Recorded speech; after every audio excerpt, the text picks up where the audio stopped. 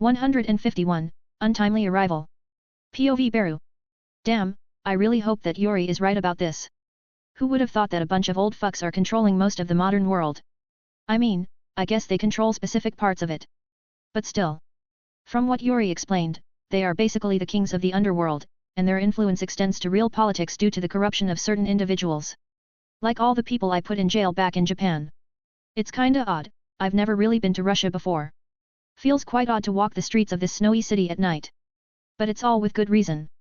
The leaders, all of them, are conveniently gathered in one place for some shitty meeting. I don't really get how Yuri was able to get that piece of intel. He said that it was a bit too good to be true as well. We obviously expect it to be some kind of trap, so I'll inspect it before jumping in. You know, like any being with sentience, being aware of your surroundings and all that. My disguise isn't really all that great in this place. I am basically a random Asian man in the middle of a snowy blizzard. The good part about that is the fact that there aren't really any people around to judge my odd choice in costume. Even when covering my fake face, it still looks suspicious as all hell. But apparently, that's not the case for your regular Russian. Pretty sure I passed by quite a few tracksuits wearing individuals. They seem to just be minding their own business and drinking. This is rather inconvenient since the meeting is right underneath the city. A fancy room hidden underground. Actually, even the tunnels leading to it are fancy looking. The one that requested this shit really has a stick up his ass or something. Must be one of them perfection-obsessed goobers that don't really like reality. Regardless, I'll have to prepare to evacuate everyone above if a fight breaks out. I did so rather easily when a nuke went off in my office, but that was still rather stressful. Even with high spec, I only had time to double-check the surroundings before the explosion expanded everywhere. Maybe because the panic also made me lose quite a bit of focus. Well, I wasn't focusing on using high spec to the maximum anyway. Was kinda busy trying to save as many people as possible. Which kinda worked out, I guess. Now, I'm not exactly accustomed to these types of meetings, but I'm pretty sure the ones in the chairs are the important ones. Why do they all look like they are in pain? Or maybe it's just a mass case of violent constipation. The people threatening their lives can't really be explained by constipation though. Neither can the guy speaking to them while standing up. Guess the best way to figure things out is to go in and find out more. I really doubt this is a trap at this point. The people in the chairs are the ones Yuri told me to look out for, and they are currently spazzing about in pain. I'll make my entrance a bit more impactful though. POV narration. Beru didn't really know how to make an entrance. But he still knew how to teleport, so he decided to do that, but slower. He gave up on his disguise and slowly opened up a portal in front of him. Leading right behind Vladislav, who was still contemplating how much torture to put each of the members present before killing them. Beru walked in with a little shake, making his antennas twirl a bit as he walked in. His entrance was nothing great, but his appearance was menacing, even more so to those that knew his reputation, which meant everyone at this point. Vladislav already noticed him when the portal was opened. The personal guards were startled by the portal too, but even more so by what came out of it. "Be Beru." One of them muttered as he gulped. Most of them had similar reactions. They knew that winning wasn't really possible against Beru. It didn't matter how strong they were, he was likely able to rip them apart before they could even blink. "Damn, so glad I'm famous I don't even need to introduce myself." Beru spoke in his usual tone, already forgetting that he was trying to make an entrance previously and just proceeding normally. Vladislav could feel the sweat gather on his brow. From that point on, he knew that any mistake he made could mean his doom. Beru wasn't exactly renowned for being forgiving. Vladimir, however, saw Beru's arrival as an opportunity. "Beru. How delightful. My grandson here has quite literally gone mad. He even nuked you." The old man was silenced when Beru spit towards him. The blob of spit hit him in the face and threw him backwards, making him roll on the ground. The guards parted behind him and both looked shocked at the strange way Beru had attacked their former boss. Damn, old people sure love to insert themselves in situations don't remember asking anything, yet here he is, giving me his whole life story, Beru said while picking his teeth with his claws. Vladislav almost burst out laughing when he saw his grandfather get humiliated to that degree. Beru was the only person that could humiliate the head of the Grigorev family to that degree. Vladislav could make him despair, and could certainly kill him. But this sort of humiliation being given at first sight was not what anyone at the table was expecting from the tall insectoid. Vladimir himself was looking at the ceiling, his face turning red in anger as he felt the sticky saliva slide down his face. "Oh, he's blushing. Guess he liked that a bit more than he should have." Vladimir loudly cursed when hearing Beru's words. The young Vladislav also lost it. Throwing away the cold facade and just laughing out loud. "Damn, don't worry, old dude wasn't judging. We all have our kinks." Beru waved his hand. Only a few of the people in the room could find the humor in Beru's antics. The old people at the table only saw it as blatant disrespect, and also a bad sign for their odds of survival. "Ha ha ha. I must say, I was taken by surprise to see you here so quickly. The young Vlad said as he calmed himself down. I guess you're the dude that gave Yuri this location, or at least it was at your order. Can't say I'm mad at you, doubt we would have found it anytime this year otherwise. Beru also stopped joking at the expense of Vladimir and started speaking in a more serious tone. That's probably accurate. Regardless, I was planning on you arriving here a bit later, preferably after I killed all these old sods. But I guess this works too. Vladislav spoke while walking closer to the table and leaning on it. Vladimir slowly got up from the ground and looked at Beru with hatred. It was the same look he had given his grandson previously. But Beru decided not to take it wordlessly. What you looking at, you old bitch? I spit in your general direction. You think I can't beat you up cause you look more wrinkly? Beru's words only served to further enrage the already fuming old man. It was to the point where everyone in the room thought Vladimir would die of a heart attack before Beru did anything to him. Enough about that though, you. Beru looked at Vladislav this time, looking the blonde young man deep in his eyes. I don't like you at all. I guess it's a good time to mention everyone in this room is going to die, Beru said while slowly flaring up blue flames all around his body. Wait. Vladislav put his hand forward, hoping to stop the insectoid. The next moments are crucial. Appeasing Beru was going to come much later. I need to hurry. And so, the young Vlad was forced to start his dance, hoping to calm down the slightly irritated Beru. If you want to support me, look up Vegan Master on Patreon. 152, Authority. POV narration. How exactly do I convince this guy to not kill me? Vladislav's plan was rather simple at first. He was supposed to take down the old men that ruled the world and take over their operations. He already had all of the framework prepared for such a takeover, he just needed this one last step to go by perfectly. He was going to calm Beru down after he managed to get the power and influence of the rest of the leaders in his hands, but taking over their business was now a bit difficult. Beru became the judge in this situation. Vlad no longer had the upper hand over the old men, he was actually brought down at the same level as them. The insectoid possessed the strength to kill all of the people in the room before they even had a chance to blink. The young Vlad was obviously worried about that. Killing all of us won't do you any good. Vladislav needed to choose his words carefully, as to avoid getting on Beru's bad side. Oh really? You guys seem to be the root of my problems currently, Beru said as the flames around him seemed to grow brighter and brighter. The guards, as well as most of the old men, covered their eyes due to the light. More will just replace us. That's always been the case with the underworld. Where there's a gap, there will be many trying to fill it. Killing us will create a massive gap, therefore a massive war for the filling of that gap. Vladimir, the old and disgraced old man, still spoke with a sound tone. He controlled his rage and took an approach similar to that of his grandsons. It was their only real ticket out. I know how the world works.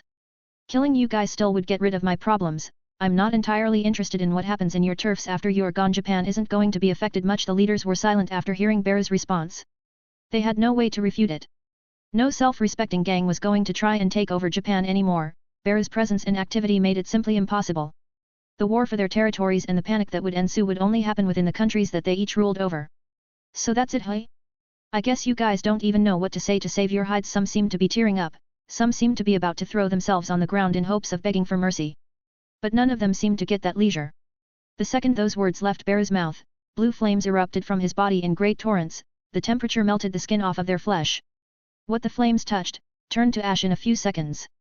Beru's vision was also a bit obstructed by the flames. He could still see some of the figures in them tough. He saw how the men fell to the ground and tried to roll before their brains were melted. Some of the older leaders seemed to just accept their deaths. They stood at the table, unmoving, simply staring at the burning ceiling. They were by no means men deserving of pity. But, at least some of them chose to face their deaths with dignity. It was part of their trade after all. The second the flames vanished, Beru noticed a few odd things. 1. Vladislav was still standing on his feet. 2. The place where the old Vladimir was supposed to be was just a steaming puddle. Did I just melt that old fuck? And why are you still alive? Some fire resistance quirk or something? Beru tilted his head as he looked over the body of Vladislav. Beru then suddenly felt something familiar. It was a strange itching sensation. Looking down, he could see his own body covered in burns as if he wasn't immune to them or something. Well, he wasn't actually immune, but he was resistant to his own flames.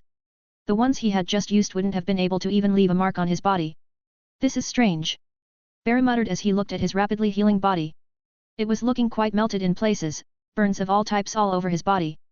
Well, I guess this would be a good time to mention that I can't really be killed through conventional means. Vladislav spoke with a wry smile. He looked around the room, trying to hide his brief surprise at how decisive Beru was in taking all of them down.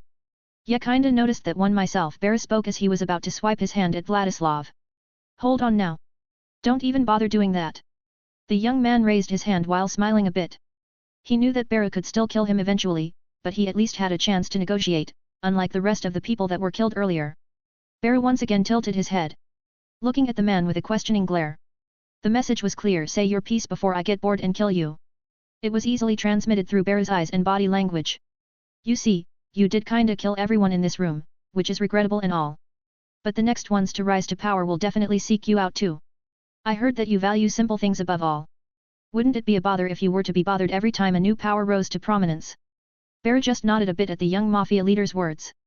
He already knew what he was implying, but he wasn't quite convinced of it yet. If you let me live, I can take control of all of their operations within the week. I can make sure that none of them will ever touch or bother you in Japan. Vladislav raised his hands as he looked at the charcoal-colored room. That's nice and all, but why are you assuming I would trust you?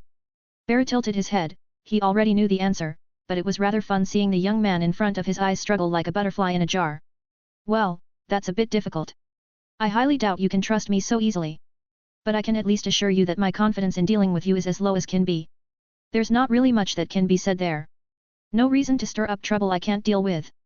Vladislav shrugged. But you still decided to nuke my ass? Beru asked in an odd tone. Oh please, if that little bomb was enough to take you down, then I wouldn't be this worried and cautious when dealing with you. Think of it as nothing more than a present with shock value.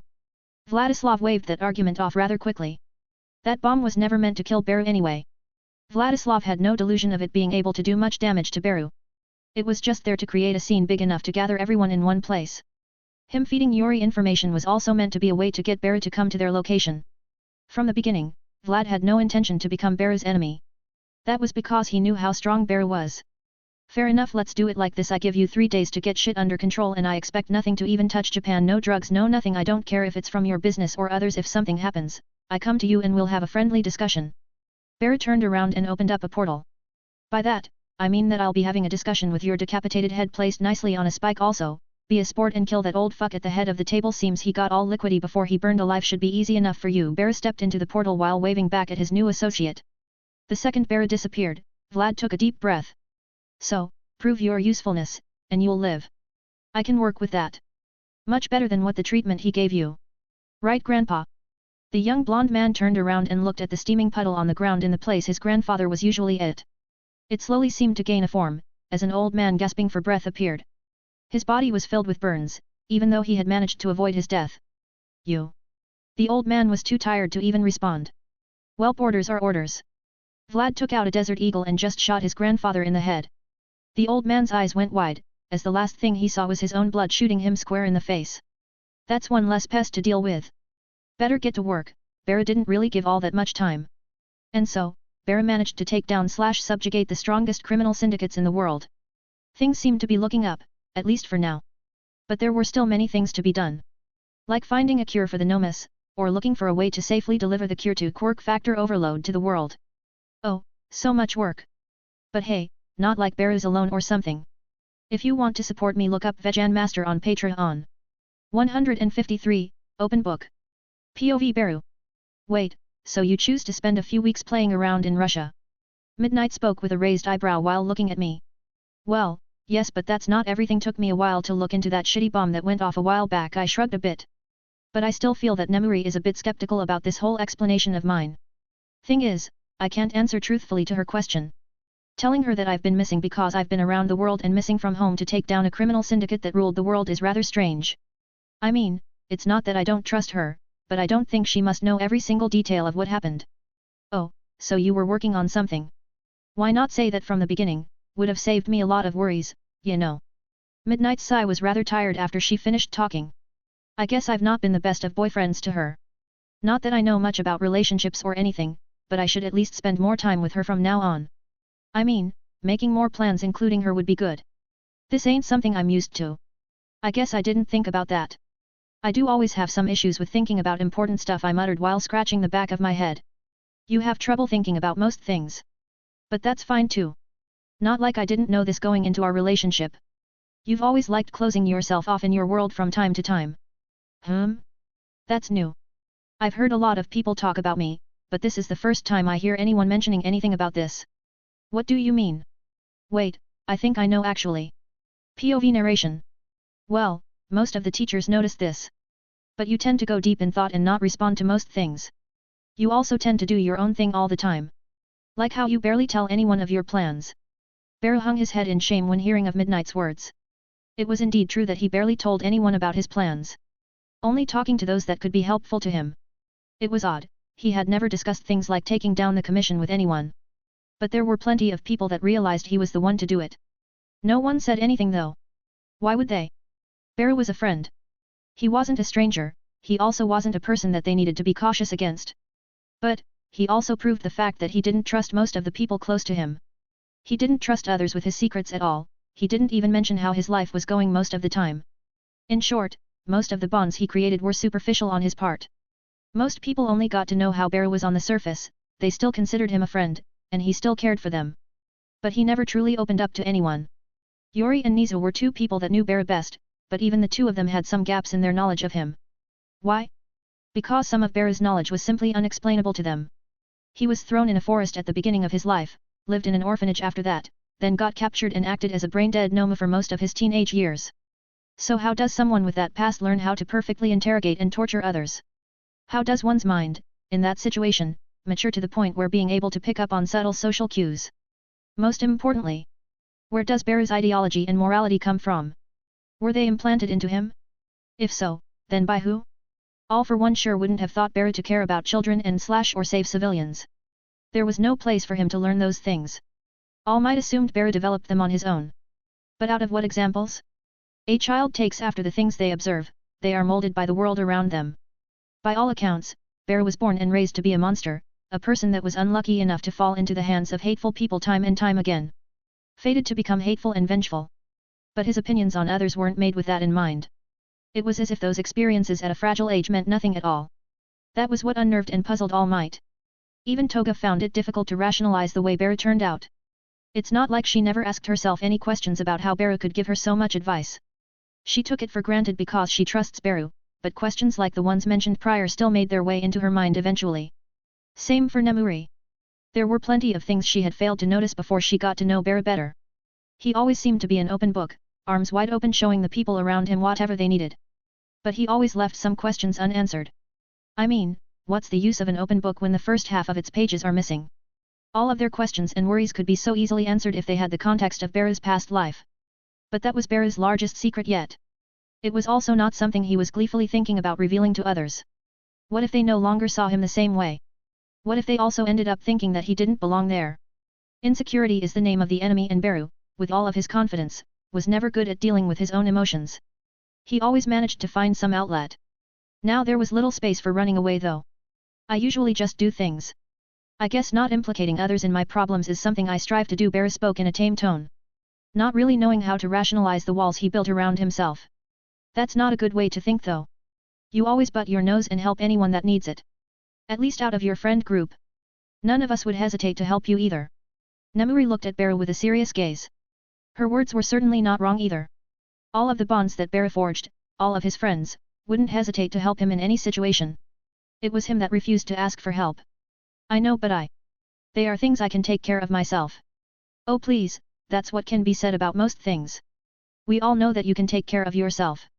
But doing everything yourself is going to get tiring one day. And we don't want you growing resentful over time. Nemuri scratched the back of her head while speaking with a sad smile. Beru growing tired of everything was something that she truly worried about. I guess I'll ask for help next time something happens, even if I can deal with it on my own. Some help is never bad, Beru sighed as he gave up on his previous words. Nemuri smiled, she stared at Beru's eyes with a smile. She ended up hugging him and leaning on his chest. When you're ready. You don't have to talk about yourself now. But I do eventually want to get to know my boyfriend better. Beru blinked a bit at her words. He opened his mouth in response but stopped himself. No use in lying to her now. I guess I'll address this some other time. If you want to support me, look up Vegan Master on Patreon. 154, A Game and Event. POV narration. Vladislav could only sigh as he finally managed to finish his workload in time. The death of the personal bodyguards of each former leader, as well as Beru's deadline, made the young blonde much more desperate in finishing his quest. As a result, although he managed to bring all of the factions together within the allotted time, it was anything but a stable union. He needed to prepare for future uprisings as well as rats. But that was unimportant to Beru, who just appeared to inquire on the situation and give his thumbs up. He also did something else, to ensure that Vlad was going to keep his word. Bara made Dawn, his clone, stand by Vlad's side for supervision, as well as a way for the two of them to get in contact. It was preferred if they never crossed paths again, but Bara knew that he needed to help the young man a bit now that he somewhat ruined his plans. Preventing others from rising to power and opposing him in the future was his current goal. Vlad was nothing more than another tool. Much like the Commission and Oyama were. So, does Bara have any weakness? Vlad asked while sighing. There didn't seem to be anyone in the room with him. But the second he asked that a figure stepped out of the shadows. A large-built man wearing a suit. His white hair was his most defining feature, his bangs were creating a shadow that perfectly obscured his eyes. Why the fuck would I tell you that? Ask any more questions like that and I'll sink you into the Atlantic. Dawn spoke with the same grace Bara usually does. The two of them are technically identical twins after all. Geez. I was just joking. I already know the answer anyway. Vlad rolled his eyes as he pondered on his current predicament. From one shitty leader to another. At least this one doesn't seem to care what I do. Who knows, maybe he'll be a bit better than my idiotic and prideful grandfather. Vlad was certainly not pleased with the way things had turned out. But he also knew that this wasn't the absolute worst situation. At least he got to keep his life. He also got to expand his power exponentially. Bara was basically his boss now, but Bara was also not the type to butt into his business. The insectoid made it clear that it didn't care what happened as long as it didn't concern possible threats to Japan and his business. So, Vlad technically had free reign in any place other than the small island of Japan. That was far better than being chained to a leading position and being poked for results at every step of the way. Now, he was mostly his own leader. Mostly being the important part there. Still, he didn't consider killing Bara possible, and he also didn't have any way to get rid of him. So he was going to have to live with that. At least for now. Whether I manage to find a way to get rid of him. Or he finds a replacement for me that he can trust. Either way, I need to be cautious about this. The young Vlad was in for a long game of chess with Baru. But, the one with the upper hand was clearly Baru. It didn't matter what tools Vlad had at disposal, Baru could flatten the Russian and his legacy in less than a second. If Vlad was to ever win, he'd need to win on another battlefield, unrelated to actual strength. But that was to come in later. For now, Baru took another vacation from doing anything. He decided to spend more time with Midnight, Toga, and a few others. Organizing nights out, parties, and even drinking contests. He was doing his best to maintain the relationships he had built. But he was still not really opening up to anyone. I guess asking a newborn baby to run is a bit much. Midnight still supported him though. She decided that the best she could do was to stand by his side at all times. Well, whenever possible, he still left to help Yuri from time to time. The research was progressing steadily. The two of them were still brainstorming on ways to insert the quirk-weakening serum into the stomach/blood vessels of the wider population. Countries less developed were a bit screwed now. Yuri could only do so much after all. The Prime Minister also promised to help once a plan was thoroughly thought out. Now it was merely a matter of time, like with most things. Currently, Baru was going through something rather difficult too. Namuri. Do you think anything good would come out of this? Baru asked while looking into the mirror. Obviously. No one has ever seen you wearing a tux. And this is the perfect opportunity for it too. Namuri spoke out from Baru's side. Why would we even be invited to a wedding anyway? I always thought 13 would end up with Snipe though the old chap was kinda putting on the moves on her for a while, Baru said while stretching out his hands a bit, doing a T-pose. The suit he wore was black, the tie was perfectly put on, courtesy of Namuri, who had to do it herself since the insectoid had barely put on any clothes for almost 2 decades. I think you encouraged him to do it though. He always kinda kept to himself. I've seen them talk before, but it was always tame. I guess 13 was also a bit more confident thanks to you. Namuri looked in the mirror as she fixed her dress. She usually dressed provocatively, but doing so this time would be quite disrespectful.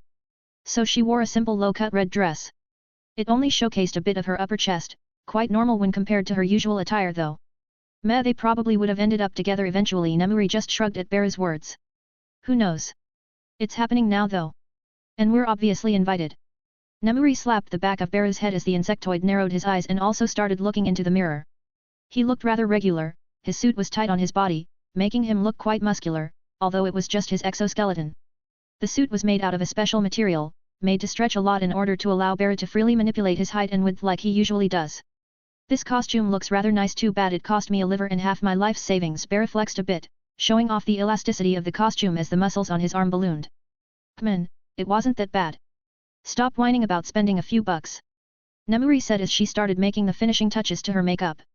It literally costs more than a house. The material was the expensive part, I guess, Beru said as he looked down at his legs.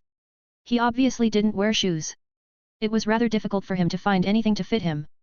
And custom shoes were always an option, but it would take a designer a lifetime to make them look good.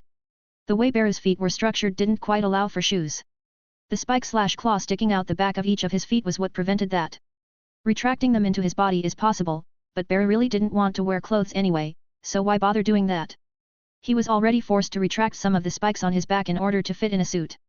No way he was doing the same for feet. Well, it is technically a hero costume.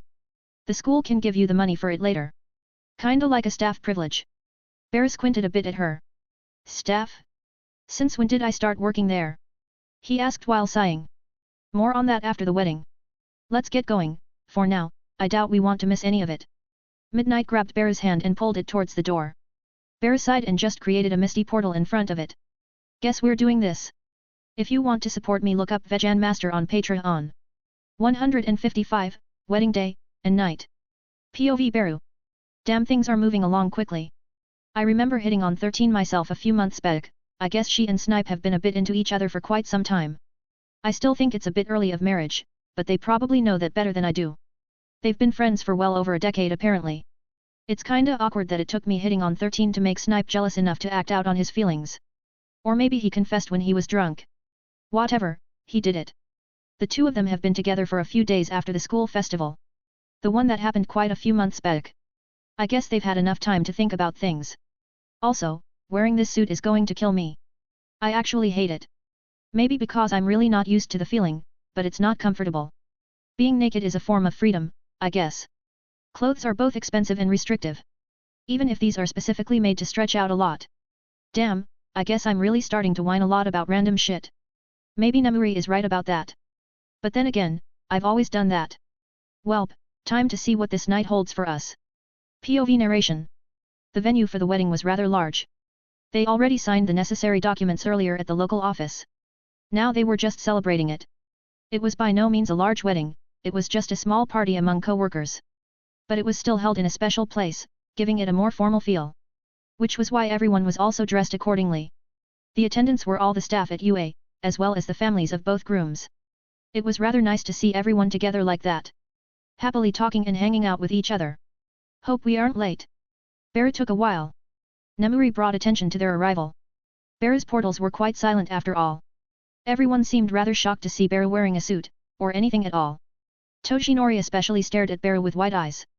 So that's why you asked for a loan. Nizu spoke while looking at the uncomfortable Beru with pity. Beru didn't actually have any money of his own as of now. All of it was slowly being collected in some bank account by a firm he hired. Things like merch and other items sold with his image that he got a cut from were also included. The insectoid didn't quite have access to that account, as Nizu found his spending to be rather questionable. Beru had a tendency of not really saying what he spent the money on. Which wasn't quite helpful to the accountants working under him. Beru's accountants were already overworked, the only thing keeping them alive was the fact that Nizu was somewhat managing things for Beru. Otherwise, Beru would probably already be in jail for tax evasion. Not that the insectoid has any idea how taxes work. That is a completely foreign subject for a former gangster turned insect. Didn't know he'd actually wear it. Guess I lost the bet. Preset Mike spoke with a sad tone while taking a picture of Beru. Hat. Aizawa just grinned at him. At least he doesn't look all that bad in it. It's a bit unusual though. Sementos spoke a few words too. A lot more than he did when actually speaking to Beru himself. Beru. Didn't think I'd ever see you dressed up so formally. Or at all. Snipe walked towards the new arrivals with 13 and 2. The space hero was out of her costume and looking at her newest guests with a smile on her face. Damn, didn't think a suit would get this much attention. If I knew about it I would have tried one before. Maybe picking up chicks would be EA. Beru didn't get to finish his sentence, as he felt something hit the side of his torso. It was Nemuri, with her elbow pushed into Beru. Snipe also coughed as Nemuri nursed her elbow. She had somewhat forgotten that Beru was technically a wall of steel. Well. Let's get to the celebration. Snipe quickly skipped over what had just happened and continued with his happy night. Beru was right to look forward to this night. Nothing normal ever comes out when everyone is gathered in one place.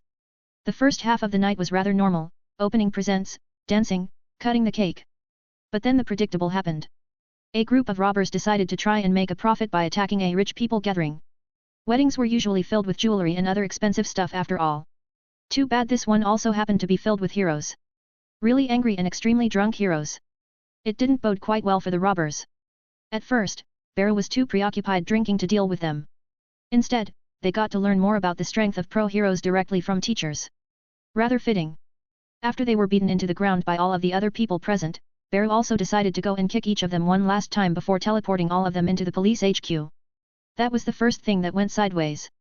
The next one, maybe already mentioned a bit. Everyone was getting drunk. And the dancing was also getting more and more energetic. The only sober person there was Beru and the grooms. The grooms couldn't quite get smashed at their own wedding, and Beru couldn't really do it in general. Snipe did drink, but he had enough endurance to stay sober through the night. Then, something even more predictable happened. Beru instigated a drinking contest among the already smashed teachers. It leads to many of them simply passing out. The women were handling it better, but the men were all mostly done in. In the end, Beru turned the party into a sleepover by teleporting beds into the venue. Something that was likely not usually allowed in the venue, but who's going to mention that to the strongest hero alive? After the ones with less resistance went to sleep, the gambling started. Poker, blackjack, you name it, they did it. Beru provided the means, but it was rather clear that he wasn't the one orchestrating things. Snipe was the one telling Beru what to bring and what not to. They didn't gamble on real money, mostly playing for the fun of it. In the end, the night was rather memorable. For a few people. Well, it was memorable for the ones that needed to remember it well. During the wedding though, Beru received a rather strange message. Looking at his watch, he just saw the notification pop up. A small part of the message is being displayed. It was from Dawn, and it was about Vlad. Beru just shrugged. I'll read it in the morning. No time for stupid stuff right now. And so, the wedding continued. The party actually kept going until the morning, but few were still awake by that time. Most had either gone home or to sleep. Beru was one of the last few still standing. That was nice. Haven't been to many weddings, but I heard that they usually end up like this. Maybe. Ready for the small break, don't have a lot of time left to write lately. Hope you liked the chapter though. I won't stop writing BTW, so don't worry about this being dropped. If you want to support me, look up Vegan Master on Patreon. 156, Help and Attention. POV narration. So you were bothering me with a message this unimportant? While I was in the middle of an important event with my friends. Beru said while sitting down and looking at the blonde young man in front of him. I was honestly hoping that issues wouldn't appear this late early in my takeover. I barely got to seize power properly and they started revolting, Vlad spoke in a somber tone. Not just one location, all over the globe, businesses that weren't managed by the Grigorev family in the past are proving to not be quite willing to be taken over.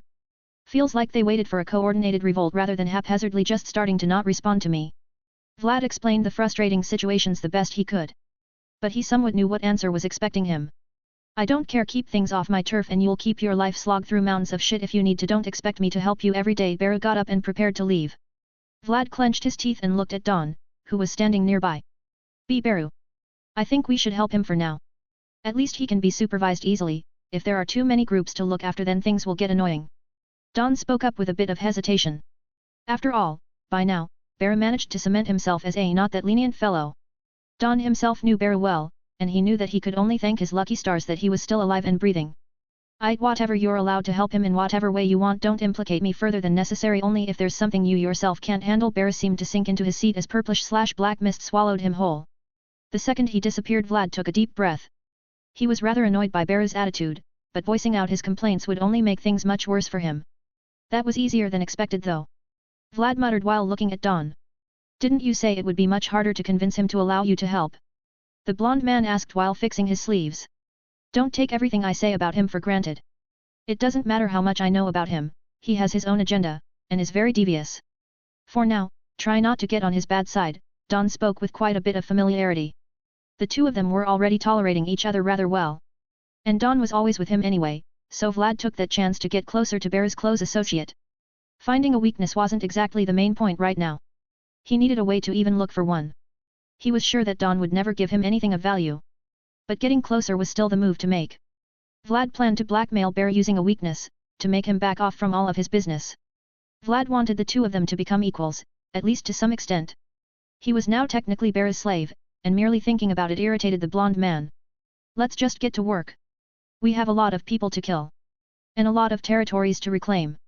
Purging the families of the old leaders might be the way to go right now. And so, they started dealing with the issues. But why exactly did Beru agree to help the young Vlad? That stupid fucking clone. Bear stood on the tallest point of the building and looked at the ground while deep in thought.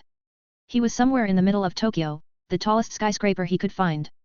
Why would he even need my approval for something so mundane? Good thing I don't actually have anything planned for today. But I need to deal with something now, thanks to this stupid development. Don can deal with most things himself, but I guess he's not really willing to rub more of his neurons together in order to help us both. I guess I'm overreacting a bit. It wasn't even that big of a deal. Still, if he's specifically requested this, then I guess he's pretty close to being done. Bear sat there, with the wind hitting his face violently. He slowly got up, his hand clutching the steel beam of the antenna he had perched himself on. He thought about some other things too, like the way things were progressing with Yuri.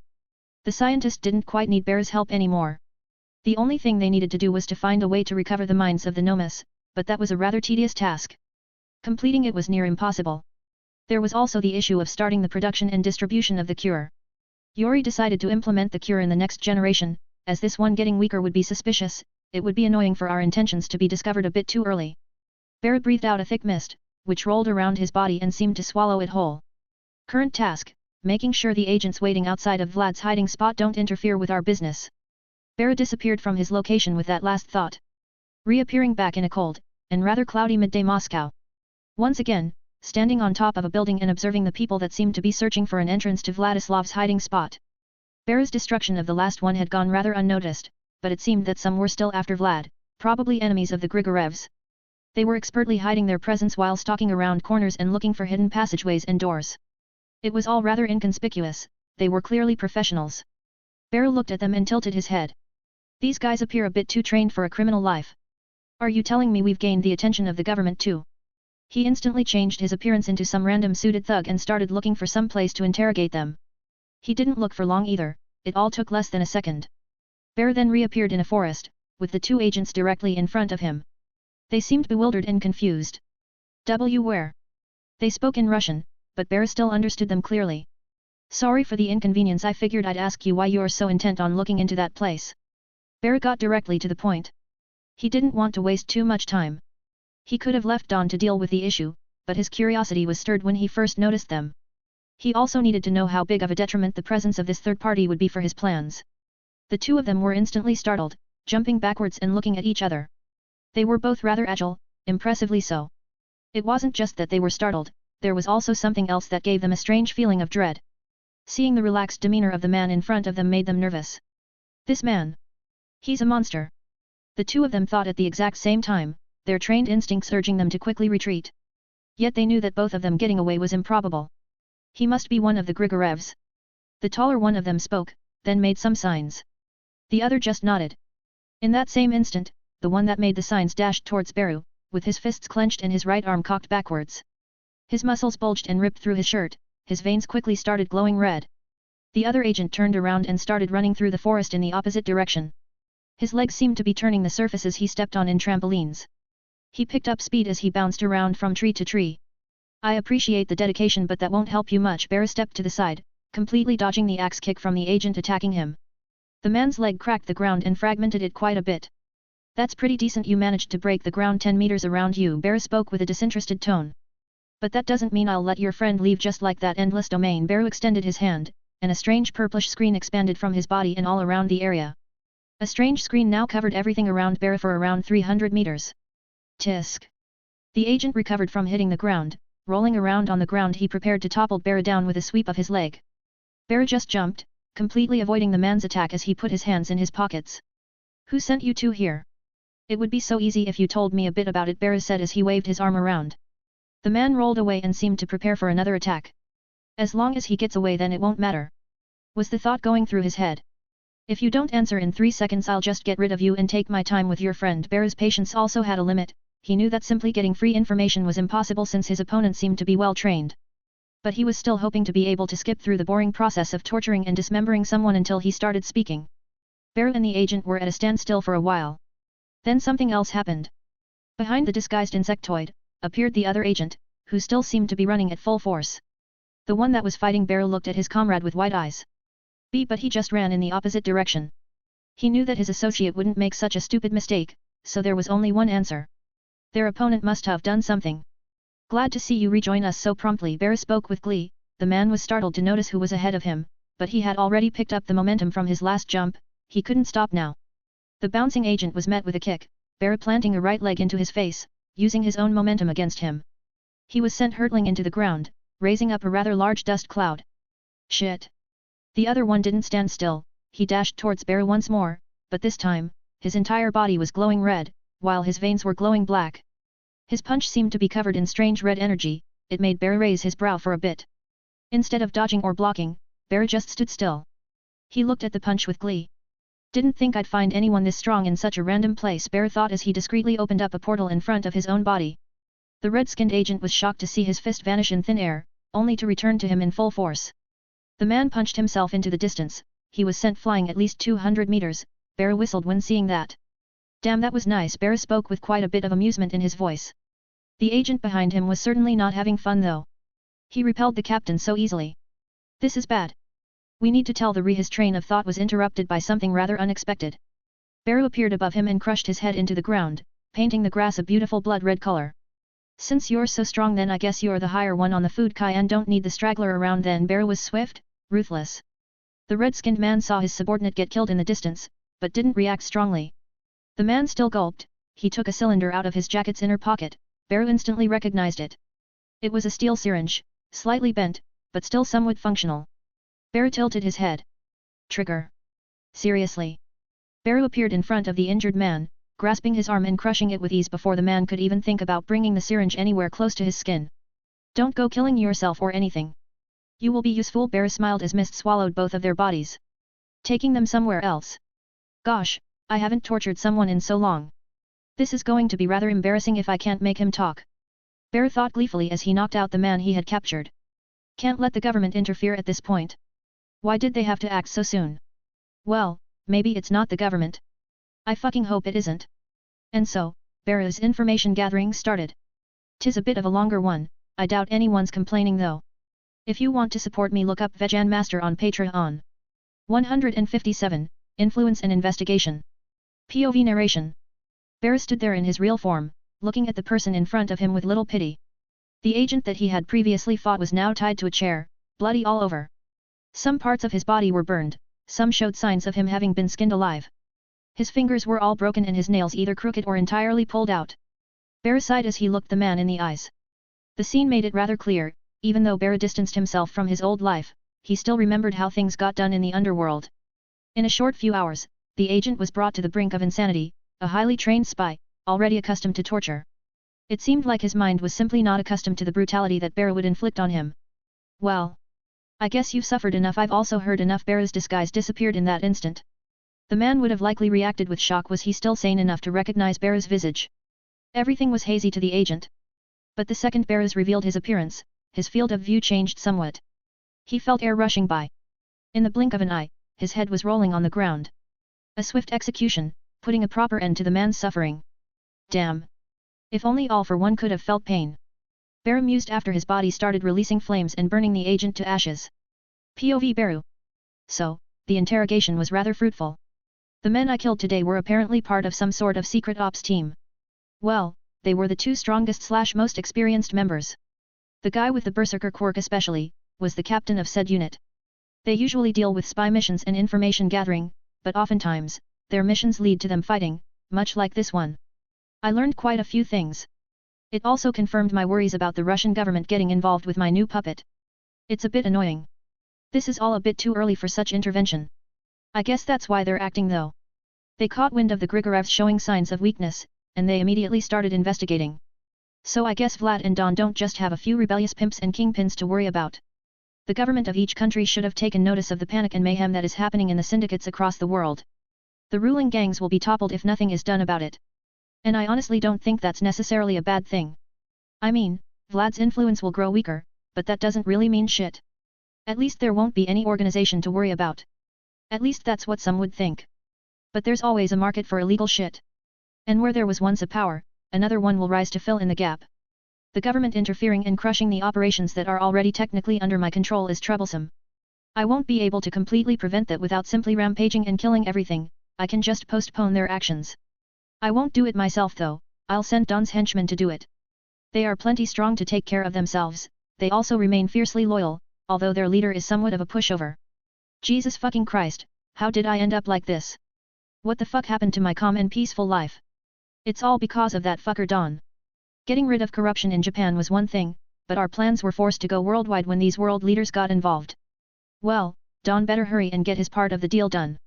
Otherwise, I'll just rage and kill both him and his little boy toy Vlad. That blonde fucker is not trustworthy at all, but he's the only one that knows how to manage this many businesses at once, at least the only one that knows much about the interworkings of each business. And, as long as he keeps his hands to himself, all will be fine. As for Don, that little shit better hurry and get things done before the government catch up. Time is ticking and all that. I'm too lazy to go back and warn the two of them. I'll just warp a letter to them or something. It's safer than just sending a message. Welp, I better go and see what else I have to do for today. After a shower. Burnt flesh has a very distinct smell to it. I think Nizu said he'd find a way to fill up my ever-growing free time. I didn't ask much about it at the wedding though. I'll pay him a visit soon. POV narration. Beru did as he intended, taking a shower at his room in the dormitory, which was mostly occupied by Toga lately, as he slept at Nemuri most nights when he wasn't away on tasks. Toga was not in the room though. She was currently training with Eraser. She was rather sad lately. Mainly because Beru spent little time with her. He still showed up from time to time and even took her killing occasionally. But she had somewhat gotten used to having him by her side at all times. Still, she didn't let that affect her too badly. Beru had already proven time and time again that he cared about her. That alone was heartwarming enough. Currently, she was more concentrated on her progress as a fighter. She was now very much accustomed to the capture tool she was using, and her fighting skills were only growing better with each day. At this point, Aizawa was forced to go serious if he actually wanted to defeat her. He was helped by the fact that he was a lot more experienced. He also knew a lot more about the weaknesses of his own fighting style. Still, her progress was rather astounding. She had greatly surpassed Shinzo, who was still training with them. Well, the young man was at a disadvantage since he liked to mostly rely on his quirk. He was also a bit less talented and physically capable. Shinzo was also well on his way to becoming a great hero though. The three of them were having a group spar like usual when they suddenly heard a whistle to the side. Damn, do you guys ever take a break? Beru walked into the gym with Nizu sitting on his large shoulder. The principal just laughed with glee when seeing how eager the next generation of heroes was to get stronger. Shota, Shinzo, and Toga weren't the only ones present in the gym. Gym Gamma was a large complex. Most of the students in the first and second years were there, either sparring, supervised by robots/staff, or training their quirks. Beru. It's actually him. He looks so much larger in person. A crowd quickly gathered around at the entrance. A lot of the students were fans of Beru after all. But one of them was much greater than the rest. Move over, scum. An ashen-haired young man with an angry face and an explosive personality pushed through the crowd and pointed directly at Beru. That person was clearly Bakugo, as cheerful and energetic as always. You. Fight me now. Beru and Nizu both tilted their heads. Neither really taking the explosive young man too seriously. Beru. Another person also pushed to the crowd, but this one was for a rather different reason. Toga rushed towards Beru and tackled him. Well, she tried to. She ended up just hugging him tightly as Beru retracted any spike on his body to avoid hurting her. Oh, it's been quite a bit. Beru patted Toga's head for a few seconds. Some of the students were gasping at that. But there was also the distinct sound of teeth being filed. Grr. Don't ignore me. Bakugo shouted while veins appeared on his forehead. Okay, everyone. Calm down. Nizu stood up, still on Beru's shoulders. He decided to use the insectoid as a stand. We came here today to check up on everyone training, as well as to introduce you all to a new member of the staff that will specifically be helping at Gym Gamma from now on. Nizu spoke with a smile on his face as his nose was pointed at the sky. A lot of people could be seen reacting positively to that news. They weren't all that daft after all. Well, with few exceptions. Who is it? Tetsu and Kirishima were both rather slow on the uptake. It only made sense for the two of them to train together. As some of you might have guessed, Beru will, from now on, be a supervisor at this gym. He won't be here all the time though, you might be lucky and catch him from time to time. He can give you all some valuable advice on training and using your quirks. He is rather experienced with that. And he can also serve as a sparring partner. If he wishes to. Nizu gazed at Bakugo for a second. The explosive young man had an excited smile on his face as small explosions sparked in his palms. How come you're getting a job? You've been rather busy lately. Toga asked as she slowly separated from Beru. I've dealt with whatever issues I had. I've got a lot more free time now. Nizu proposed this so I can spend more time with Nemuri, and you kinda nice of him. He also gets a volunteer to work for him. Beru's eye shifted towards Nizu, who was just innocently smiling on his shoulder. "You're not even getting paid?" Toga asked, befuddled by the fact that Bear would accept such a job. "Well, not that I need any more money, I'm doing it for the experience I guess." Bear just shrugged as Nizu climbed off of him. "Well then, I shall be taking my leave now. Beru, if you would." Nizu looked up at the insectoid. Bear just rolled his eyes and opened up a portal in front of the principal. "Well then. Let's get down to business, yet." Bear stretched his hands a bit as everyone prepared to bombard him with questions. At least this is more entertaining than watching the TV intently, Bear thought as he started answering quirk-related questions. If you want to support me, look up Vegan Master on Patreon. 158, Training Sessions. POV narration. And so, Beru ended up responding to a lot of questions in the short span of an hour. Not all of them were related to improvement in quirks though. Some were just asking about him in general. His popularity garnered him a lot of attention from just about every student in UA. Especially since he was also a person that the majority of students saw around campus most of the time. His fame was similar to that of All Might, but he was seen more often and was a lot younger than the symbol of peace. It didn't really matter what Beru was going to do later in his life, he already left behind the legacy of one of the most powerful heroes. He was also known to bring justice upon anyone, regardless of standing and power. Many asked about how he managed to bring all of these government officials to justice in such a short time. Beru could only shrug and say, it was more of a team effort. Kenji, the chief of police, was the one that made all of the legal work. I gathered evidence and dealt with some of the arrests. Beru didn't care about giving details to the students, even if the matters were still fresh, he hadn't signed any waiver about not disclosing this information. Beru was also the one that instigated the arrests, his clone was the one that made most of their crimes public. The matter was already closed anyway, so he wasn't about to get in trouble for slandering the good names of the people he had convicted. He also got asked about the most recent incident that everyone knew of and was curious about. The explosion that went off in a district in Musudafo was already a well-recorded fact. The person that threw the explosive device was also already thrown in the deeper parts of Tartarus, Japan's maximum security prison. More specifically, the students asked about how Beru felt in that moment. To which Beru gave a satisfactory response. What do you mean? How did I feel?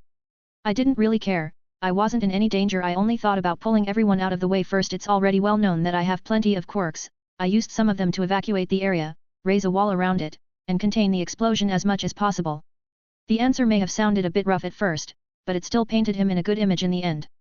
It made Aizawa nod a bit, he had expected Beru to be a lot more irresponsible with the way he spoke. But it seemed that the insectoid knew not to paint the wrong image in the minds of the young hero trainees. In the end, Aizawa and the other teachers had to usher the still excited students to continue training. Beru also told them to continue improving and whatnot, trying to motivate them a bit. But not all of the students left with the rest of the teachers. Some stood still. It was a rather odd group actually. Beru looked at them and tilted his head. There were a few students. Izuku, Bakugo, Kirishima, Toga, and Tetsu. What's with the 5 of you? Want some tips on your quirks? Beru asked in a rather amused tone. But he could already tell why they were standing by still. Oi! I waited quite a bit for you to finish talking to those extras. It's about time you agreed to a spar, don't you think? Bakugo asked in a much calmer tone than usual. The rest seemed to just nod. I've wanted to see how I fare against you for a while now. It's been a bit since we've fought anyway. Toga said with a large smile. Her canines shined and her eyes were filled with excitement. I also want to see how much I've improved since you've taught me how to use my quirk properly. Izuku also muttered out, he was not as uncomfortable around Beru anymore, but he was still somewhat shy. I've wanted to fight you for a long time now. Kirishima just spoke with energy, Tetsu mimicked him in energy but wasn't as determined. I'm just curious about your strength. Alright, I guess this was part of the deal, right? Okay, all of you can come at me. Beru didn't get in any stance, just leisurely showed them his palms as he raised his shoulders and straightened his back. At full height, the insectoid easily towered over the students and the teachers present. But the students facing him weren't really intimidated by his height. Bakugo would have normally been mad at Beru for not fighting him in a 1v1.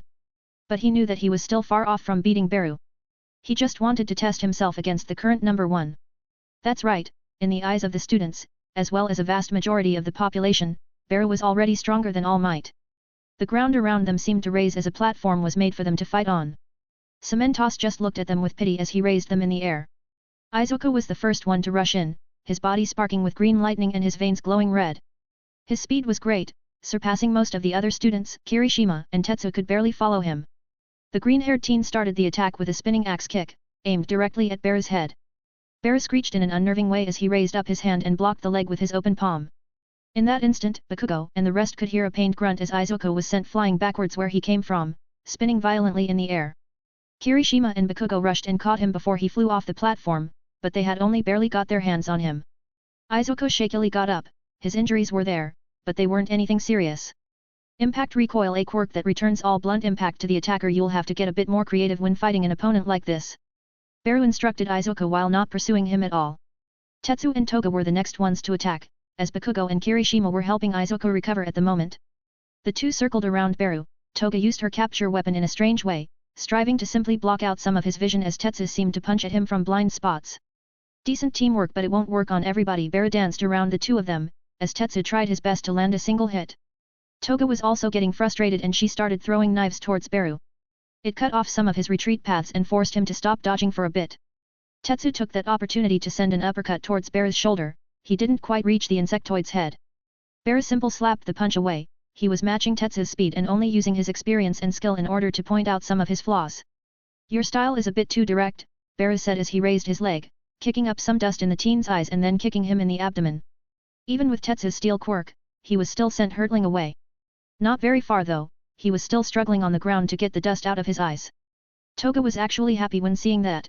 She had used Tetsu as a distraction, and was already jumping towards Beru with her special knife, Beru's finger, in hand.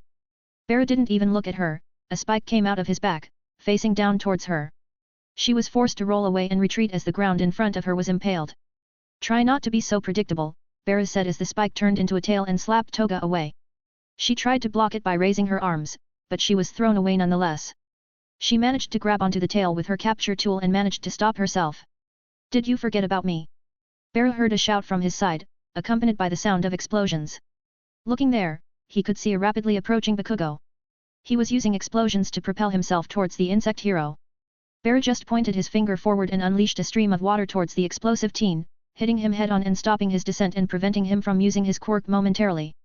"Shouting that you are coming at me won't put you at an advantage even if I would have heard the explosions," Beru said as another teen rushed his location. A green blur, it was none other than Izuku. He rushed towards Beru and appeared at his side, in a crouched-down position.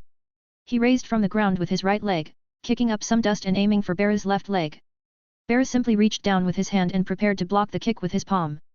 Meanwhile, his other hand was still preoccupied waterboarding Bakugo and slowly pushing him further and further away. Right when he was about to catch Izuku's leg, another figure rushed in and tackled him, specifically, his arm that was suppressing Bakugo. It was none other than Kirishima. The young teen managed to break the stream of water for a few seconds, giving his teammate some time to breathe. It also momentarily distracted Beru as he shook him off and threw him upwards. Izuku took that change to land his kick, only to learn that impact recoil didn't have much to do with the user's hand. The green-haired teen was sent back where he came from, tumbling on the platform and kicking up even more dust. Bakugo was now also back to approaching him. The explosive teen quickly started exploding himself forwards and building up momentum by spinning in the air. Right when Beru was about to start suppressing him again, the insectoid's hand was yanked away. Wrapped around it was the thin fabric of the capture tool Toga used, but pulling his hand were both Tetsu and Toga. Kirishima also landed somewhere nearby and quickly got to pulling alongside the other two. "Decent teamwork," Beru said as he flexed his other arm. Bakugo was already close enough to release his special move though. "Howitzer impact!"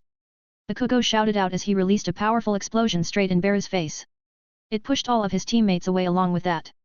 But they were still on the platform. Kirishima and Tetsu blocked some of the impact with their bodies, shielding Toga from it as well. That's nowhere near enough. It's annoying to see how much he's holding back. But it can't really be helped, he's always been holding back when sparring with me anyway. Toga looked at the smoke, the aftermath of the explosion with a wary gaze. Her capture weapon was still functional, although a bit damaged by the explosion.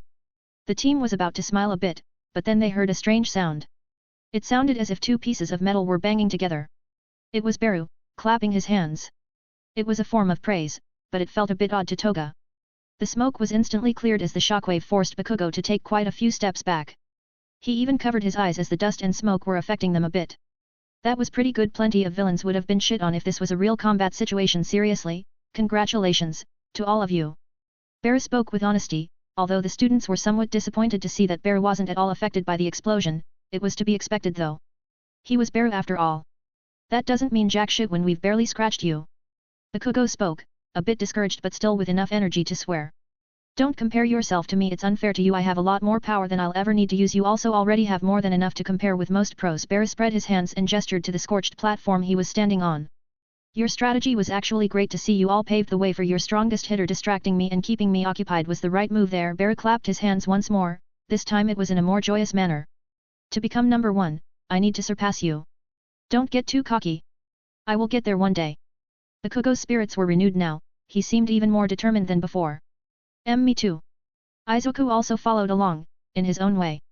His voice might have wavered, but at least his gaze didn't. The rest also seemed motivated by Bakugo's stance. Well, except Toga, who didn't really care about the NR1 position, or about surpassing Beru. Well, it's good to have a goal, something to strive for. I can only wish you good luck, Lord knows you'll need it. Beru decided against snuffing that flame of passion that was in the eyes of the people he had just fought. There was no reason for him to pick on children and ruin their dreams. They all nodded, with smiles on their faces. You all better get back to training, keep on keeping on it. Beru waved them off as he warped them all where they were before he entered the gym. That was fun. I guess I'll just hang about or go bother Nemuri's class. Beru mused while stepping off of the platform Cementos had raised. I've been thinking about what other stories to start. I have plenty of ideas for both fanfics and others. But I'm still unsure, what would you guys like to see? If you want to support me, look up Vegan Master on Patreon. 159. Results and Usefulness. POV narration. No less than 2 months passed by since Beru technically became a volunteer at Gym Gamma. He spent most of his time there either giving advice or occasionally sparring with some of the more energetic students. The insectoid was rather perplexed to see the rate of improvement for the students that fought him on an almost daily basis. Everything from their teamwork to their actual combat abilities seemed to become better by the day. It was as if he was a whetstone, and they were all blades waiting to be sharpened up. Beru often fought the students using their weaknesses, making them deal with abilities that they otherwise would lose against. Shoto got to fight a fire and water-wielding Beru, all of his ice was melted and all of his fire was turned to steam. It always made the field into a mess. At first, it ended with Beru taking Todoroki out while hiding in the steam. Shoto was forced to learn how to fight using only his body, or just minimally using his quirk, and his instincts were sharpened to a great degree. All of his fights still ended in losses, but he learned more from each one. Each time, his body was ready to react to one more hit, ready to endure a bit more. Bakugo's state of progression was even more impressive. He also started sparring with Beru one-on-one. At first, it was a one-sided beatdown, as Beru simply took the role of a fire hose and washed the explosive teen away. It was hard for Bakugo to overcome that, but it seemed that he had trained for it. Now he was often releasing powerful explosions even with the water. He was now capable of simply ignoring the water, it no longer affected the intensity of his explosions. Although he could still be pushed away by a steady stream, it was no longer enough to incapacitate him momentarily. Even if he ended up on the ground, at least he had somewhat fixed his weakness. His reaction speed was already great. To begin with, the intensity of his explosions was what actually impressed Beru a bit more. Unknowingly, his daily sparring had also greatly strengthened the teen's explosions. Izuku was also decent, he could somewhat keep his wits about him now, he didn't bumble with his words at much either. He took to Beru's unconventional fighting style too. Often using his surroundings, throwing chunks of the arena towards Beru or clouding his vision with dust. The green-haired teen managed to somewhat overcome Beru's impact recoil by only using the shockwave from his hits. As long as he didn't make physical contact, then the impact wouldn't return to him. He still had a long way to go, but he could now comfortably withstand 25% full cowl, at least for a few minutes. Going above that was taxing, but Beru himself was able to heal the student, so there was no danger even when training in a risky manner. He had developed a strange style now, shoot-style slingshot. It consisted of him stomping the ground to throw up rocks and then kicking the rocks towards his opponent. It was rather interesting, and the rocks were usually going at impressive speeds too. Other than them, Kirishima was now also a lot stronger. He was now able to harden his hand into a spike, opening up a whole new world of fighting styles for him. He still couldn't put a scratch on Beru, but that was asking for a bit much out of any student, or anyone in general. Toga didn't improve much, she wasn't all that mad about it though. It seemed like she was slowly finding her place though. Recently, she found herself wanting to be more and more like Beru. Now though, Beru wasn't at school, and he wasn't at Nemuri's place either. He was in the middle of Moscow, looking at the two people that he had given a task to. Vlad and Don both looked rather composed. Beru just sat down with a leg over while leaning in his chair. So you've at least succeeded in stabilizing things? Beru asked again, to clarify things for himself, as he didn't pay much attention to the actual report Vlad had given him. Reports were filed with excess words to make things sound better. Beru didn't care about that, he only wanted results, short and simple. Yes. That was done a month ago. Things have been running smoothly since then. Vlad seemed rather proud when speaking of that. Truth be told, the young man had all the reasons to be proud considering his accomplishments in such a short amount of time. Even if he had Dawn to help him, it was still impressive that he now had things under wraps. He now basically controlled most of the underworld. The government have also been suppressed. Our blackmail on them is still valid, so that's done and dealt with. Well, they'll still look for opportunities, but for now, they've settled down. Vlad shrugged a bit. Then he started speaking again after seeing that Bara didn't have much to add. He cleared his throat and fixed his tie a bit. They also decided not to pursue the loss of their agents, as that would mean that they admit to sending agents after us. He spoke with a charismatic smile. Vladislav had put all of his plans in the back seat, finding Bara's weakness was not something he had time to do when dealing with so many things at once. But, now that he was done, he was prepared to start properly investigating Baru, and he didn't plan on pulling any punches. His freedom depended on it, he wouldn't feel comfortable otherwise. Vlad is now only a king in name, Baru is the one calling the shots, Baru is the one he reports to. And that situation didn't sit right with Vlad, as he found it unfair. You've done well, rather impressive, actually didn't think you'd get everything done so quickly. Bara finally spoke up, he stretched his legs and slowly prepared to get up. Dawn, I trust that you are also done, right? There shouldn't have been anything too difficult, right? Bara asked as he slowly got up. No, everything was rather simple. About what you'd expect really. We've both done this type of thing before. It's just on a bigger scale. Dawn spoke after heaving a sigh. Hearing that, Vladislav got excited. Does this mean that Dawn won't be in my shadow all the time anymore? This is beyond amazing. With this, looking into Bara will be so much easier. His composed nature was the only thing keeping him from smiling widely like an excited child. Welp, I guess that's it then, this is the end of our relationship, Vladislav, Bara said as he looked at the young man standing in front of him. Vlad was instantly shocked when hearing that. Does that mean you're not going to interfere with the organization anymore? He asked with a curious tone. He didn't even believe it, Bara now had all the power in the world at his fingertips. Who would be able to simply throw it away like that? What do you mean? You're the one going away, Bara said as he snapped his fingers. All three of them were now on a yacht, in the middle of the ocean. It was strangely empty. Vlad immediately turned white as he realized what the situation had devolved into. And now, let's not get too hasty. I thought we had a deal. The young man was now panicking, as he realized that his quirk wouldn't save him where they were now. A deal?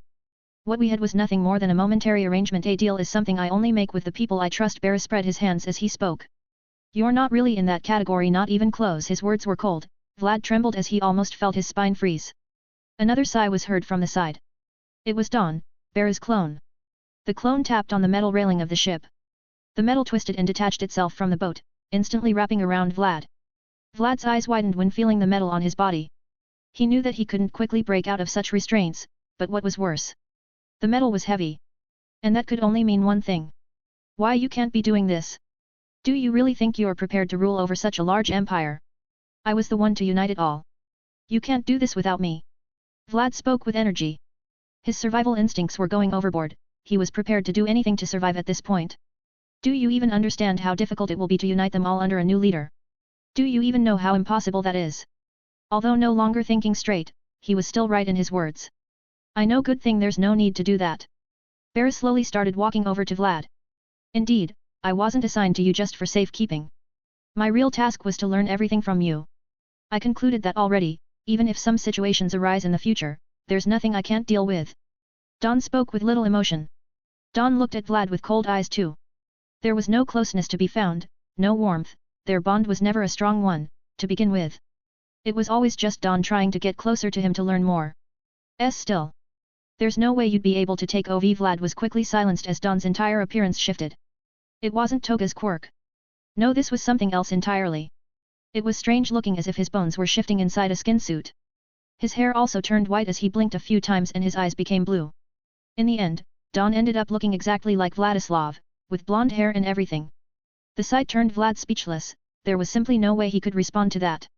His mind was running on overdrive, thinking of ways he could save himself.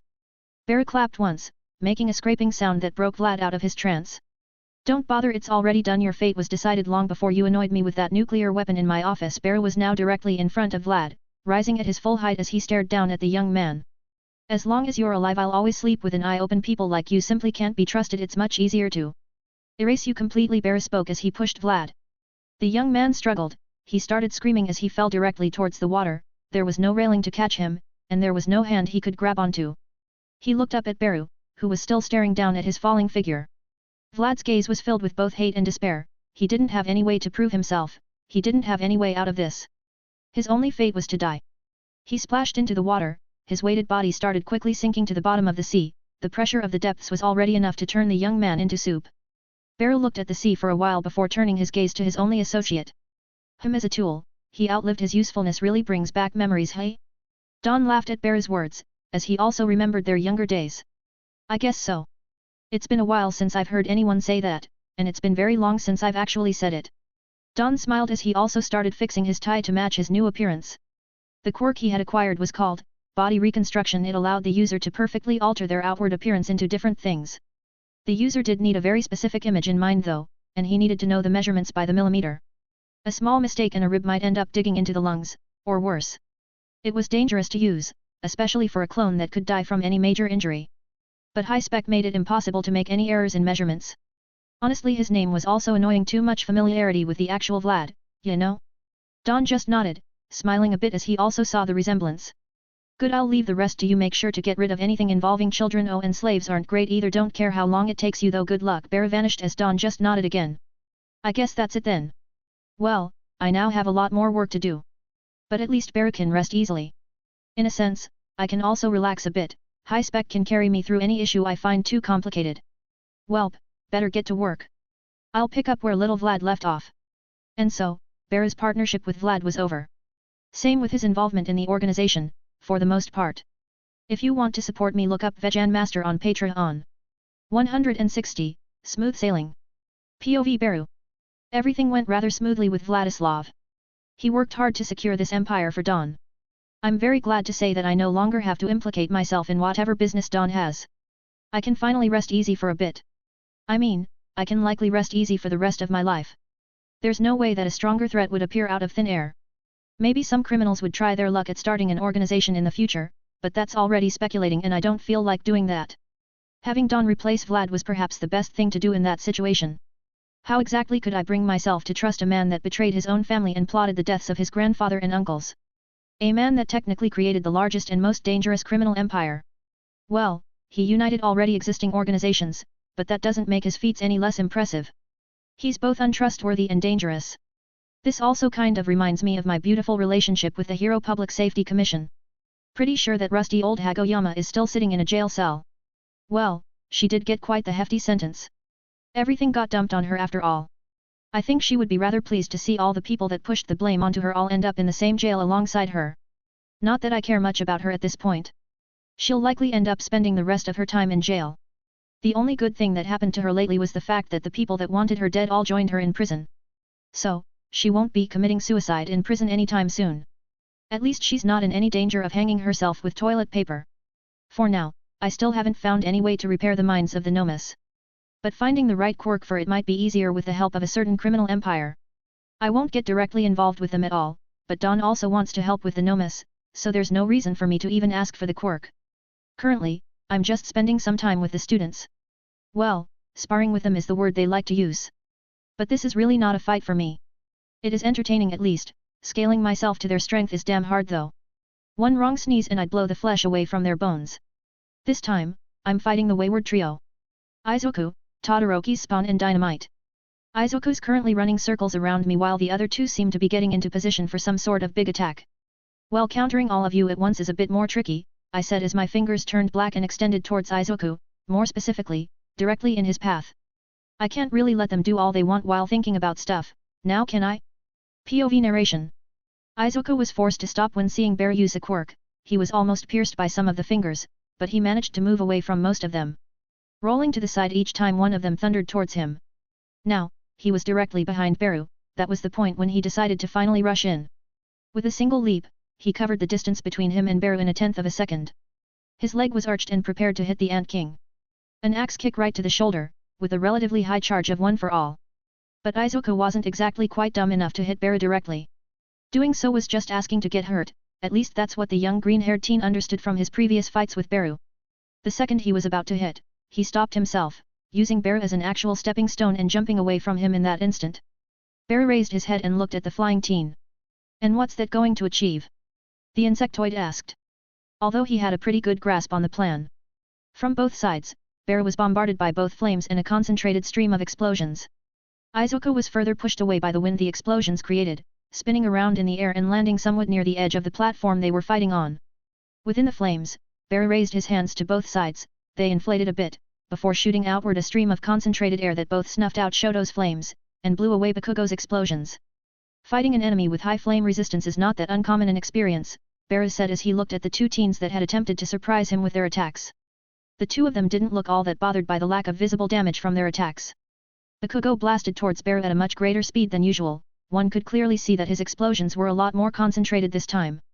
Just as he was doing that, Izuku also dashed towards Bear from a different side. Bear was about to shoo both of them away with a slap. But the entirety of his lower body was instantly frozen. It also caught his hands. Now, if Bear wasn't holding back, this would have been less than useless. But now, it gave Bakugo and Izuku a small window, less than a second was enough for them. Bakugo pointed both of his hands towards Bear with a concentrated snarl on his face. AP machine gun! He shouted as he released countless concentrated explosions towards Bear. Izuku, from the opposite direction, also didn't wish to be left behind. He took out a ball from his utility belt, it was a small ball made out of special material. It was made for him to be able to use his newer fighting style on villains more easily. Izuku threw the ball in the air a bit, then kicked it directly towards Bear. He followed it soon after, performing a dynamic entry at almost the same time the ball reached Bear. Detroit Smash! The young man shouted as his leg was about to reach Bear. But it wasn't like Bear was going to pretend to be stunned forever though. He flexed his arms, instantly breaking off all of the ice covering his body, then stomped on the ground, blowing both Izuku and his ball away. Bakugo was still firing his AP shots into Bear at high speeds though. Or at least it looked like they were hitting Bear. The young Bakugo could only see some smoky spots on Bear's exoskeleton after he exhausted himself with the attack. That wasn't so bad, I held back a lot less just then, Bear said while moving his wrist a bit. The three of them visibly relaxed now, all of them just sighing a bit and moving to regroup. Next time try not to get so close, Bakugo, your AP shots didn't need that close of a range, my stomp also affected you because of your proximity. Bear crossed his hands when saying that. Izuku, you did decent, still need to learn to control more of your quirk though, and you should have taken out the ball before you got that close to me. Izuku just nodded at Bear's words. Shoto, you were decent enough, played more of a supporting role, did a fine job of it though. Ice is great against most people even if they can resist low temperatures, breaking through it would still take a bit of time. Shoto also nodded after hearing his evaluation. Okay, that's my time gone for today, good luck training kids. Bear waved at them and then just warped away. I wonder how Toga is holding up, she didn't show up for training the last few days. I also haven't been to our room in quite a while. I've mostly been sleeping at Nemuri's place. Guess there's no better time than today to find out. And so, Bear set off with his new destination in mind. Thanks to everyone for sticking around too, and sorry if my uploads are all over the place. I know I've not been able to post daily at all lately, a lot of shit is going on currently. I'm still writing, and I won't stop, but I feel bad that I can't write as often as I did. Patreon 161, Likeness POV Beru. Finding Toga isn't all that difficult. If she's not training, then she should be somewhere around my room, watching TV or just eating snacks. I took my time to walk towards the dormitory. It's actually been a few months since I've actually seen the entrance. I usually just teleport there. The door to the dormitory was large, kinda like any other door in this school. Made to accommodate people of all shapes and sizes.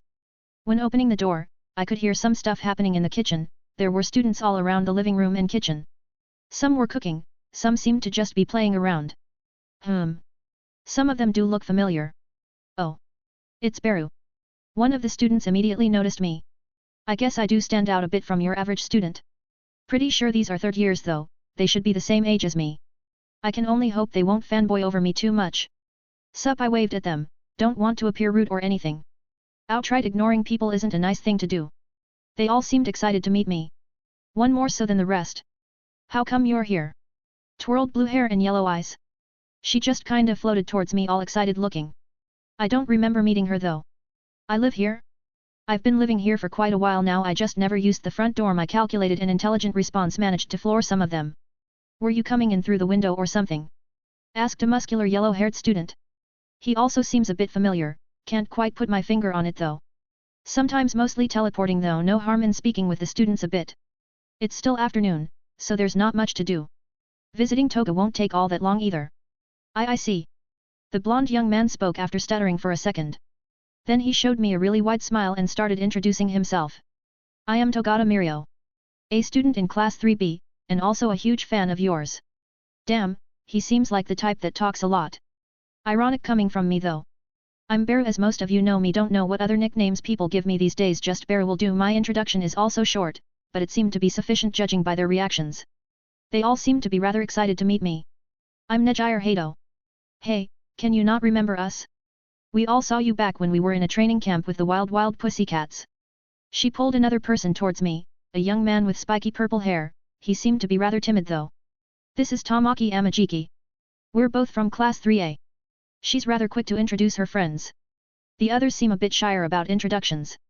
Which is nice, I don't have all day to listen to their names. I guess that's why they all seemed familiar to me.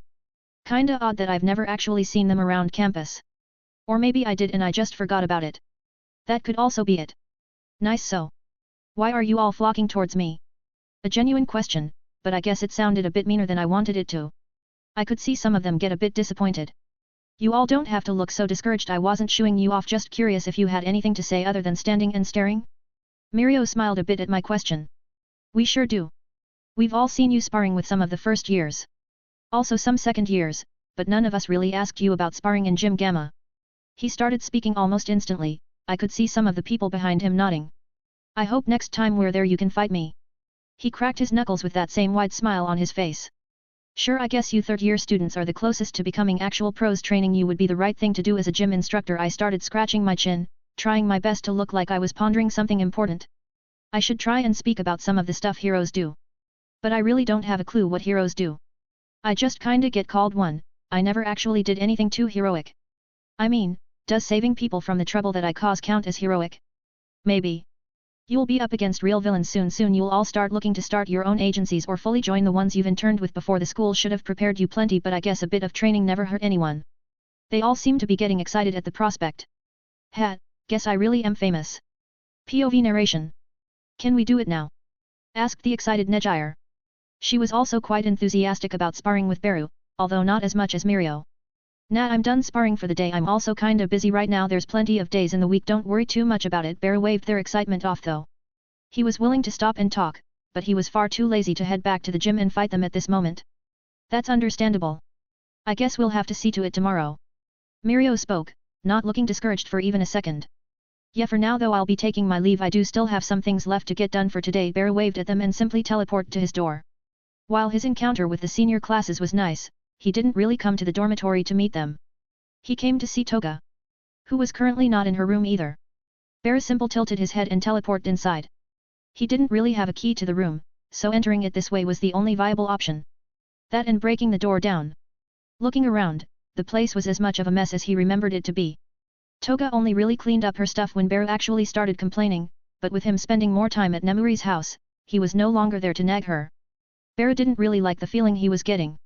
A rather disturbing bout of uneasiness in his gut. He decided to act quickly, grabbing a random shirt that belonged to her and taking in her scent. He threw the shirt back onto the ground and then started tracking her scent. He flew around the school for a bit, then a certain trail led him outside of the school, which he followed at a decent speed. Eventually, it started leading him to the worst parts of town. Namely, random alleyways and poorly lit districts. Places where the high-rise buildings only served to cover the shady people in shadows. Although the crime wasn't all that high lately, that didn't mean criminals disappeared. They were still lurking around, hoping to get a chance to unleash their desires onto the world. Toga was obviously headed somewhere, and Beru could tell that she wasn't exactly going to some nice place hidden in the worst parts of town.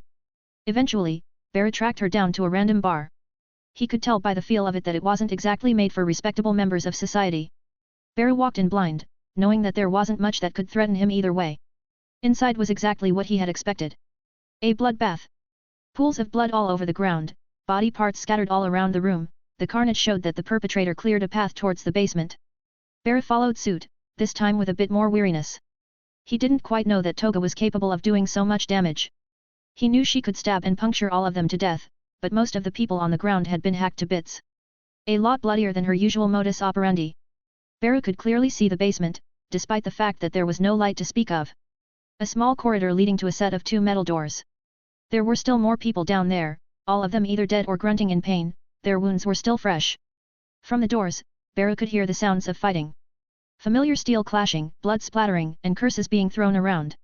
No one that was inside the corridor was still in the right state of mind to notice Beru, who just casually walked over all of them and reached a larger room. Beru could see something rather strange inside. It was himself? Rather, it was Toga taking on his form. He watched with interest, as the transformed Toga seemed to cut open people left and right. With her claws? The transformation that Toga's quirk allows is always purely cosmetic. How did this come about? Beru thought to himself as he looked more clearly at Toga's opponents. Clearly enough, this bar was rather populated.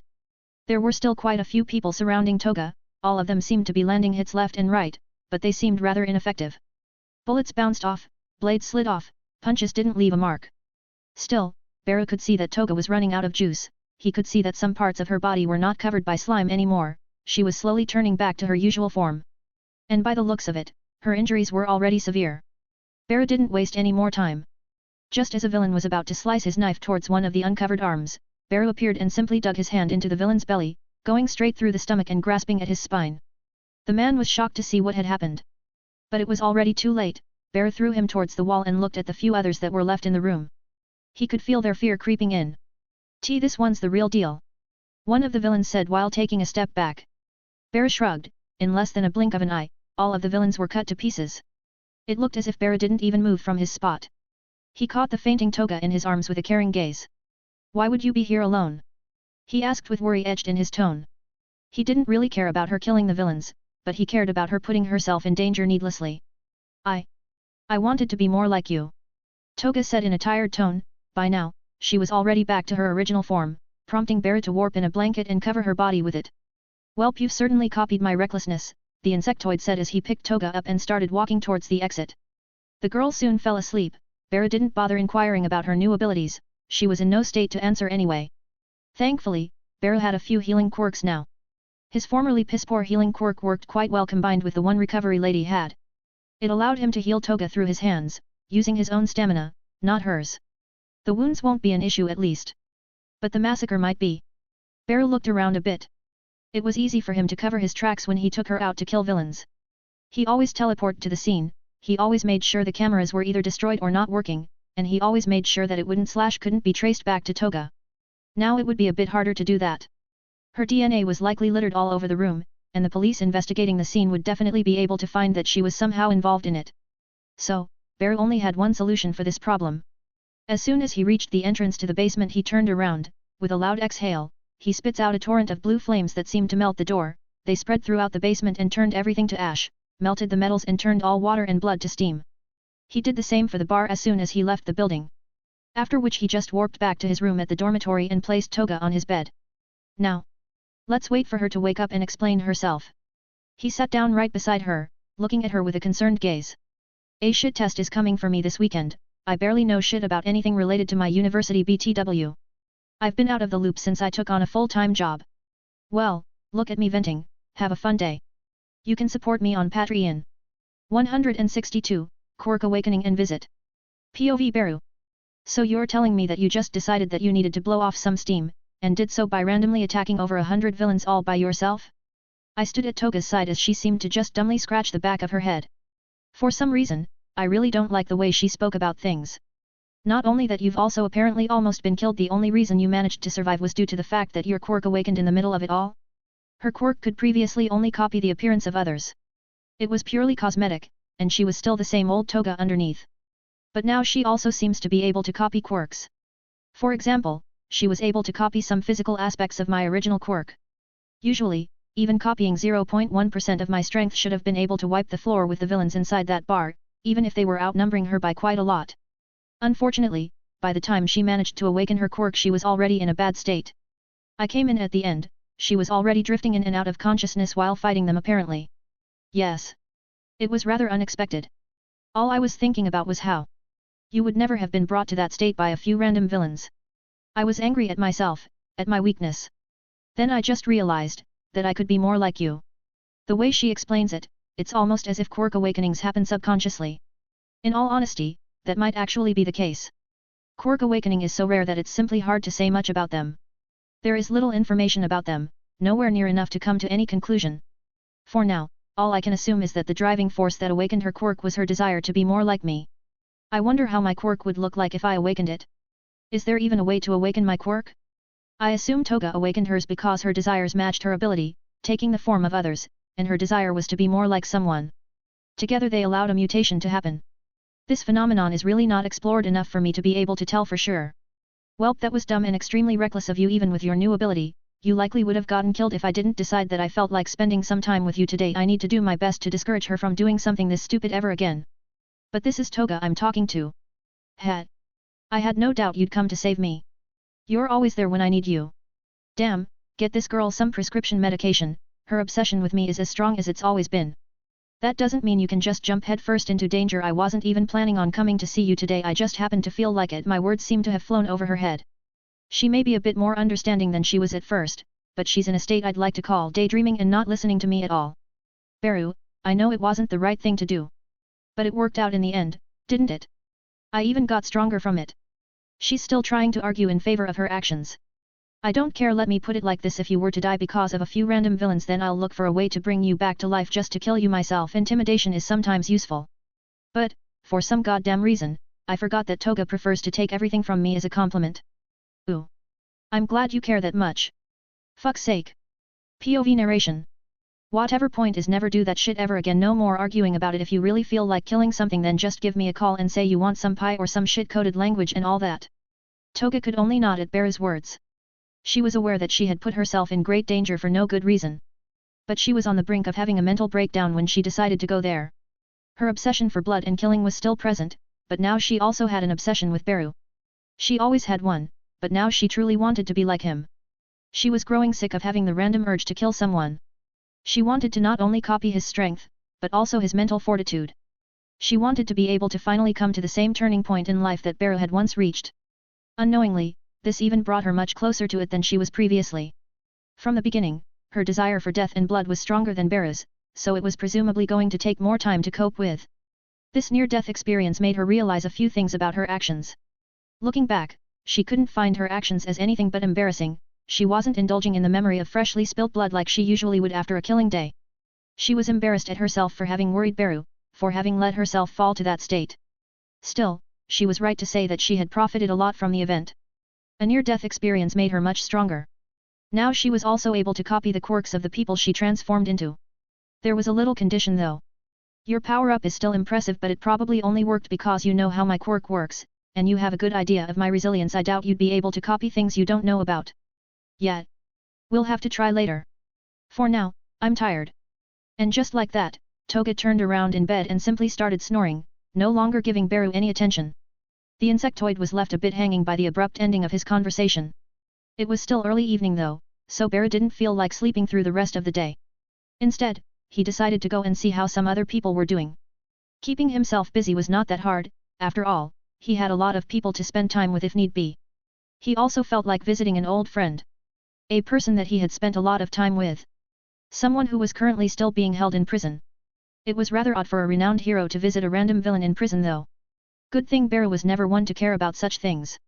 If you want to support me, look up Vegan Master on Patreon. 163, High Risk Prisoner and Cure. POV narration. What's wrong, mate? You don't look all that pleased to see me, Beru spoke with a wave of his hand as he stood in front of a chair. In that chair, connected to quite a few machines, was a human-shaped black mist wearing prison garb and looking rather pissed off. Of course I am not. It's because of you that Master lost his life. Kurogiri's hate was really easy to sense, especially for the hypersensitive Beru. I see. So you've still not recovered any memories since before you were a Nomo. Beru was already aware of Kurogiri's actual identity. The Misty Nomo had once been a hero prospect.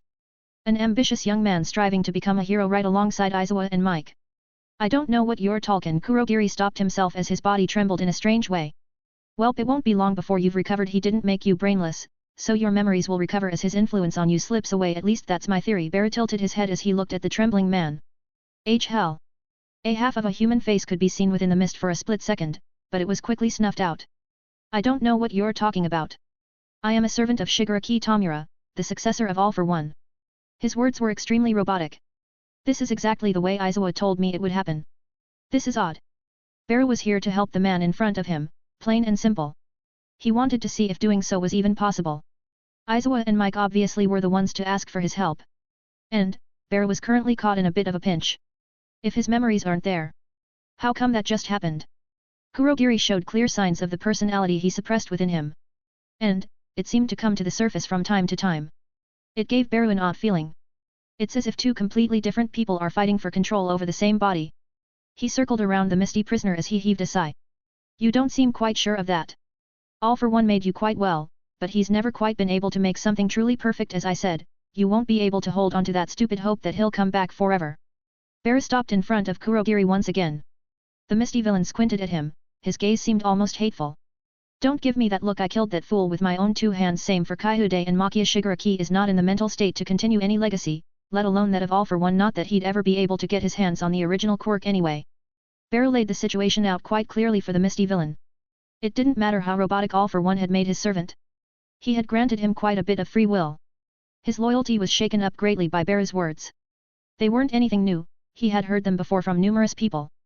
But Bear wasn't just anyone, he was a person he knew. And someone that he had been conditioned to trust. Bear's words sent the misty villain into silence. Bear didn't bother wasting any more words either. But he did leave a few words as he left the room.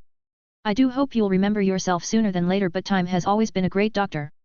His visit hadn't been horribly long, he was only there to check on Kurogiri more than anything.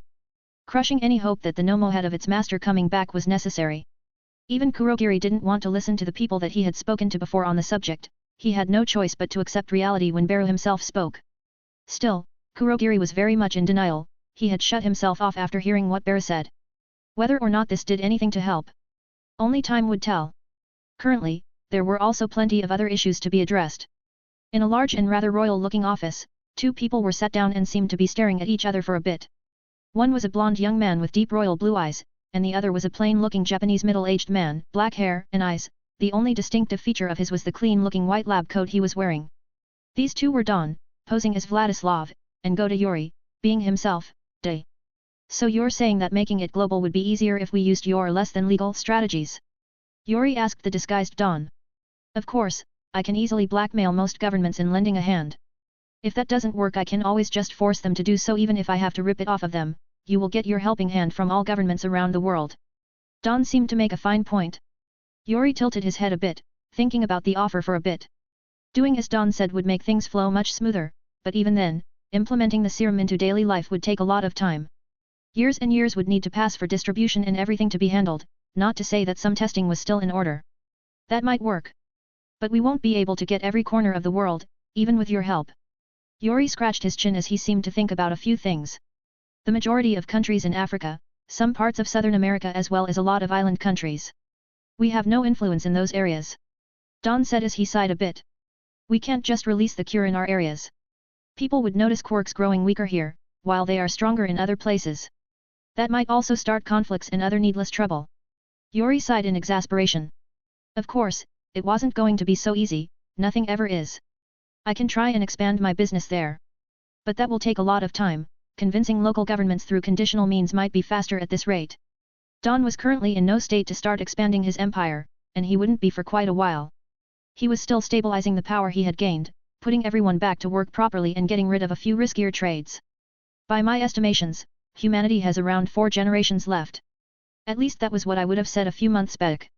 But now I know that 4 generations is a lot. Yuri scratched the back of his head.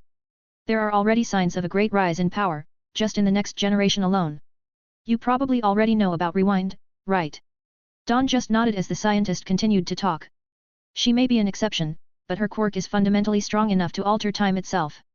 If her quirk was of an even more destructive nature, then the world would actually be in danger. She would also be in trouble if her quirk wasn't a stockpiling one. I'm sure that she'd be in danger if she let her energy gather up too much. Yuri heaved a sigh as he squinted his eyes in frustration. I'm afraid that the supposed quirk singularity is right around the corner, rather than a few decades away. No words were exchanged for a while after that. They needed to prevent the end of the world. Don still had to work on his mission to end corruption and dictatorships all over the world, but that needed to take a back seat now that this reality was made more obvious. It wasn't as if Barra didn't think about that before, he knew that a quirk singularity was much closer than Yuri had initially presumed, but he hadn't given it much thought, as he knew that they already had a cure. At this point, I think it's better that we just start releasing the cure everywhere we can. Don spoke up this time, his intent was to save everyone they could. They needed to act fast too, they only had so many years left. If you want to support me, look up Vegan Master on Patreon. 164, years flying by. POV Beru. 3 years, 3 years have passed since anything major has occurred. I got to see Toga become a hero in this time, as odd as that sight was, at least she's happy. Hearing about her cutting up villains in the street is quite endearing. I mean, she never really liked doing anything all day, so now she's mostly out on patrol. Izuku's class also graduated in this time, they all seem to be eager to get some recognition for their strength. I bet they're all waiting for something to happen just so they can stop it. But no large organization has even gotten close to Japan, half of it is from my infamy, the other half is from Don pulling the strings. Plenty of things have happened in these years. Like Izuku finally being able to kiss a girl, Okako, and Bakugo actually throwing fewer temper tantrums. The Todoroki family is doing okay, I guess. Haven't heard much from any member of it. Shoto does sometimes still spar with me, but he doesn't really speak on family matters anymore. What's more interesting is Endeavor retiring. I guess he didn't really feel like a proper hero after the whole making my son become a villain thing. I mean, he still deals with villains if they show up in his district, he just doesn't wear spandex anymore, the true sign of a hero. The dude is currently still trying to mend relationships with his family. Dunno if that's working out though, but Toshinori did mention that his wife moved back in with him, so at least that's something. I actually celebrated all of my birthdays since back then. I am now 21 years old and Nemuri is getting dangerously close to asking for a ring. I will get one for her. Eventually. Yori said that the distribution of the cure is coming along nicely, but he still couldn't get to everyone on the globe. Meaning that there are still chances of people blowing up due to quirk factor overload. Well, blowing up is what can happen. Quirks are a fickle thing, after all, the consequences usually differ due to the nature of the quirk. A strength-enhancing quirk will have the user's limbs explode, the same can't be said about a fire quirk. An overcharged fire quirk would most likely produce something similar to my fight against the clones a few years back, just a bit less controlled. Yori and Don have both been doing their parts with the distribution aspect of things, I don't have much to add or to help with in that area. I'd much rather stick to my guns and only help in experiments from time to time. Lately, I spend most of my time helping around at the gym with Toga or with Nemuri. At night, I go out drinking with a few old friends from time to time. Like now, Aizawa, Toshi, and Nizu. Snipe got a ban from drinking because 13 didn't like the smell of alcohol in the bedroom. That poor dog. He is being denied his passion, the one thing he was exceedingly good at. Now that I think about it, he's also a hero. I've only seen him at school though, so I guess he's more of a part-time hero slash full-time teacher. The most exciting thing to happen during these 3 years was Lady Nagant being released from prison. Well, she's no longer a hero, nor does she want to become one ever again, but she's rather happy living a quiet life in the middle of the woods. She is living with her mother in that cabin that we've built. I also visit her from time to time, just to talk about random stuff or make some more room in the cabin. I never knew that building a house could be such fun. I guess it helps that no work can ever be physically challenging to me in any way. Currently, I am sitting around a small table with Yori and Don. In the room, there's a large screen that can be clearly seen by everyone when sitting down. Now, what exactly would garner enough interest to bring the three of us together in this way? We are all busy people after all. Well, that's something a bit harder to explain. I'll let the news report do it for me. This afternoon, a large sinkhole has appeared in the middle of the city of Cairo. In the middle of it used to be the largest hospital in Egypt, no nothing more than a hole that has swallowed up at least half of the city. The shocked face of the news anchor says it all really, I don't need a translator to tell me that shit's fucked. On the screen, all of us could see a strange sight. A large hole appeared seemingly out of nowhere in the middle of one of Africa's largest cities. The capital of Egypt. That's not good news. Don said as he narrowed his eyes a bit, looking at the catastrophe on the screen with a wary gaze. The odds of it being a natural disaster are non-existent. The modern systems that Egypt uses would have detected such a large disaster easily. Yori's expression also seems rather grave. It's too soon to start assuming things, I said with a hopeful tone. In truth, none of us was expecting this type of development to happen so abruptly. Experts believe this to be some sort of undetected natural disaster, yet many also speculate that it might have been caused by some villain's quirk. The situation is still under investigation as efforts are being made to rescue any citizen still living inside the large sinkhole. The images showed thousands of people trying their best to climb in and out of the sinkhole and look for survivors. Countless volunteers and heroes looking to help in any way they could. A villain's quirk, hey. Don's smile seems a bit mocking, I guess he's right to laugh at that statement though. Yet. If there was a villain this powerful in the world, we would have heard of him. Yori also seems to dismiss that notion. This means that there's only really one option left. I guess we've got the first case on our hands. Quirk factor overload. I was the first to state the obvious. The other two didn't bother refuting it, no question about whether or not this is the case. We'll have to look deeper into this. This is far sooner than I expected. Yuri looks a bit befuddled. Likely a quirk awakened at birth, likely something to do with earth manipulation or creating holes. The middle was supposed to be a hospital, right? Don nodded a bit to my question. The anchor also mentioned the hospital, but I just want to be 100% sure of this. I guess we can look in whatever records there are left to see any registry to match the time of the event, Yuri said as he looked at the sinkhole with a concerned eye. There's also a large amount of unease in them. I guess him getting his prediction wrong was what caused the unease. No reason to be so worried. This is likely an isolated case. A powerful quirk came out of nowhere and ruined stuff. It will happen. We're still far from having these situations be widespread. My words seemed to have calmed him down a bit. Still, even an isolated case is enough. We have to get prepared for the worst from now on. It's pretty clear that the QFO, quirk factor overload, cases won't just affect the person that has too much quirk factor. The people around are in considerable danger. It's unknown how many have died in this incident alone. The survivors have yet to be counted, let alone the casualties. Let's start looking into this for now. Don said as he sighed a bit. I can't do much to help with that. Do call me as soon as something comes out to light. I got up and started leaving. The two of them just nodded. I guess they're still pondering over this incident. It can't really be helped. It's impossible to distribute the cure to everyone. Still, I guess things will become a bit more hectic from now on. Right when I got comfortable with my normal life. Time skip. Took me a bit with this one, sorry about that. Been trying to focus on work a bit more lately. I've had a few issues there. If you want to support me, feel free to check out my Patreon, Vegan Master. It has around 22 advanced chapters. My Discord is still a thing, although pretty dead. 165, Report and Trust. POV narration. Did you see that news report? It was insane. Nemuri spoke while rolling around in the bed. Beru was just lying beside her staring at the ceiling. Yes, seems like a hassle. Beru didn't really know how to react to the sudden question. The two of them were just relaxing and Nemuri suddenly brought it up in conversation. Beru had only spoken with Yuri and Don about the incident a day prior. He was currently trying to unwind a bit, only for one of his greatest worries to pop up randomly. Everyone seems to be rather shaken by it. The whole world is rather unnerved, so many people dying. It was all so sudden, the disaster was almost instant. She spoke while looking at Beru with an odd gaze. You don't seem quite fazed by it. Beru could feel something rather strange in Nemuri's words. A small trace of judgment. You think I'm not getting a weird feeling from this? It's a tragedy, but what's more unnerving is why it happened. We've no idea what caused it yet. Beru didn't mince any words and just called her out directly. Still, his answer earned a raised eyebrow from Midnight. What do you mean, no idea? The investigation there has already concluded this morning. Beru immediately snapped his head at Nemuri when hearing that. What? He asked in a bewildered tone. Nizu gave the report this morning. Apparently the investigation was concluded almost instantly.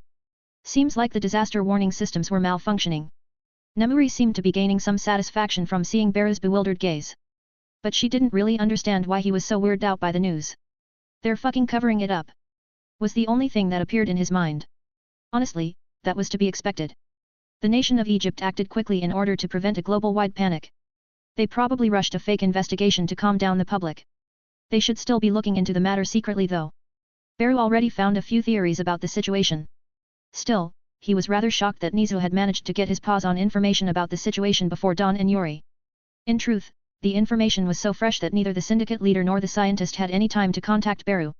They were not even fazed by the news either since, much like Beru, they weren't swayed by the fake report at all. I didn't know anything about that, Beru said while setting his gaze back at the ceiling. By the way, Izuku asked about you yesterday since you weren't really at work, nor were you responding to any messages. Nemuri was not shy, throwing around suspicion and other things of that nature. She wasn't thinking that Beru was cheating on her, he simply didn't seem like the kind of person to do so. But she found that his disappearances were rather annoying. Especially since he always acted like nothing was happening at all. Sorry about that, I was out fishing out on the Pacific with Yuri. Beru was quick to find an excuse. It would have sounded dumb for anyone, but Beru was well known for his spontaneity at this point. I see. Nemuri was still not buying it though. Beru always had an excuse for his disappearances, so she didn't pursue her queries often, but this time it was a bit different. You know. You can trust me, we've already been together for over 3 years. Her voice sounded almost hurt, it instantly made Beru's heart sting. POV Beru. Damn. I feel like an actual shit stain. Why am I even bothering to hide things from her at this stage? It's not like we're strangers or that we've only met a few months ago. Now that I think about it, I've never quite told her anything about what I do in my free time. She has little to no idea of what I do with Yuri, and my business with Dawn is as hidden as can be. Why do I go through so much trouble? Why do I bother to lie to her about these things? It's pretty easy to answer that though. I'm rather bad at trusting others, even when I know a person is safe, I tend to keep myself at a distance. Maybe because I never actually had any constant in my past. I've always drifted, not really making any connection with anyone. Well, not an overly deep connection. I'm great at making friends. But love was always somewhat of a mystery to me. Now I'm seeing the consequences of that inexperience, coupled with my lack of trust in the people around me. I ended up hurting Nemuri for no good reason. Not that there would ever be any good reason for me to hurt her. I guess I should start speaking, no need to extend this silence. First off, I'm sorry, better start properly, apologizing to her has been long overdue. I'm honestly not sure how she hasn't left my ass yet. She looked up at me for a bit, her eyes sparkling a bit as confusion covered them. I may not have been as genuine as I should have been. I've hidden some stuff from you, things that I've been doing and that I've been a part of. At this point, it's pretty clear that I have her full attention. And what would those be? Her restraint is great to hear. I honestly thought that she'd be a lot madder when hearing this, but I guess it's something she was expecting. Now, here's the most important part. Do I tell her everything about me? Including my past life? I mean, at this point, I feel like not mentioning those things to her is unfair. She's told me everything about her, she's told me of her failed relationships, of her happy memories. I'm the only one that's barely mentioned anything about my past. At first, maybe it wasn't as obvious, but she's definitely caught on that I'm not as transparent as I like to pretend to be. Fuck it. I'll just say it. Since when was I the one to mince words and fear the consequences of my own actions? First off, I'm a lot older than I let off. I don't really know how to start going about this. Mentioning my age might help. She looks genuinely confused at this time, probably because my information is public knowledge and my date of birth is well documented. I am in fact much closer to 47-48 than 21. Do you believe in past lives? I guess I should have started with that question, but it really doesn't matter in which order I go here, she will likely react the same. What? Yep, confusion in her gaze and in her gestures. Not out of the ordinary considering what I just told her. To put it simply, I was born with all of the memories of a 26-year-old adult. POV narration. Nemuri looked at Beru with bewilderment, but in her mind, she started connecting the dots. Beru had always been an enigma, there was simply no way to ever explain him. Until now. Beru's words offered an outlandish explanation, but it made a lot more sense than saying that a child created his own strong set of morals when in the captivity of one of the vilest villains to ever grace Japan. This shady explanation cleared up everything, from Beru's unusual conduct, to the way he carried himself all the time. He had never acted like a young man or a teenager would have. Sure, he was childish on occasion, but that didn't make his maturity show any less. I can see how that's hardly believable, but I no longer want to lie to you. I've no reason to bullshit you like this. I gain nothing from it. Nemuri didn't want to admit it, but she did actually think that Beru was lying. Mainly because of the nature of what he was telling her. But his apology was definitely genuine, and he seemed truly remorseful about lying to her. This leads to Nemuri feeling bad about almost calling Beru a liar. So. Who are you? Like, who are you for real? Nemuri's large bangs covered her gaze, but Beru could tell that she wasn't faring quite well. I'm Beru. Ever since we've met, and long before that I've been Beru, but 21 years ago I was a man called Alexander Moore. Beru's voice made Nemuri look up once again. That was your name? Beru could feel a somewhat mocking undertone in her voice. Hey, don't diss me. My parents never really bothered, neither in this life nor the last. So, who were you? Midnight's question made Beru uneasy. Telling a hero about your past as a hardened criminal isn't exactly a riveting experience, but Beru knew that he needed to open his mouth and speak anyway. I've already come this far. Might as well go all in. Well. And just like that, Beru started explaining his past. If you want to support me, look up Vegan Master on Patreon. 166, Truth and Age. POV narration. Wait, so you're telling me that you were some sort of high-ranking member of a criminal syndicate? Nemuri had listened attentively to Beru's story, but that didn't mean she required no further clarification. Now I was just a random older member. Beru tried to somewhat downplay his involvement, like usual. Don't try to sell me lies, you bullshit peddler. Just some old member. The leader clearly held you in high regards. Nemuri was only somewhat frustrated with Beru at this point. The fact that he used to be a criminal didn't quite surprise her, nor would it surprise anyone that ever talked with him. Beru was renowned for being a thuggish hero, to his friends, the type of person that didn't quite take anything seriously, especially the law. I mean, he was just doing that for. Oh, stop it. As if he needed to buy you over after you left that life behind you. Beru just shut up after Nemuri interrupted his poor excuses. Also, why did it even take you this long to start yapping about it? I mean, no one's going to hold something like this against you.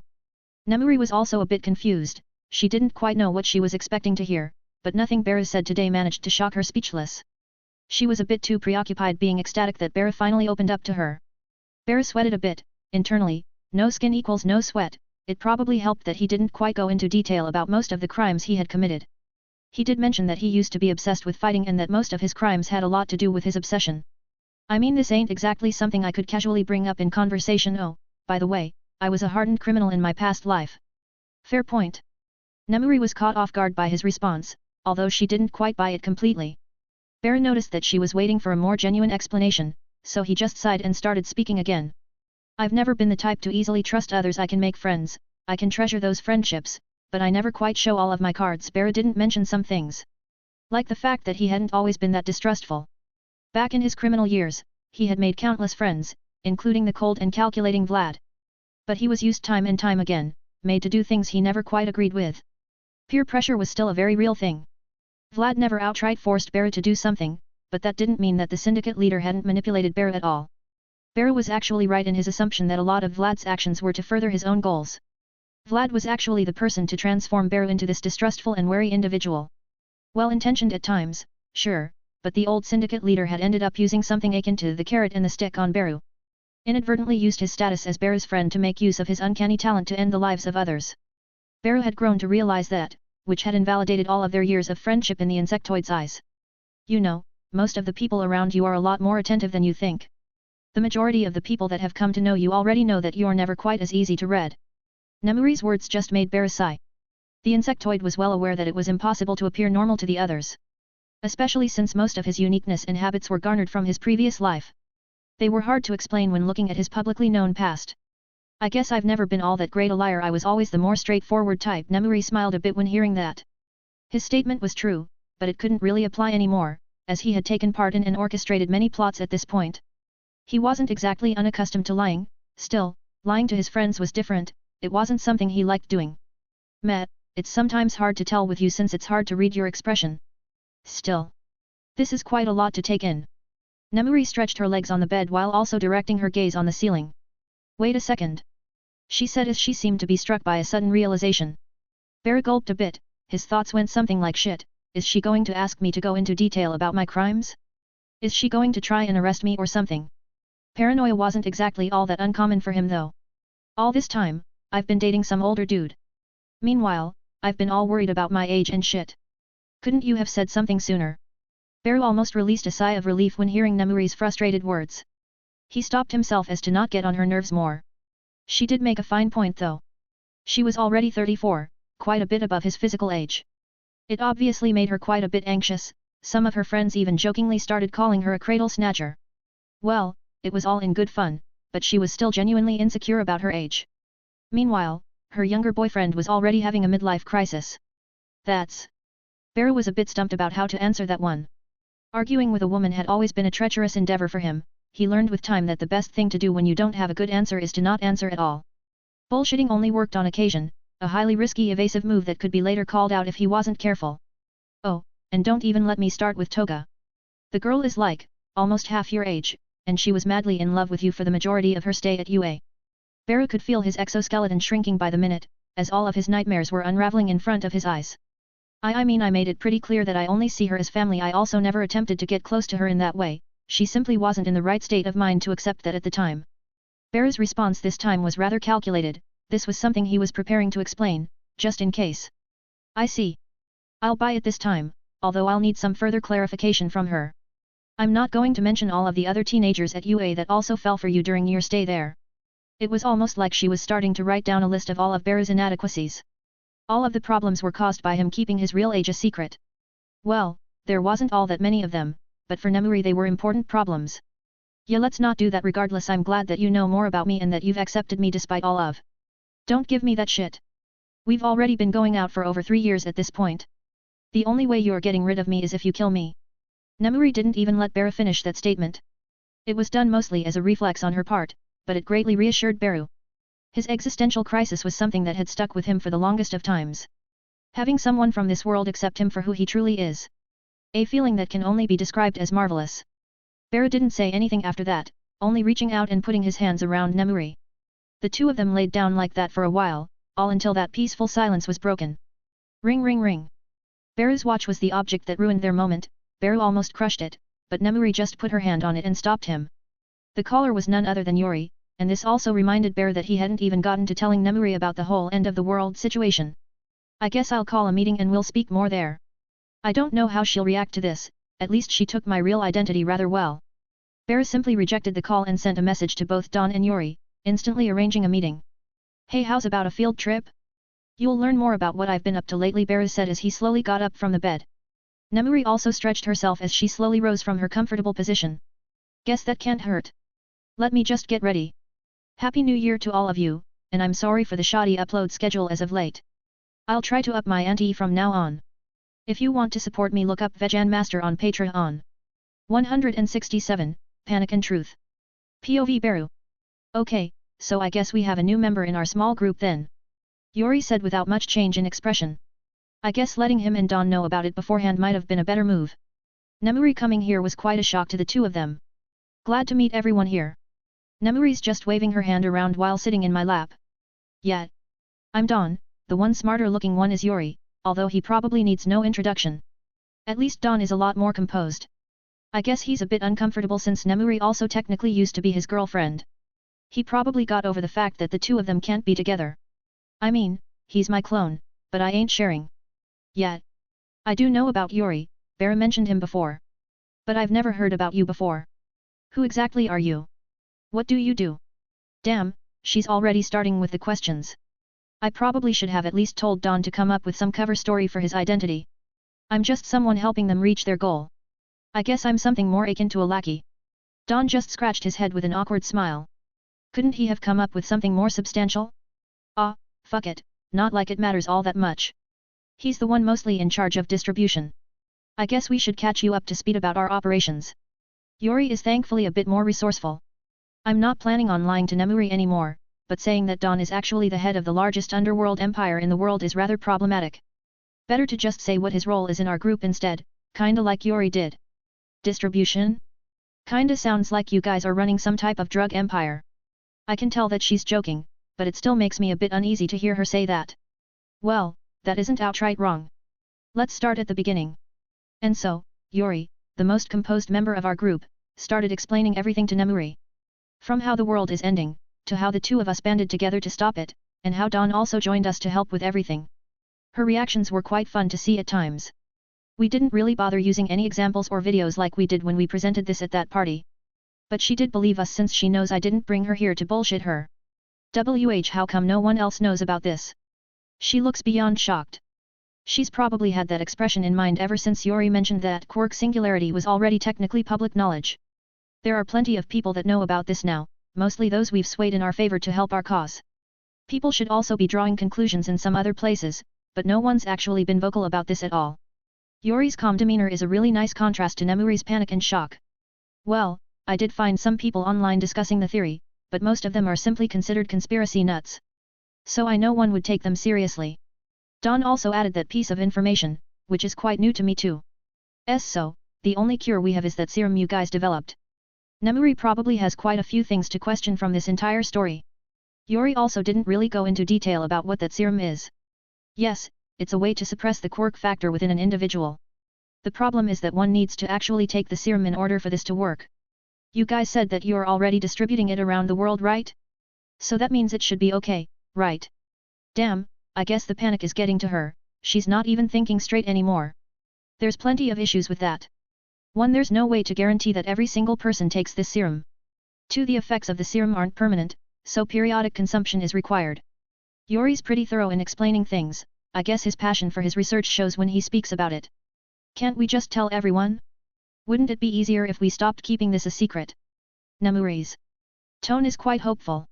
And, honestly, that's actually a valid question, I guess I can answer that one. No way everyone would believe it. People would actually reject it. Quirks, especially powerful ones, are held in high regard. They would never entertain the idea that quirks would be bad for them. My tone might be a bit colder than intended. Nemuri also doesn't look all that convinced. That can't be completely true. I mean, they might not agree at first, but after a while, they are bound to listen to you. Damn, didn't take her for an idealist. That's likely they would listen eventually, but the damage would already be visible. The media and governments around the world would 100% try to hide this too. Quirks are a very good business after all. Plenty of industries would take a hit if people no longer revere quirks the same way they do today. I'm more of a realist though, and it's better that we get her to understand the truth of our operations. I see. So the only way to do this right now is to distribute this cure as far as possible. The three of us just nodded at her words. No reason to prolong the explanations more, she's already heard the gist of it. Time to get on to the more pressing matters. Okay, so, back to the matter at hand. The incident in Egypt has already been publicly solved. Yuri and Dawn just nodded. I guessed that they would have heard of this before me. How's that related to our talk though? Damn, Nemuri's already considering herself part of the group. It's nice to see her get comfortable so quickly. She's also processed this end of the world thing rather quickly, which might be helped by the fact that we've already started working to fix it. Saying that just doesn't feel right. Oh, whatever. Think about it for a second. What exactly used to be at the center of the sinkhole? That was all that needed to be said. Nemuri may not have high spec, but she's not an idiot. The information of the world ending is still fresh after all. From the look on her face, she's already connected the dots. So, it's already started. She looks genuinely scared right now. Damn. Well, that may be caused by the fact that marriage laws are a bit laxer in some countries. Their DNA gets mixed together at faster rates. You know, it's the first time I've thought about it this way, but teenage pregnancy might actually be a cause for disaster from now on. Might not be the best moment for jokes. At least Dawn smiled widely at it. I can at least trust my clone to laugh at my jokes. That's not exactly reassuring. She's composed herself a bit, but she's still fidgety. At this point, not much is certain. We need to speed up our operations, but we can never be sure of actually reaching every place in time. More and more disasters will arise, unfortunately. Yuri's words aren't really an encouragement either. We can at least make sure that such a thing doesn't happen to us anytime soon. Most modern countries won't be as affected by this, as distribution is much easier. Dawn, the self-proclaimed distribution expert, is speaking this time. But you can't really reliably spread the cure to people that don't even have running water. Damn, he does have a point. I think I'll need some time to process all of this. Beru, can we go home? Damn, this brings the meeting to an abrupt end. Can't be helped though. Sure, one last thing though, keep looking into more details about the disaster also. Dawn, spread out more people around the world, get us notified as soon as something of this magnitude happens again. The fact that we had to see this happen in a news report is rather disappointing. We need to be on top of these types of things from now on. After saying that, I just warped me and Nemuri back to her apartment. Well, what do you think about my friends? Pretty nice people, hey? I'll try to get her mind off of things, but it will probably take a while. I need to clear my head a bit. But, thank you. For everything. It's taken you a few years, but you were finally honest with me. Damn, she may have concern in her eyes, but the way her smile lights up her face is still as beautiful as ever. I'll give you some time to process everything. I'll also go and deal with some other stuff in the meantime. I hugged her a bit and prepared to fly off through a window. She returned the hug, but it still seems like her mind is processing things, so I'll give her some time to cool off. As for me, well, it's been a while since I've visited some friends. This is as good a time as any. I had a pretty busy week, but I finally managed to get it out. If you want to support me, look up Vegan Master on Patreon. 168, The True Symbol. POV narration. Damn, I guess you got a lot better at making tea in your spare time. Toshibaru spoke as some steam escaped his mouth. He was currently sitting down inside Nizu's office with the man/rat himself and Toshinori, drinking tea. Well, I seem to barely be able to get any hero time in these days. Toshinori didn't look too disconcerted when speaking about it. At least the next generation is already looking pretty swell. Izuku's pretty much already surpassed you, with all the other quirks and all. Toshinori nodded with a proud expression. Izuku, or Deku, had already discovered and mastered the other quirks hidden within One for All. The quirks of all the other users of the inheritance quirk. He was now considered the strongest hero in Japan. Bar All Might and Beru, of course. All Might was pretty much retired at this point though. Toshi could barely keep his muscled-up form for more than 40 minutes. And that was with him forcing himself to his limits. Izuku wasn't the only hero around though. Bakugo or Dynamite was also considered Deku's equal. He only had one quirk, but his talent in fighting and the simple raw power behind that one quirk carried him to be the number 4 on the leaderboards. He wasn't exactly satisfied with that though. Todoroki followed right behind him, as the number 5, he didn't seem all that interested in becoming number 1 though. The current number 1 spot was heavily contested.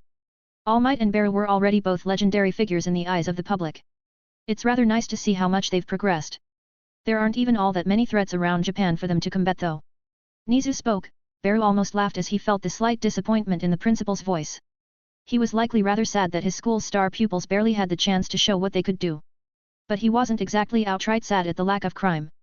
Well, there were still plenty of criminals, but it was nowhere near as bad as before. It was as if Japan had gone back into All Might's golden age era.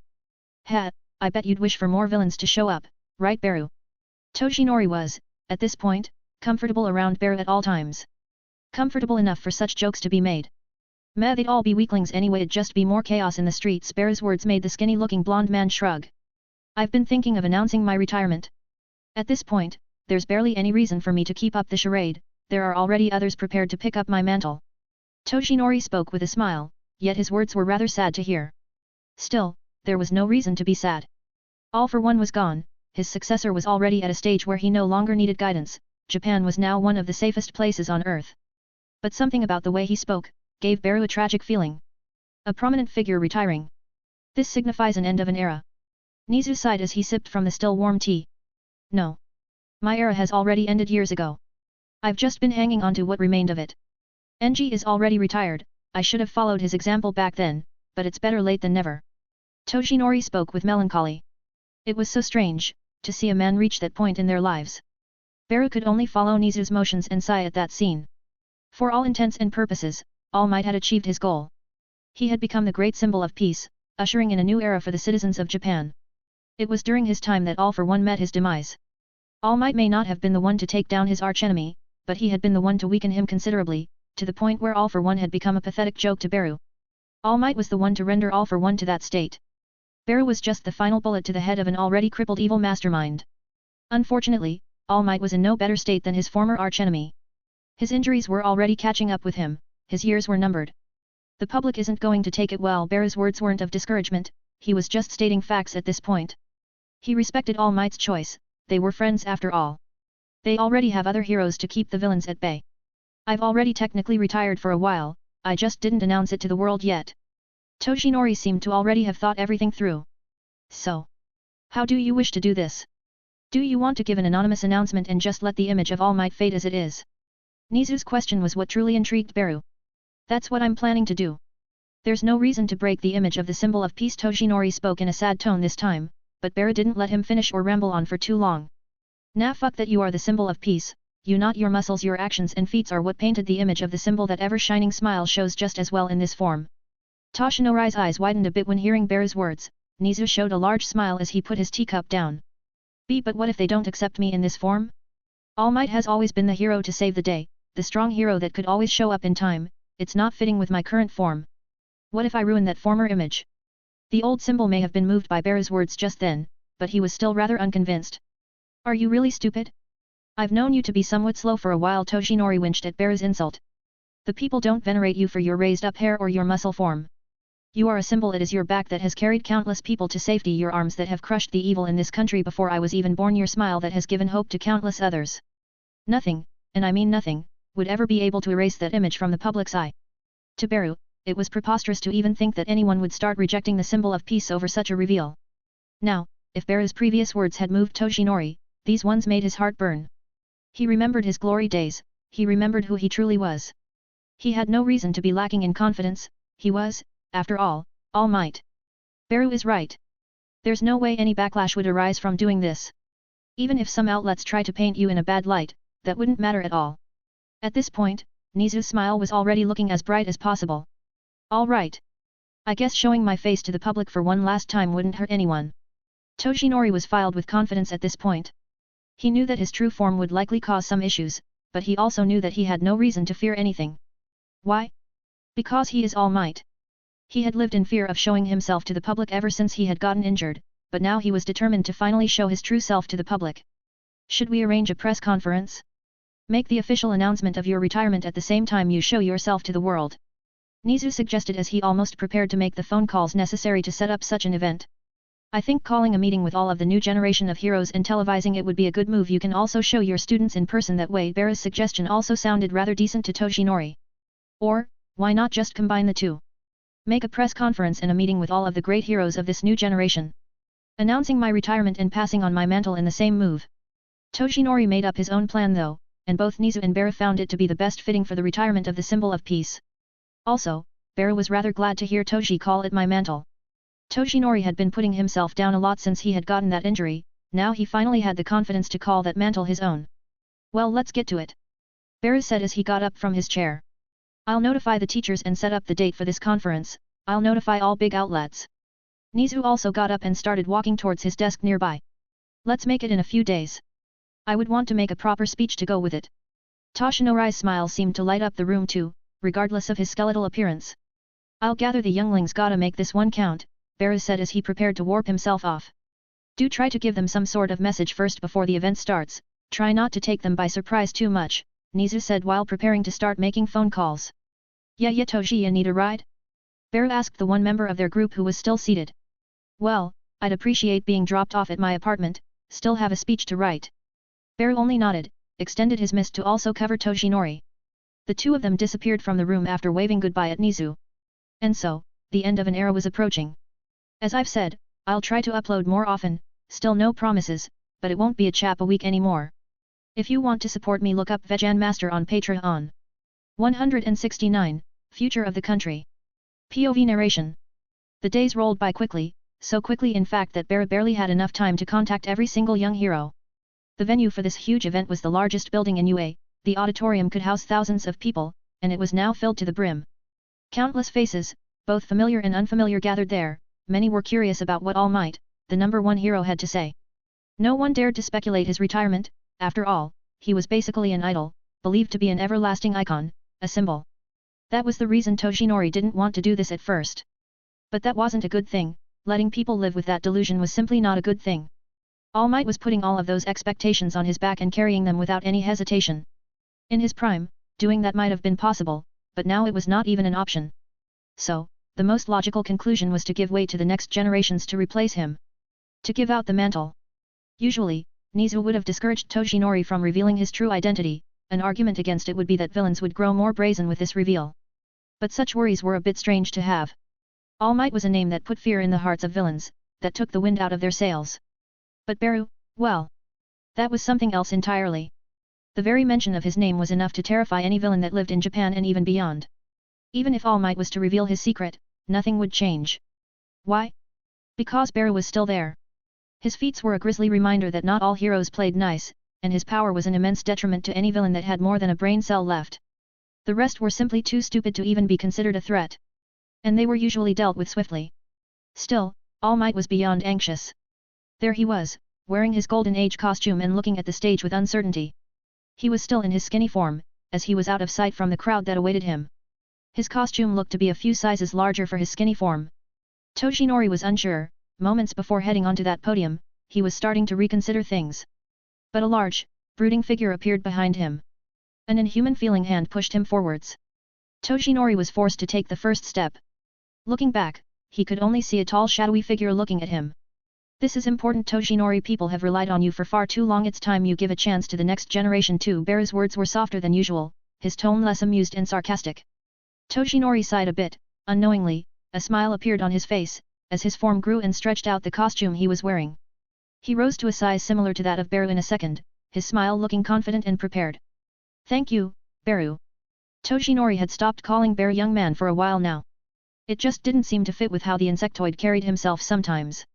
The NR.1 hero stepped onto the stage, the crowd was instantly filled with cheers and applause, many were already starting to take pictures. Many spoke of his costume, the Golden Age costume, it represented the era when All Might was most active, the era when the public's last worry was villains. The hero approached the podium with that same smile on his face. In the crowd, many of the students he had tutored were present. All of them, in fact. Beru didn't joke when saying he would invite the younger generation here, he literally invited every hero that graduated from UA in the last 3 years. The students were also present, as they were also part of the new generation. Everyone seemed to be rather excited to hear what All Might had to say. Was he formally announcing that he would become more active once again? The only person in the crowd without such delusions was Izuku, and the teachers, obviously. The green-haired young man looked at his mentor and teacher with both concern and expectation. Izuku hoped that his mentor would finally rest, that he would try and spend his last few years in relative peace without having to worry about the public. In a sense, he already knew what was happening. The embers of One for All were already running out inside All Might, Izuku could easily tell. It is a pleasure to see so many people gathered in one place. You all are a direct look at the promising future of our country. All Might said while looking directly at the crowd of young students and heroes. The reporters were quick to start writing what the symbol was saying. Praising the younger generation was a good start for what was to come. Thanks to all of the people that took some time off their day to come here too. He didn't let the reporters go unnoticed though, they were still people after all, and they were all fans of All Might. Like most people in the country. Now, you all may be wondering what brought the sudden need for such a large gathering. Aren't you? All Might's shining smile had already captivated everyone in the building, but it was time to skip the pleasantries. Today is a big day, for today is the day I formally announce. The hero took a pause as if letting the drums beat, countless hearts beat in anticipation for his upcoming announcement. My heroic retirement. He quickly raised his arms and did his usual strongman pose, his large arms flexing as his muscles seemed to almost rip through his hero costume. In an instant, the hall was filled with both shocked exclaims and panicked voices. The cameras flashed as the reporters finally realized that the news they were reporting on was a lot more important than they had initially expected. Izuku was the only one to heave a sigh of relief when hearing those words. It obviously went unnoticed by everyone, as they were too preoccupied with their questions. What spurred this sudden decision, All Might? One of the reporters at the front managed to recover quickly enough in order to ask the question on everyone's mind. Sudden? What might you be talking about, dear civilian? This has been a long time coming. All Might said as his smile seemed to look a bit amused now. It's obvious to everyone that I'm no longer as active as I once was, I am only growing older and older as the months go by. I simply see no reason to keep up the charade. All Might put his arms back on the stand in front of him and sighed a bit. Still, there are many heroes older than you that are still active. The one that spoke this time was one of the students at UA, yet another person that idolized the symbol of peace to no end. Not that many of them, and most only take up inactive roles like teaching and other things of that nature, which I will keep doing, by the way. All Might didn't quite seem to be shocked by the exclamations and questions he was getting, he had already rehearsed everything. Besides, there is another, even bigger reason as to why I'm retiring right now. There it was, the big reveal. Just how would the people that blindly idolized him take it though? If you want to support me, look up Vegan Master on Patreon. 170, Legacy. POV narration. What might that reason be? If you don't mind us asking. One of the younger heroes was the one to ask a question this time. It was none other than Bakugo or Dynamite, the current number 4 hero in Japan. He, much like every single one of his peers, wanted to one day surpass All Might. Hearing about the retirement of the symbol of peace was something that made every single person in Japan panic. Of course I don't mind, young man. All Might's smile shined at that question. As soon as he said that, his body started releasing steam and slowly deflating. Gasps could be heard as everyone got an eyeful of All Might's true form. This is also one of the reasons. Toshinorai's smile remained just as large, he had no reason to be ashamed, no reason to hide. Even with him gone from the hero scene, at least he knew that Japan was in good hands. What happened? Is this real? Can't be. Many questions filled the room, even more so than the moment when he had announced his retirement. Some people could somewhat understand All Might growing older and retiring, but this was something else entirely. This is real. All Might's blue eyes shined, even now, his smile managed to calm down the majority of the people in the room. There was no doubt about it, the man in front of them was All Might. His hair was there, his eyes and smile were warm and trustworthy enough to make everyone feel safe. His skinny form did nothing to hide his usual confidence and charm. I guess this is a bit of a shocker to everyone here, right? Izuku was petrified when seeing All Might revealing his greatest secret. But then it kicked in for him. He finally realized what was coming next. He's finally stepping down, officially passing on the mantle to us. The younger generation. Izuku wasn't the only one to come to that conclusion, even those that didn't know about All Might's secret previously could somewhat guess the symbol's intentions. Well, there's plenty of reasons for my retirement, my age is only one of them. All Might knew how difficult it would be for people to accept his true form. He had been a symbol ever since he had come back from America, his power, confidence, and spirit rose him to his current position. His great feats of heroism and strength were what remained burned into the minds of every citizen in the nation and beyond. Internationally considered the strongest hero alive in his prime, seeing him in his current state was what filled everyone with terror. But a stray thought did manage to calm them down. The camera feed turned around from the stage, the people at home had a clear view of the rest of the people present. The youngest, most promising heroes of Japan, Dynamite, Bakugo, Shoto, Red Riot, Kirishima, Alien Queen, Mina, Shapeshifter, Toga, Mind Wipe, Shinso, and many others. And, right in front of the stage, a tall and powerful looking insect man was sat down, looking at the stage with his large bug eyes. The people at home instantly recognized that person as Beru, the hero everyone considered to be number one right besides All Might. Their panic and fear were gone in that instant. Why? Well, there was no reason to worry, their future was looking rather bright. This is my true form currently. All Might's state still didn't make anyone feel reassured. Especially since he seemed to be somewhat affected by the strong reaction of the people inside the room. The symbol could only somewhat imagine how the people at home felt. What happened? Is this the reason for your lack of presence as of late? A reporter managed to get out through his shock. It's the accumulation of countless injuries throughout my career, nothing much to say about it. At this point, I have become much weaker due to them. Even though he was talking about being technically crippled, his smile was still present on his face. Eye injuries have affected his strength. Murmurs filled the room once again. Many came to a somber realization when seeing him now. The great symbol of peace was reduced to this state. Still, no one dared to look down on All Might, merely lamenting on his current state was the extent of their scrutiny. It was a stark contrast when compared to how All Might had envisioned the reactions to his reveal. He mentioned nothing of All for One. The public didn't need to know that one single villain had caused this, even if he happened to be the most powerful one. In Nizu's and All Might's perspectives, All for One was a name that was better off forgotten. No one needed to remember him as he didn't deserve to be remembered. Even Beru's fight with him was already mostly forgotten, as any mention of All for One was erased eventually. It was after attention on that fight turned cold. Indeed. It's no surprise, there are plenty of heroes that accumulate injuries within their careers. My quirk just happened to be the type to react a bit stronger to that. In the end, this was the story that All Might decided to go with. He showed his true face to the world, but there was no need for him to mention the full truth of his power and downfall. Every face in the room looked distraught at the news they were hearing, but being in denial from them and the wider public was simply impossible due to how Toshinori chose to address this. How a reporter was about to ask a question. But he was interrupted by a rather loud shout from the hot-headed hero, Dynamite. What's that shit? No way some random villains could injure you. Let alone weaken you to that extent. All Might sighed when seeing the energy of one of his star students. He had expected people to contest his explanations though. Indeed, yet there were plenty of powerful villains back then. There are plenty of them left now too. Though there aren't any stupid enough to act up. All Might's words caught everyone off guard once more. Bakugo was quickly shut up by his peers, as he was about to keep shouting at All Might.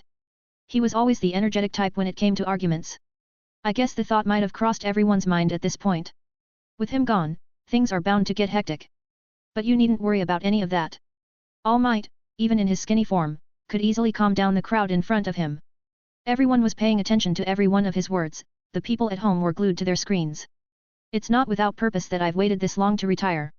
A single look at the people gathered in this room should be enough for most to understand.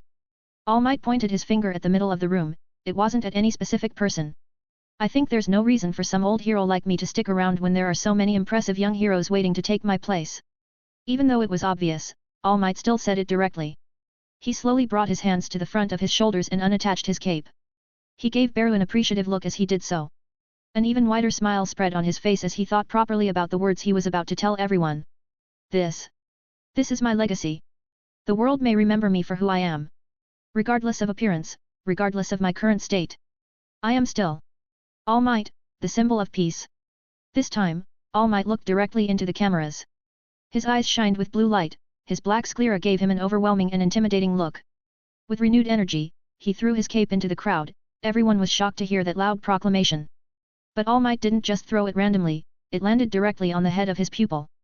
Izuku was petrified, he was beyond shocked as tears made their way to his eyes. Every person looking at All Might could feel their hearts pounding in their chests. Ooh. Fuck yeah. So manly. The crowd quickly erupted in cheers. No person remained unmoved after such a dedicated speech. The reporters had their eyes wide, as the story had just turned from a tragic one to something else entirely. It was the end of an era, but All Might made it clear. His name would never die. His legend would forever be remembered, as he had been the one and only symbol of peace. The students and former students also understood the meaning of this meeting properly. The only thought in their minds. We have big shoes to fill. That day, the symbol of peace didn't die. No, he rooted himself in the hearts and souls of every person. Who cared what he looked like now? Who cared if he wasn't as strong now? After all, he was and always will be All Might, the world's very first symbol of peace. If you want to support me, look up Vegan Master on Patreon. 171, Shaken World and News. POV narration. The news of All Might's retirement, as well as his reasons for retiring, quickly spread around the world. All Might may have been a Japanese hero, but he still had fans all over the world. Many contemplated on both All Might's state, as well as the words he decided to end his speech with. He had made it clear, through his words and gestures, that he was putting his trust in the younger generation. And in doing so, he sparked an entirely new era. Countless people that had no aspiration to become heroes in the past now were motivated to do so. Why? Well, because All Might made it clear to them. The future was in the hands of the heroes in the newer generations. In the past, All Might had already inspired countless young men and women to become heroes. Made every single child that saw him dream of one day becoming a hero too. But this time it was something else entirely. Everyone was aiming for one clear goal. To one day be able to call themselves the new symbol. The symbol of peace would remain a legendary title, one that only All Might was capable of holding. He was the very first person to become a pillar that held up their society, a powerful wall that stopped crime in Japan for decades. Therefore, one needed to show that he could do the same in order to call himself a new symbol. And the era already had a clear figurehead, something for people to seek to overcome. That was none other than Beru. Although he was also technically part of the younger generation, he came into the spotlight as a veteran hero with many years under his belt. He was also considered the strongest hero alive. He was already well into forging his own legend. He wasn't given the title of symbol, but he was by far the closest to that title. The only reason people didn't quite give Beru the NR.1 spot in the past was that All Might was still active. Now that he was officially retired, it made way for Beru to become the NR.1 hero. There was no doubt in anyone's mind that he was more than worthy of that title. But he didn't quite seem interested in holding the moniker of a symbol. Media attention was quite stirred in a different direction though, as All Might's pupil, Izoku, became a hot topic of discussion, with All Might having thrown his cape directly at the young man being what sparked the interest. People quickly started drawing lines and finding out more about the two.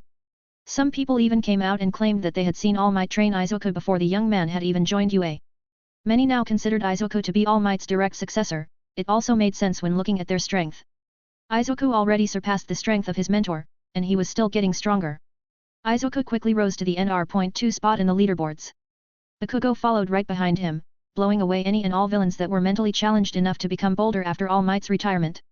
Well, they were all stupid enough to start acting brazenly right after All Might inspired an entire to become stronger heroes, so they weren't really that big of a threat. The more worrying villains were the ones that were still hiding in the rubble that was the Japanese underworld. The underworld itself was nowhere near as large and powerful as it used to be, but some capable villains were still roaming around, waiting for opportunities. Needless to say, the world wasn't going to be the same anymore. And villains were certainly not going to have as easy a time as before. Beru might have been perversely powerful and somewhat sadistic, but he had never outright sought out any groups of villains by himself. Taking toga to kill criminals doesn't count. Well, All Might's retirement had energized all of the heroes that were still working. No one had the time to whine and cry about the retirement of the symbol. They were all preoccupied with making him proud, and making sure that his trust in the younger generation wasn't misplaced. Currently, Beru wasn't wholly interested in the aftermath of All Might's reveal. He had plenty of other worries in his mind. One of them was the fact that Nemuri still seemed somewhat off to the insectoid. She acted normal for the first part, but Beru found her smile a bit forced on occasion. His insecurities quickly filled in the gap for him, making him think that maybe learning of his past was what caused her to change a bit. But he also was intelligent enough to not let his anxiety make decisions for him. He decided to not misunderstand and overthink things. Nemuri was an open person, she was going to tell him what was wrong eventually. Until then, he had no reason to worry about that. There were plenty of other things for him to overthink besides his relationships anyway. POV Beru. Damn, these days have been busy. Still, at least Toshi seems to have thrown a lot of weight off his chest. He kinda looks like an old man enjoying his retirement at this point. Well, he's still a teacher at UA, and will probably keep being a teacher until his condition worsens, but at least he's happy. I think he enjoys teaching teens about heroism. Although he's not exactly what I'd describe as a great teacher. Welp, he makes up for his lack of talent in the field with passion. Currently, I'm sitting down in the middle of the large crater that was once the center of Cairo. I've kinda put the investigation of this place on hold. Well, I just told Dawn to deal with it, but I do want to look at the site in person. It looks really weird. I've never seen a sinkhole that I've not created. I don't really care about people recognizing me, since I am currently just transformed into a random Japanese mobster. I've been looking through the debris for a while now, and it looks a bit surreal still. I guess I didn't think anyone in this world would be capable of such destruction besides me. Well, to be fair, it was a baby, and the baby did die in the process. The worst part is that keeping track of all young married couples and making sure they consume the cure on a regular basis is simply impossible. I'm starting to think that shit can only go downhill from here. At least Japan is somewhat safe. With that thought in mind, I just warped off back to Japan. I sat down on a random tall building and just undid my transformation.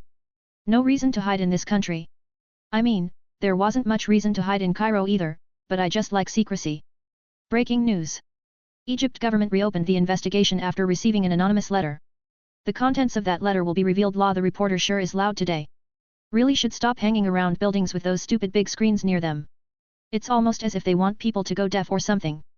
Wait. What the fuck did he just say? If you want to support me, look up Vegan Master on Patreon.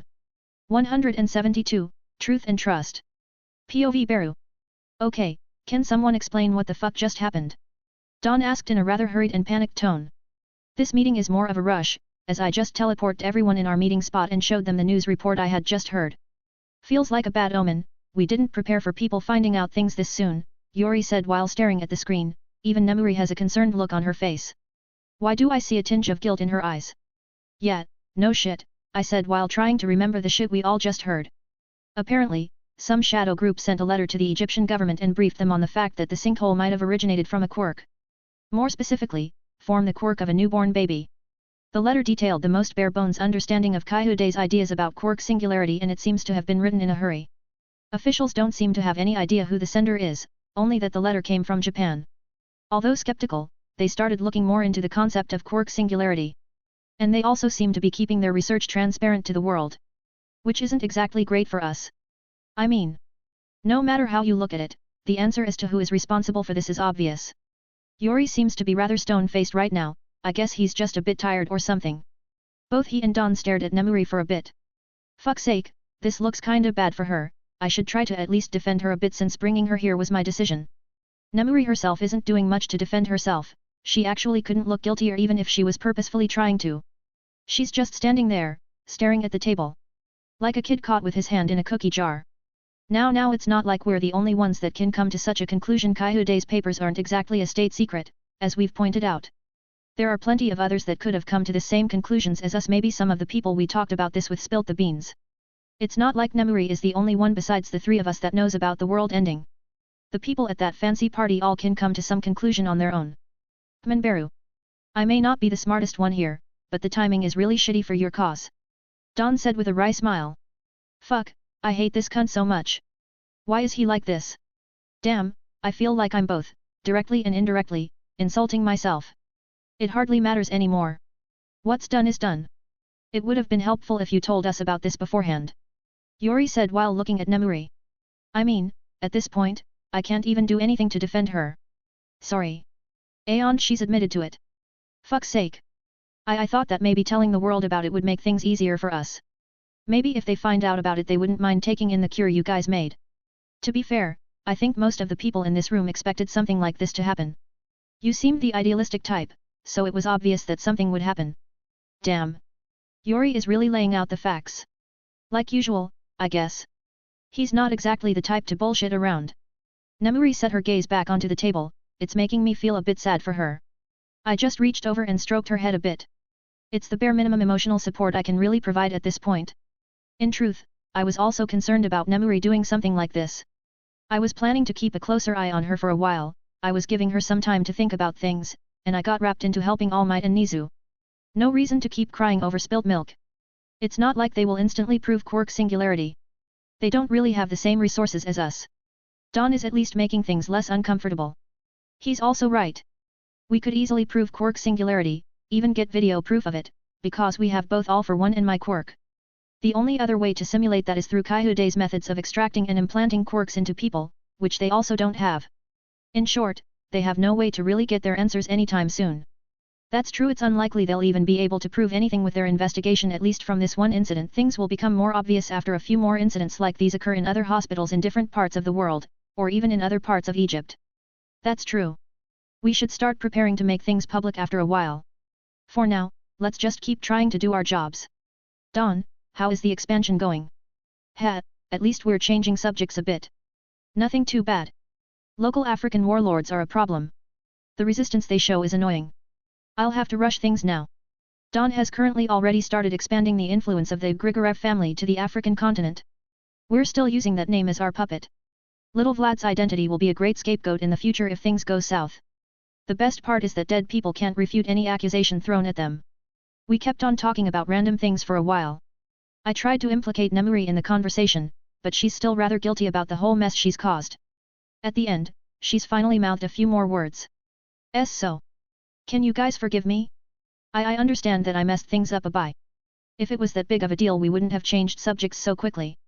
Damn, Yuri didn't even let her finish things. I guess it isn't that great a deal when you think about it. It would have been a lot worse if she did a huge press conference and announced our research to the world.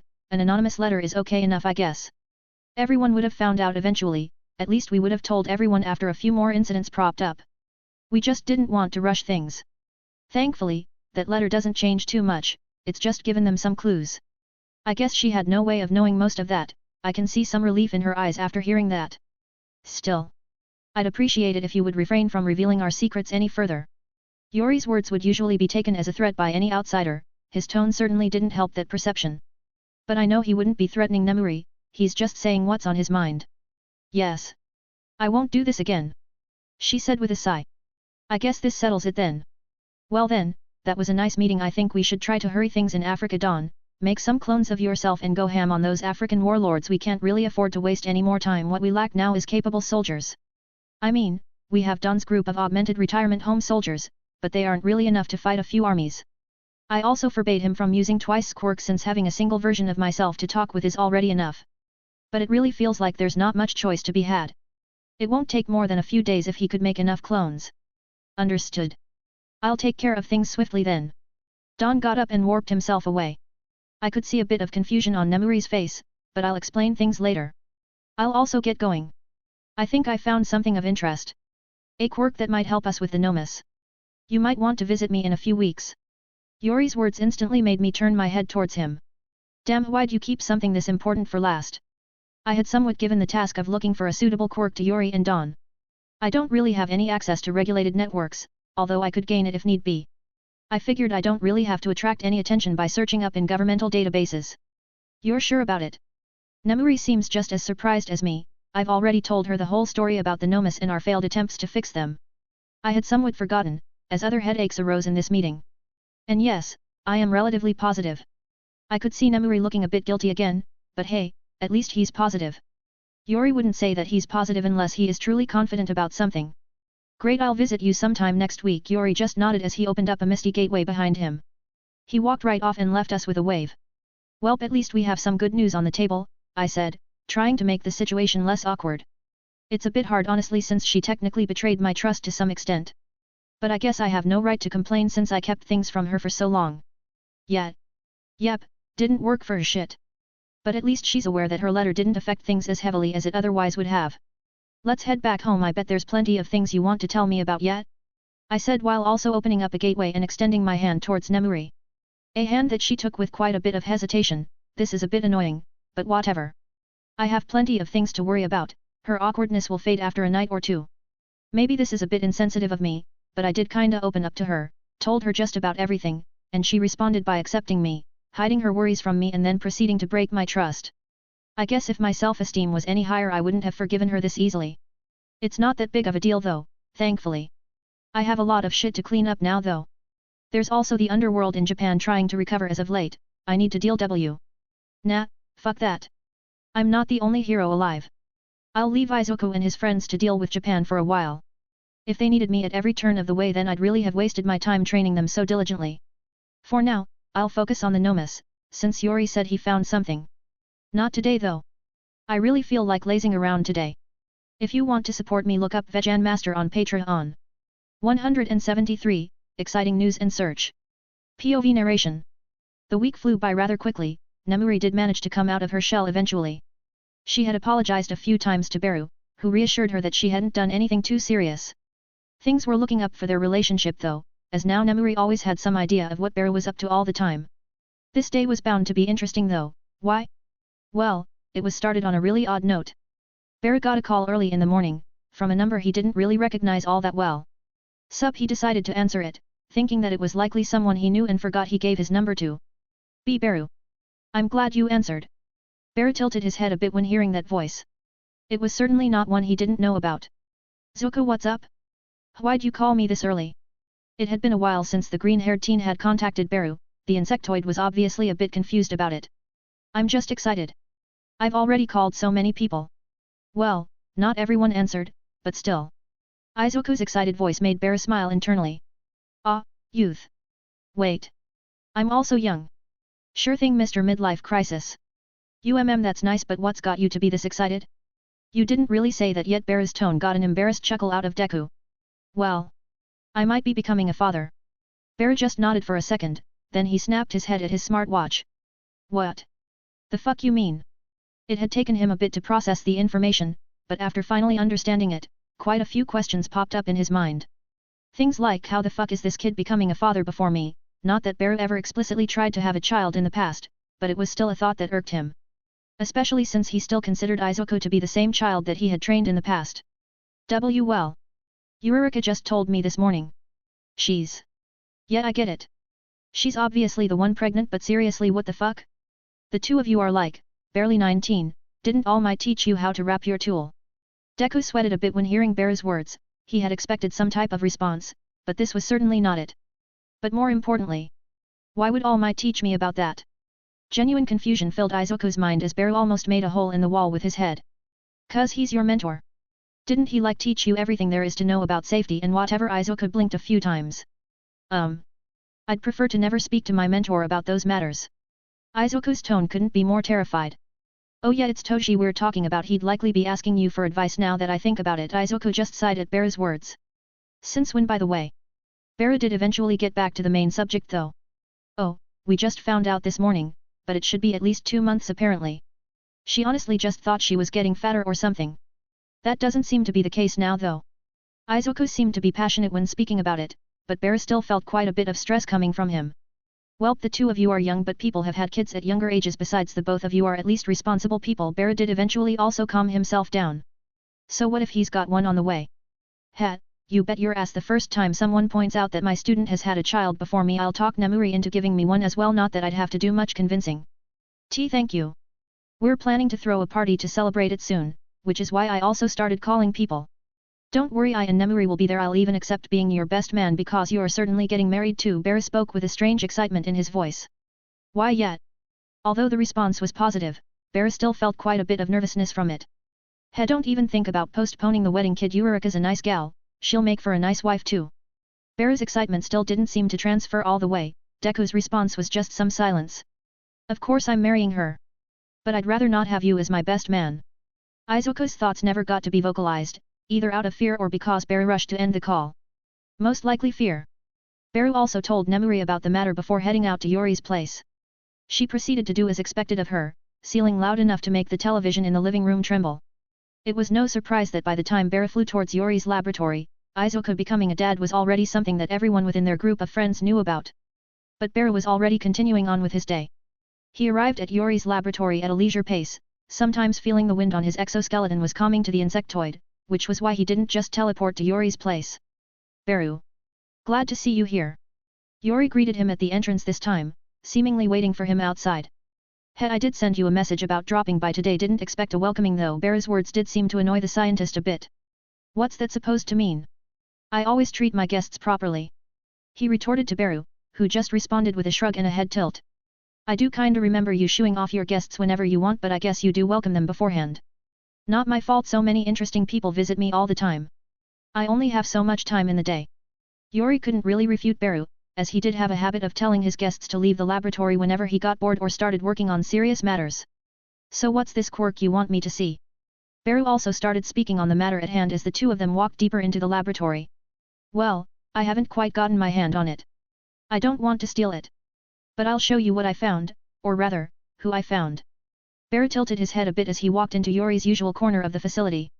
Well, the entire place was his, but he mainly used a small part of it personally.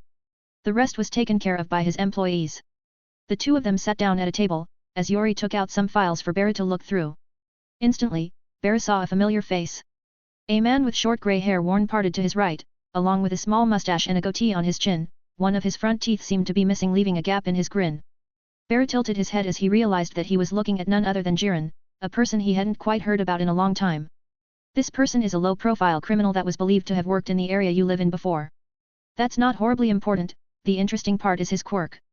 Beru wanted to say that he knew Jiren, but the insectoid graciously decided on allowing Yuri to finish explaining his idea before talking his ears off. His quirk, muddiness, is essentially capable of making a person forget the past 5 minutes of their lives. Not explicitly powerful nor impressive. But that's only when you have it by itself. Combined with other quirks, we could start experimenting on different combinations. Yuri said that they'd be experimenting, but he seemed rather confident in his speech, meaning that he was at least certain that the quirk would be helpful in some way. The point is to erase the past few years from the minds of the nomas, as we cannot truly repair their damaged minds. Making them forget is the next best thing. I get where you're coming from. I also know the guy he goes by Jiren on the streets, don't really know his whereabouts, but I can always find out. If I can't, then Don will certainly be able to. Beru didn't shoot down the idea of Jiren's quirk being useful. He hadn't thought about this solution since he hadn't really thought about Jiren in any way since their last meeting. If you know him, then that makes things easier. I'll leave actually finding his quirk up to you. I'm sure you can get it without much trouble. Yuri said with a smile. Yeah, it won't take that long, but I'm kinda skeptical on what it can achieve, but we can't really know without testing things, I guess. Yuri raised an eyebrow at Beru's distrust. Not to sound rude, but we don't exactly have much else to go off on. This either works, or we're back to the drawing board. But I do have a good feeling about it. Yuri's smile at least made Beru sigh. I guess I'll have to trust your guts on this one, Beru said as he got up and purplish mist started swallowing his body. Just like that, Beru was off to meet an old friend. Well, he was off to find him. If you want to support me, look up Vegan Master on Patreon. 174, Villain Alliance and Information Gathering. POV Beru. Finding them, I mean Jiren, isn't going to be that hard. I just have to go and ask around for a bit. I won't be using my actual identity since that would be retarded though, I'll just be random thug NR.251. I usually only keep somewhat decent looking thugs to transform into, but this one's special, let me tell you. He's got a nose bigger than my mandibles and his eyes seem larger than mine. This guy is also bald, strangely, even the top of his head is wrinkly. It's actually creepy when you put together the fact that this man's quirk wasn't even a mutation. I remember it being something stupid, like nail extension or something like that. I'll be walking around the hangout spots for villains. Most seem to be ignoring me or giving me odd glances. Being an unknown face isn't important in these parts, but being this ugly does attract some attention. Thankfully, attention is useful for what I'm currently doing. The backstreets are filled with 2-bit thieves and random small-time villains. No matter how much effort the young heroes put, it's simply impossible to deal with all of them. Criminals have and will always exist. It's simply how the world works. I decided to approach the most self-important looking group. They all seem to be wearing some type of fancy costume, they also aren't sitting around randomly, they seem to be heading in a certain direction. How are you doing, fellow villains? Yep, that is going to be my introduction. As always, I know exactly how to fit in. Who the fuck are you? POV narration. The group of villains that Beru had decided to approach wasn't exactly thrilled to see some ugly random thug approach them. But one of them still asked that question since something felt really off about the thug. Their group of 5 was currently heading for the Villain Alliance meeting. The Villain Alliance was an organization made to combat the rising heroes and bring about a new golden age for villainy. It consisted of all of the powerful villains still free in Japan. It was actually impressive that the leader of the alliance managed to bring so many people together. They didn't need to be swayed to join either, since the alliance was the only chance that the villain had at ever acting as brazenly as they used to. The question, who the fuck are you, sounded a bit aggressive, but there wasn't much hostility in the villain's tone. Just plain confusion. I'm Daffy. A villain that debuted some time ago, not really all that much to say about me. Beru's response didn't do much to alleviate anyone's confusion or curiosity. That. Okay? We're the Breakneck Brothers. We're a bit less known too. One of the people in the group decided to respond in the end. Beru almost burst out laughing when hearing how stupid their name was, but he had just called himself Daffy, so he had no actual right to call them out. I've kind of been looking around aimlessly for a while. I'm looking for a certain someone. Beru began explaining to them how Jiren looked. The villain stood there for a bit. Well, we're glad you're looking for someone. But that doesn't mean anything to us. Another man spoke up this time. His tone was a bit more forceful, seemingly wanting to break away from speaking with the ugly villain that had approached them. The group seemed to agree with him, as they all turned around and prepared to leave. There wasn't really anything to gain by speaking to Beru/Daffy, who they now deemed to be some kind of nutjob. I'll pay you for any information about him. As soon as Beru said that, they all turned around in unison. Now that's better. So you want to know of Jiren's whereabouts, hey? Beru smiled internally when hearing that. He hadn't mentioned Jiren's name even once, which meant that the 5 baboons in front of him knew something. Yep, I'll give you 5 million yen now, the rest after you tell me we've got a deal. Beru extended his hand, and the leader of the 5 shook it. Great! Follow me. Bear gestured for them to follow him somewhere further into a poorly lit alleyway. The 5 of them were instantly skeptical, but they didn't feel threatened, as there was 5 of them and only one of Daffy. The alleyway was also not large enough for any group to be waiting in ambush, so they weren't worried at all. Bear reached his hand into a trash bin and pulled a perfectly intact suitcase out of a hidden portal. The 5 of them seemed somewhat stupefied as to where the man in front of them decided to hide his money. They were starting to question whether or not the thug that had approached them was mentally sound. The leader took the suitcase and opened it up. He was rather pleased to see the perfectly intact banknotes in it. Great! All right! The entire gang seemed to be ecstatic about the money they were gaining without any effort. Jiren has moved out of the country quite a while back. I remember seeing him last year. He said something about going to start a new business in China. I don't exactly know the city he's in, but I'd check the ones with the most active underworlds since that's where business thrives. The small-time gang leader did actually provide Beru with useful intel, much to the insectoid's shock. He had expected the leader to do something stupid, like trying to steal more money from Daffy without telling him anything. But this was actually exactly what he was looking for. Beru had expected to have to lure in even more people in the alleyway if he wanted to get some proper intel, but his task was already done.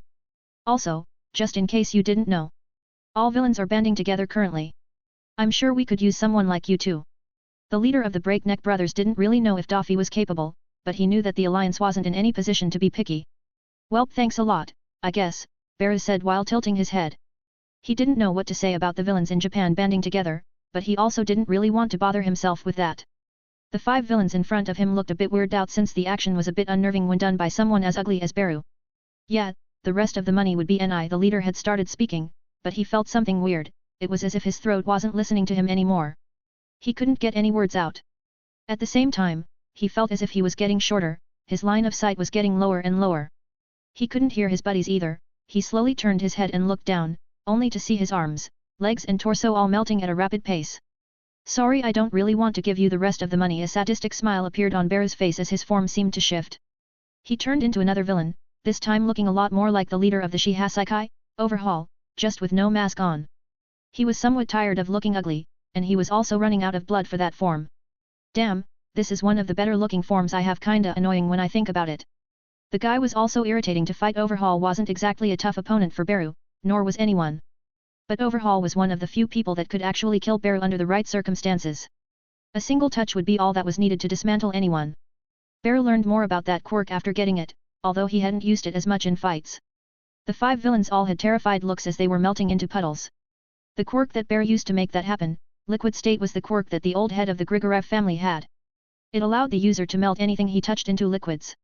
There was no heat involved, but the people who turned to liquid wouldn't be alive after their brains were also liquefied. They were unable to voice any pain, as Beru started melting their vocal cords first. It wasn't exactly hard to touch them, since Beru could move faster than their eyes could follow. This one was also a frightening quirk. Beru only got it out of habit, but it was one of the more grim quirks he had ever gotten. Beru opened up a misty portal underneath the money-filled suitcase and sent it back to the bank vault he had borrowed it from. Then he walked out of that alleyway with a smile on his face, not really caring for the looks he was gaining. Behind him was a large strangely colored puddle, as all 5 villains turned to liquid and unintentionally merged. Not that they were alive anymore or anything of the sort. Beru left that part of town rather quickly, not really stopping to say hi to anyone. I guess I'll leave finding Jiren in China to Don since he's the one with the information networks there. Beru shed his disguise and teleported away after leaving the shadier parts of town. I'm finally done with my exams, also managed to pass them all. I don't know how.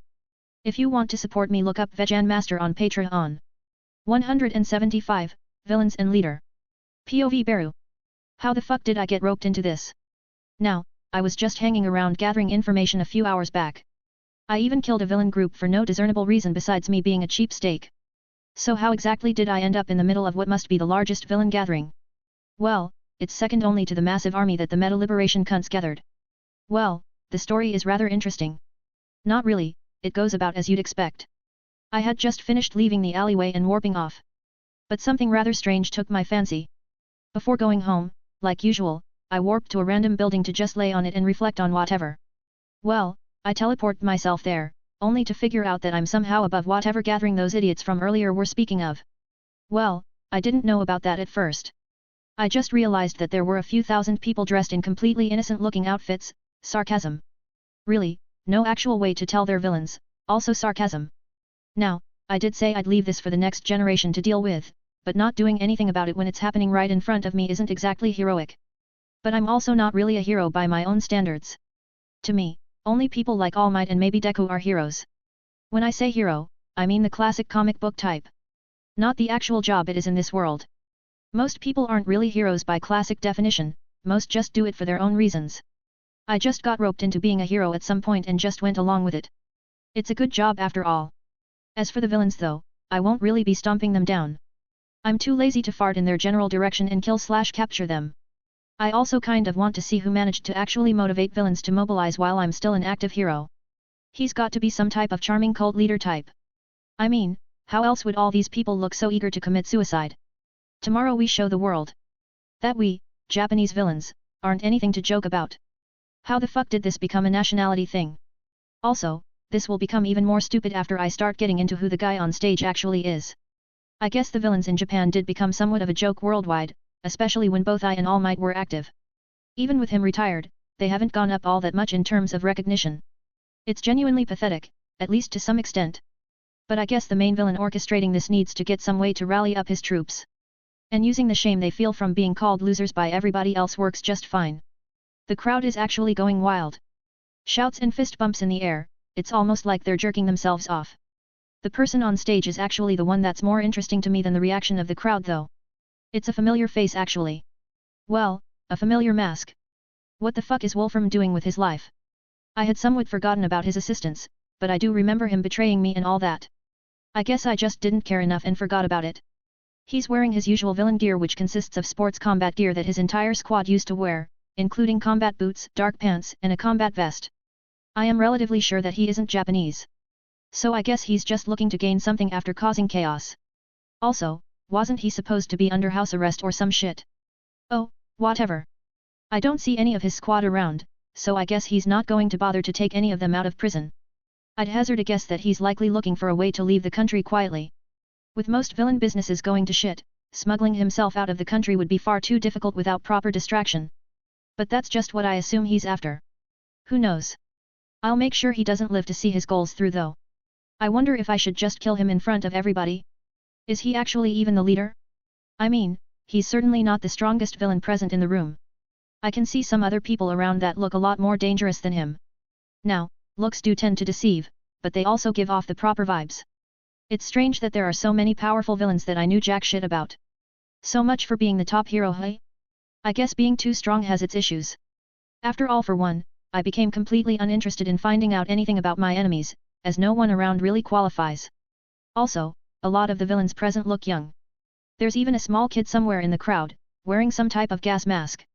Being young means being less experienced, which is nice. But it also usually means having stronger quirks. As most of you probably know, there's only one obstacle in our path. Wolfram clapped his hands together and smiled. One of the people behind Wolfgram extended his arm and pointed his palm forward. A light formed in front of him, it took the shape of a holographic image of me. I must say, they really picked a good photo to show, not that there are any bad photos of me out there. Beru, the Ant King. Seeing the reactions of some of the villains around is rather funny. The younger villains don't seem all that bothered, but the older ones probably know me a lot better. Some actually almost pulled back when the image appeared. The current NR.1 hero in Japan, also called the strongest hero alive by the media, both nationally and internationally revered for his absurd strength and heroic acts. Damn, for someone that's supposed to be my enemy, he's sure jerking me off quite a bit. I can see that some of the people in the crowd also have this same opinion. They are shooting him odd looks, but he didn't let them glare at him for long.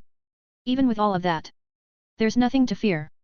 Wolfram's smile became really large as he scanned the crowd with his eyes. We have the perfect solution to killing him.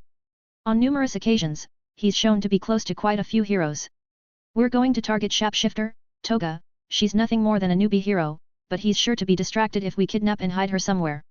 Damn, did they really choose Toga? I don't think she's in much danger. But I'd better take some time to look after her tomorrow. We'll be forcing him to stand by and watch as the younger heroes get crushed. Oh, so that's the plan. Well, that's a bit retarded. But I guess I'll humor them a bit. I did say they are relatively strong, but I'm pretty sure an enraged Bakugo would blow all of them to smithereens in an instant. I want to see how exactly they plan to defeat the younger heroes. That doesn't mean I'll let them touch Toga though, I'll take care of that personally. As for the plan of kidnapping Sha Wolfram surely already has a plan, but I should intervene. I can do that, I said with a calm smile.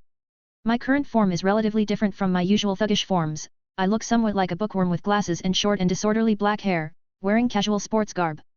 Wolfram instantly looked pissed that I interrupted him. But I didn't allow him to start bitching. I huffed out and spread a blackish mist everywhere in the room.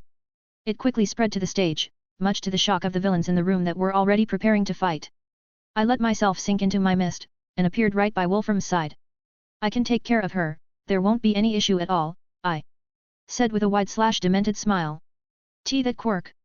I think some of the people in the crowd recognize this ability. Yab. It's one of them rare teleporting quirks. It's rather useful for capturing people. Can't really raise my mist off the ground though. That's a bunch of bullshit, but they seem to be buying it. So I can't really complain. We'll still have to cooperate, at least to give you the location and some teammates to work with.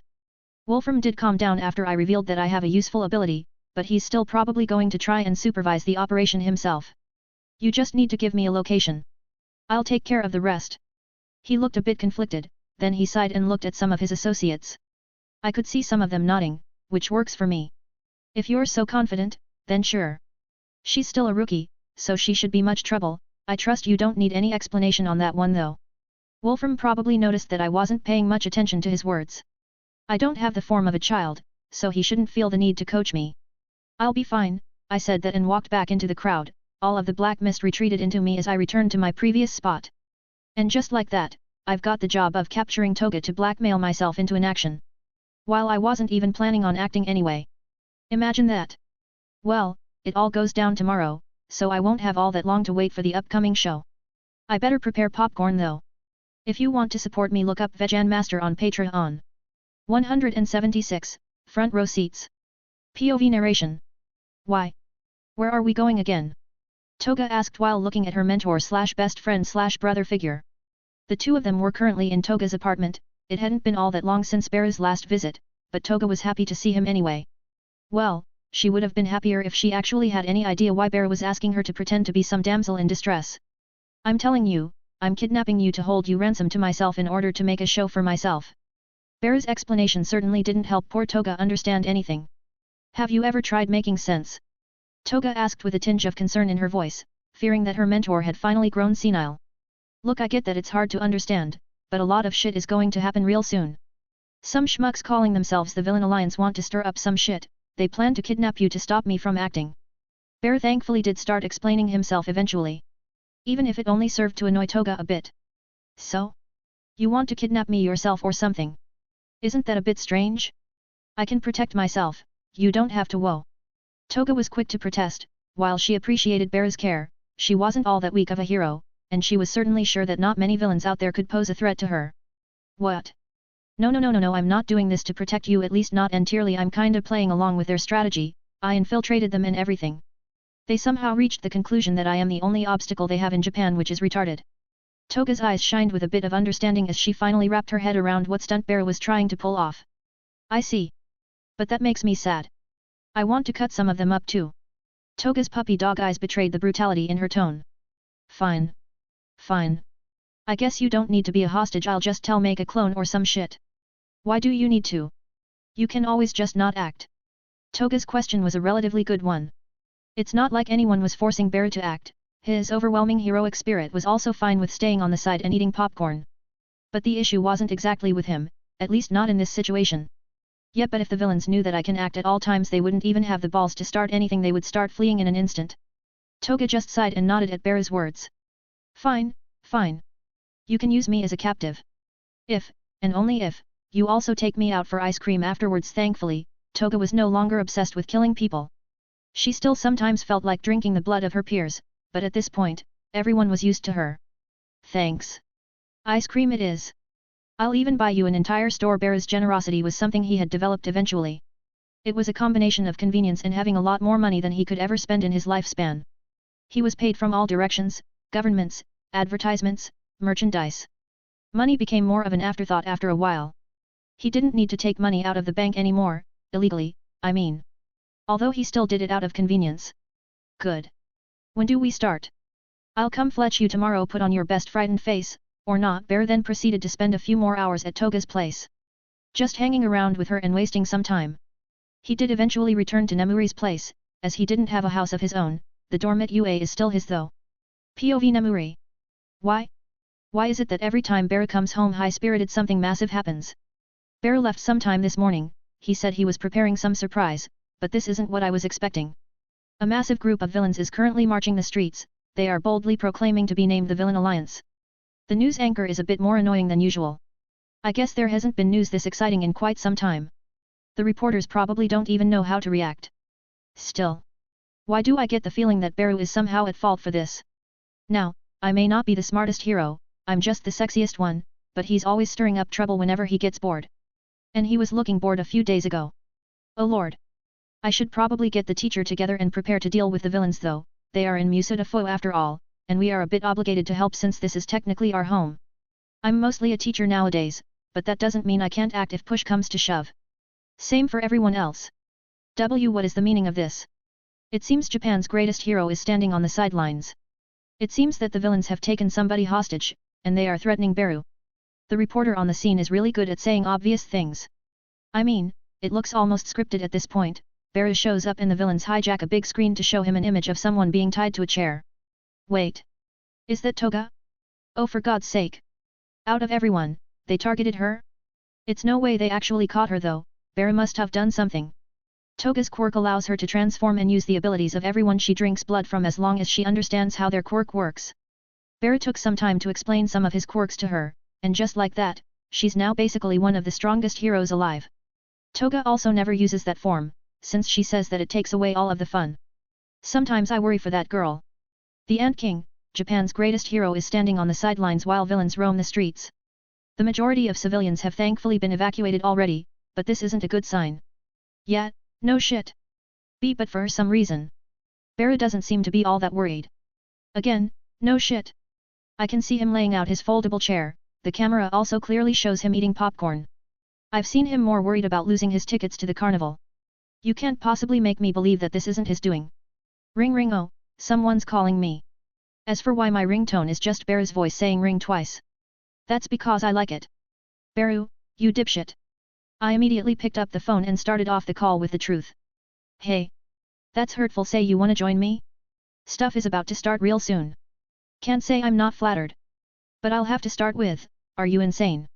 You're no funkman. You know they were going to act anyway. If I just stop them myself then I'll just be some other symbol. That's not my job, and that's not who I want to be. Well. He does have a habit of running from responsibility, he's already struggling with plenty of stuff, being a symbol might not be at the top of his list currently. I guess. I need the villains to see that I'm not exactly the only thing in the world they need to fear. Oh. I guess that makes sense. I get that. How did you convince Toga to play along though? Well, I used my natural charisma and amazing persuasion skill. For fuck's sake, it was ice cream, wasn't it? It was ice cream, wasn't it? Yeah. Just so you know, you're sleeping on a couch for a few days because of this. Okay. Good, take care, I'll just keep going on with my day since nothing all that serious is happening. I'm really not feeling up to it. I'll take part in some of Beru's other pranks or scams at some other time. Berbay. Ha. I really think I'm going to go mad because of him at some point. If you want to support me, look up Vegan Master on Patreon. 177, Uprising and Crushing Arrival. POV Beru. I must say, it's a bit of a shame that Nemuri didn't feel like watching all of this with me. I obviously took care of warping away all civilians from this part of the city, even if around 5,000 villains are roaming the streets, they won't be able to harm anyone as there is simply nobody to harm. I also took care to prepare refreshments for myself, things like my favorite orange juice, popcorn, and even some chips. I'll also teleport Toga to me after all hell breaks loose, no reason to keep up the charade when it's too late for the villains to retreat. She ended up accepting to act as a captive, but she still wants to see some action too. I am truly ready to witness whatever the hell is going to happen next. I'm sure the heroes aren't going to take long before appearing here. POV narration. While Beru was laying down and enjoying himself, the villains were also rather ecstatic. Well, most of the goons were excited, the ones with a bit more perception did manage to notice the distinct lack of civilians nearby. They all immediately became somewhat skeptical, but it wasn't really enough to stop the entire movement. After all, the entire day had started in a great way for them. The warping villain had managed to capture Toga seemingly with ease, he had done so with absolutely none of their help either. Wolfram and the other leading villains didn't quite like how the teleporting villain operated, but they could still work with him, which was plenty. The leading villains were figures that had gone somewhat underground for a long time. Either that or members of a new and more powerful generation of villains. They all had powerful quirks. Wolfram was picked as the leader since he had experience leading others, but he wasn't the strongest in the group. Young and with a lot of power. Many of these new and powerful villains had gone uncontested since they appeared. Some managed to even take on heroes on occasion. But that only made them more arrogant. They truly believed that Beru was their only obstacle. Wolfram was one of the very few people that didn't believe that. He, much like Beru had assumed, was looking to start some shit. To stir up some trouble in order to gain something. Specifically, he was looking for a certain piece of tech, one that could very well help him escape Japan and maybe even take on the rest of the heroes. He had his goals, and his own motivations to join the villain alliance. The majority of genuinely dangerous villains were the same. As for the rest though, well, one thing's for sure. Their arrogance was about to become their downfall. As the villains marched the street, they were met with no actual resistance. They started smashing windows, looting stores, and doing whatever they pleased. But that didn't happen for long. Some of the villains with more enhanced hearing could now start to feel some faint explosions, as a random passenger plane seemed to be flying above them. The explosions soon got stronger, as the villains could now all hear those explosions. I guess he's arrived first, hey. Bear looked up as he sipped from his orange juice glass. He was using one of them fancy swirly straws. Looking at the sky, one could see brief flashes of light coming from the clouds. Then, one of the clouds was instantly parted, as a great explosion blew it away in an instant, sending the first responding hero towards the ground at breakneck speeds. Damned extras! Was all that the villains near his landing spot heard before they were blown away by an even bigger explosion that the hero released on his landing. The explosion shook the entire district, sending all of the villains that were unprepared flying and ruining random buildings. There was no holding back on property damage when in a battle of that size. This is supposed to be my fucking vacation, you cunts! Dynamite shouted at the top of his lungs as his anger seemed to scare the villains by itself. He wasn't even wearing his hero costume, only wearing the gauntlets that he always carried with him in case of emergencies. It's Dynamite. One of the villains that had been pushed away spoke in a shaky tone. So what? He's only one man, he just took us by surprise a bit. One of the other villains spoke in a more confident tone. Their confidence wasn't shaken all that much, the majority of villains failing to notice in the chaos, that Bakugo's entrance had already taken out well over 500 villains and had injured a lot more. As expected of the number 3 hero. One of the more powerful villains spoke as he walked out of the slowly recovering crowd of villains. He had long black hair and eyes, his shirt had a collar that covered over half of his face, his sleeves were also twice as long as his hands. He was also wearing a pair of blue shorts, exposing his high heels. His sense of fashion might have been strange, but his expression certainly didn't fail to show just how little fear he had of the NR.3 hero. Bakugo growled as that villain walked out of the crowd. More did so after him, but the other powerful villains still chose to stand back and watch. Finally, this show's on the road. Beru looked at the scene with childlike joy, as he hopped from collapsing building to collapsing building. He was actually forced to teleport his chair and refreshments away. Bakugo's explosion had really done a lot of damage, he had basically turned the villains into human-sized shrapnel and ruined a lot of buildings. Shut it, you random bastard! Who the F? Bakugo was quickly cut off as an exposed pipe near him seemed to snap, the water smashed into him at great speeds as the long-haired villain held his hand forward. Water control, hey! They likely think this is a good counter for Bakugo. Fair point, it might be. If he didn't train with me anyway, Beru pondered as he finally found some stable building to perch himself on. The water completely covered Bakugo, as the villains cheered their peers. The long-haired man didn't really look moved by the praises he was receiving from the people around him though. He was completely concentrated on his target, as Bakugo's body became completely engulfed in swirling water, his figure couldn't even be seen in the muddy and constantly moving water column that the villain had created. Shit! The villain said as he noticed a light appear in the middle of his controlled water. The light got stronger and stronger. The other villains also noticed it eventually. Then, it happened. Boom! A powerful explosion blew away all of the water, steam filled their surroundings as the heat from Bakugo's explosion evaporated all of the water around him. The young hero gasped for breath as he looked at the villain in front of him with hate. You'll pay for that, you little shit! Bakugo immediately propelled himself towards the villains. The water-controlling villain quickly formed a wall of water in an attempt to slow him down, but Bakugo didn't even seem to register it as he blew straight through it. On the other side, the crowd was already waiting for him. All of the villains rushed him at once. Bakugo was forced to release powerful explosion after another, but he was quickly swarmed. Damned extras! He was being suppressed. The villains thought that the water was going to completely invalidate Dynamite, but their plan hadn't really worked in that regard. Now they needed to actually put a lot of effort into taking him down. Bakugo, although barely 19, was still a highly trained pro hero, with quite a lot of experience under his belt. His quirk is also powerful enough to compete with the likes of Shoto and Deku. The water-controlling villain was constantly suppressing him, keeping him from completely decimating the villains that were swarming in. The long-haired villain was about to send another stream of water towards Dynamite. That was when he finally felt something strange. Looking down, he could see that all of the water he was controlling had turned to ice. Suddenly, a glacier engulfed hundreds of villains, and flames erupted that burned through scores of them with ease. At the center of it all stood a young man with heterochromatic hair. He looked at the situation calmly as his quirk damaged the villains that even dared to get close to him. "Took your goddamn time, you half-and-half bastard," Bakugo complained as he finally started releasing stronger explosions. The villains, at this point, were losing their steam. Bakugo alone was tiring to fight, but now another hero came along.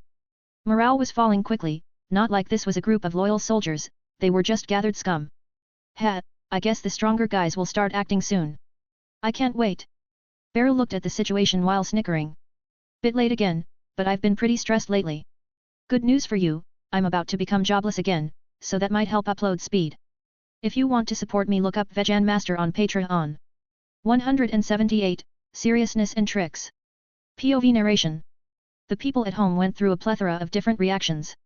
First, the unbridled fear that they felt when they saw that Beru was forced to stand by.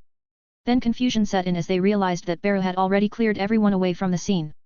The villains had no way of knowing it was Beru, but he had warped everyone away the second the first villain had stepped into the streets. The media managed to catch on after a few witnesses said that they were swallowed up by black mist and woke up at the other end of the city. It made the public calm down to some extent. Even if Beru can't touch the villains, he is still protecting us. To them, Beru was an honorable individual and the perfect role model. So you can only guess how baffled they felt when the cameras filmed him taking out refreshments and simply laying down to watch the villains below him. The news anchor didn't even know how to explain the situation properly. The only reason the news helicopter wasn't shot down by the villains was that Beru kept sneakily warping off projectiles that the villains were throwing towards it. The situation took a turn with Bakugo's destructive entrance. With no possible civilian casualties in sight, Dynamite was able to let loose in a way that not many had seen before. His very entrance was made with his signature move, Hotwiser Impact. As he decimated scores of villains with ease. The water-controlling villain did manage to scare some people tough. He had managed to suppress Bakugo to some extent, as the rest of the villains rushed in to further annoy the hero. The civilians did relax once more upon seeing Shoto, the one hero that was best suited for this type of fight. His quirk was extremely versatile and a very good fit when fighting several opponents at once. In this case, he was taking on an entire army alongside Bakugo whilst waiting for more heroes to mobilize.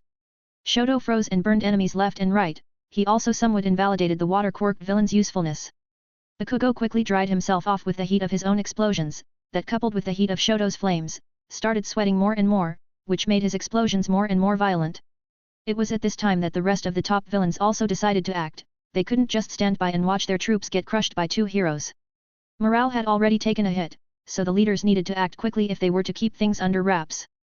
Well, not all of them cared. Wolfram used that chance to simply leave and start heading in the completely opposite direction. No one stopped him, as they all were too occupied with fighting heroes. In fact, some even followed him. All of their attention should be focused on the villain attack. They won't have the time to stop me at all. Wolfram's plan was coming together nicely. He started heading towards a certain, more advanced part of the town with a small squad of villains. The rest of the top brass of the Villain Association did notice Wolfram's departure, but they neither cared enough to do something about it nor did they want to.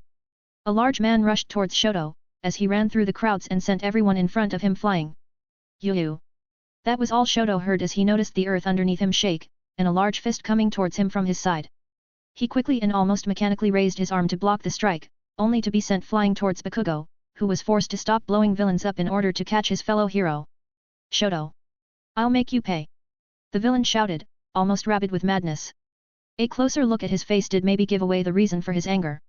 His face was burned and scarred greatly. Circumstances told Beru that Shoto was definitely the one to deal that damage to the villain's face. "Who the fuck is that? Half-and-half bastard, do you know this guy or something?" Bakugo asked as Shoto slowly got up and looked forwards with a blank face. "No idea." Looking closely at Shoto, one could easily notice that his arm was almost broken. His arm guard was the only thing that kept his arm from breaking and it took an evident bend from stopping that hit. "How dare you!" The villain was quickly engulfed in a wall of ice, as Shoto fully displayed the power of his quirk. Bakugo scoffed as he kept pushing away the villains that approached him and Shoto. However, it seemed that Shoto's ice wasn't enough to contain that man. The glacier covering him started violently shaking, filling with cracks and shattering almost instantly. Hey! You'd think that his punch would do more damage. Bakugo said as he looked at the scene with an unusually serious look. How the fuck is your arm not broken? Asked Bakugo with a confused face. I think Beru had something to do with that. I felt a strange force pull me backwards just as that guy took me by surprise and punched me. Both Bakugo and Shoto looked in the direction of the insectoid hero, who had found another resting place and settled down appropriately. I knew this was goddamn sketchy. No way these extras could do anything against Beru. And them catching Toga is also rather hard to believe. Bakugo said as he regretted interrupting his vacation for this villain attack. To be fair, if you think about it, Beru would have already ruined the city if they had actually kidnapped Toga. So maybe it's better this way. Shoto said while sighing and covering the powerful villain in another layer of ice. Petty tricks. The burned villain shouted as he flexed his arms and broke all of the ice around him. It was my mistake to go easy on you at first. I almost lost just like that, but you won't get a chance like that again. Shoto then put both of his hands forward as his body released both heat and cold. Bakugo snorted as he rushed the crowd again. This time, his target was an obvious one. He propelled himself towards the water-controlling villain that had suppressed him previously. Using his speed, dynamite spun in the air as he used his explosions to gain more and more momentum. In an instant, he was already onto the panicked long-haired villain. He brought his leg down with all of his momentum. His heel passed by right in front of the man's face, as he cowered backwards, thinking that maybe he had managed to dodge the attack. But he wasn't even close. Bakugo's leg cracked the pavement, as it turned into a dangerous-looking orange color. The villains around didn't even get the chance to cover their eyes as another large explosion engulfed them. Bakugo got up, as the smoke around him cleared. With an annoyed huff, he looked around the field. Shoto's enemy, the powerful and intimidating large man, was already done. His body was half charred and half frostbitten. A terrified expression was evident on the man's badly burnt face. Shoto stood in front of him menacingly as the raging temperatures around his body made it hard for any villain to come too close. This feels like a joke. I guess we shouldn't have expected a lot from the villain. Bakugo was forced to stop speaking as he rolled to the side. In that instant, in his previous position appeared a black orb. It had a powerful pulling force that Bakugo barely resisted by blasting himself away. What the fuck?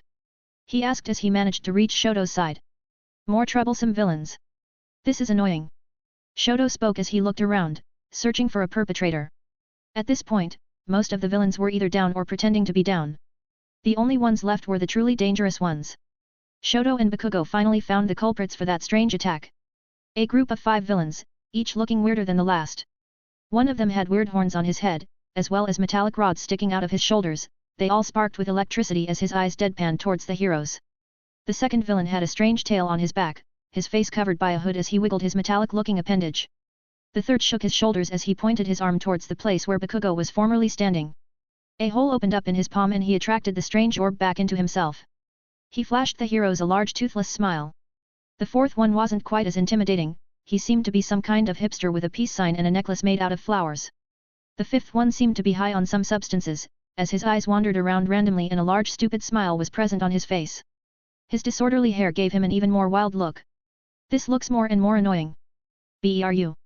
Bakugo shouted as he was starting to grow tired. What? Beru shouted back as he raised his head a bit. The 5 villains also turned to look towards him. Can you get off your ass and actually do something? Bakugo's question was a good one. The people at home also felt like asking the same question. While watching Bakugo and Shoto steamroll villains with ease was entertaining, many could also tell that the two were somewhat reaching their limits. Can't what if they harm poor Toga? Beru's words ticked Bakugo off even more, as Toga also popped her head up from a nearby chair. The fuck do you mean? There's barely any of them left? And Toga's right besides you. The 5 villains sweated as they listened to the argument with confusion. Are we supposed to attack them now? Asked the tailed villain. That seems rude, let's wait for them to finish. The hipster responded with a shrug. I also want a good fight before going to jail. The horned one said while smiling. Yeah, that would be nice. The villain with holes in his palms spoke while yawning. Each member of the top brass had their own reasons for forming such an organization. Some were thrill seekers, some had nothing to do with their lives, some simply wanted violence. The large villain that Shoto fought wanted revenge, the water-quirked villain wanted to cause some chaos.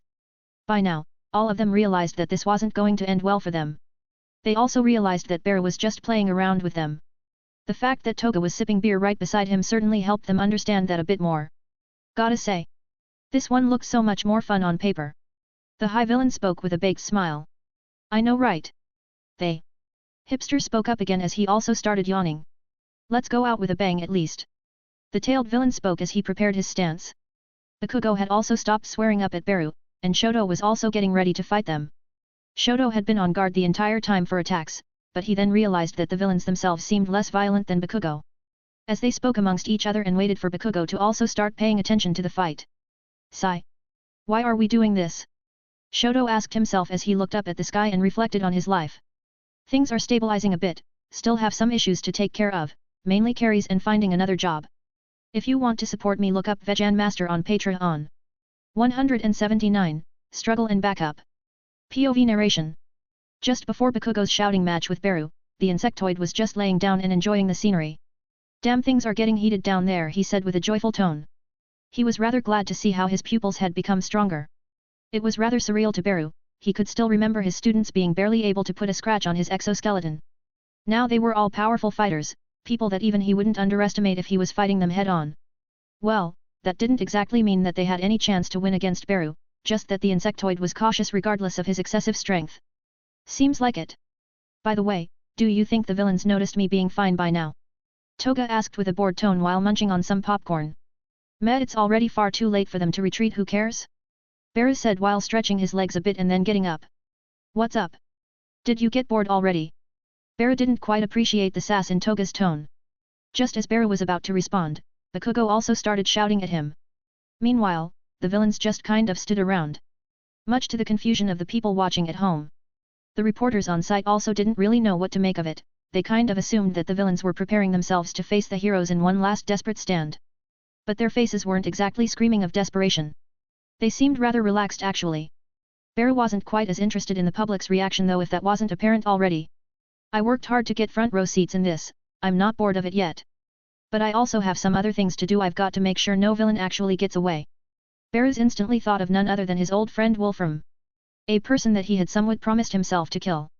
Then can I also join in on the fun down there? These five seem a bit more dangerous than the rest. Toga also got up from her seat, stretching her limbs a bit with a toothy smile. The five remaining villains were all strong, they were people that could prove difficult to the tired Shoto and Bakugo. Why ask me? Keeping you captive stopped mattering a few minutes ago, I'm sure they'd appreciate the help too. Beru waved her off as he started flying in a certain direction. Great. Watching them fight is nice and all, but I'm going to have a lot more fun joining in. Toga quickly jumped towards the two tried heroes as she waved Beru goodbye. Hey guys! Mind if I snoop in and get some hits in? She said as the two heroes were both preparing to fight the five villains. Sure. Shoto said in a calm tone, while Bakugo just grumbled and complained under his breath. The five villains were also no longer waiting around. Now that everyone was paying attention, they were all waiting for the one to make the first move. Eventually, one of the villains broke the stalemate. The toothless one extended both of his arms towards the group of heroes, who now noticed that both of his palms had holes in them. Out of said holes, two small black spheres quickly shot towards the heroes. Bakugo quickly sent an explosion their way, Shoto slid to the side using his ice and Toga jumped up as she took the form of Beru, she quickly started flying towards the villains. The spheres both didn't seem to be stopped by the explosion, which forced Bakugo to also dodge, as he felt a strange gravitational force coming from both of them. Shoto quickly shot a wave of flames towards the group of villains, which had somewhat scattered their formation. The hipster quickly spit out some seeds from his mouth, which burst into large trees in the middle of the road that completely blocked both Shoto's flames and Toga's assault. Seems like we're starting strong, said the tailed villain as he used his tail to launch himself forwards, his small body maneuvering around and in between the burning trees. Where's dynamite? Asked the horned villain as he looked at the high villain. 20 degrees south, around 2 meters height, said the high one as he rubbed his temple and wiped his eyes. The horned villain just nodded, he put his right fist on the ground as he aimed his horns in that direction. Electricity sparked in between them, quickly forming a revolving sphere of energy. The villain roared as he released a powerful beam in the direction of dynamite. Bakugo was somewhere in between the trees, as he exploded his way through the strangely thick vegetation that had spurred from the hipster's quirk. Then, his instincts flared as he forced himself to fly into the sky. His hands pointed at the ground as he blasted himself upwards. Not even a second passed before his previous position was swallowed up by a large beam of light. It somewhat flashed the young hero, but he gritted his teeth and decided to continue with his assault, this time, going at the villains from above. Toga was quite confident in her abilities, she was momentarily blocked by the trees, she was even more confused as she was cleaving the trees constantly, only for them to regrow and for the vegetation to expand. She used her claws to swipe a few times, clearing another wave of trees that seemed to be trying to swallow her. Having Beru's strength is pretty convenient. But I'm still at a disadvantage here. Toga knew that she wasn't going to get far if she kept going the way she was now. Things became a lot worse soon after, as a figure twirled around in the air, a long and large tail attached to small stature, the tail came down on her as she was swiped into the ground almost instantly. Shit! She shouted as she almost instantly got up.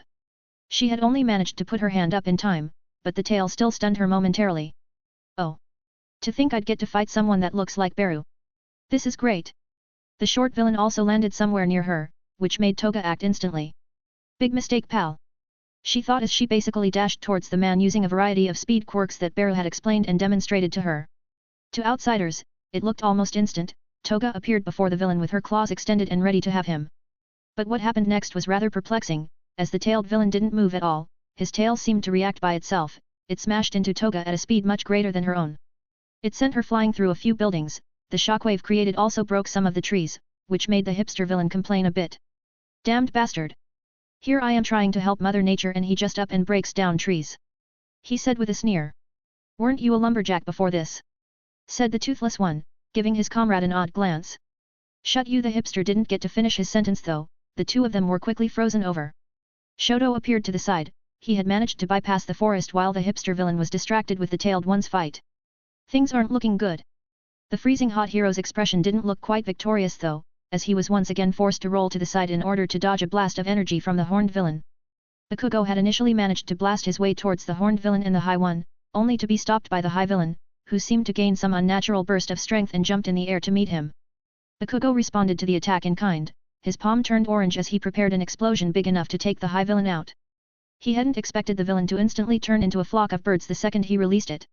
The villain reformed himself right behind Bakugo, his leg already preparing to axe kick the hero into the ground.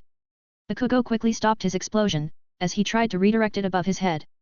Then he noticed something, the man's leg seemed to transform into something else, Bakugo could somewhat describe it as an elephant's foot. The villain managed to stomp Bakugo into the ground just as the hero released a powerful explosion. The villain was blown into the sky, and Bakugo was sent hurtling into the ground, both from his own explosion and the villain's attack. We're getting overwhelmed. Shoto thought to himself as he prepared to freeze the tailed villain too. But he was forced to stop as he heard the ice behind him cracking rapidly. The toothless villain had called back his spheres, they seemed to be swallowing up his ice and breaking it apart. It's just like 13's quirk. Shoto noticed the similarities now, the spheres had a strong gravitational pull and seemed to be extremely dangerous. They were also relatively fast, not paying attention to them would be quite dangerous. Shoto's vision was then taken over by light, as he noticed yet another electricity beam being shot towards him. This time, there was no dodging it, it was directly aimed to cut off his retreat. Shoto quickly raised a wall of ice as he closed his eyes and braced for impact. Only for it to never come? Don't worry, monsieur. I am here to save the day in a flashy style. Shoto heard a flamboyant voice from right in front of his ice wall. It was his former classmate, Yuga Aoyama, his naval laser was directly clashing with the horned man's electric beam. I don't know how much longer I'll hold though. Yuga's voice still was starting to hold some panic now though. His naval laser wasn't the type of quirk that could be sustained for long, as it made his stomach hurt a lot. Shoto quickly brought down his wall and froze the horned man to the ground, which unfortunately didn't stop his attack. The next thing certainly did though. Smash! A simple punch from a certain green-haired young man was enough to send the villain flying. Many people, young men and women arrived on the scene, many jumping down from helicopters, arriving from cars, or just running on rooftops. Looking around, both the heroes and the villain were able to tell. Backup has arrived. If you want to support me, look up Vegan Master on Patreon. 180, Pro Heroes and Proof of Worth. POV All Might. Who would have expected something this big to happen right after my retirement? Well, I guess plenty of people expected it now that I think about it, no way my retirement didn't play a part in emboldening all of these villains to show up. But I think the most important part is that they somehow managed to coax Beru into not acting. Well, at least not acting to stop them, he still managed to save all civilians instantly. Now that I think about it, Beru probably just wants to give a chance to the younger generation to prove themselves to the public. A way for them to proudly announce that they are here and that Japan is still just as safe as it was when under my protection. The will of the older generation always shines brighter in the younger one. I can't help but smile when I see my successor on the big screen, blowing away a dangerous villain in a single move. But it's not just him, all of them were once my students. Every single person that has graduated from the hero course in UA during the last 3 years was once my student. And now they are all gathered together in one place, to take a stand against this dangerous gathering of villains. I guess Beru got just what he wanted, and the people of Japan will also learn that they truly have nothing to fear from now on. POV narration. Why did it take so long for them to arrive? Asked Snipe while looking at the scene with a curious gaze. How come they all arrived at the same time? 13 also seemed a bit confused by this mass entrance that their former students performed on live television. They were likely just trying to look cool or something. Completely unprofessional. Aizawa was the same as always, although a slight bit more tired than usual. Well, looking cool also has its advantages. Present Mike at least saw some positives in the way things were developing. I guess they took their time since Beru, Shoto, Bakugo and Toga were already there. Still, being late certainly takes from their points. Vlad King was already analyzing things from a teacher's perspective. All of the teachers were gathered in one room currently, well, most of them anyway. They were going to go out and take care of business themselves, but a call from Izuku and a few other former students put them on standby for a while. It's rather illogical to use such a dangerous event as a way to prove themselves. Aizawa still somewhat refused to acknowledge the way the students decided to deal with the situation. Well, it's hardly dangerous with Beru around. Although, I guess always relying on him isn't that great. Mike was still a lot more positive than his tired counterpart. I doubt they're entirely relying on Bear though. Although him clearing the area of civilians certainly aided them quite a bit. Nizu spoke as he analyzed the situation a bit more. Bakugo and Shoto getting there early was most likely what gave them enough time to gather up as a team. Both former classes A and B of the hero course were in one place. While the teachers were debating on and even grading their former students, the villain at the scene basically realized that things were pretty much over. The horned villain was already knocked unconscious by Izuku's entrance. The toothless one was about to send his black spheres towards Izuku and Aoyama, only to be crushed into the ground by a large bird-shaped shadow. Tokoyami had made his entrance, instantly taking out one of the more dangerous villains despite his weakness to daylight. It's better if you sleep for now, he told the villain in a low voice as his dark shadow laughed boisterously. Real fucking glad everyone's here now. What the fuck took you all so long? Bakugo was quick to take out his anger on them, as he got up from the crater the high villain had kicked him into. Well, we decided to all get ready to deal with things swiftly. At first, though, we thought you and Shoto would be able to handle things. Izuku spoke with a guilty smile on his face. Of course we're able to handle it, you idiot. We just got a bit distracted. Bakugo pouted as he spoke. He was well aware that the situation didn't look quite as bright as it should have. Especially since the villains turned out to be a lot more resilient than they had initially thought them to be. The hipster villain was quickly assaulted by all kinds of attacks, tape, vines, sticky balls. He only managed to encase himself in a barrier of sturdy bark before he got taken down as well. The tailed villain was standing in the middle of the already burned forest that his associate had created. He didn't move one bit as his tail blew away all projectiles aimed at him. The high villain also landed somewhere near the tailed villain, leading to the two of them standing back to back and repelling attacks from all sides. This turned to shit so quickly. The high villain spoke in a tired tone, as his body grew a shield-like exoskeleton on his right arm. Don't be too noisy, I'm concentrating. The tailed villain spoke with a rushed tone, as he seemed to track each and every attack that he could. His tail would swiftly block the ones he managed to track, the others were blocked by the high villain. While the villains were currently struggling to not lose themselves, the heroes were speaking amongst each other without much stress. This is certainly a great way to end this week. A manly fight against villains. Kirishima's only issue was that he had arrived a tad bit too late. Kirishima rushed in, running towards the two villains that were encircled by everybody. The high villain was the one to intercept him, growing a sharp blade that looked eerily similar to that of a mantis. The blade swung down onto Kirishima's head, only to be stopped by his hardened hair. That won't work, he shouted as he drove a hardened fist into the villain's face. The villain skidded backwards as he rubbed the bruise on his cheek. Still, he was a lot more resilient than he looked. You're pretty tough, the high villain said as he looked at his chipped blade. Normally, this would be enough to cut a 2-meter-thick steel wall. Yet it almost broke when I hit his head with it. The high villain gulped a bit as he realized that every single hero that surrounded them seemed to be the real deal. And he was right. Every single hero they were facing today was trained by both Bear and All Might respectively. Kirishima's quirk, hardening, had been taken to an entirely new level under Bear's tutelage. Being beaten into the ground by Beru every day at the gym made Kirishima virtually invincible to the vast majority of villains. Guns, rockets, armor-piercing ammunition, they could barely put a scratch on his body. Although his quirk was still not flashy, he was far from being the weakest hero around. His only weakness was the fact that his quirk didn't give him physical strength. Although training put him up above the vast majority by a long shot. We're not facing pushovers here. Get serious if you want to actually be useful. The tailed villain spoke in an annoyed tone. Then he was forced to roll to the side, as his previous spot was turned into a puddle of acid by Mina, then electrified by Kaminari's quirk. The tailed villain puffed in annoyance, not all attacks could be easily blocked or blown away. Did you forget about little old me? The tailed villain heard a melodic voice from his side. Toga, still using Beru's appearance and power, flew right above the tailed villain just as she spoke. The villain was swiftly punched into the ground as Toga smirked a bit to herself. The only thing he has faster than me is his stupid tail. Too bad his eyes can't follow me.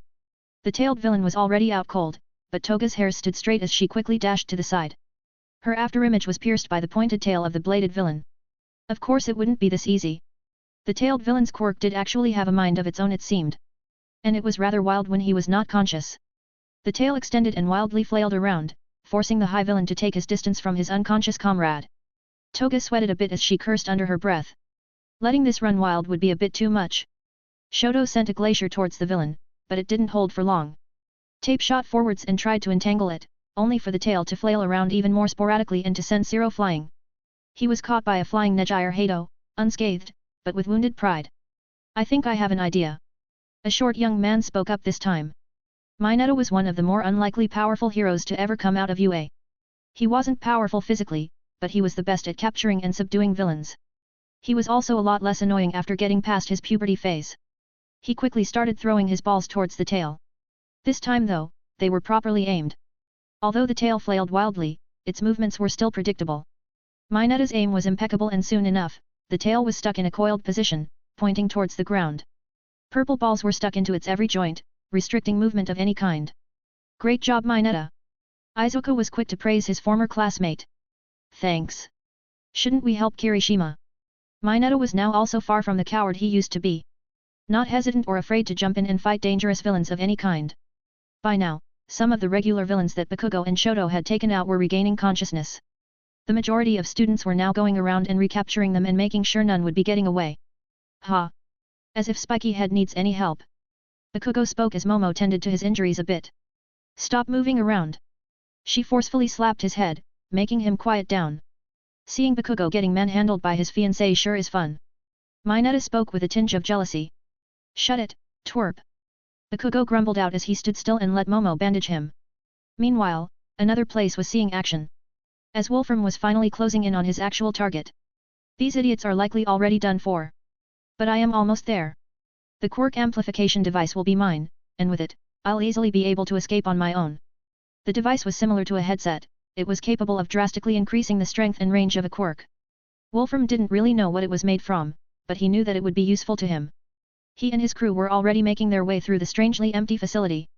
The device was held in a laboratory in the middle of Musudafu, it was brought there for testing from my island. Wolfram moved through the facility grounds with a devious smile on his face. Unbeknownst to him, he was the furthest thing from safe. Hey, I've finally gotten around to writing a few words. I managed to find some work. But now I have a lot of running around to do, for documents and all that jazz. If you want to support me, look up Vegan Master on Patreon. 181, Last Stand and Day End. POV Beru.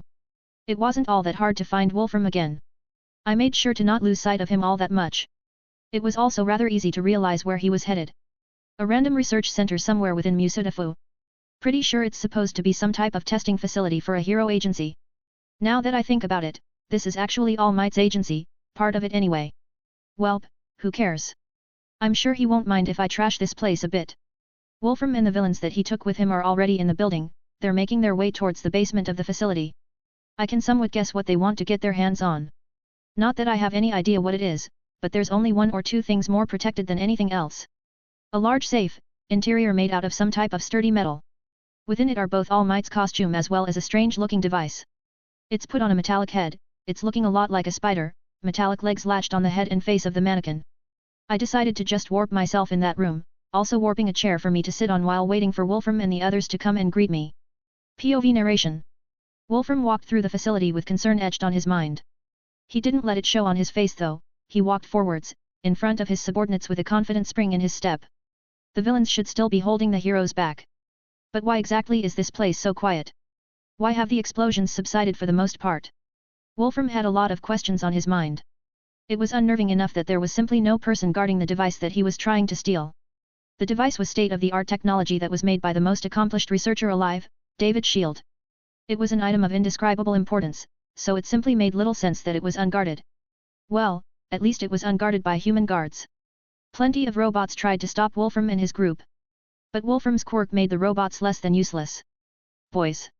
I think our prize is up ahead. Wolfram turned his head and said those words with a large smile. Whatever made him uneasy seemed to be forgotten as he thought about what lied ahead of him. With this, I'll be able to take on anyone.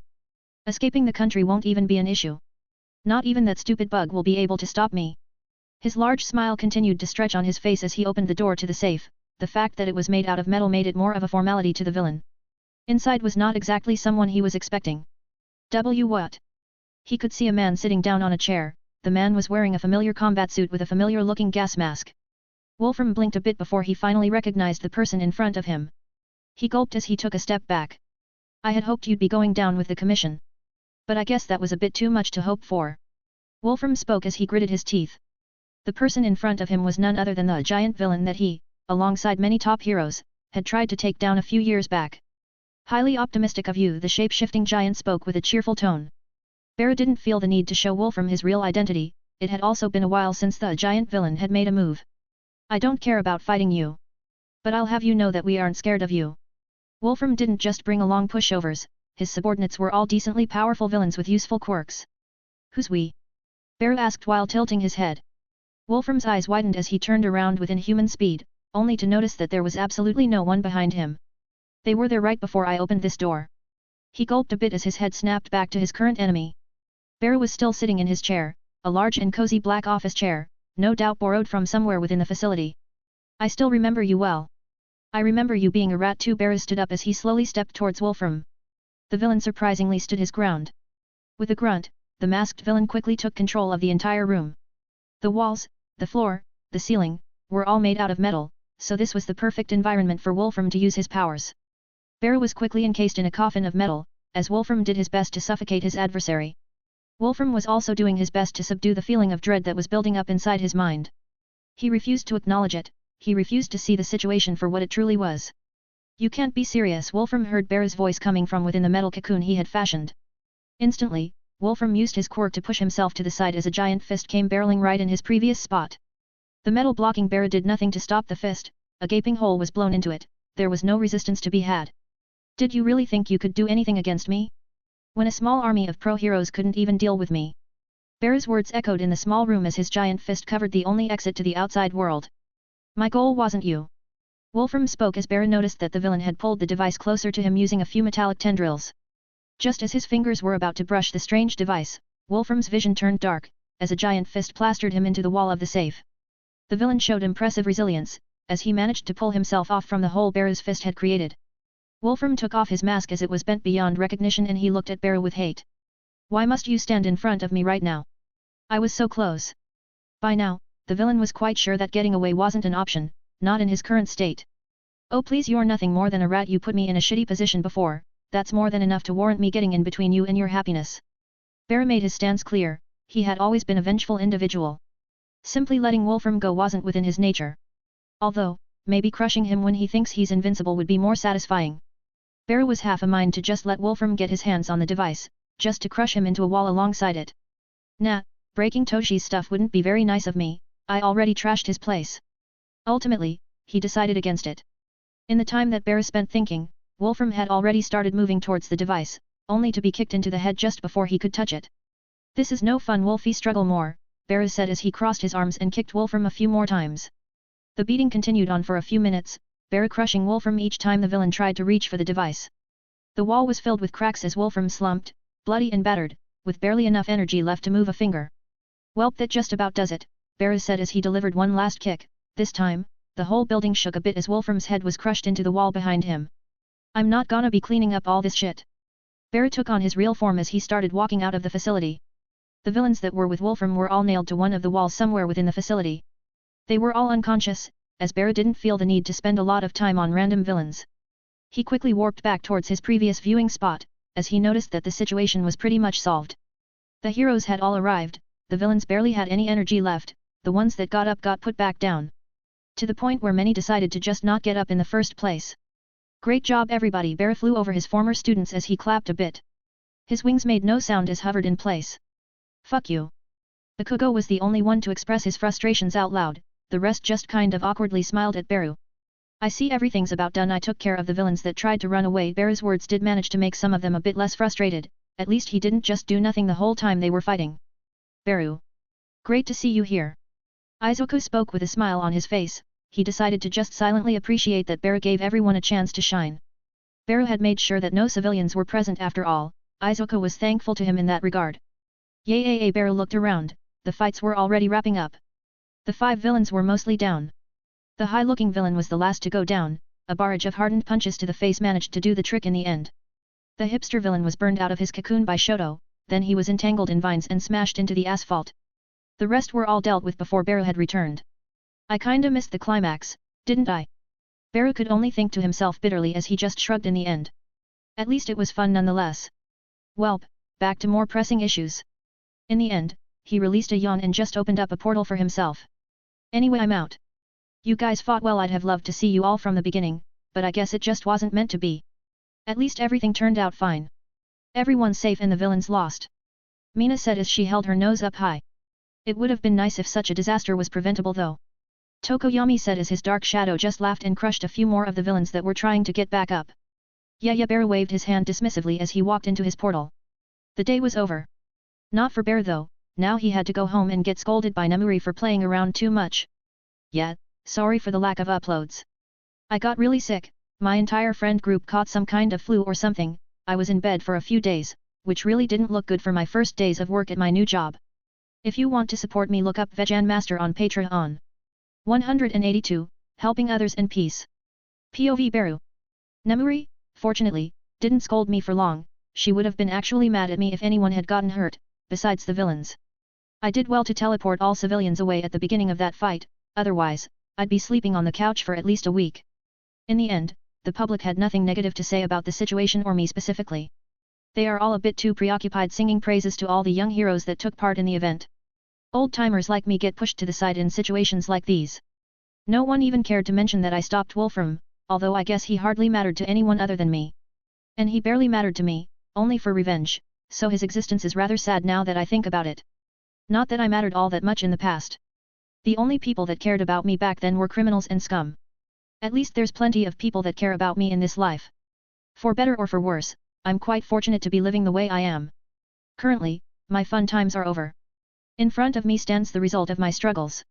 Yori, if this doesn't war. I'd like not to entertain that idea right now, Beru. This is our best bet currently. Yori didn't even let me finish my sentence. Right now, we're in the process of testing out the new quirk combination that might help mentally recover the Nomus. It wasn't all that difficult for Don to find Jiren's whereabouts. Jiren is running the type of business where he needs to be well known within the underworld. Don has almost the entire world within his hands right now, so finding a broker isn't all that difficult for him. No one would dare to question why Don looked for a random broker either, so he doesn't need to hide it all. Don even went and personally got Jiren's quirk, mudded, well, a few pieces of hair from him. I proceeded to copy the quirk using my original power, and Yori made an artificial copy of it. Currently, we're starting tests with a supercharged version of Mudded on an already humanified Nomu. Enhancing Mudded with numerous enhancing quirks and hoping for the best. One for All is also somewhere in there, but it's not exactly stockpiled a lot of energy right now, so it's nowhere near as effective as the original. We're currently hoping the quirk combination won't clash with the rewind serum that was consumed to bring him to a more human form. Well, it honestly shouldn't clash at all. We're effectively using a quirk on him, not trying to force another quirk on him. The subject is just your regular young man, the exact same age as Izuku and the rest. Seems that All for One, or maybe Kaihude, had some type of fixation on young targets. I guess it was easier to brainwash them. Yori signaled me to proceed with the test as he prepared to monitor the vitals of this unfortunate victim. Brain activity is currently near 0, let us commence with the test. Yori said as I walked forwards and placed my palm on the head of the victim. A dull light came out of my palm as it came in contact with the man's head. It seemed to connect us for some odd reason. Brain activity is spiking, keep going. I could barely hear Yori's voice over my excitement, as I noticed that the child in front of me gained a glint in his eyes for a split second. This might actually bear some positive results for once. POV narration. Yori looked on with delight as the brain of the Nomo was finally showing signs of functioning properly. Both he and Beru had expected nothing special to happen at first. Jiren's quirk didn't instantly take effect, and the one it was used on usually went unconscious for a few minutes too.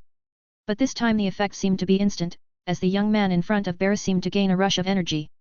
His body started trembling on the chair as Beru quickly retracted his arm and jumped back. Beru didn't want to scare the young man with his appearance, it wasn't exactly the type of thing that one should see when waking up from a coma.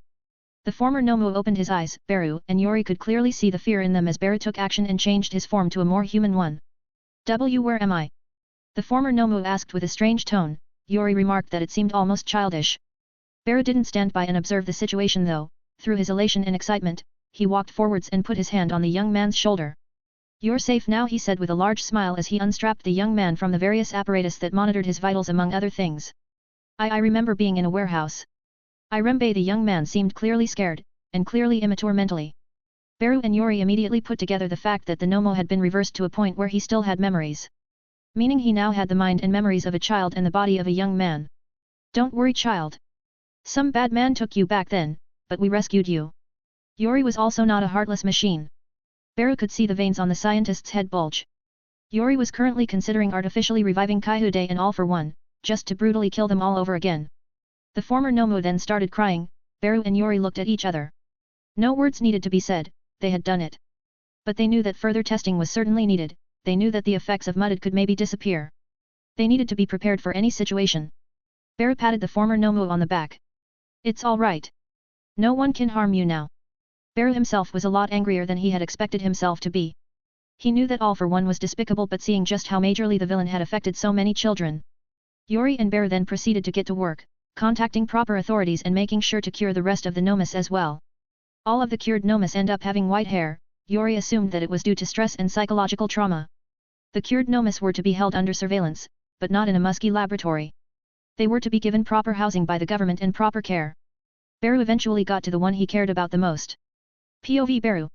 Even now, my time spent with that child at the orphanage is nothing more than a memory.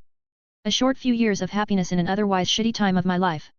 He was, and still is, the very first friend that I have made in this world. One of the first to accept me regardless of appearance.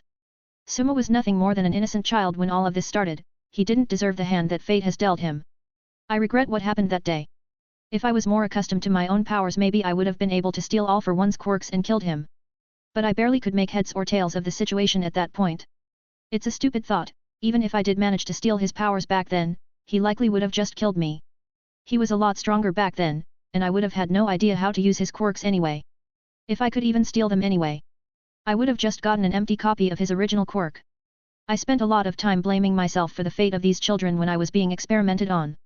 Rather foolish of me to blame myself for this, I know, but I couldn't help it. Children have been and will always be a soft spot of mine. Only now do I get to have some closure to this whole mess. Like any revenge story, killing All for One felt empty. Like I was just going through the motions, taking out a man that was long past his expiration date, clinging on to his life by a thread. By curing and helping the Nomus, I'll finally be able to put this matter to sleep. Leave it all behind me and fully focus on my current life. Suma, that little brat. I wonder how he'll look all grown up? No reason to postpone the inevitable, things are finally looking up. You ready? Yori asked as he observed and documented the state of Suma's body before the use of mudded. Suma was dressed in a regular hospital gown, the empty look in his eyes didn't help him look healthier. He was skinny, his sunken cheeks, white hair, and pale skin made him look like an albinism patient. As I'll ever be, I said while slowly extending my palm towards Suma's head. The same dull glow appeared in my palm as I made contact with his head. A bit of time passed by as Yori informed me of Suma's brain activity. The same thing happened, with Suma's body starting to tremble as his eyes seemed to become alive. I pulled my hand back, but I didn't bother hiding or turning human as I did with the others. Suma first looked around in confusion and fear, then he set his eyes on me. I could see the childlike joy in them as he showed me a toothy smile. "Beru." His shout shocked me a bit. He basically jumped from the chair and straight into my torso. "Had. It's good to see you, kid," that was basically all I could say. After such a long time. I finally feel a bit at peace? I guess that's the word. I can also see Yori smiling from the corner of my eye. What happened? How come you're so big? Suma finally asked as he pulled back from me. Oh boy. There's a lot of explaining to be done. But at least he seems healthy. That's what matters most. Sorry for the massive delay. I'm still adjusting to my new job, and finding the motivation to write is also becoming harder and harder. I guess I never did recover from burnout. Hey. If you want to support me, look up Vegan Master on Patreon. 183, The Good and the Bad. POV Beru. It'll take quite a while for all of the Nomus to be integrated back into society, but just the fact that such a thing is within our grasp is more than enough already. Yuri spoke while filing even more paperwork on his work and research of the Nomus. The government is rather pleased with the fact that the Nomus were cured, they plan on making the matter public. The existence of Nomus was already no secret to anybody. It's actually been a subject of interest for many communities around the world. Even though it's only an issue in Japan, the knowledge of the existence of artificially made monsters with multiple quirks is endearing to just about everyone. I'm not even going to bother mentioning the multiple governments around the world that wanted to get a Nomua for research. They make for dangerous weapons after all. Well, Japan managed to put a stop to any actual information leaking out. Mainly because the government itself doesn't have much say in the matter. Yuri is the main person taking decisions in the matter, the fact that we still have the support of the Prime Minister certainly helps too. This is going to be pretty good PR for Japan. They'll be able to brag about curing these unfortunate souls for a while. Like they did anything at all. My chair did more work than most of the officials parading this as the result of the nation's effort. You're as harsh as ever, not that you're wrong or anything though. Yuri rolled his eyes while I shrugged my shoulders. Fixing the Nomus is an achievement that we can be proud of regardless of who the government wants to credit it on. Well, they still mention that Yuri is the one that did it, helped by me. But, apparently, we were always acting on orders and with the funding from the government. I would have been actually angry if I gave a shit about public recognition. I care more about the fact that Suma is back. Well, he's having a difficult time getting accustomed to the way his body is now, the quirks of the Nomus are also non-existent now. So, they are children, all with relatively decent quirks, decent enough to make all for one want them, stuck in the bodies of quirkless young men and women. It's their own bodies, but none of them actually know how to react to suddenly growing almost 2 decades older. Thankfully, although they were useless in fixing the issue, the government was at least quick to start mobilizing and creating proper plans to educate and integrate them into society. Things are looking up. Hey. I can't help but feel optimistic when seeing how things have been developing lately. So it would seem. Yuri pushed up his glasses as he released a tired sigh. Shota and Mike have also been rather happy to hear about us curing the Nomus. I feel somewhat sad that I can't do much to help their friend. Kurogiri's been holding on strong still, but he's often slipping out of the loyal servant persona and speaking with Shota and Mike freely. Apparently, his memories with them are foggy as all hell, but they're slowly returning. This also means that the method we use to cure the other Nomus is useless for Kurogiri. Resetting Kurogiri's memories is also much more difficult since he's never actually been brain dead. Before I was just returning the Nomus to the way they were before they went brain dead, I didn't have to gouge some sort of limit myself, I always stopped when the brain activity returned to normal. Trying to wipe Kurogiri's memories with accuracy would be impossible since he's never actually been brain dead. It would likely be safer for Kurogiri to keep going the way he is now. No reason to start testing other methods when the current one is working just fine, albeit a bit slowly. If only every project of ours could end with such a happy resolution. Damned Yuri and his realistic point of view on the world. He doesn't need to remind me that we've barely had any progress with our plans to stop a quirk singularity from happening. We're still waiting on Dawn to finish taking over the entire world so we can have more influence in spreading our cure. Things would be much faster if we just announced it to the world. To be fair, I was always against this idea. But at this point, it's starting to look more and more like our only realistic option. We simply can't distribute it everywhere. The most recent disaster in Egypt speaks for itself really. There's likely a lot more of them around the world, maybe not all of them to the scale of the Egypt one, but still just as dangerous. Yuri also didn't say anything. I guess he can somewhat rationalize why I shifted my stance on this issue. We can no longer afford to keep this a secret. More like, we simply aren't able to. Yuri turned on his computer for a bit. I think you're already aware of this, but people have been catching on. On his screen, clear to my eyes, are a few articles recounting tales of how childbirths across the world have led to disaster. How the death count is rising day by day. Nemuri has already shown me these incidents popping up everywhere in the world, thankfully none as dangerous as the first one. The fact that they aren't as dangerous doesn't mean much though. The second the right combination of quirks appears. At this point, a combination of seemingly random quirks can become devastating. It could simply spell the end of the world. Why do teenagers have to have kids so early? Yuri asked no one in particular as he rubbed the bridge of his nose. Really, this whole mess is partially caused by overpopulation and high teenage pregnancy rates in less developed countries. They're basically mixing their genes faster and creating stronger quirks at a more frightening rate than what we have thought. I know, right? I mean, neither of us have kids, I said with a frustrated tone of my own. I am already in my 50s. You are barely in your early 20s. Yuri looked at me with a blank stare. If only you knew, pal. If only you knew. I don't really feel like telling everyone that I am also in my 50s. So I just shrugged at Yuri's jab at my apparent youth. No reason to overcomplicate things, man's got enough on his plate already. Well, maybe I should go make a kid of my own? Nemuri's not getting any younger, I sure as hell ain't either. Don't let her hear you say that. I'm telling you this as a friend and for your own safety. Yuri looked at me with narrowed eyes. I'm not a fool. But she's already in her early 30s, no reason to wait a lot more than this, probably should look for a ring as well. Maybe think about that before thinking about having a kid? Now that I think about it, maybe hold off on the child part. I can't really think of anything good coming out of having more of you in this world. Ouch, well, he's always been savage with insults. This would have been a bit much if he said it without a shit-eating grin stretched on his face. Do you want to restart our island training? This always shuts him up good. I sometimes take him out on the island to make sure that he hasn't grown rusty. It's a good excuse for me to blow off some steam against a relatively powerful individual. For him though, it's just an invitation to receive a beatdown. Yep, works like a charm. Anyway, I'm off to see Nemuri for real now. We'll think more on making the legitimacy of Quark Singularity public at our next meeting. That was how my meeting with Yuri ended. As for me? Well, I'm probably off to buy a ring. Well, on account of my shit taste, I'll likely bring Nemuri along too. No reason to keep it a secret for her. I don't really do surprises all that well, and she's already at the stage where she knows it's going to happen. Still, her reaction is going to be so sweet to see. Took me a while to get to writing, took a bit of a break. I'm getting adjusted to my new work schedule now, and it's pretty odd. The story is rather close to ending on Patreon, maybe 5 chapters to go. After that, I will do a few mass releases here, cause I feel like I blue-balled a lot of you and I don't really like that. If you want to support me, look up Vegan Master on Patreon. 184, True Love. POV Beru. Wait, so you actually want to get engaged? Now asked with visible confusion on his face. I guess he's known me for a while now, so this is a bit hard to believe for him. Yep, I kinda want to get your 2 cents on it too. What do you think? I decided to speak to now a bit before going ring shopping with Nemuri. I mean, it's better to get advice from someone that's already done this before. Toshi and Nizu would be next to useless in these matters. I won't even begin to talk about Yuri. That guy has likely never even kissed a woman in his life.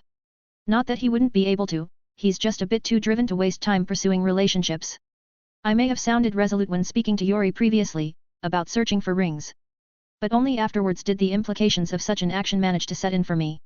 I would usually tell you that your actions are thoughtless and extremely sudden. But you and Nemuri have been together for a bit over 3 years at this point. Yeah, that's also my opinion. I'm not used to this whole commitment thing. Getting advice from someone with a bit of know-how seems like a good idea to me. Now looks at me with an odd, analytical gaze. Maybe he's judging whether or not this is a good idea for someone like me to actually marry someone. He kept on that gaze for a few dozen seconds before eventually shaking his head a bit. I think you should think about this properly before jumping into a real commitment. I don't know, the fact that you're here means that you're not all that sure of yourself either. Maybe this was just a roundabout way of telling you that I'm getting engaged? Yeah, this is also a decent explanation, but I somehow doubt that now is buying it. If that was the case, then you wouldn't have been so serious. I know you, Beru. I know when you're joking and when you're not. Okay, Beru. Let's do a bit of a mental exercise. Imagine yourself, waking up in the morning. One random day, and looking to your side, you can no longer see her. You call her, she doesn't answer. You search for her, but she's nowhere to be found. To put it simply, would you be the same if she suddenly disappeared from your life? This mental exercise. I wasn't expecting something like this to appear. I don't even know how to answer it. But, at the same time, I feel like I know exactly what the answer is. POV narration. I'll be honest with you now. Bear's voice came out with an almost chilling serenity. They immediately caught now by surprise. He knew that Bear was about to say something completely serious. The insectoid's tone was completely devoid of any amusement or playfulness. I've never felt this way about someone before. Sure, I've had flings, I've had heartburns, plenty of dramas and plenty of stories to tell. Bear spoke while looking at the table in between him and now. The insectoid made a clear reference to his previous life. He didn't have part of much romance in his current life, Nemuri being the only notable one, but his last life was something else entirely. But this is the first time. This is the first time I actually feel hopeful about a relationship. The first time I can actually somehow see things working out in the future, if you get what I'm trying to say. In the past, any lover or woman that he was interested in, he distanced himself from. It was all in order to not intertwine them with the brutal world of organized crime. It was as if he was trapped in a constant struggle, unable of making relations with those outside of it out of fear of getting them harmed in the process. Worst of all, he was the one that consciously chose to become one with that place. He, from a young age, embraced that struggle with all of his being, thriving in it, standing above the rest of the thugs that shivered at the very mention of his name. He only rose above it later in his life, but never truly managed to start any relationship, out of fear that his former life would eventually catch up to him. And maybe it would have, had it not been for that strange storm that had him thrown into an entirely new world. To this day, Beru was afraid that one day, he would just wake up in a hospital. That he would just return to his previous life, to continue living like a bird in a bloodied cage. The existence of Nemuri and Toga was what made him think that there was no way this was all fake. Friendship and camaraderie were not something he lacked in his past life. Although he grew disgusted with them by the end, he had a lot of people that he considered friends and a lot of people that likely cared about him. True love on the other hand. It was a foreign concept to him. And to have felt it on two separate occasions in two different forms. Nemuri was, to put it simply, the first woman that Beru truly fell in love with. Maybe not the first that he became romantically interested in, and the first one that he followed through with. Toga was also the first person to make Beru feel familial love. The type of care and warmth that he didn't even think himself capable of providing others. Beru really doubted that his mind could make all of that up. All of the emotion, the concern, the care. They were things that he had felt in this new life of his, things that he shouldn't have any idea of. If something were to happen to either Nemuri or Toga, Beru would most likely go completely mad. No reason to talk about killing the perpetrator, the entire world would be in danger. Beru was no hero, as much as he played the part. He, like in his past life, didn't value the lives of people he didn't know as much as a true hero would. The silence stretched a bit, as the room. So I guess you've actually made up your mind then. Now said with a sigh. He had no way of knowing what was going through Beru's mind, but just the intensity in the insectoid's gaze was enough to make the middle-aged man take a step back. Yet. I thought it was all clear to me. I guess I just needed a little advice from an old friend. Uncertainty was always a harmful entity to Beru. Talking to Now at least managed to calm him down a bit, to help strengthen his mind. Now smiled a bit at the words of the young man in front of him. I'm glad I was able to help. A heavy sigh left his lips as Beru also seemed a bit embarrassed to have put his friend on edge like that. Welp, you're obviously going to be among the best men. Beru did eventually lighten the mood a bit. That didn't even need to be said. I was going to be one even if you didn't want me to. Now smiled as a glint appeared in his eyes. I've already prepared my speech too. But we should likely not jump that many steps. Engagement first, wedding later. Now coughed in the end, realizing that he was a bit too enthusiastic about the whole thing. Yep, time to take Nemuri out on a date, thanks mate, I'll be telling you the results later. And so, Beru left Now's house with a warm feeling in his heart. If you want to support me, look up Vegan Master on Patreon. 185, Regression and Regret. POV narration. I think we should wait a bit more. Nemuri spoke in an even tone. She was visibly surprised to hear Beru actually making plans to propose to her, going ring shopping and all of that. But she refused anyway, leaving Beru to feel rather confused and somewhat betrayed. Damn, that really stings.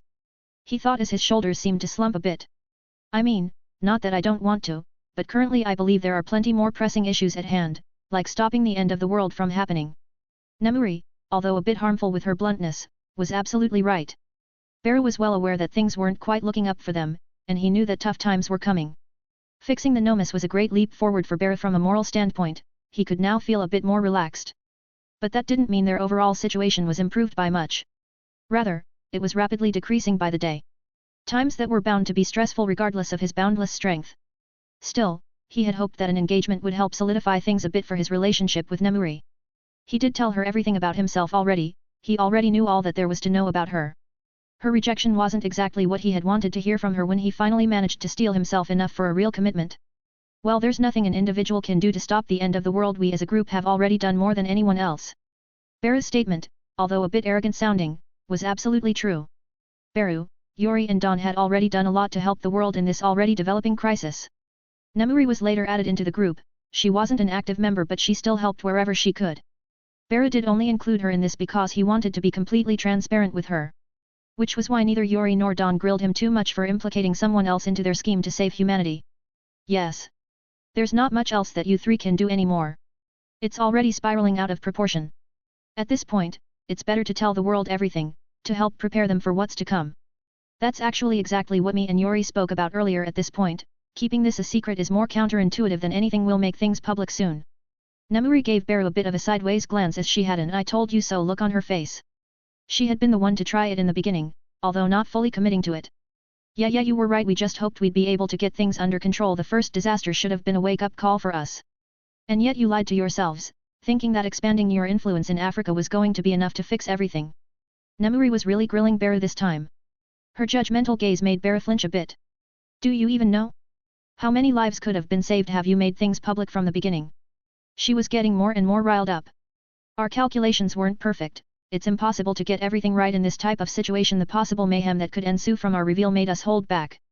At this point, Beru felt like he was being interrogated more than anything. You never really calculated it, hey? How many lives your lies could cost? At this point, Beru even raised a non-existent eyebrow. Honestly, it would have been much better had you guys not interfered at all. I bet humanity would have found a way to overcome this. Nemuri seemed to be unloading a lot of her pent-up frustration, all at once. All of it being directed towards Beru. Highly unlikely the only reason more developed countries are fine is that we managed to spread the cure th.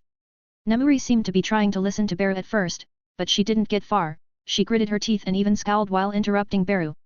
Don't give me your bullshit calculations now. Millions have died. And more keep dying.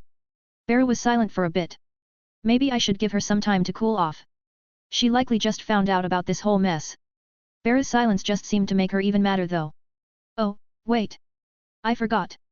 Why would you start caring about dying people all of a sudden? Not like they have anything to do with you, right? What exactly do you want from me? Beru finally spoke up, his eyes seemed to be devoid of any emotion. Beru had always been great at hiding his feelings, only he knew how deeply Nemuri's rage-fueled rant had affected him. What I want?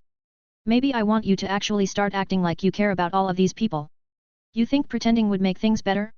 I mean, I do feel bad about them, but I also know that things would be much worse. Pretending? What are you on about? These are human lives. Maybe not part of your life, but there were families, children, all of them affected by this. Nemuri seemed to have no need for a recharge. Each sentence that Beru spoke only seemed to further infuriate her. I think I'll just go for now, give you a few days to cool off. At this point, Beru really wanted to just get out of the house, to put the situation in conversation on a shelf and leave it there, or simply throw it away entirely. I guess it's hard for a criminal to give a shit, hey? That was the point where Nemuri simply stepped over the line. Beru didn't care about what she insulted him with, he didn't take much of what she was saying to heart since he knew that she was simply mad at him. Beru and Nemuri, much like any normal couple, had many fights in the past. Many of them where Beru got to witness that Nemuri was really easy to anger behind had seductive exterior. He learned to not put much of the things she said while in that state to heart. But this was the first time she had ever called him a criminal. Beru had trusted her with his full history, and she just went and did that. Beru didn't move at all, and she also instantly realized the implication of her words. She was about to quickly start apologizing, but Beru immediately put his hand up. His palm was basically in front of her face. As I said, I'll give you a few days to cool off. His voice was much colder this time. No playfulness or emotion present at all. It had been hard for Nemuri to get Beru to be more open to her, she had earned his trust and he respected her. But to have that trust trampled on in this manner was both insulting towards him and despicable on her part, rage or no rage. And before Nemuri even managed to get another word out, Beru had already vanished from the room entirely. Nemuri searched the house a bit, not managing to find a trace of Beru. She tried calling him, but there was simply no answer. In the end, she proceeded to spend the rest of the night crying in regret, as she realized how majorly she had screwed up. Beru did well to give her some time off, in a way this was also a punishment for her. He left her alone with only her regret to keep her company. He decided not to think about his relationship anymore though. He simply resumed his duties, preparing himself for a meeting with Yuri and Dawn. And a few others. Hope you liked the chapters. And yes, double upload today since both chapters are a bit on the short side. If you want to support me, look up Vegan Master on Patreon. 186, Truth and Fear. POV narration.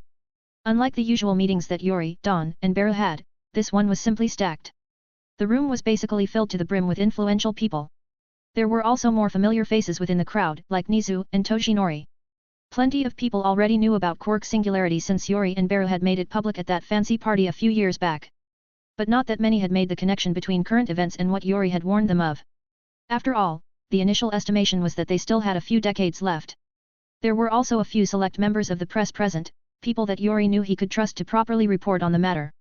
Spreading the news of the world ending in a safe manner was a matter of utmost importance. Some of you might have an inkling as to why you're here. Yuri started off without wasting any time. What was the saying?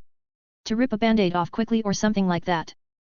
Beru and Dawn were all on a podium in front of everybody else, all three of them sat down at a table, each with a microphone. They were all seated down at various tables and catching up with each other before Yuri decided to attract everyone's attention and finally get to the point. We certainly have an idea. But not everyone in this room has been acquainted to your research. The Prime Minister, one of Yori's most influential supporters, was the only one with a pertinent answer. Indeed. I for example have quite a few questions. Nizu almost glared a hole through Beru, his supposed employee and good friend. Well, let's start with the basics then. I'm sure some of you would like a refresher anyway. Beru was the one to speak this time.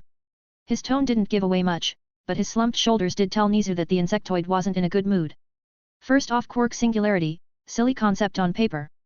Quarks get stronger the more DNA mixes together, the body doesn't evolve as quickly in return. Turns out, it's a bit more true than some would want to believe, as in, the world keeps producing stronger and stronger quarks, and disaster ensues. Excuse me, sir. Do you have any evidence of that happening? One of the people that didn't quite know about this seemed curious enough to ask such a question. Nizu and Toji also did not quite believe Beru's words. Sure we do. Don clapped his hands and a projector opened up, showing everyone in the room the little film that Yori and Beru had made quite a while back. It was just as graphic as before, but this time, right after the death row prisoner exploded, the footage got cut. The next image was of the site of the Egypt disaster, a large crater that was still not repaired. The room was filled with silence. The people that had seen the footage in the past weren't anywhere near as bothered by it. But the final part did manage to scare them a bit. Panning over to what was now considered one of the largest natural disasters ever did put a few question marks in everybody's mind. As I've said, some of you might have already noticed. Quark singularity is happening at a much faster rate than we could have possibly expected. Yori spoke up once more, breaking the silence in the room and getting back everyone's attention. So you tested your hypothesis on a human being to get these results? Toshinori seemed far from impressed, rather, he almost seemed disgusted.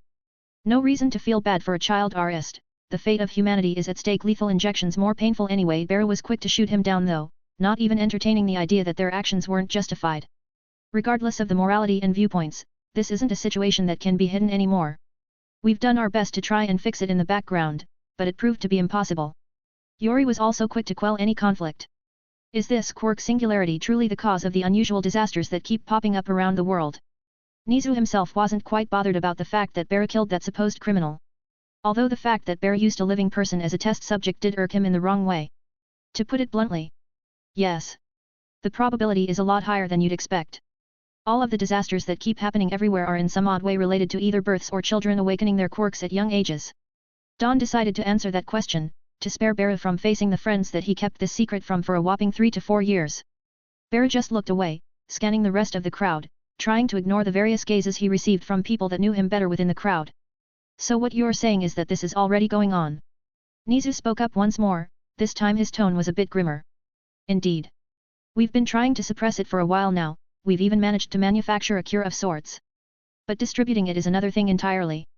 Yori's words managed to reassure some of the people present, although they weren't completely positive in nature. The cure itself is a very specific quark factor that seems to be at odds with all other quarks within the body when active. The problem is that this cure is by no means permanent. The second the quark factor runs out, quarks will get stronger again. So sustained consumption is the only way forwards for now.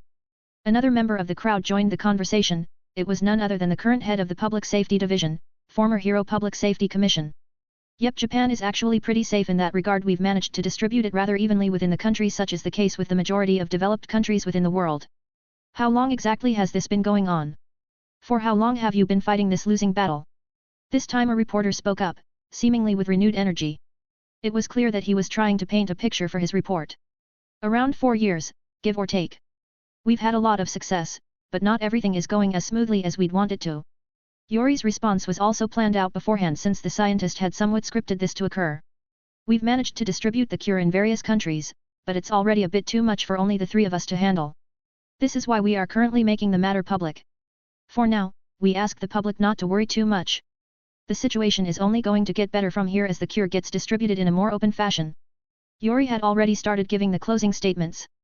Beru didn't linger on the stage for much longer either. He posed for a few pictures with Don and Ye, then he went to finally speak with Toji and Nizu, who were still seated, seemingly waiting for him. You sure know how to surprise someone, Beru. Nizu spoke with a cordial smile on his face, but his tone was anything but happy. I know that keeping all of this from you guys wasn't a good thing, but I honestly didn't want to stress you guys out with this. I thought that we'd be able to take care of things ourselves. Toshinori sighed a bit when hearing Beru's apologetic tone. Well, it doesn't seem to have worked. At least not completely. Maybe it was a bit too much pressure on the shoulders of just 3 people. I won't bother asking who Don is, by the way.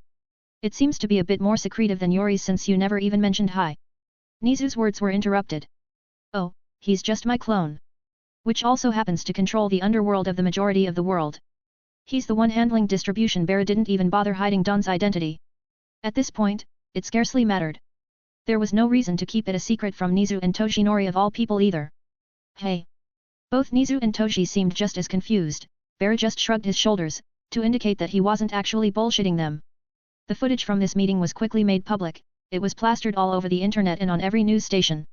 They were all careful to not paint the situation in too bad of light, many of them claiming that it would have been much worse had it not been for the effort of those that had already found the cure. Currently, the public's reaction was a bit hard to gauge. It was as split as could be.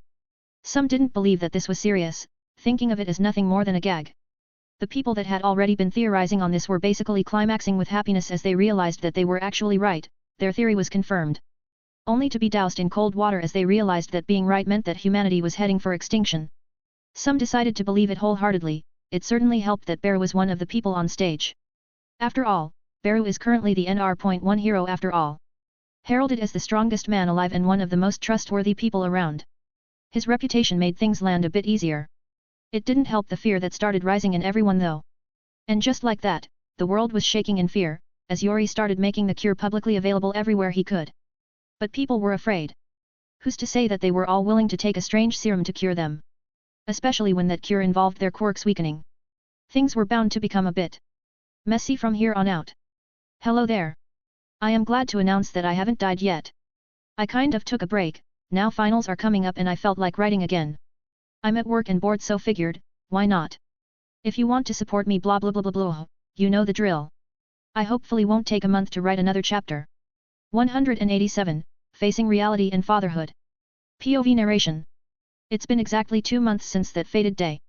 The day where the world finally learned the truth about the disasters that are still happening to this day. Nemuri sat on the couch as she listlessly stared at the screen in front of her. The news channel was once again giving an update on the whole situation. Although the truth has already been confirmed, many people are still in denial. It is hard to believe that quirks could actually become the reason for our end. The world had idolized quirks to unprecedented levels, that much didn't even need to be mentioned. People with powerful quirks were all either famous heroes or infamous villains. Now the world was forced to wrap their heads around the fact that the very thing they had idolized is likely going to be the end of them. For now, our only respite is the knowledge that a cure already exists. Many are still reluctant to even consider taking it, unfortunately, as the most obvious effect of the cure is the constant weakening of the patient's quirk. Worldwide, heroes specifically are refusing to take the cure, as doing so would directly make their fight against villains much harder than anything. Nemuri rolled her eyes as she closed the television. I guess they were right. No way people are going to take this voluntarily. Not before something even worse happens. She still hated herself for the words she had said to Beru. The insectoid also didn't really bother dropping by her place or even contacting her since. The only times she even saw him was on the news, or in the distance at UA, usually, he just teleported away, seemingly always busy with something else. It pained her heart, fact that she couldn't even contact him to apologize for her words. As he rarely ever answered his phone in general, and he didn't answer her calls at all. She didn't know that Beru was simply neck-deep in bullshit and work that he now needed to deal with, thankfully not by himself. Working at UA was simply impossible now, as he and Yuri were spending most of their time thinking of ways to convince the public that letting quirks get out of control wasn't a good thing for humanity. To Beru, the issue of his and Nemuri's relationship wasn't all that important, he just saw it as a regular argument that sometimes happens in a couple. He just lacked the time to address it properly currently. He was spending a lot of time traveling everywhere on the globe, scouting out random disaster sites and sending reports to Yuri. They were planning to compile all of them in a special file that they were going to make public. Another attempt at making people understand the severity of the situation. Currently, Beru was walking around on the streets of Sao Paulo, somewhere in Brazil, disguised as a random tourist. He walked around, seemingly without any aim. Yep, that was all that they were doing currently, looking at all major cities. They didn't have the time to check every nook and cranny, so a lot of cases were still left unreported. In fact, Beru was just hanging around an area where hospitals were common, waiting for a birth or a quirk awakening to happen, for some disaster to unleash itself onto the city. Not like he could stop them completely, that would mean just killing the children before they awakened their quirks. But he could teleport everyone away from danger. This was part of a patrol that he and Don were now doing, it both helped save some lives and helped gather more data on the disasters in general. It was a lot of busy work that basically had Beru traveling half of the world in a single day, thankfully the insectoid's stamina is damn near endless. Those few days were also filled with incidents. Like the one happening currently. As I thought, getting mugged as a tourist in Brazil is more of a welcoming ritual than anything. Beru had taken the form of quite a few people in his journey. Every day it came the time for him to travel to Brazil, somehow, thugs always tried to mug him. Gimme your wallet right now. The thug spoke in broken English with a thick accent that Beru could barely understand. How about no? Beru asked as he just started walking off. After dealing with so many muggings on his journey, he discovered that the simplest trick to getting away from such a situation was to just walk away. That and teleport the robber in the middle of a nearby prison. The second part was actually the more effective one at stopping the mugging. Beru and Don had saved quite a few lives while in this daily patrol, but they knew that it was foolish to keep doing it endlessly. At some point, they were just going to tire themselves out.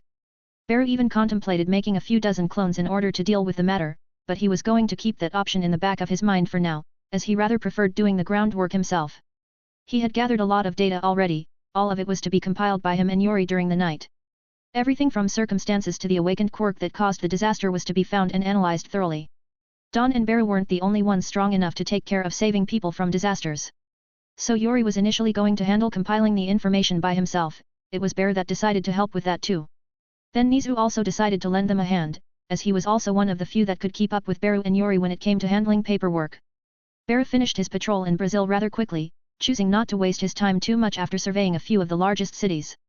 He appeared in the middle of Yuri's laboratory, still the base of their operations even though journalists were trying to break into the place daily. Inside a separate room, Yuri and Nizu were each on a computer. They both seemed concentrated, although each was more relaxed than the other. Yuri seemed to be tinkering with a device while using one hand to write down a document on a disaster that Don reported to him, while Nizu was making himself a nice cup of tea, while tapping his keyboard with his tail, still writing much faster than the regular person ever could dream of. Hey guys, Beru greeted them both, each responded with either a grunt or a nod. They knew that Beru coming in only meant more work to be done. This shit can't keep going for long, Beru said as he also sat down at the table and teleported another few stacks of paper on the poor table that was already drowning in paper. Making a hit piece is more than enough with all of the information we have now. You might as well call it a damned encyclopedia, but I bet your ass that some people will still refuse to believe it. Yuri was also rather annoyed, but they were technically running out of options. Even All Might and Beru urging the population to take the cure seemed ineffective, as the civilians rather preferred to listen to nobody when it came to their own physical and mental health. Letting an army of interns do all of this work would have been nice. But we're not only doing it faster, but we also know we're doing it right. Nizu didn't seem all that bothered, at least on the surface. Although, I'm starting to understand why releasing the cure covertly and making everyone consume it in secret was a more attractive option. While looking unaffected by current circumstances, Beru was quite positive that the principal of UA was also rather irritated. Getting the information for every single incident instantly is actually a lot more tiring than compiling it all. But at least we don't need to note down any more incidents. Beru spoke with a mental sigh as he also got to work. The three of them spent quite a few hours. Don also came back with his last report at some point. The patrol was momentarily stopped as they prepared to publish the list of events they had documented and new information they had uncovered. The document was named, The Disaster of Awakening. It wasn't just a list of events put on paper, it provided a proper explanation to the theory of quark singularity. It tried to make everyone understand the way quarks grew stronger and how the human body remained mostly the same. The book was written by Nizu, Yuri, and Beru, all of them co-authoring it and making sure it was a perfect script. Yuri, Nizu, and their associates were going to be the ones distributing the book. And distribute it they did. Yuri made sure that excerpts from the book were shoved in every article reporting on the situations with the disasters around the world. The three of them gave it their all, and it was slowly starting to show. More and more people decided to start taking the cure, slowly but surely. Some countries were starting to become safe. The entire process, from publishing to gaining attention, to people actually starting to listen to advice took another 3 months. Time in which Beru decided to both rest and do some hero duty. He hunted down the vast majority of powerful villains in the eastern side of the Asian continent. He knew that it was going to be hard to convince heroes to take the cure when villains weren't going to bother with it. The cure was going to specifically make the heroes weaker in this case, which would work out just great for villains around the world. Thankfully Don and Beru were there to stomp out the most powerful villains. Don did so through his organization, covering a lot of ground much faster than Beru. But Beru still took care of some zones that Don couldn't quite reach. In fact, quite a few things happened in those 3 months. Beru wasn't the only one smoking out villains in Asia. The majority of the strongest heroes in Japan decided to start doing the same, spreading out in groups and taking down villainous organizations left and right. Beru and Nemuri also managed to talk a bit, although not much of a conclusion was reached in regards to their previous argument. Beru had seemingly forgotten about it while Nemuri was just happy to see that Beru was interacting with her once more. Beru also needed to reconcile with the vast majority of his friends since he kept such a large secret from everybody. Thankfully most of his friends were adults, they understood that Beru had his own reasons for keeping such things secret. Currently, Beru was just hanging around at home, spending some time relaxing on the couch, something he hadn't quite had the time to do lately. Nemuri was also with him, laying with her head on a cushion and her legs sprawled on top of Beru's lap. She was just wearing her pajamas, in the middle of the day, as any adult does on a vacation. Her hair wasn't caught in any way either, just left to flow freely as she lazed around the house with Beru. Sometimes Nizu expressed concern, saying that Beru's disposition had affected her to some extent. But Nemuri just waved off those concerns at the time. Now those concerns were pretty much reality. But no one was there to complain since vacation time was exactly for lazing around. Eventually, though, their peace was disrupted by a phone call. Nemuri's looked at her phone with annoyance in her gaze. The caller intrigued her though. It was none other than UA's star pupil, and the strongest hero, besides Beru, Izuku. Beru also saw it, he raised a metaphorical eyebrow. What does the shrimp WA? Wait. He's about to become a fucking dad. The story is almost over on Patra.ian, so no reason to make you wait another month, smiley face. If you want to support me look up Vegan Master on Patreon. 188, Excitement and Fear. POV Beru. I really forgot about Green Bean after 6 months of slogging through shit and dealing with problems alongside Dawn, Nizu, and Yuri. Even now, there's plenty of work to be done, I've just kinda left Nizu and Yuri to deal with the rest of it. It's mostly just monitoring the information output and making sure that any misinformation about the cure gets snuffed out before spreading too far. Spending time with Nemuri is nice and all, but I've mostly been watching TV and exchanging words randomly. No serious topic was brought up in my time of relaxation, all the talk about engagement has been indefinitely postponed as well. Izuku's situation is the only reason the engagement thing is even on my mind right now. Oh yeah, I should probably respond to his call. Izuku, what's up? Is the big day coming already? I started the call with a direct tone. Nemuri beside me looked a bit confused. It's today actually. Okako just went into the operation room. What? That's fucking sudden? Holy shit. You ready to be a dad? I remember you telling me it was a boy, right? Did you guys think up a name for it already? I immediately started bombarding poor Izuku with questions. My curiosity is getting the better of me, as I've yet to ask the most important question of all. I don't know if I'm ready. Yeah, it's a boy. And we're naming him Tojinori. Geez, he's really quick to answer all of them. I guess he picked up on how to converse with me during the time I trained him. Nemuri could clearly hear my conversation with our former student, she's also his teacher, I think. Her eyes shined with excitement, but I can also see a bit of jealousy somewhere in there. Oh my god. Eureka is actually becoming a mother before me. She immediately started squealing, much like the first time she heard of Okako's pregnancy. Damn, that's actually great news, pretty sure Toji will be pumped to hear about it. Did you tell good Almighty that you plan to name your kid after him? I asked while not really bothering to hide the amusement in my tone. He doesn't know yet. But he will know soon enough. There's only one thing. Yep, I can feel it coming, the real reason why he suddenly decided to call me of all people. I mean, he would have still called every friend of his, if just to visit his wife and newborn son after the ordeal.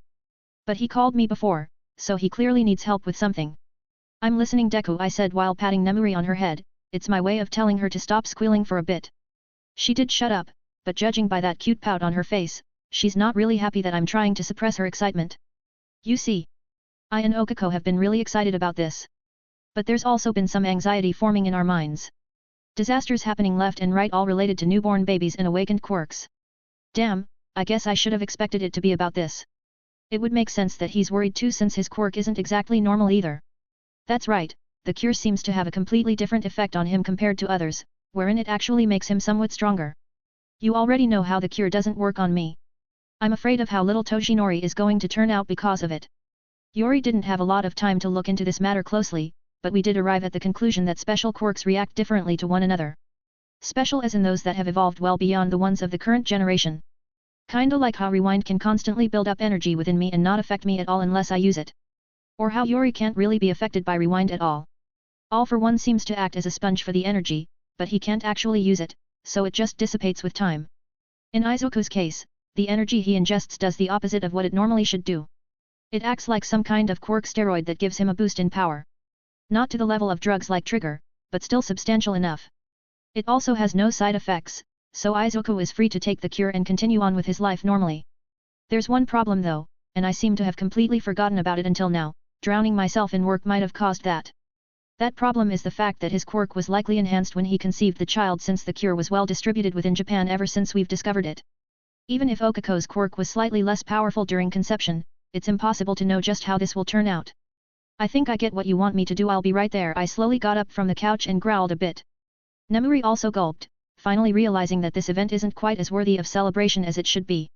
Okako becoming a mother is great, but it's not as great if she doesn't even survive the ordeal. Thank you. I first thought that I might be able to handle things myself. But I feel a bit uneasy about this.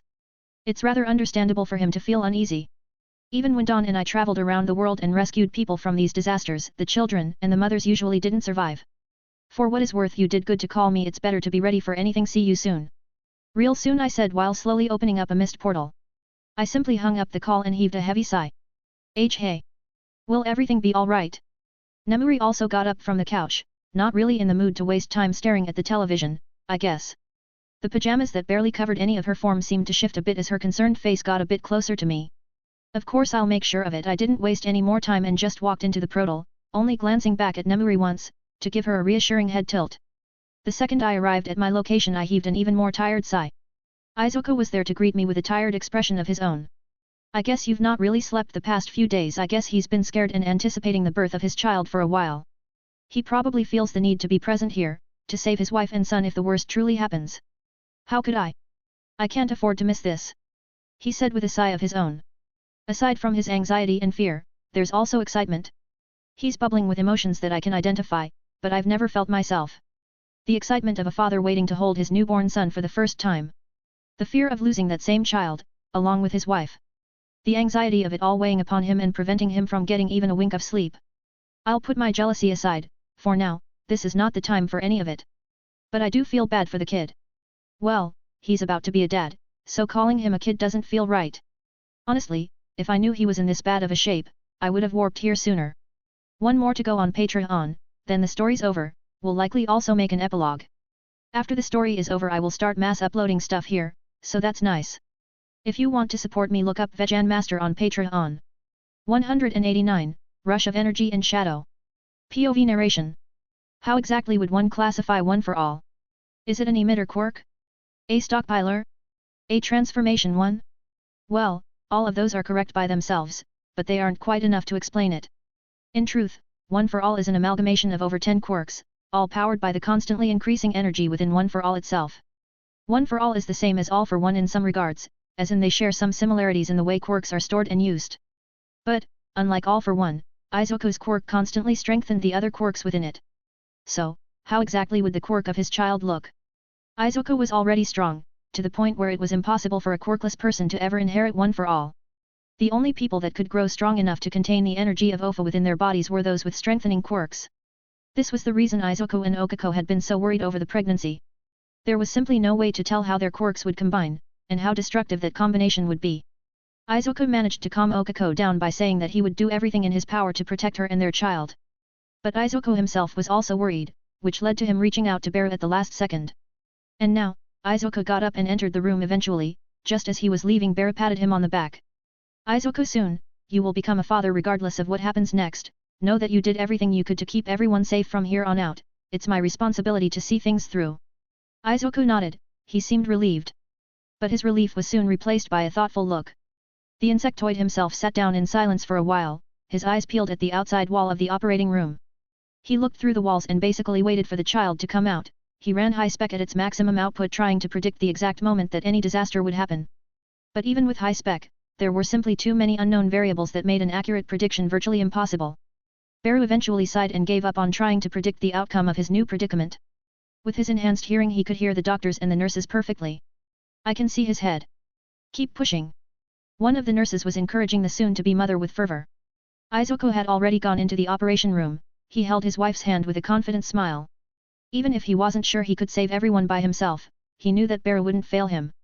Izuku's eyes flashed a bit as he remembered the thoughts that appeared in his mind while entering the operating room. The words Beru had spoken to him. In the end, I guess Beru is the only one capable of taking on the title of the symbol of peace. It didn't matter whether one was a hero or a civilian, seeing Beru's back was enough to make everyone feel safe. Simply knowing that he was present and watching over things made people relaxed in any situation. Izuku knew that succeeding All Might would be difficult.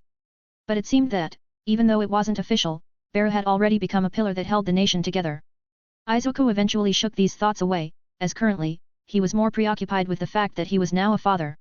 He held Okako's hand tightly as if he was afraid she was going to run off. He smiled reassuringly to her as she struggled with the pain of childbirth. Eventually, she did it. The nurses acted quickly, cutting the cord and wrapping the newborn child in an instant. Okako got to hold her child in her arms, a tired smile on her face. The small boy with green hair and green eyes. There was no doubt about it being Izuku's son, his cries filled the room in an instant. Izuku stood beside her, but he looked both relieved and cautious, he seemed to be preparing for something. Okako was already too tired to worry about the possibility of a disaster happening though, instead, she decided to close her eyes and rest a bit. In that instant, before Izuku or she could even react, a great surge of energy enveloped the entire room. The building started shaking and as Izuku tried to use Black Whip to wrap around his wife and child. Just as he was about to reach out and pull the both of them away from the doctors that were quickly fainting, he found himself in the middle of the street, all of the doctors, as well as his wife, were laying on the ground. What happened?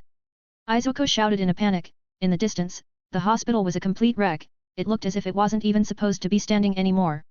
In fact, the only reason it was standing was that it was being held together by glaciers and ice pillars. Beru had felt the rush of energy coming just as late as everyone else, he reacted just as Izuku had reacted, but he was much faster. In less than a second, he warped everyone away from the scene, including the Izuku and Okako. Beru arrived in that room prepared to watch the small newborn die, as he didn't think a body so weak would be able to contain such a powerful quirk. Beru could feel gravity pulling everything into the ground, the entire hospital was going to become a crater if he didn't do anything about it at all. The insectoid had no choice in that matter, he could only do one thing in this situation. It was a gamble, but it was better than doing nothing and calling it a day. He approached the newborn as his steps left deep prints into the ground. Any normal person would have been crushed in an instant due to the pressure, but Beru didn't even register it. But the closer he got, the more pressure he was under. The pain didn't register to him at all, even as his exoskeleton was cracking and the ground under him was giving way. Beru didn't panic at all though, at least he didn't let his panic show, instead, he raised his right palm and placed it on the top of the baby's head.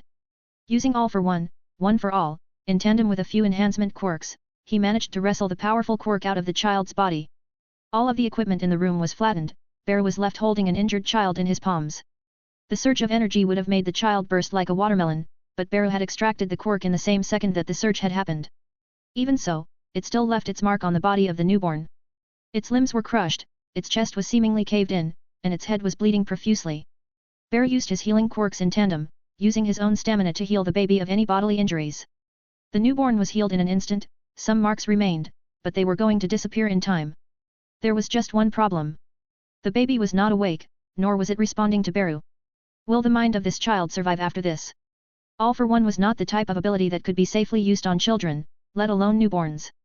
Beru warped himself outside, where everyone was still recovering and trying to process what had just happened. Izuku looked up to see the tall insectoid holding his son. Beru's large palms made the scene look a bit odd, as a single palm of Beru's was larger than the child's body. What concerned him more was all of the blood, both leaking out of Beru's cracked exoskeleton and the one covering the towel covering his newborn son. What happened? Okako also shakily got up. As a pro-hero, she had enough endurance to stand, even after just giving birth to a child. Izuku had given her his coat, as she was just wearing a hospital gown previously. Exactly what you would expect, seems your quirks make quite the explosive combination. Okako snatched her son out of Beru's hand, her concerned look worsened as she noticed the small scars on his body. My healing quirks took care of all injuries, he'll still need a checkup though, Beru spoke as he turned his head and also looked at Izuku.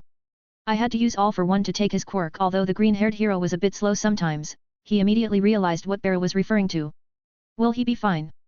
Izuku clenched his fists in frustration. If he recovers it might take a while though, don't expect him to wake up too soon. Beru's words immediately made Okako cry. As any mother would when receiving such news about her son. She didn't blame Beru though, neither Izuku. They both were smart enough to realize that Beru was the only reason they were alive. Seeing the state of his body said everything about the strength of their newborn's quirk.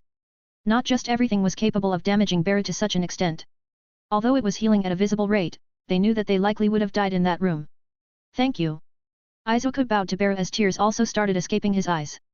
Don't mention it, thank me when your kid recovers. Beru waved his hand a bit, he turned around with a sigh as he stared at the collapsing hospital, as well as the cracked street around it. It made Beru feel a bit skeptical.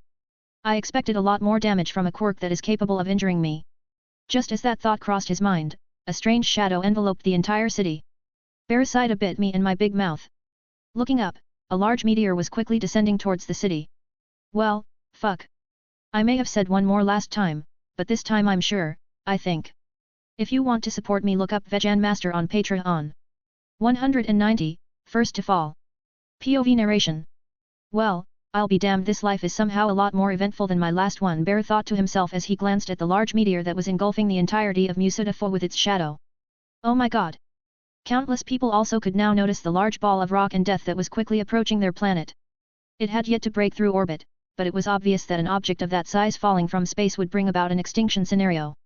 Not to mention that there wasn't just one meteor, Bear could easily spot a few dozen with his enhanced vision, all of them barreling towards Musudafo at breakneck speeds. Izuku and Okako turned completely white as they saw it too. Okako even had tears in her eyes as she realized that this was not only all her and her child's fault, this would also most likely cause their deaths along with the deaths of countless others. Izuku had much the same thoughts going through his mind, the panic in his eyes was easily visible. The shock of seeing such a large disaster happening right in front of them was enormous. It was also very painful to know that they had both caused it, to some extent, and that they couldn't do anything to stop it. The people around were much worse still. The nurses, doctors and other bystanders all had their eyes glued to the sky in shock as they attempted to process what they were faced with. All of the babies that Beru had teleported out of the hospital screaming and crying certainly didn't help them with their nerves. What the hell? What is happening? We're done for. Countless panicked cries and shouts reverberated throughout the slowly growing crowd of people in the middle of the street. Cars were stopping as drivers were looking up, people were coming out of their homes and doing much the same. This exact scene repeated itself in the entire city and beyond. As the majority of people in the region could easily see the meteor as it was quickly growing larger and larger. There's no escaping that. One of the people that had just stepped out of his car said in disbelief and with a tinge of depression. Many started panicking and running around everywhere, hopelessly trying to get away from their impending doom. Many fell to their knees in despair, looking at the sky without any energy left, accepting their fate while mumbling their regrets and goodbyes. There were also those that started crying and wailing, realizing that they had zero chance of actually getting away, so they started screaming and crying for a savior. The world was so used to always having a hero nearby, now when faced with such a despairing situation they would obviously hope for someone to do something. Izuku would have usually been in the second group, he was smart enough to know that escaping the range of a meteor of that size was simply impossible. It was going to completely ruin their side of the globe after all. He slowly got up, shakily as he tried to think of a strategy. But try as he may, there was simply nothing coming to mind, as the ball of death was already starting to bend the atmosphere with its entry. You brats, this quirk combination of yours is certainly dangerous as all hell. Bear looked up with a bit of a laugh in his tone. Out of everyone at the scene or even those witnessing it from a distance, he was the only one not truly scared or panicking. Not everyone instantly knew that a meteor was heading for Earth though. Don was currently somewhere in Africa convincing drug lords and corrupt politicians that not entering a partnership with him was a detriment to their health. And Yuri was holed up in his study, trying to find ways to make the cure last longer without having it weaken quirks even further. Izuku and Okako had their eyes widen as they remembered that Beru was still there with them. With a glimmer in his eyes, Izuku stared at Beru's back as he walked a bit forward and looked up with an animalistic grin, his fangs showing themselves in an excited manner. No need to be so scared of a few rocks though, I'll be done here in a jiffy. Izuku's gaze became serious as he reached forward towards Beru. Wait. This is a bit too much even for you. It's better if you use your strength to save us, man. Save them how exactly? Beru interrupted Izuku at that moment, turning his head slightly to the side and giving the young green-haired hero a glance. Should I teleport everyone from this side of the globe to the other? Can you quantify just how much damage that big rock will do to the Earth? Do you have any way of knowing that this collision don't completely wipe out a continent? What about the tsunamis and natural disasters that this would ultimately cause? How exactly would I go about handling all of that? Izuku was already looking ashamed by the second question. By the time the fourth and fifth arrived he was already staring at the ground in shame. Don't look so beaten, not like it's your fault. Having a child isn't something you can get blamed for. Izuku perked up at this, he trembled a bit as he clenched his fist. Beru's words might have helped alleviate his guilt, but that didn't mean he felt much better. They were still in the same situation after all. Okako just held her baby in her arms, looking at Beru with a pleading gaze. Please. Save us. She muttered a bit, as Izuku came to her side to help her stand properly. Obviously I'm the NR.1 hero, no one is dying on my watch unless I'm the one doing the killing. Izuku sweated a bit when he heard those words, not very hero-like. But then again, this is the type of person everyone knew Beru was. A thuggish hero who, despite his sometimes heroic actions, only did whatever he wanted, whenever he wanted. Watch and learn, brat, not that there's much to learn here since a meteor shouldn't be a common occurrence. Beru bent his knees and spread his wings, the wind of it pushed everyone backwards a bit. He managed to snap everyone nearby out of their respective trance. Many seemed to regain hope from just seeing Bear's form. His slowly expanding back was all that the people could see as Bear was growing more and more in size. With a thundering sound, he sprung upwards, leaving the street underneath him in a complete mess as all cars and civilians were blown away in an instant. Thankfully Izuku wasn't sleeping throughout this, he instantly used his black whip and speed to rescue all of the civilians nearby. Okako simply landed off to the side and took care of her child while looking at the sky with hopefulness. No one blamed Bear for being reckless, they realized that their situation didn't quite allow for him to hold back at all. Izuku could somewhat rationalize why Bear didn't just teleport underneath the meteor too. He's building up momentum. Bear was using countless quirks to propel himself upwards, from engine to hellfire to even air cannon. The speed he reached cut through the air, far surpassing any feat he had shown previously in his hero career. The few clouds that were still around were all blown away in an instant as Bear passed them at supersonic speeds.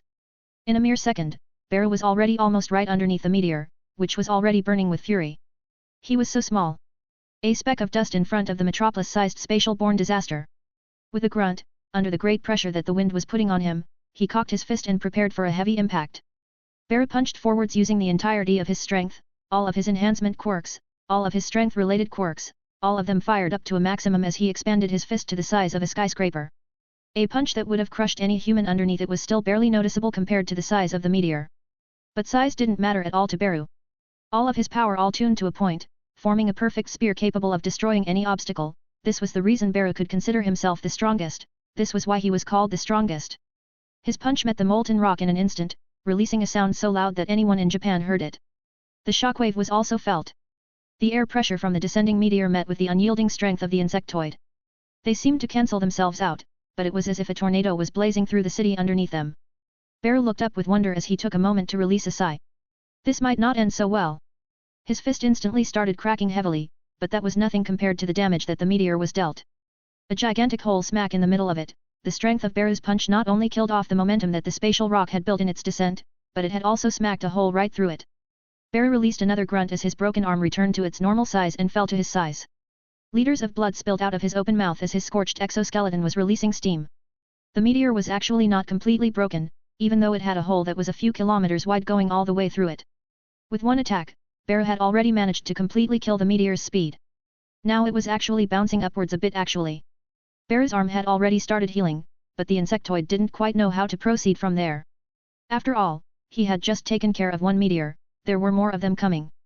Through the hole he had created, he could see them clearly. 3 more were coming towards his exact location.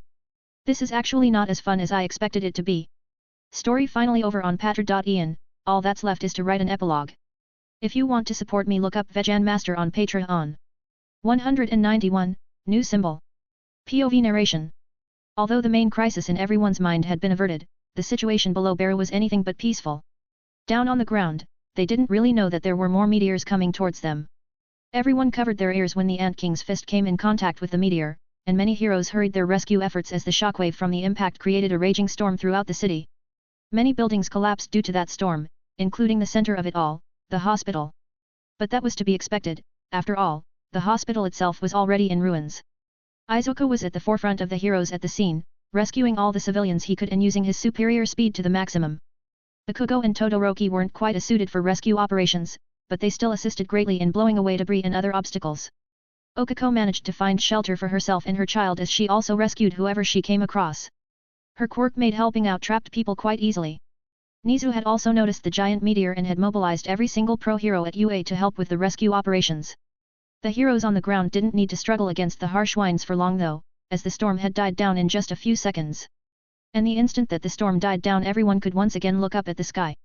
And the scene they saw was flabbergasting, to say the least. Their eyes were glued to the sky, this time it wasn't in fear or desperation. They could barely see Beru, merely a dot in the sky at that point. But the meteor above him was clearly visible, still burning with fury, but it was completely stopped. People could clearly see it, the thing that had just threatened to end the lives of countless people, harmlessly suspended in midair, still shadowing over the entire city. It made everyone heave a sigh of relief as civilians started taking refuge from the small pieces of falling debris. But as the dust settled, people could finally notice the actual scale of Beru's attack. The large hole that Beru managed to punch right through the meteor. To say that the people below were in awe was a large understatement. Cheers erupted in that very instant, either from the heroes or from the civilians. Everyone that had witnessed that scene felt a certain kind of jubilation that could be hardly described. They had survived, even better, they got to witness the real strength of the one that they considered the strongest hero. Sure, the crisis wasn't completely averted as the meteor was still up in the sky, but it was no longer barreling towards them at breakneck speeds. The mere presence of Bara made everyone feel like the situation was already resolved. There was no longer any need to cry and scream in panic. Up in the sky, Bara remained unaffected by the situation below. Instead, he stared at the other three meteors with a thoughtful look. He could now clearly size them up. They were nowhere near the size of the one he had just stopped, but they were still large enough to cause a lot of damage to Japan, should they make direct contact. Bara spent a second strategizing how exactly to stop all three of them at once. They were still rather far off from entering the Earth's atmosphere. A few minutes off to be exact, it was a rather good time frame, it gave Bara some time to think about his actions. But not a lot of it, the large meteor that he had just punched a hole through was still a threat to the people below. Although a much smaller one compared to what it was previously. Still, he couldn't quite let it fall, so he was stuck holding it up with his shoulder for a bit of time. To make things a bit easier for himself, he also grew in size. He expanded his body to the point where it was visible even to the people below. People instantly started cheering, fists raised to the sky with renewed energy as Bara's expanding back became an image etched into the minds of everyone at the scene. Even prideful people like Bakugo had to do a double take, stopping to wonder how a person so unreliable in his day-to-day life could become a pillar of support at the flip of a switch during such a harsh time.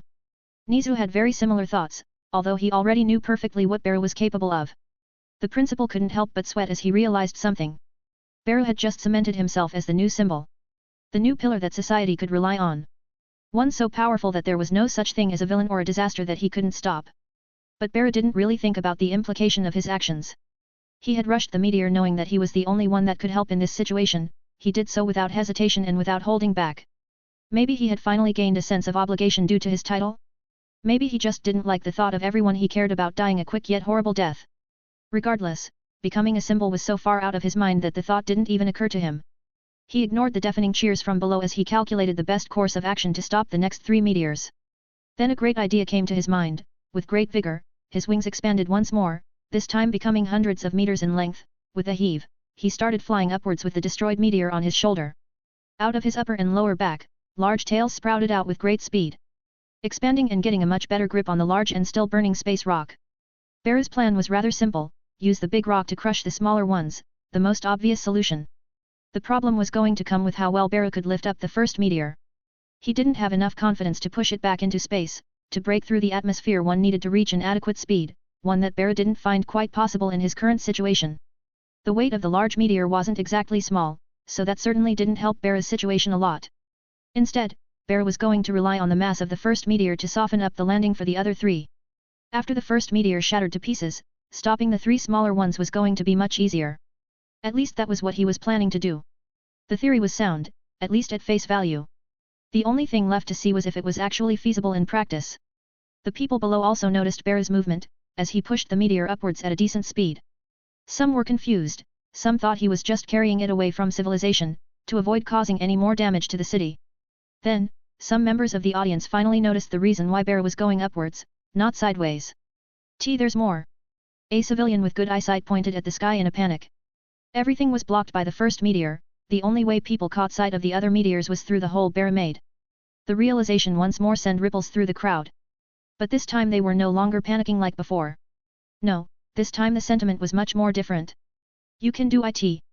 Come on Beru. You've got this. We believe in you.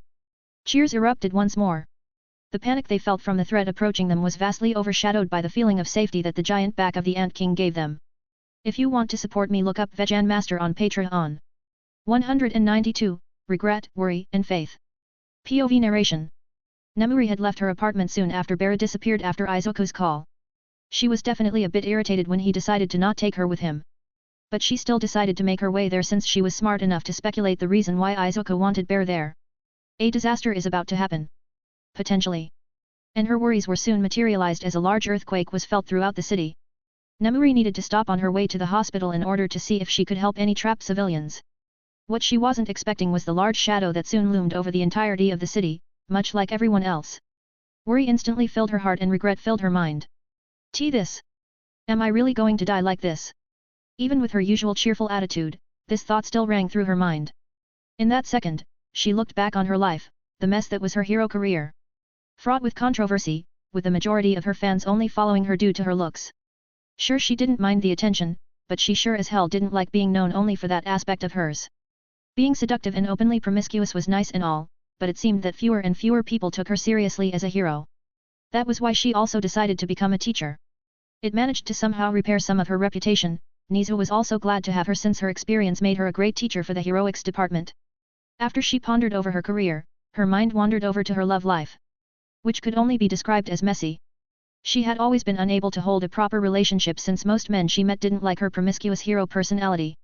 In that regard, Beru was a miracle to her. He didn't just care about it, he embraced it and accepted it as part of herself.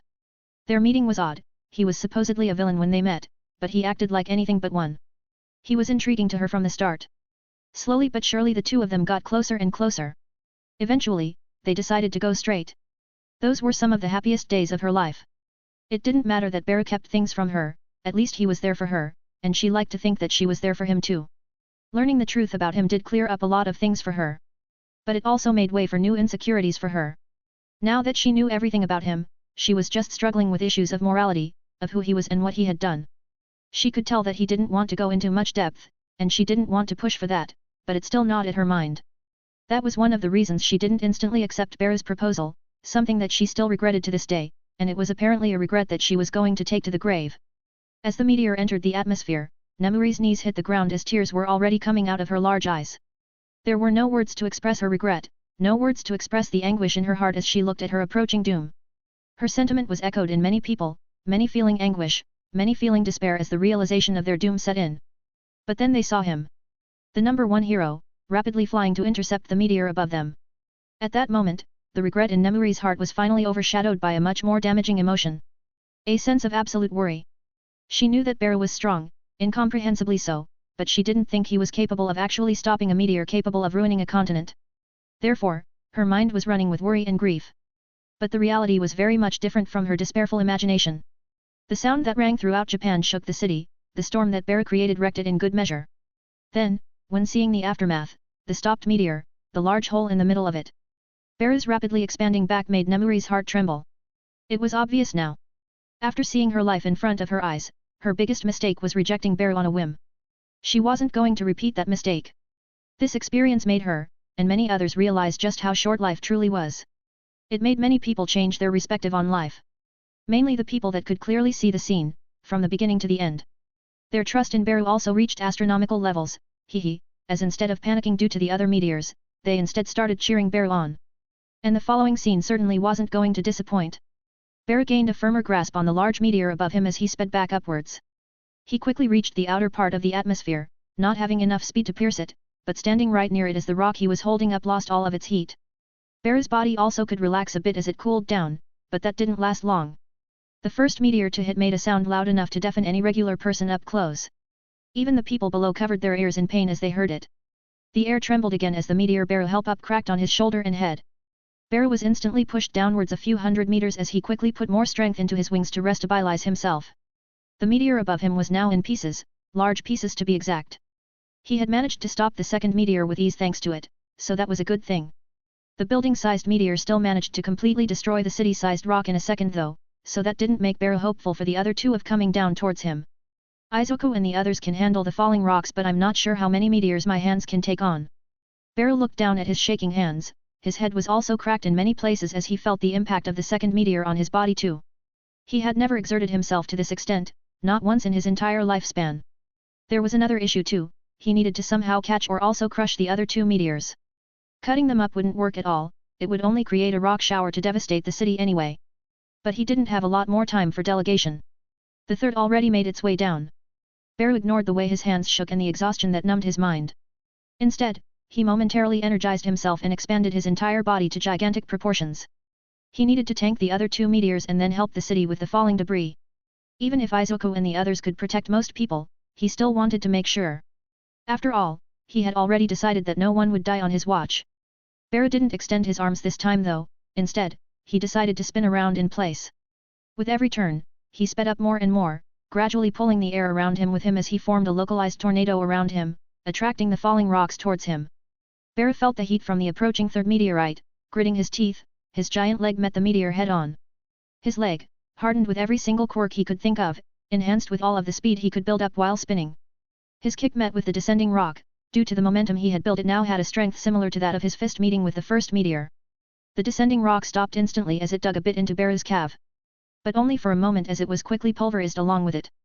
The strength that Beru put out through various enhancement quirks crushed the building-sized rock into powder. Beru's leg wasn't left intact though. Rather the opposite actually. It was mangled beyond belief, much like his still healing arm was previously. And Beru didn't have the time to recover at all. The fourth meteor was already close enough that Beru could feel the heat coming off of it. Beru knew he couldn't stop it with as much ease as the others. 6 large tails quickly sprouted out of his back and coiled around each other as they formed a makeshift drill around Beru's only uninjured arm. Beru didn't have time to build any momentum now, he could only rely on his body to block the rock, but that didn't mean he didn't have any tricks up his sleeve. His tail drill was met with the meteor. It came down with unbelievable strength, a lot more noticeable now that Beru was quickly being pushed towards the ground along with it. Many exhaust pipes sprouted on the insectoid's back, burning with a deep blue flame as Beru tried to slowly kill off the meteor's momentum. More tails also came out of his back and started wrapping around the meteor. Beru's lack of footing made things exceedingly difficult. He made use of every flying quirk he had, of every speed enhancer that he could. Even creating air platforms underneath himself, only to get crushed through them anyway. Beru released an enraged roar as he reeved up his quirks and his tail started drilling into the rock, using its own momentum against it. His drill reeved up as his arm expanded to great proportions underneath the meteor. Beru tried to use air cannon, only to be constricted by the lack of air around him, as he was still very high up in the sky. His lungs still had some air in them though, and Beru knew not to waste it on a useless attack. He positioned his hand perfectly underneath the spinning drill and released the air cannon right there. The cannon served to push Beru towards the ground faster, the tails that formed the drill quickly got ripped out of his own body. But his move did pay off, as the meteor was quickly ground to dust by the boosted tail drill, much like the last one before it.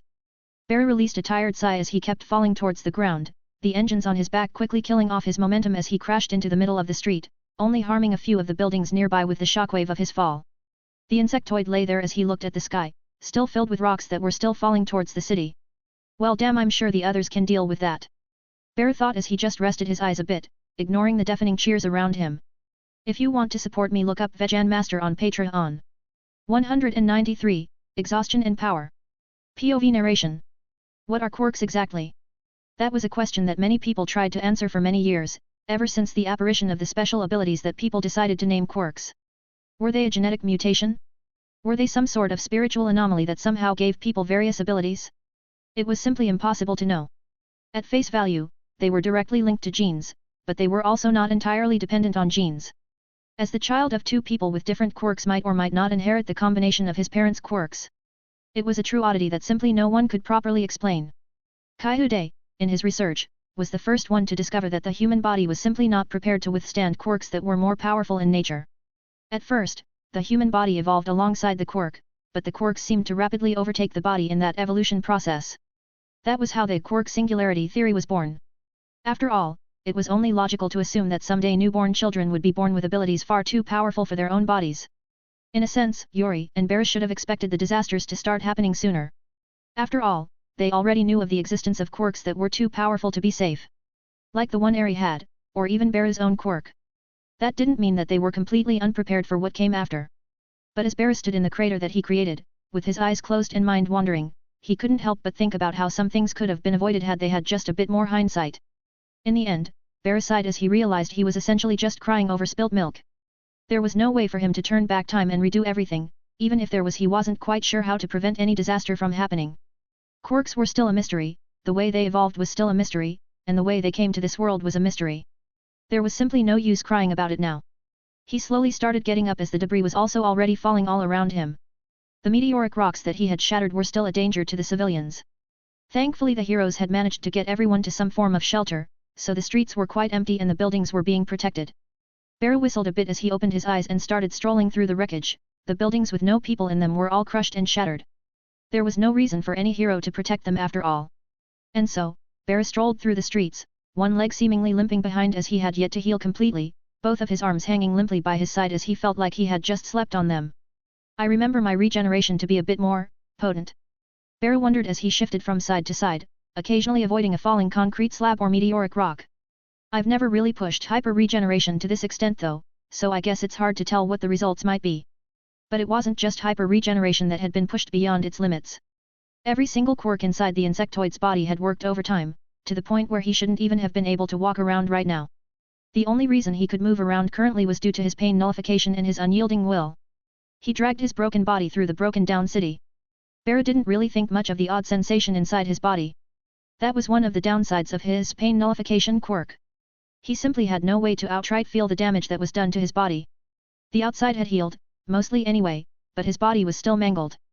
Especially the hand that he had punched the first meteor with, that was the limb that had taken the worst beating. The leg he used to intercept the third meteor was also not doing all that well, but it was still much better by comparison. His punch had stopped a meteor the size and weight of an entire metropolis falling at a speed of around 20 kilometers per second. It was crushed, burned, ground. The weight of the meteor even threatened to rip off his arm in that confrontation, it only managed to hang on thanks to his regeneration and impact nullification quirks. Bara heaved a tired sigh as he looked up, a relatively large piece of the meteor was now descending upon the city. It was very large, to the point where it seemed larger than the UA campus. Bara was about to force himself forwards to crush it, wobbly on his feet as he flexed his muscles artificially using Muscular's quirk. But before he forced his body to spring into action, a large glacier swallowed it almost entirely, covering a district of the city in the process as Shoto also made his presence known to his peers. Bakugo was also not about to let himself be outshined by Shoto. A similar scene happened in another side of the city, this time a larger rock was stopped by a large explosion, crushing the descending rock into pieces and completely killing its descent. Bara just shook his head. Heroes really are attention seekers at. A large rock fell right behind him, on which Bara just sat down as he took a breather. In the sky, he could also see a green flash of lightning. Izuku was constantly zipping about, kicking rocks away from areas of the city that were still not properly evacuated. I was a bit worried at first, seems like they can actually handle this. It was a bit hard for Bara to accept relying on other people. But, while in his current state, he really had no choice. Eventually, Bara genuinely fell asleep. In a sitting position on that rock. Completely disregarding the falling rocks around him. During his sleep, a villain even found him. But said villain was far too scared to even approach the injured Ant King, let alone do anything to him. Eventually, the heroes found him too. Izuku used his speed to take him to the nearest medical tent. It was a haphazard setup, made in a hurry to take care of the injured civilians. Bara did wake up slightly when the Izuku picked him up. But he just dozed off and went back to sleep. The situation was chaotic for a while, but finding Bara did give everyone a huge morale boost. They justifiably thought that something had happened to Bara when stopping the other meteors. The scene was obstructed at the end after all, but some still managed to see Bara being pushed downwards and crashing into the ground. It was a miracle that everyone in that hospital had survived, and the casualties were actually surprisingly small, especially when the experts started calculating the actual damage the meteors could have done, not only to Japan but to the world in general. In the end, they reached the conclusion that, if an object of that size and mass had struck the Earth at that speed, no matter the point of impact, it would have meant the end of humanity. Bara slept through a few weeks. People assumed he was in a coma, but his snoring told people otherwise. Nemuri was quick to reach him when she heard that he was found. She was really concerned, but she eventually realized that he was okay, especially after she was annoyed by his loud snores during one night. Every person that Bara had taught in the past also paid him a visit. Many people wanted to actually see Bara, but heroes were posted at the door, keeping reporters and fans outside. And while Bara was sleeping, it became official. Bara was dubbed the new symbol of peace and Earth's hero. The last title was what the world had started calling him. It quickly stuck as every hero and or aspiring hero saw his actions as awe-inspiring. The public was also beyond moved, especially after some found footage of Bara struggling against the last meteor was found. To them, it seemed as if the Ant King was resolute, desperate, and tired. But with all of his energy, risking his health and safety, he put everything at stake and crushed the object threatening to end the lives of everyone below him. There were also photos and videos of how Bara had stopped the first meteor, which only served to further cement him as the world's strongest. Bara would have likely tried rejecting such frivolous titles if he was awake. But at this point, it didn't matter whether he wanted it or not, people were going to look up to him. Now there was no denying it. There was no one that dared to say otherwise. Everyone had witnessed Bara's immeasurable power. The only problem was, Bara was still not waking up. If you want to support me, look up Vegan Master on Patreon. 194, Waking Up and Scars. POV narration. He sure loves to worry people. Nizu thought to himself in regards to Bara's current state. Nizu had visited the insectoid in person, mainly out of concern. Bara seemed to be in a deep sleep. The strange part was that Bara's arm wasn't healed completely. To be more specific, a large scar appeared on his right shoulder all the way to the middle of his torso. It looked as if some overwhelming force had tried to forcefully pull it away from Bara's body. The strangest part was that the scar appeared after Beru fell into a deep sleep. The people that had found him seemed to report that he wasn't outwardly injured. It was as if his body was constantly morphing and shifting. The doctors also expressed various concerns for the Ant King's internal organs, which had supposedly suffered irreparable damage. Had it not been for him overcharging hyper-regeneration, Beru would have died many times over in that exchange. The heat from the meteors melted his organs while the sheer impact of said meteors managed to shred his organs apart repeatedly. Nizu somewhat pondered how someone could even survive such wounds. Regeneration or not, they were the type that could kill instantly. The full extent of Beru's medical file was kept from the public, very few people actually knew about it. The doctors that inspected him, Recovery Girl, Nizu as well as Goda Yuri. Nemuri and Beru's students were especially kept in the dark about the severity of his injuries, as them knowing about such a matter would only further complicate things. The world is stirring. Villains don't even dare to show themselves in the public, civilians are swarming the places where you once frequented. The press is painting you as some gallant hero, a beacon of hope and a protector of innocence. While I personally find this amusing, I know you will hate it the moment you wake up. Nizu sighed as he thought about the logistics of even trying to worsen Beru's public image. At this point, it was simply untouchable. Not even Beru himself would be able to dissuade people from idolizing him. If Nizu tried to help in that regard, he would only invite a lot of scrutiny towards himself anyway. So Nizu had no choice but to stand by and watch the world paint some odd perfect picture of Beru. There was also the issue of how Beru's actions had affected the heroes. Everyone in the city started seeing Beru in the same light as some of the civilians. While those that knew Beru didn't buy the whole gallant hero shtick, they still started idolizing him. The students all started viewing Beru as their generation's symbol of peace. Izuku even went as far as to publicly state that in a live interview. Okiko was also beyond ecstatic that she and her child had survived. She knew that Beru was the only reason such a thing was possible, she also knew that he had protected everyone from what was essentially her and Izuku's mistake. She along with Izuku and her child had all visited Beru on numerous occasions. Izuku also eventually managed to stop Okiko from feeling too guilty, remembering what Beru himself had told him. There was no reason for them to feel responsible for something they simply couldn't control. Nemuri didn't even bother to look at the news, most of her time was spent beside Beru's bed. Many of Beru's friends showed up to visit him, including the former hero and villain, Lady Nagant. Nagant's appearance did spur a bit of jealousy from Nemuri, but it wasn't anything too drastic. Eventually though, the inevitable happened. Beru woke up. With a large yawn, he rose out of bed, raising his left arm as he stretched it outwards. It took the Ant King a few seconds to realize that he couldn't quite feel his right arm at all, let alone move it. Looking down, he could see his body, his right shoulder specifically, was filled with gruesome scars. His torso also seemed a bit deformed, his usually straight exoskeleton was bent and melted in an odd way. I guess the second I passed out my hyper-regeneration could no longer suppress my injuries. After all, some claimed that quirks were like muscles. One could train and develop a quirk, so one could also obviously overuse a quirk. Beru sighed a bit as he thought about using some quirks to mend his appearance back to his usual. He scrapped that thought almost instantly though, as he raised that he somehow looked even cooler with scars. Well, some would call them scars, but since Beru had no skin, they were mostly just his mangled exoskeleton. The only part that could classify as an actual scar was the largest deformity within his shoulder, which showed him his dried up muscles and twitching flesh. His exoskeleton on that part was most likely ground to dust. And hyper-regeneration must have mostly focused on healing his organs after a while. And I thought permanent damage was damn near impossible with my strength. Beru sighed as he looked around his current room. Judging by the accommodations, he was in a hospital, a private room even. Beru could sense that there were people guarding the hospital all over. He could also somewhat feel Nemuri's scent nearby, signaling to him that she had been next to him not too long ago. Oi! Anyone here? Beru shouted a bit, he snickered internally when he felt the guards at his door stumble in shock. Beru got up, only to realize that his left leg was also scarred. His calf more specifically, it affected the way he moved his clawed foot. He couldn't quite feel it, but he could move his knee, so he was still technically able to walk on it like a peg leg. Beru walked out of his door without much issue, completely shocking his guards once more as their eyes almost popped out of their sockets. Sir. You're not supposed to move so soon. Hang on.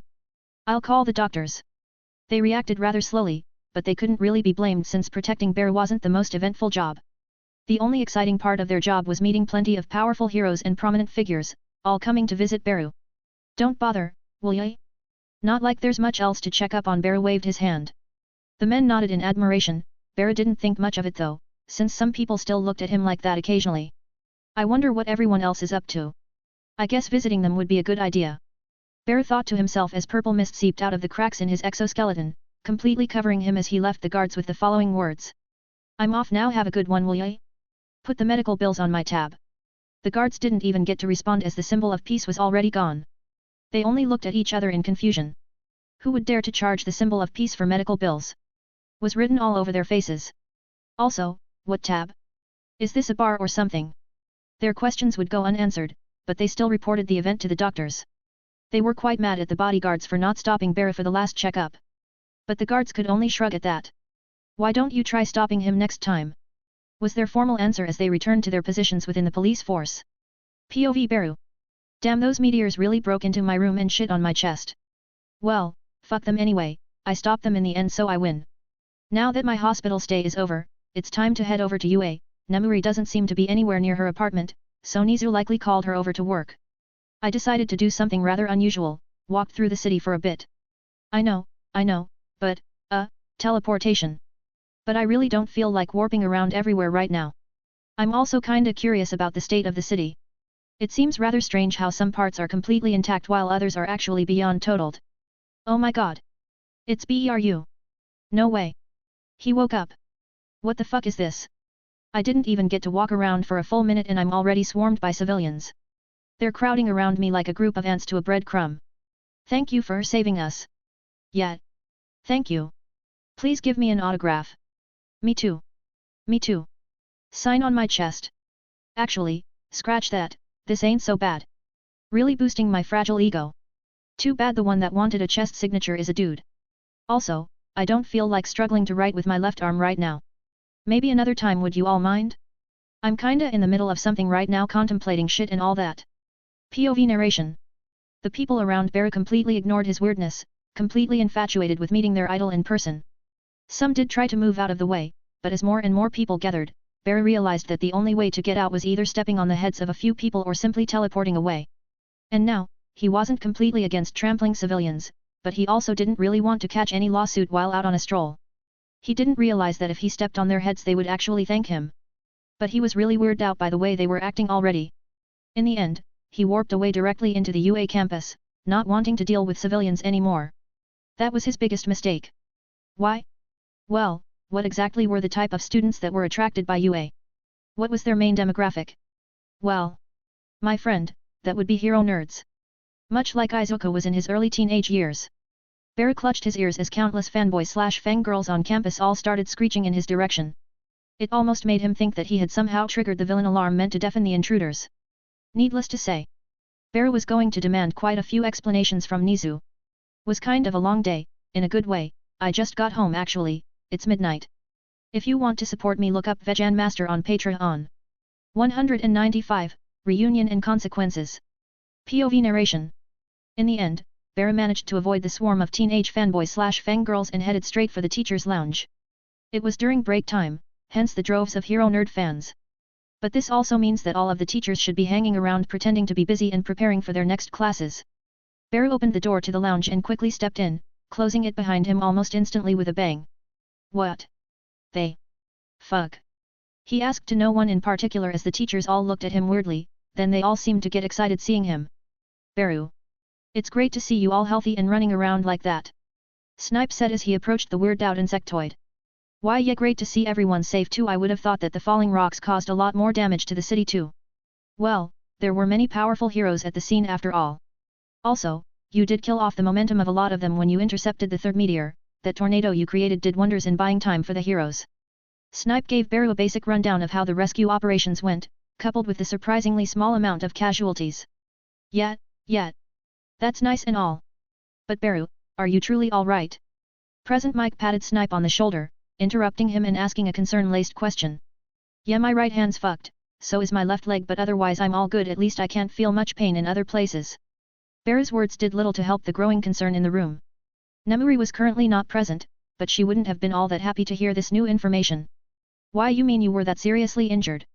Cementos asked with an odd tone, dropping his uncaring attitude as he realized that the situation might have been just that much more serious than the public and everyone else was led to believe.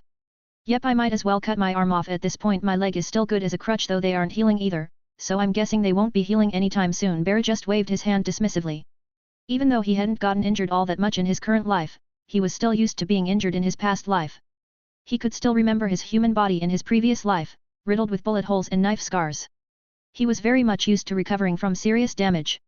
To him, the current situation wasn't that concerning either, since neither his leg nor arm was absolutely vital to his day-to-day activities. The room was silent for quite a few seconds after that. The teachers processed the information that Beru had just given them. To think that even you could get injured to this extent. Toshinori muttered while looking at the ground, seemingly deep in thought. Now it's not like we'll be facing down meteors on the daily. There's no actual threat that can cause this much damage to me. Besides that, we're talking about something that hits harder than nukes here. Beru waved off the blocky hero's concerns. Beru could somewhat tell that everyone in the room was somewhat shaken up by his sudden reveal. It likely had a similar effect to when they had learned of All Might's injury when he had first started being treated by Recovery Girl. But it was also a bit different. Toshinori had been injured by an exceedingly powerful villain, one that was an absolute threat to their society. That same villain was basically a chew toy to Beru. The Ant King had killed that villain with ease and without even coming close to breaking a sweat. Unknowingly to the teachers, as well as Toshinori himself, Beru was quite a few leagues above All Might when it came to strength. To the point where he was actually untouchable in their eyes, just like All Might had been to the wider public for all these years. Even more, Beru was a dear friend to all of the staff members, with few exceptions. What's with all those mopey faces?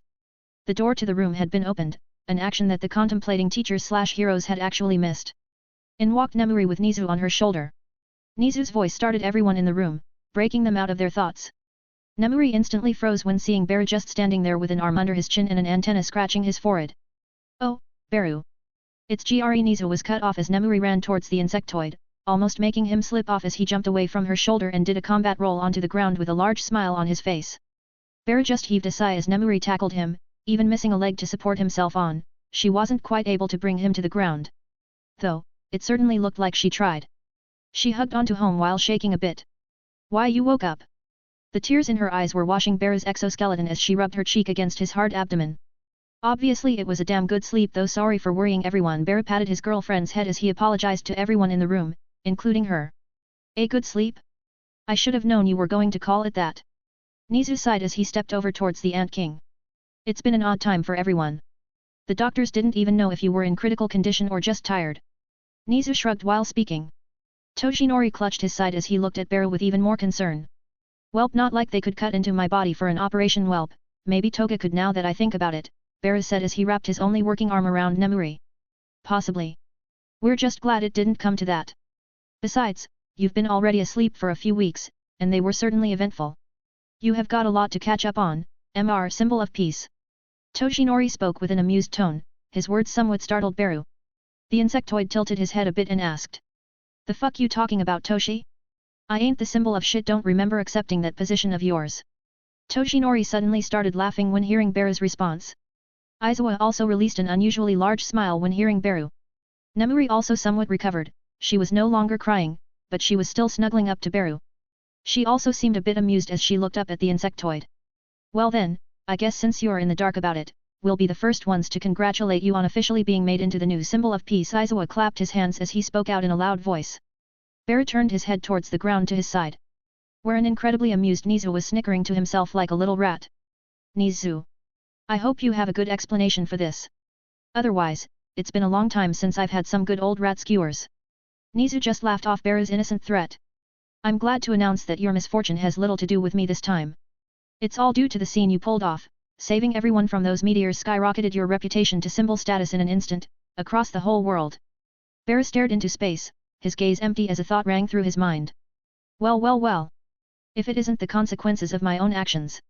If you want to support me, look up Vegan Master on Patreon. 196, Realizations and Performance. POV narration.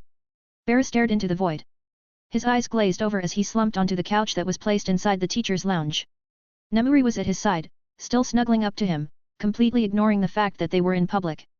His friends were still somewhat near as they all seemed to laugh at Beru's predicament. There's no denying the fact that you're the symbol now. No one can persuade the people otherwise, Toshinori spoke out of experience as he held a wry smile on his face. Beru turned his head, his eyes blazing with frustration as he glared at his old friend. Toshi's smirk only got wider under Beru's gaze.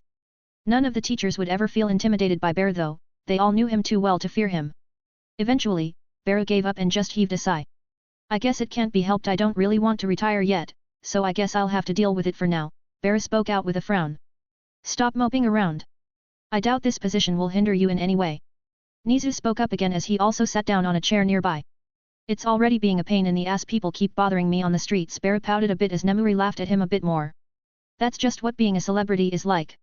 Not like it wasn't happening in the past, maybe it's to a larger extent now. You'll learn to deal with it. I doubt the responsibility is too much for you to handle, Toshi said while scratching the back of his head and remembering some of the feats that Beru had performed. There wasn't anyone more qualified to hold the title of Symbol of Peace. That much was obvious to anyone that knew of Beru's past and achievements. Still, it's a bit of a shame you lost your arm and leg. The doctors wanted to amputate them. I was against that, believing that you'd be able to recover eventually. But you didn't heal them in your sleep. Nemuri spoke with a bit of grief etched in her tone. She already knew of his condition since she had stood by his side for the longest while in the hospital. She hoped that Beru wouldn't react too badly when waking up. Even now, she was hoping that Beru was all right mentally. Welp, not much can be done about it at this point. I won't cut it off though. If one day it heals then that's nice, if it never happens then that's also fine. Beru's relaxed attitude managed to reassure her that he didn't care much about losing his limbs. In truth, Beru could always just move his broken limbs using the various quirks that he had. Even Muscular's quirk was something he could use to regain temporary control of his limbs. But there wasn't much reason for him to do that right away, or anytime soon at all. Nizu had a frown on his face as he thought about some ways to lessen Beru's stress and help him. The issue of Beru's limbs was not known to the public yet, but it was only a matter of time until they found out. There was also the situation with Beru's internal organs, which was quite hard to bring up. Nizu only knew that, upon reaching the hospital, Beru's organs were completely mangled and shredded apart. They simply didn't even have a way of repairing them using modern medicine. Many prominent doctors were called in order to suppress the injuries. No one could fully heal them though. It was unknown how much of the injuries were healed now though. Nizu thought that asking Beru about it would be quite useless since the insectoid couldn't even feel pain. The principal didn't know that Beru had already checked himself for any more injuries using X-ray vision. Even though he couldn't feel pain, he knew his own body very well. And, besides a few abdominal muscles being damaged beyond repair, his organs had already recovered completely. I believe we should perform a few more checkups on you. Just in case there are any more complications. Nizu spoke up while the people in the room still contemplated the situation. Nah, I'm fine really, it's been a long time since I've exerted myself this much. My injuries are currently just my arm and leg. Beru waved off the concerns of everyone in the room with a swift and uncaring tone. If I am to hazard a guess, hyper-regeneration attempted to heal me as best it could, concentrating on my more important injuries first, which led to my arm and leg just healing naturally in that time. Nizu gained a look of realization at that point. He didn't know that Beru's regular healing speed was already leagues above that of regular people. Beru had the foresight necessary to reach such a conclusion after checking his body a few times. I guess it's your choice. But I'm sure a lot of us would feel a lot better if we knew for sure. Nizu still made a point to try and convince Beru to get checked up for one last time. At this point, he really didn't want a situation like All Might's to happen to Beru as well. In the end, after a few concerned stares reached him, including Nemuri, who was now in his lap, and the majority of the teachers in the room, the insectoid decided to just go along with it. Sure, whatever, a few tests won't hurt me all that much. He ended up shrugging and heaving a sigh as the people in the room seemed to become a bit more relieved. Anyway, we can do that later. Recovery girl is always around here anyway, Beru said while smiling and stroking Nemuri's hair. It wouldn't take so long. Do you have something planned for now? Nizu asked while looking at Beru with a strange gaze. Course I do. Beru proceeded to slap Nemuri's plump butt as he picked her up bridal style and stood up. The woman in question shrieked a bit at the sudden aggression, but to everyone in the room, it sounded a lot more like a moan. Let me down. Her voice was really weak in comparison, not quite honest either. Her red face and beaming eyes also certainly didn't help her case. Everyone in the room knew her well enough to know that she appreciated the situation more than she was willing to admit. I gotta make sure I'm still performing properly. Can't believe I've let poor Nemuri go on a few weeks long dry spell. Beru winked at Nizu and the other teachers as he opened up a foggy gate. Nemuri's taking a day off. See you all in a few days. Beru quickly walked through while everyone in the room just stared at his back with a mix of emotions. This man became the symbol of peace. If you want to support me, look up Vejan Master on Patreon. 197, Meteoric Stone. POV narration. Beru soon realized that moving his limbs wasn't quite as difficult as he had assumed it would be. He started using muscle augmentation, one of AFO's quirks, in combination with a few others to regain motion in both his arm and leg. Keeping it up would be a constant drain on his energy though. But it wasn't large enough to be called noticeable. At least it wouldn't have been had Beru made a complete recovery already. In all honesty, Beru could feel his stamina slowly coming back, but he soon realized that forcing himself to use too many quirks at this point was really tiring. The insectoid had some trouble understanding why such a thing was happening, so he went to the only person that could have the answers to his worries. And that person was Gota Yuri, one of the few people that knew more about quirks than Beru. The scientist was studying with a strange-looking rock when Beru arrived in his hidden laboratory. Yuri was wearing thick gloves, and a face mask while handling the object of his study with caution and care. "What are you doing there?" Beru didn't usually ask Yuri about his business, but this time. The scientist was startled to hear that voice behind him. He threw his tools above his head and turned around with a scowl on his face. "Beru. We've talked about this." Yuri spoke in a tired tone. Yeah, stop sneaking up on me and all that. You make it really easy for me, though you're awfully concentrated there." Beru simply shrugged with one shoulder and walked over to the table of the scientist. "What's this rock?" Beru asked while poking the stone in question with his claw. Yuri proceeded to push his hand away in a hurried manner and glared at Beru with frustration. "Can you not touch potentially dangerous research subjects randomly?" Yuri spoke with a scowl on his face. "How am I supposed to know it's dangerous?" "Exactly. You don't know, so you shouldn't randomly touch it. Damn, calm your glasses, nerd. No reason to get so worked up. Health and safety regulations aren't all that interesting to read." Yuri ended up just rubbing his eyelids and looking up at the ceiling in frustration. Okay, I won't be touching the rock. What's it supposed to do though?" Beru asked as he teleported a chair behind him and sat down right beside Yuri. "Well, I'm glad you asked." Yuri sighed as he fixed his gaze towards the strange stone in front of him. "This was recovered from what is believed to be the core of the largest meteor that you first stopped. It's the only one of its kind." Beru just nodded as he wondered why such a thing mattered to anyone. "There is something quite strange about it, such as the fact that our quirks seem to react in strange ways when in contact with the surface of this rock." "Strange how? What exactly do we classify as strange in this laboratory?" Beru asked the first pertinent question that came to mind. "Well, strange as in, our quirks seem to stop working altogether when coming in contact with it. And I mean permanently. The people that first found it became quirkless. Even after tests, their quirks aren't resurfacing. It's almost as if they were wiped from their DNA." Beru looked a bit bemused at the reveal. He tilted his head as he stared at the rock with a confused gaze. How does a piece of rock completely erase someone's quirk?" he asked as he turned his head to Yuri. "It's made out of a material that humanity has never seen before. We don't know how it works yet. Pieces of it have been sent to different laboratories all over the world. But no answers have been found as of right now." Yuri spoke in a tired tone as he slowly turned his gaze towards the mystery rock. "You do realize that this can end our upcoming apocalypse in an instant, right?" Beru said as he thought about the possibilities that the stone in front of him revealed. "That's a possibility. But we don't have a way to replicate this. It's also a bit dangerous to start getting rid of everyone's quirk at random. I'm afraid this one might be a dud when it comes to fixing up quirk singularity." Yuri said in a disappointed tone. "So it's just a rock that turns off quirks? Great and useless at the same time," Beru said as he turned his chair around and sat back up. "But this isn't the reason I came here. I originally wanted to drop by and get some tests done since I'm feeling a bit drained. I want to make sure that nothing's wrong with me." Yuri widened his eyes for a bit as he heard Beru's words. "You? Drained?" Beru just nodded a few times as he went over to another table and picked up a vial. With a sharp claw, he slashed through his palm and filled the vial with his blood. "I'll get to testing this." Yuri walked up to Beru and grabbed the vial. "We'll also need you to use your quirks, to see if anything else has changed within your body. Besides the fact that I can no longer use an arm and a leg, nothing else feels different, but I've yet to use most of my offensive quirks." Beru stared at the slowly healing cut on his palm as he pondered what had caused his body to change to that extent. Yuri nodded as he also took notice of Beru's lackluster healing speed. "This isn't a good sign," the scientist thought to himself as he stared back at the meteorite core that was on his table. "I've yet to test this hypothesis. But the most obvious response is that you came into contact with the core of the first meteor when you stopped it." Beru just nodded. He had somewhat expected this answer after learning of the stone's existence. "It's hard to tell how your quirk is reacting to this though. We'll have to do some more thorough tests just to make sure." "Damn, it's just one problem after another lately," Beru said as he sighed in frustration. "Well, quirk singularity is still a problem.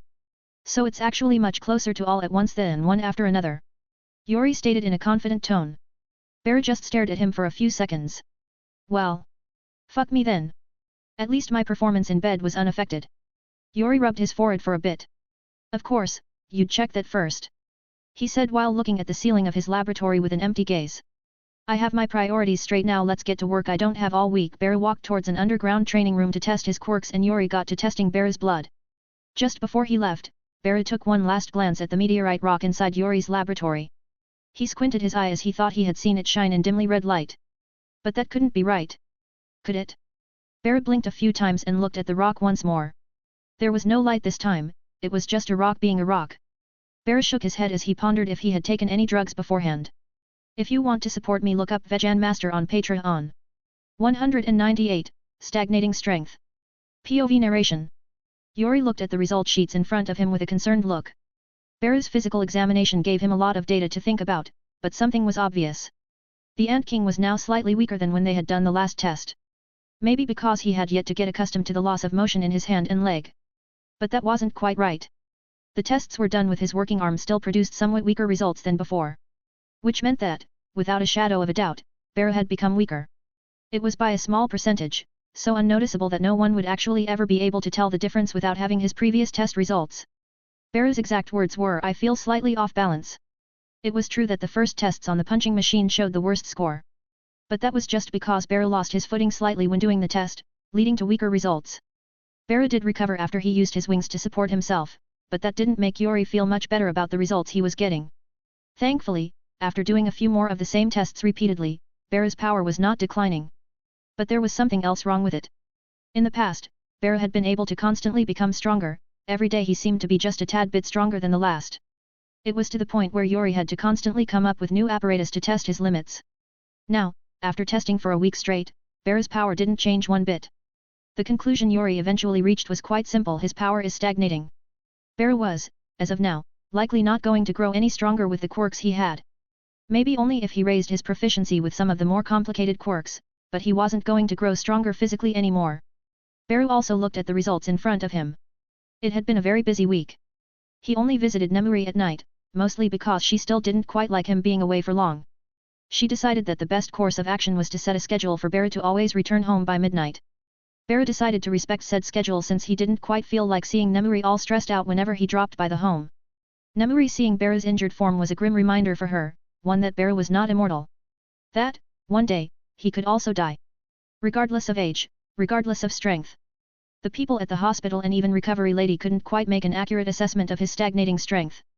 That was because they lacked the knowledge that Yuri had, they didn't have previous test results that Yuri had. To them, Beru was the same perversely powerful figure, maybe with a missing arm and leg. But that was it. So. I guess I'm pretty much spent, huh? Beru didn't feel particularly tired as of now, he could still use his powers casually now. But straining them to their limits was a lot more tiring than before. Apparently. It's hard to say what caused this. Either you came into contact with that rock, or you simply have never broken your body to this point in the past. During the week that he had spent with Beru, Yuri had still managed to carry a few tests out on the mystery rock that was laying on one of his laboratory tables. The rock was still just as mysterious, as it seemed to have different reactions to many different quirks. Most of them were erased permanently, some others were simply weakened exponentially. Yuri did those tests on quirked animals, he didn't want to experiment on humans directly again. Doing so always left a bad taste in his mouth. He didn't want his feats to start being compared to those of the criminally insane Kaihu Daiguriki. In Beru's case, the stone completely stagnated his strength. Beru and Yuri did the best they could in order to find out more about the stone's effect on Beru, but apparently, it no longer reacted to him at all. That further confirmed the fact that Beru had come in contact with the rock before. Coming in contact with the rock might have affected my quirks, it maybe got in the way of my regeneration, which was also being overused. A combination of all previous theories is what most likely happened. Beru was able to reach a conclusion after staring at all of the data for a while. Thankfully, high spec still worked relatively well. He wasn't going to fall too far behind in the brains department. Most likely, there is still a lot to test with this stone, so I wouldn't call anything conclusive. What we've got till now is good enough though. Yeah, well, it's just a rock that interferes with and tries to erase the latent quirk factor from the DNA of whoever comes into contact with it. Pretty straightforward on its effects. Beru summarized their data on the space rock with just a few sentences, that was all they had for now. Mostly obvious observations that only helped them understand how the stone worked, they didn't quite understand why it worked. It's a good thing I'm not growing any weaker though, Beru said as he eventually got up from his chair and stretched a bit. I think we ought to do tests more often from now on. Just to make sure nothing else happens to your body. Beru just nodded at Yuri's suggestion. It was a good idea to constantly check up on his condition from now on. Not long after that, Beru left the lab and continued on with his day. POV Beru. What to do with the rest of my day? I don't have anything urgent to do, I also don't have anything special planned. There are little to no villains around and I really don't feel like walking on the streets since that has become very tiring since I became the new symbol. I guess I can also go home and watch the television. Or maybe pay Nagant a visit, it's been a while since I've heard from her after all. I think I'd rather see what Nagant is up to. Nemuri is at work right now anyway, so I have nothing to do at home besides waste my time. Thankfully Lady Nagant's home isn't all that hard to reach. Well, what places are hard to reach with teleportation? I know the place well enough since I helped build it. Now that I think about it, why didn't I build myself a cabin when I was younger? Sure, it would have been a bit harder, but sleeping in trees didn't always provide good cover from the rain. I guess the thought just didn't come to mind. The fact that I can't get a cold must have also played a role in that. Oh well, let's see what Nagant is up to. If you want to support me, look up Vegan Master on Patreon. 199, Agency and Reaction. POV Beru. Wait, so you're back in business? I asked while looking at Lady Nagant in front of me. She was currently just sipping on some tea with a satisfied smile on her face. It took me a while, but I eventually realized that moping around won't solve anything. The main actor that caused my suffering has already been taken out of the picture long ago.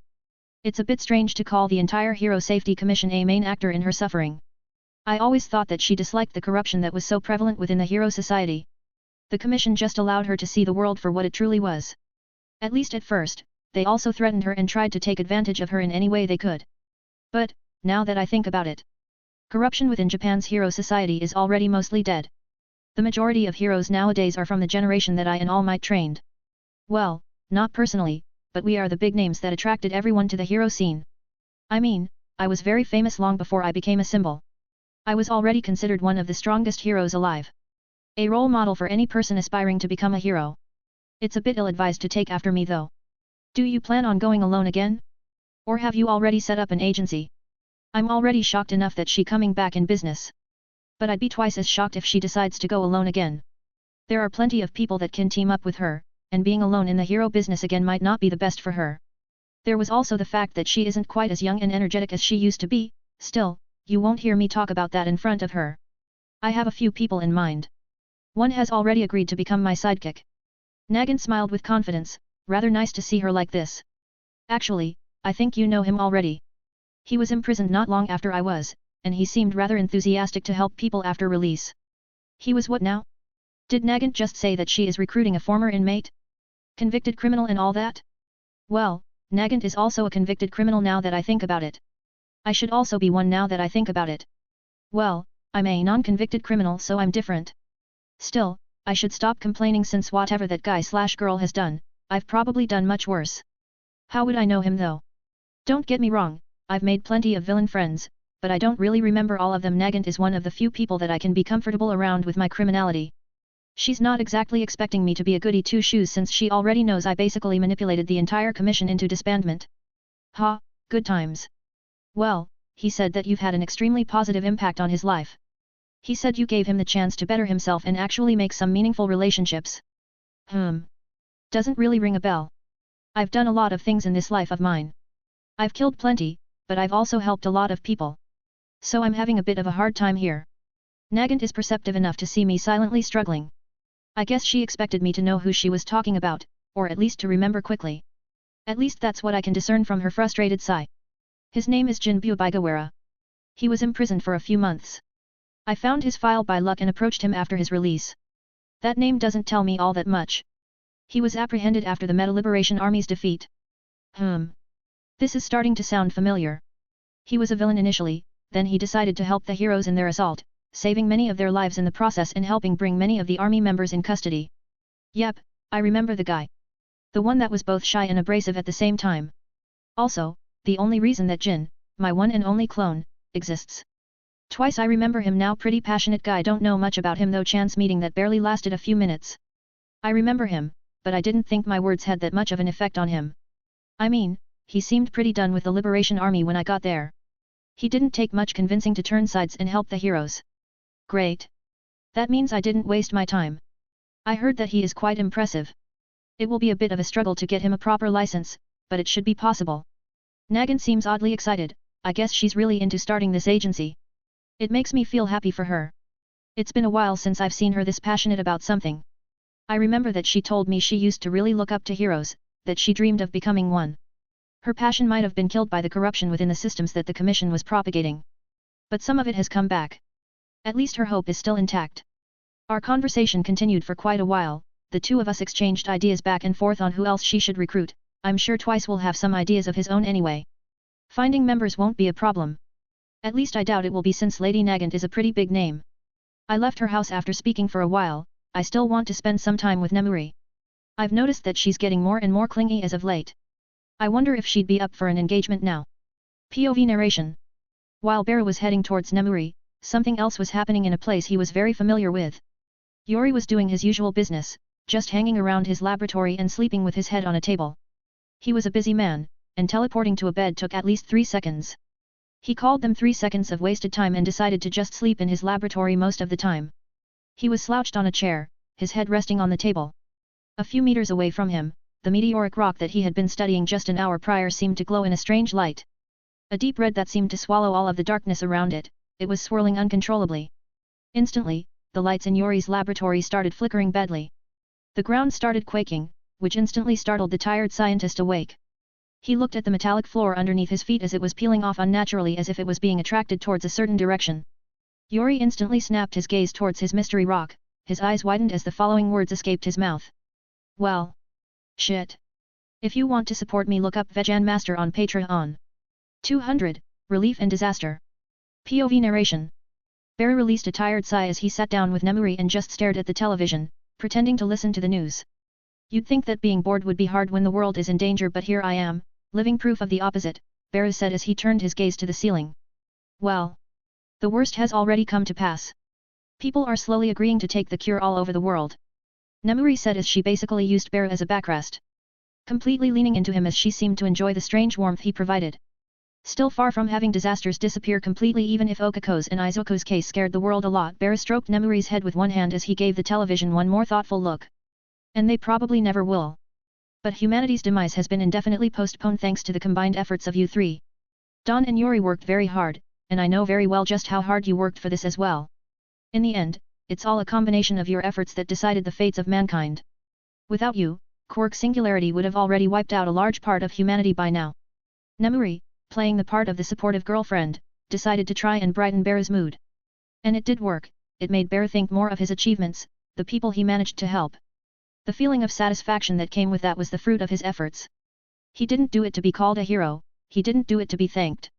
He never thought things through that much, he just did it because he felt that he needed to. To lessen the burdens off of Yori's back, that was how it had all started. Yori was the one to actually prevent Quark Singularity from taking out everyone. He was the one that first brought the issue to Beru. Without him, humanity would have surely been done for.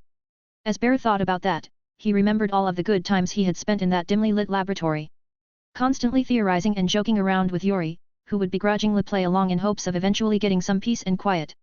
The time that Beru decided to train Yori, to make him into an actual fighter, inadvertently making him as strong as All for One was in his prime. Beru couldn't help but smile mentally as he thought about his journey, the path that he had taken, the people he had met. Slowly but surely. He stopped stressing over random things. He stopped giving attention to his problems as much, his mind concentrated on his accomplishments and the friendships he had forged in his second life. Breaking news. A strange phenomenon currently occurring in the largest research center within Japan. Beru's head snapped as his eyes were immediately glued to the scene, purplish mist was already starting to appear around him as his eyes narrowed into dangerous slits. Nemuri also instantly got up, gaining a serious look and running to put on her hero costume. She didn't want Beru going alone towards danger after the last time's results. Beru looked at the scene on the television, he could see what the strange phenomenon was. Everything was a wreck, all of the building destroyed as if devoured by something. But that wasn't all, everything nearby was also getting pulled into the center of it all. A red light, shredding everything around it to pieces as it seemed to be slowly gathering materials for something. Beru instantly felt that the light was familiar. He searched his mind for a bit, the results were instant. That glowing red light was all concentrated around a large red sphere. It was almost impossible for normal people to notice it, but Beru easily managed to do so. The stone. The fucking meteoric stone, Beru remembered as his eyes burned red with anger. He couldn't even recognize the object in its current state, but he knew what Yori stored in his laboratory, and the stone was the only unknown factor, the only thing that had the possibility to cause such damage. He immediately got up. Gritting his teeth with anger, one could hear his teeth cracking as steam came out of the corners of his jagged mouth. It seems that everything around is being pulled directly in the center of it all. That red light is currently swallowing more and more as it seems to expand. The news anchor analyzed the situation the best he could, but he seemed to be just as confused as the viewers at home. It's impossible to tell the damage as of now. But it seems that the entirety of the research institute has been destroyed. The safety of anyone within the institute is still up for debate. Bear's teeth could be heard cracking even more. There's no way he'd croak so easily. But everything we had was in that place. All of our notes, all of our data was stored within those hard drives. Nemuri was already prepared, she had managed to get dressed in a minute. You go gather everyone, help everyone with the transportation and come in as a group. I'll go first, Bear spoke with a hollow tone. Wait. I told you I'm not letting you go alone. I don't want why. We don't have time for delegation, you won't be able to do much alone, gather everyone and Toga will teleport you there, Bear spoke as he opened up a portal. You go quickly, Nizu should already have started calling everyone, there's no time to waste. As much as she wanted to refute Beru. She knew that she wouldn't be able to help Beru all that much even if she came along. But just standing by and waiting to hear news about his safety just filled her with anguish. Still, she couldn't protest anymore, she simply gave Beru a tearful smile, as she walked through the portal. Her parting words? You better not die, you bastard. She didn't quite get to finish them, but Beru got the sentiment behind them. He took a last gaze at the room around him, seconds before he had been relaxing, now he was preparing to wreck whatever had caused this disaster. Death? As if that is supposed to scare someone like me, Beru muttered as a purple mist started appearing all around him. Her concern did manage to give him a warm feeling, one that made him smile a bit, despite his anger.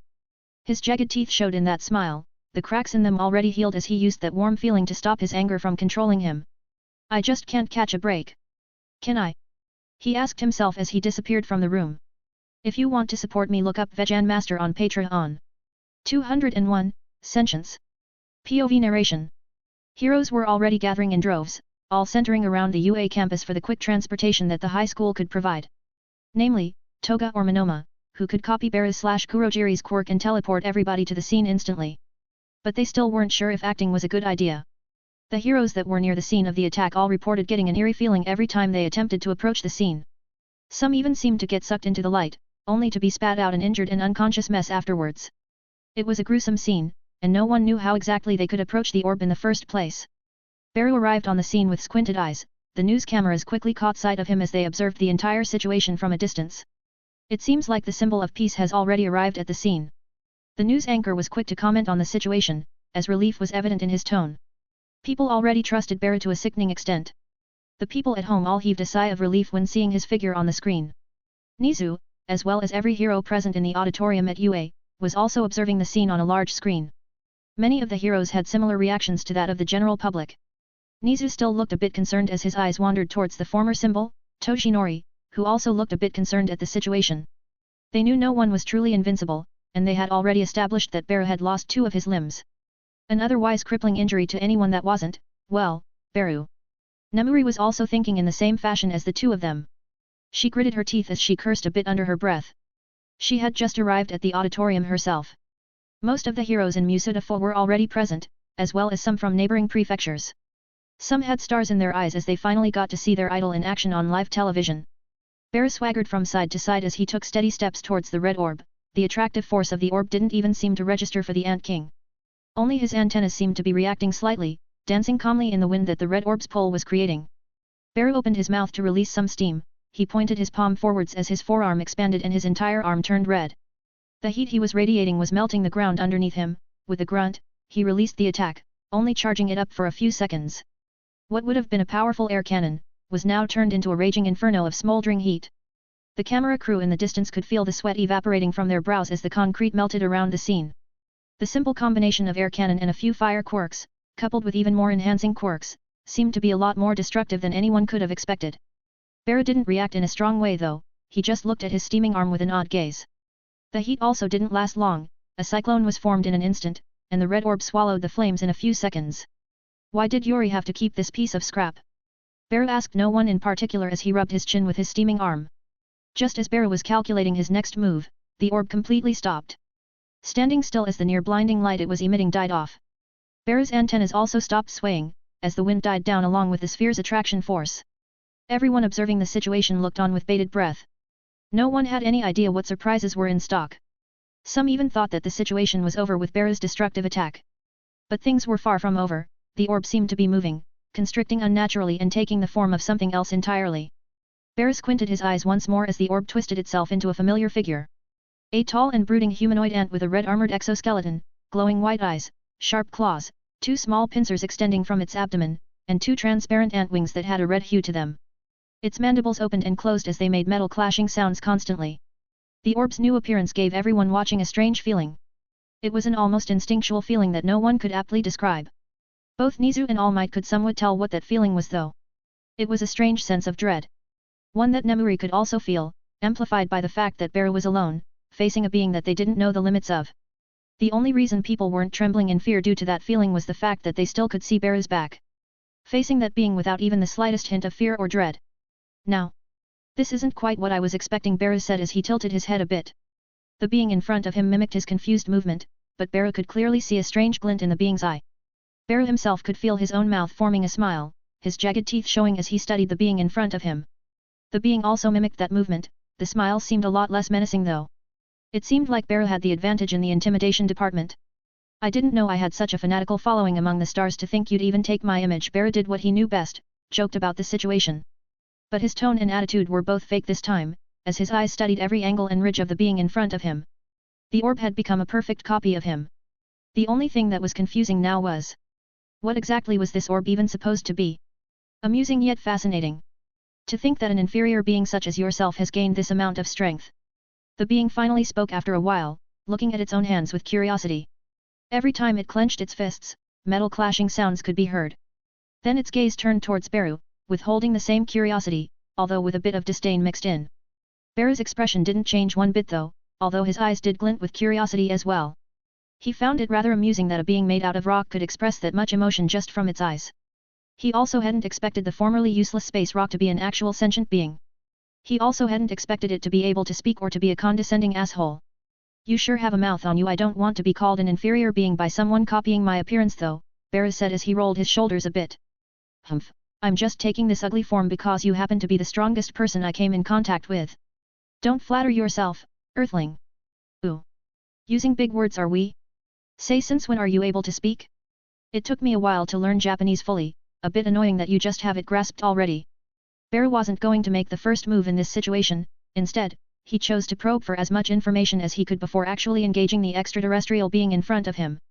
As if I'd need a long time to learn your barbaric language. I merely needed to peer into the memories of some of the people that came in contact with me. You little ants live interesting lives.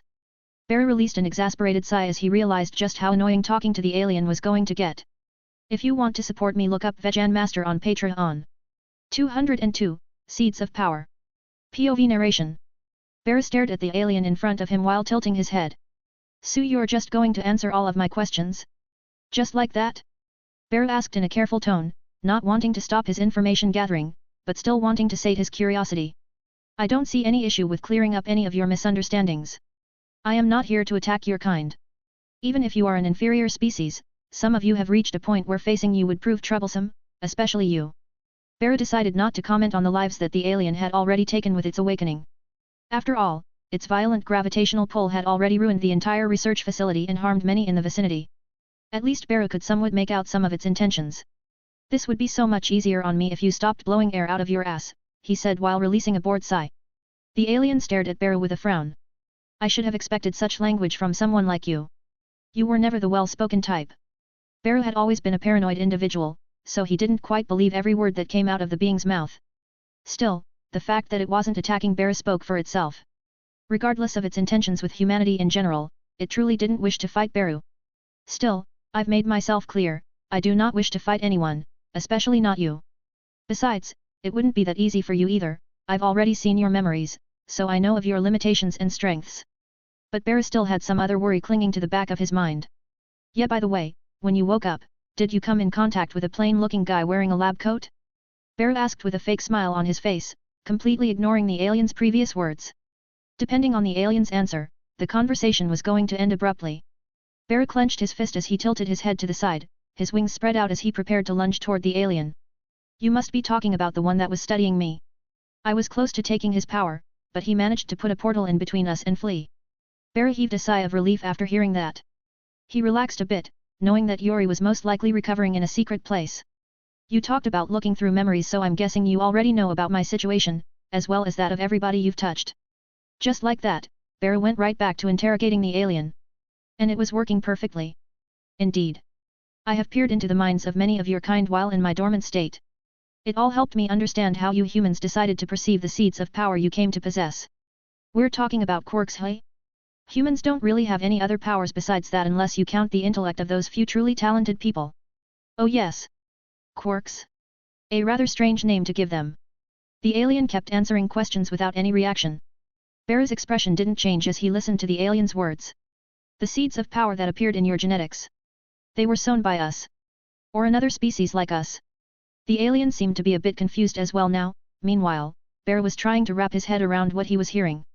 They are not natural to this world, these powers. You should know that whether you're from a different world, or the distant past, you know that humans aren't supposed to possess this type of destructive strength. Bear couldn't help but nod when hearing the alien's words. Still, he found the situation a bit strange. The alien knowing about his situation wasn't unusual since it had already peered into his memories once, but finding out that quirks weren't even a genetic mutation, instead, they were given to the human race by another alien race, that fact changed his entire perspective on the subject. Still, this power completely merged with our genetics, didn't it? What is the purpose of anyone giving us this type of strength anyway? Bear continued asking the questions that were more urgent in his mind. We, or the race responsible for this, didn't give you strength. We merely planted a seed of it within your genetics at some point in history. Slowly, that seed bloomed and flourished within you humans. It evolved at rates I've never seen before. You are the apex, the very highest degree of evolution that seed of power can even achieve. Bear tilted his head once more. He narrowed his eyes as he waited for the alien to answer his other question. As for the purpose, I can't be sure what the ones that put the seeds here wanted. My kind merely discovered that the seeds were here, and we decided to observe them. Similar to how you humans keep flowers in pots or botanical gardens. Maybe your species naturally developed this seed, maybe it was given, but that hardly matters at this point. It does matter if someone gave it to us, then they have a purpose. Someone with a hidden agenda that has enough resources to turn humanity into what it is today sounds a lot like a threat to me. Bear had relaxed somewhat, talking casually while thinking of how strange his day was. I doubt anyone would have allowed that seed to develop to this point. It's already in full bloom, and you are even beyond that. The alien said in a bored tone, seemingly getting tired of having to explain its situation to Beru. Thankfully for our alien, Bear's relaxation didn't last long, and neither will its boredom. You said you were observing us. As if we were flowers. But he tensed up after not even a split second, as he remembered a rather crucial detail. Humans really love to pick flowers. Does that mean you plan on harvesting the crops from this seed of power you keep talking about? Bear clenched his fist as he stared at the alien with a cold gaze. He didn't care that the alien saw humans as an inferior species, he didn't care for the alien's lack of interest in the safety of other humans. But he did care about the alien wanting to take harvest humanity. The alien was silent, it also narrowed its eyes as it glared right back at Beru. Indeed, it would be very nice of you to not rest. The alien didn't even get to finish, as Beru put up his clenched fist forwards. In an instant said fist expanded to the size of a large building. The expansion managed to land a hit on the alien that same instant. A metallic clang reverberated throughout the entire area as Beru looked at his stopped fist with a confused gaze. To the other side, the alien stood in its place, it hadn't even moved an inch. Its hand was extended forwards, stopping Beru's gigantic fist without even trembling a bit. I guess violence is always the answer with your species. Don't worry, I'll try and make this short. Beru retracted his arm and scoffed. He looked at his slightly bent exoskeleton, in the place where he had made contact with the alien. A crazed smile instantly appeared on Beru's face as he stared at his new opponent. I guess he didn't talk all that shit for no reason. This is going to be fun. If you want to support me, look up Vegan Master on Patreon. 203, Ultimate Attack. POV narration. Beru shook his arm a bit as he started circling around his new enemy, like a crow looking at a soon-to-be corpse. Don't think this will go your way, Earthling. The alien said as it extended its arms in Beru's direction. Both of his forearms swelled up like balloons in an instant. Beru could instantly recognize that power, it was one of his most used ones after all. A combination of air cannon and plenty of enhancement quirks would make sure to blow off the skin from the bone of anyone standing right in front of it. The problem here was that Beru wasn't just about anyone, and he wasn't about to just sit by and wait for his turn. The instant the alien released the compressed air from its palms, Beru shot up into the sky at blinding speeds. He used muscle augmentation to move his unusable arm around as normal. He quickly placed his palm on his own shoulder, letting a gigantic rifle sprout from his elbow as he used multiple quirks in tandem. In an instant, Bear used his other arm and ripped off one of his own fingers from his rifle arm. He did need something to use for ammunition, after all, something that was tough enough to be a threat to the alien. The finger had already started healing when Bear shot toward the hostile alien. With one grunt and a deafening sound, he released a house-sized projectile from his giant rifle, the recoil of which sent him flying further into the sky. further avoiding the streams of compressed air that were still ravaging everything below him. The alien quickly stopped its air cannons, which had already further ruined everything in front of him for a few good kilometers, and started moving out of the way. With a dash to the side, the alien completely avoided the projectile. He stood right beside it as he stared at Beru with a sneer. Don't think such a weak and slow attack will do much of anything. I thought you were smarter than this. The alien was quick to try and demoralize Beru, but it seemed to overlook a few things. Beru, in the distance, only smiled a bit as he didn't even attempt to approach the alien. He turned his hand back to its usual size and state. Sure, whatever you say. Beru spoke as he fluttered his wings a bit and broke the upwards momentum that the recoil had given him. Then it happened, with not even a second given to react, the bullet exploded into countless small pieces, and shrapnel flew around everywhere at speeds even greater than those of the initial bullet. The alien managed to react, but not quickly enough, having received an attack without expecting it. The only action it managed to take was raising its arms in a blocking motion. Beru's grin took a sadistic turn, as he took notice that the alien was very inclined to protect its chest instead of its head. The insectoid didn't give the alien any time to rest, though he quickly flew above it, dodging a lot of shrapnel in the process. As soon as Beru was above the alien, he grew a few tails and created something akin to a funnel for his arms, pointing them downwards in the process. In that instant, Beru released a move so destructive, that no one could have ever predicted just how much damage it was going to do to the planet. My very own ultimate move. Nemuri said that naming your moves is something essential for heroes. So I'll name this, Supernova Discharge. The scene could be aptly described as a plasma shower. And it looked really similar to a solar flare's discharge. It rained down directly towards the alien, as Beru did his best to withstand the heat of his own attack. Beru had combined plenty of quirks before, now he was going even more overboard. Every single quirk in his body that had anything to do with enhancement, including one for all, combined with all of his flame-related quirks. Hell Flame, half cold half hot, Explosion, Fire Aspect were the only ones that Beru knew the names of. But he had gathered dozens from villain fights during his hero career.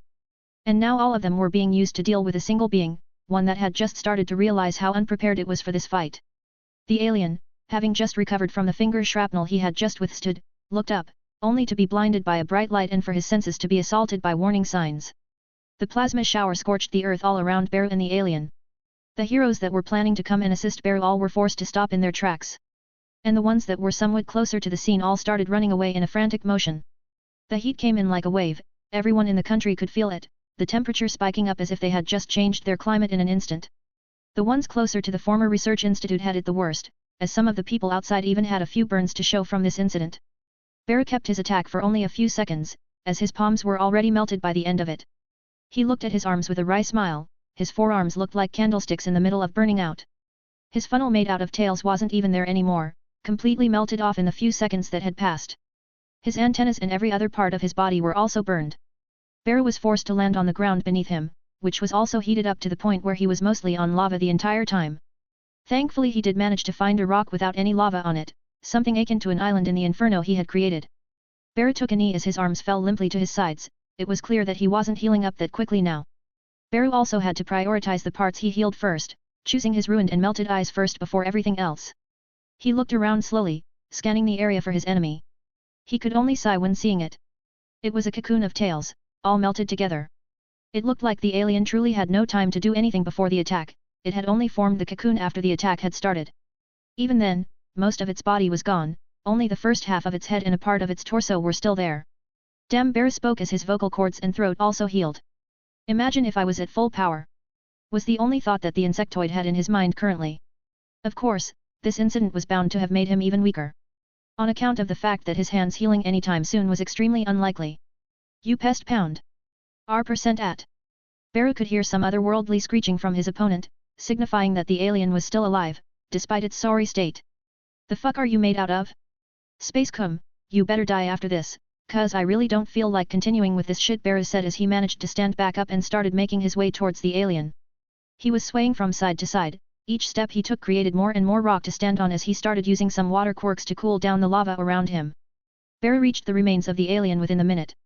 Then he finally noticed it, the alien was already attempting to reform itself. Beru fell back to one knee right in front of it, his body and internal organs all screaming at him to lie down somewhere. But the insectoid just gritted his teeth, refusing to let his body enjoy any rest. That wasn't enough. Even that wasn't enough. Beru thought as a depressive feeling came over him. If you want to support me, look up Vegan Master on Patreon. 204, Hopeless? POV narration. The alien had already reformed the next time Bear raised his head to look at it. Well, not completely, only its head was back to normal. You insect! You will pay for that! It quickly started shouting out derogatory remarks and random threats, but Bear wasn't even listening to it in any capacity. He just stood there, kneeling and looking down at his slowly healing arms. His eyes seemed to be glazed over as a single thought reverberated through his mind: have I really grown this week? It had been many years since he had taken down All for One, many years since he had actively sought out strength, still that didn't mean he had slacked off. In training others, he kept himself as sharp as ever, his instincts never waning a bit and his arsenal of quirks still growing at a decent rate. But even with all of that, his strongest attack turned out to be completely useless. Not only that, it had damaged him just as bad as it had his enemy. In retrospect, even if Bear had scouted the world for a quirk to grant him complete resistance to heat, he still wouldn't have been fine, since that would just mean his enemy would also have that same power. He always liked to do things by himself, always trusting his own abilities over anything else. Just like he did in his past life, he trusted only himself to the point where he was paranoid of others' intentions at all times. So how could such a person not become stronger? In a sense, he was constantly becoming stronger due to fear. A fear that something stronger than him was going to come along, and a fear of having to face that something. That fear was now realized, and no amount of training could have prepared him for it. The power that he put so much trust into had failed him. Now, Bear was stuck in his own mind, thinking circles around his insecurities and pondering if that was actually how he was going to die. At the hands of an infantile and condescending alien that considered itself to be far above everybody else.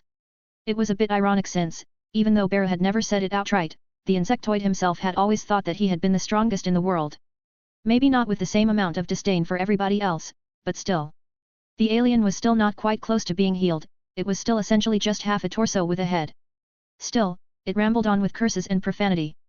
Bear sighed a bit, he leaned back as more steam came out of his own body. Not like his hands were the only thing that had been injured in that ultimate attack. Bear had boiled his own organs and fried them, he cooked himself alive with the heat of his own power. But Bear didn't feel that it was adequate for him to die there, no. He had so many people that relied on him. So many people that he cared about. How could he just leave it all like that? How could he just die so pathetically? Just as he was about to try and get up, a purple portal formed right behind him. A gloved hand appeared out of it and grasped Bear in an instant. Bear was surprised, but he didn't resist the pull. Instead, he remembered something quite important. Something he had forgotten momentarily. He was instantly pulled to the other side and the portal closed just as quickly as it had opened. The one to have pulled him out of the situation was none other than one of his former students, Neotoma Noma, or the Phantom Thief. One of Bear's more prodigious students, also one of the most prideful. Bear slowly stood up as he felt a lot of people around him. Looking around, he instantly recognized where he was.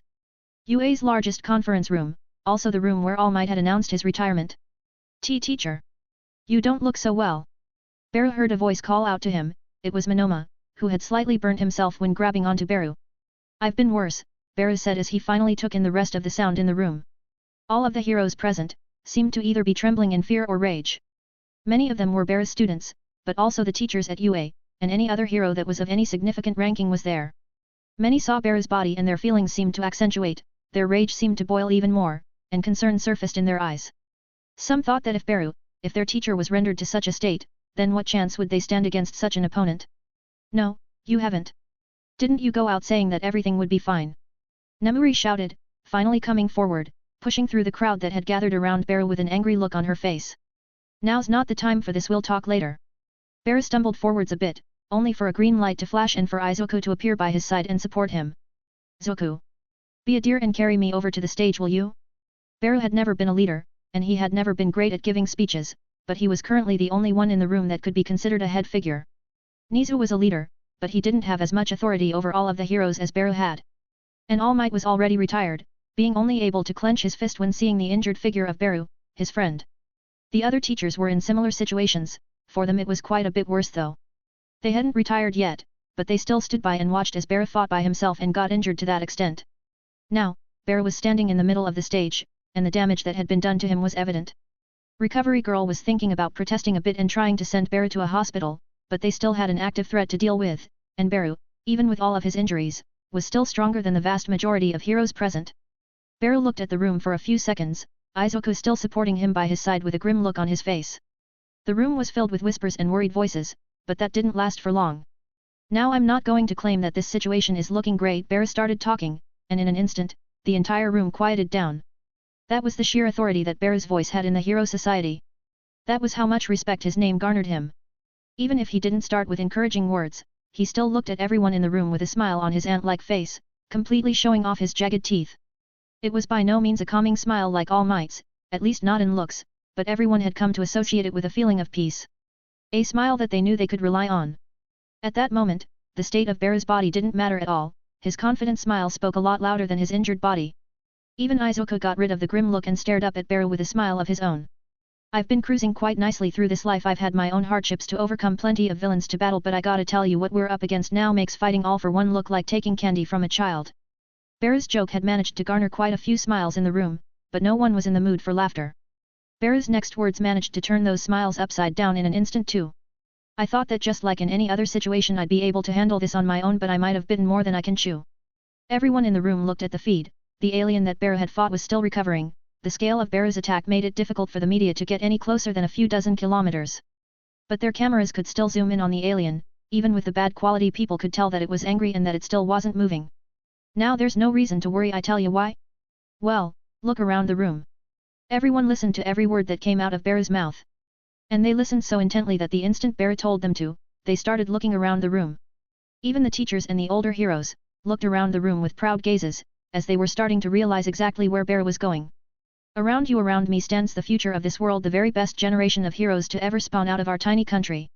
Everyone, at this point, was realizing where Bear was trying to get to. But no one came close to daring to interrupt him. Who in this room hasn't put his life on the line in the past? Who in this room hasn't given everything out of him against an opponent much stronger than himself? I think we all know the answer. Bear's smile widened as he spoke, and everyone in the room seemed to also begin smiling even wider, seemingly imitating their favorite hero. During the speech, Bear healed his working hand at quite a fast rate. By now it was completely intact. Looking as good as new. Our enemy. He looks strong, doesn't he? He sure as hell is resistant, but I assure you, compared to all of you he is nothing. Bear used it to point at the projected image behind him. Pointing directly at the alien on the screen. The subject of everyone's fear and worries, but they stared at the figure of the alien without any of those emotions now. What you all have experienced, the times where you danced with death, the times where victory felt outside your grasp, yet you still persevered, the enemy has none of that. Bear's powerful voice seemed to raise the spirits of everyone in the room. His smile now gave everyone a feeling of power. Nothing more than a flower in a greenhouse. He may wield immense strength, but he can never compare himself to people like you, people that have crawled through dirt, tread through harsh adversity and bled countless times. At this point, the majority of the people in the room were almost roaring with excitement. Everyone was getting swept up in that excitement, in the feeling of power that Bear's words provided them with. Alone, I may have lost maybe, but when all of us are together, who can say for sure that they can stop us? At this point, it was already becoming too much. The excitement broke like a dam and the people in the room started roaring and cheering one by one. Bear looked at them, at all of them. His entire body seemed to shake with a strange feeling of excitement. That's right.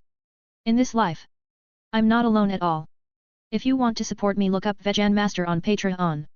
205, Trust, Peace and Assault. Everyone saw it. There was not one person in Japan that didn't have their eyes glued to the television. Everyone watched as Beru, a figure that they had previously seen as indestructible, had somehow not won. The despair they felt was indescribable, as they watched him fall to his knees from a distance. But that despair didn't last too long, fortunately.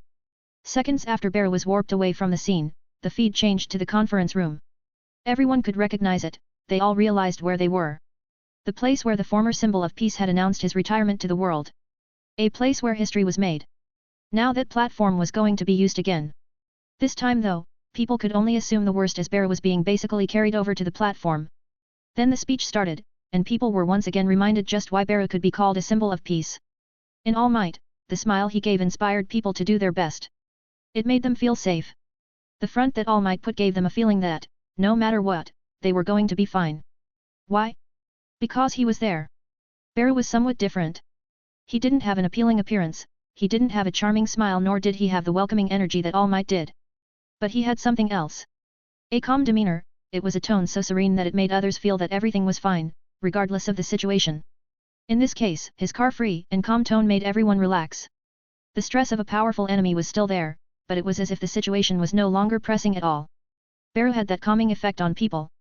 His back could easily make people feel safe, and if that failed, then his tone would do the job regardless. Each sentence that Beru constructed brought forth a flurry of emotions in the people hearing them. The reactions on the streets were very similar to those of the heroes in the conference room. By the end of it, excitement overtook everyone. It was hard not to, the public saw how everyone in the room reacted, and the emotions they radiated were contagious. Not everyone was excited though. Some, those that knew Beru, still looked on in worry. Inko, Eri, and Koda were among those that weren't present in the room. They were watching the situation unfold from different screens, all sharing the same worry for both Beru and their loved ones. But words didn't do much to stifle worry, they could inspire confidence, and they could overwhelm people with emotions. But when the lives of people you care about are at stake, it isn't quite the same. Beru finished his speech, a grin etched on his face as he tilted his head one last time. We should take action soon, it's not healed completely yet, so we've got a better chance now. Beru spoke out to the room again, this time, he got resolute nods from the heroes in front of him. Beru. Are you sure you want to come with us? Izuku spoke in a much quieter tone, that entire time, he stood by Beru's side. Beru turned his head and stared at Izuku, who smiled a bit nervously as his teacher glared at him. Obviously even injured, I'm still strong enough to take care of myself besides. I have a score to settle. Beru's voice gained a dark undertone by the end, earning a few beads of sweat for everyone within earshot. Let's get moving, no time to waste here. Remember, this thing can steal the quirks of anyone touching it. Rely on mostly ranged attacks, Beru said as he quickly started opening up portals all around him and the heroes in the room. The heroes nodded, all taking in Beru's advice in stride as they stepped into the portals. The first one to go in was none other than Shoto. The scene on the other side became a bit more lively now. The previously burning wasteland that Beru created was quickly covered with a sheet of thick ice, as Shoto took his first step onto the battlefield. The alien managed to beat one of its half-recovered limbs into the ground, breaking the ice around it that was threatening to cover it whole. The ice didn't last long, quickly melting due to the heat that the ground was radiating. But it greatly reduced said heat, making it possible for the rest of the heroes to come rushing in. The news stations all had a nice view of the following scene. Heroes poured out of black portals, it was like the floodgates were opened. Hundreds of pro heroes, each trained to use their quirks to perfection. The alien scoffed as he saw the scene. It wasn't like he didn't know about the heroes, he did get to see the memories of quite a few people, including Beru's. Unfortunately for it, in Beru's case, it wasn't able to see much into his memories since they weren't in contact for long at all. That was how that aspect of its power worked. But it didn't mention that to Beru since that would just be helping his enemy. The following scene was awe-inspiring to everyone else watching. As if a few ants will make any diff, the alien was about to start monologuing a bit, trying to buy some time to fully heal the rest of its limbs. But it didn't get to finish its words though. Smash! Izuku, completely covered in thick green lightning, kicked the alien straight into the face, sending it flying as its half-recovered body cracked a bit. I forgot about this insect. I can't even harvest the seed of power from him. The alien had caught a glimpse of Izuku within Beru's memories, so he had some idea of who he was and of his powers. But the details failed it. The alien flew backwards and flipped around in the air a few times, hitting the ground with a loud thud and digging one of its half-recovered limbs into the ground to kill off its momentum. Die! Was the only thing the alien heard when it snapped its head towards the direction it was sent flying from. It was none other than Bakugo, who had blasted himself towards the alien and reached right when the alien hit the ground. His palm was extended towards the alien, glowing orange and radiating heat. From it, a large explosion expanded, traces of volcanic lightning striking the alien as it was engulfed by the explosion and sent flying again. This time, the alien flew into a crowd of heroes that all made a circle as it landed in the middle of them all. The alien groaned in annoyance as it was bombarded from all sides with all types of ranged attacks. The acid from Mina that threatened to burn through the alien's half-regenerated legs, horns that put dents in him constantly, waves of ice that stuck stopped him from retaliating, bursts of flames. But in the end, they were more of an inconvenience to the alien. It did just withstand Beru's ultimate attack after all. The most annoying thing about it was the fact that it couldn't attack. It was constantly being controlled by the crowd around it. Each time it tried to raise a limb, it would quickly be frozen, or it would be covered in tape and pulled by dozens of strength-quirked heroes. The alien cursed Beru underneath its breath, as the insectoid was the only reason the alien was even in this much trouble, to begin with. If everyone had come in at once in the beginning, then the alien would have quite easily killed them all using Beru's powers. But now it wasn't even able to recover the rest of its limbs properly. Bleed for me. The alien heard those words just as the attacks keeping it pinned stopped for a second. But the alien didn't have any time to make a move. The split second the attacks stopped, it was slashed in two right down the middle. The brooding figure of a large insectoid towered over the alien as each side fell to the ground. The alien looked up with hate, which quickly turned to fear as he saw the figure of a fully healed Beru. Beru quickly jumped backwards as the other heroes also started attacking the alien again, preventing it from healing once more. Toga! He's made out of some kind of stone, he doesn't really have blood. One of the heroes said while looking at the insectoid a bit weirdly. Toga, who was currently taking Bear's form, scratched the back of her head. It's the thought that counts, she said as some of the heroes sighed in exasperation. You took too much after Beru. Why couldn't you find a well-adjusted role model? Nemuri said to the side as she also whipped the alien that was currently looking like it was still struggling to heal. Hey! He's pretty well adjusted all things considered. Toga said as one of her tails also lashed out and hit the alien again. The alien also finally realized who the person hitting him was. It tried to harvest her power when the tail touched its body. But it couldn't, which made it confused. ID didn't really know how Toga's power worked, not enough to know that her real body, what he needed to come in contact with, was not anywhere close to that tail. Toga's quirk had always been cosmetic, Toga's real body being hidden in slime as that slime changed its appearance accordingly. By the time Beru walked into the battlefield, the alien was already split in half and being bombarded from all sides. He let out a burst of amused laughter as he saw the pathetic state of his enemy. The situation seemed to be flipped on its head now. Beru was quite pleased with what he was seeing. But something inside of him felt that the situation was strange. It just doesn't feel quite right. If you want to support me, look up Vegan Master on Patreon. 206, A King's Will and Intent. The alien heard Beru's laughter the second he arrived on the battlefield. It had a mocking undertone that made the alien's body burn with anger. And, in a fit of rage, it slammed its half-recovered limbs into the ground. Enough! A shout reverberated throughout the battlefield as the power of that hit sent everyone around it flying in all directions. Everyone at the scene recoiled a bit, even those with the strongest of wills. The only one completely unaffected was Beru himself. Even with serious injuries, the being they were fighting was at the very least on par with Beru. And Beru still remained an unreachable figure in their eyes. Even though Beru's current injured state gave everyone the feeling that he wasn't quite as invincible as they were led to believe, his feet still remained and the flame in his eyes never once dwindled. To think we were so stressed about this weakling. Bakugo said while looking at the alien from a distance. To be fair, Beru did do most of the job for us. A green flash appeared to his side as Izuku spoke in a calm voice. Don't downplay yourselves, you heroes are still plenty strong. Beru walked up from behind them and put his hands on their shoulders. The alien was clearly even more irked about the fact that it wasn't being taken seriously anymore. I've had enough with you little rats. The alien had completely given up on recovering its limbs at this point, so it put its energy into something else. A tail sprouted out of its back as it quickly went for the person closest to him. The tail had a sharpened end and was ready to just pierce through whatever resistances met. No, you don't. A red-haired young man jumped in front of the attack at the last second. His body hardened instantly, making him look like a human diamond. It was none other than Kirishima. He and a few other tanky heroes took the task of taking the alien's hits directly. He had his arms crossed in front of him right at the point of contact. The tail seemed to slightly pierce through Kirishima's arms at first, but the tail was quickly stopped as it got stuck into the hardened muscles of his second arm. But pain was no stranger to the pro-heroes of this generation. Kirishima didn't even release a grunt as his arm was pierced and blood poured out of his wound. Instead, he prepared to pull the tail more towards himself. But then he, as well as everyone around him, noticed something was off. Kirishima's awakened quirk seemed to turn off slowly, his muscles seemed to be getting less and less resistant every second. The red-haired young man felt the tail go through his second arm just then, his eyes widened as he realized that he was likely done for. In that instant, with a movement so quick that no one could even see it, Beru appeared right beside Kirishima, his sharpened claws cut through the tail. Seeing that, Kirishima jumped backwards, weakened and injured. We just went over this, don't let him touch you, he can steal quirks, Beru said as he stared at Kirishima who was currently behind him. Kirishima let out a tired smile as he felt the gaze of his teacher on him. Beru was once a figure that he hoped to overcome. He had trained his quirk to exhaustion, to the point of awakening. Yet he couldn't even take the hit of Beru's injured replica. It hurt his pride a little. He was about to open his mouth and thank his teacher, but his thoughts were interrupted by something. You. This is all your fault. The alien seemed to be growing madder by the second. It released a killing intent that sent chills down the spine of anyone nearby. Well, not anyone. 3 people among the heroes present had already witnessed something much, much worse. Ida, Ingenium, Shoto, and Izuku could only raise a brow at the killing intent that the alien was releasing reminded them of a certain event. The time when they all felt it was directed at the hero killer Stain, many years back. It was similar to that of Beru. But it had a strange, almost infantile feeling. As if, instead of an angry and bloodthirsty predator, they were just watching a child throwing a tantrum. Even the heroes around them weren't scared of it, they were just startled a bit.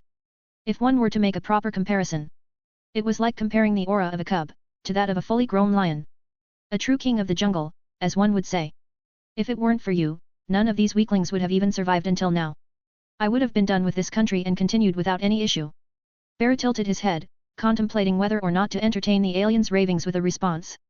With a sigh, he opened his mouth. Big words from someone copying my strength. Izuku would have likely crushed you by now if I was out of the picture. He is worthy of carrying All Might's mantle. After all, you are only an issue because you copied my strength first. Bear's words were meant to both make the alien angrier and to raise the morale of his fellow heroes. And they worked perfectly, especially for the green-haired young man that was looking at the situation from a distance. The alien released another screech. It quickly started growing more and more tails, trying to steal the quirks of all of the heroes around him. But every tail that he grew was quickly intertwined with one of Bear's, as the insectoid decided to intervene a bit, to prevent too many casualties from occurring. Suddenly though, the alien seemed to gain a bit of an epiphany.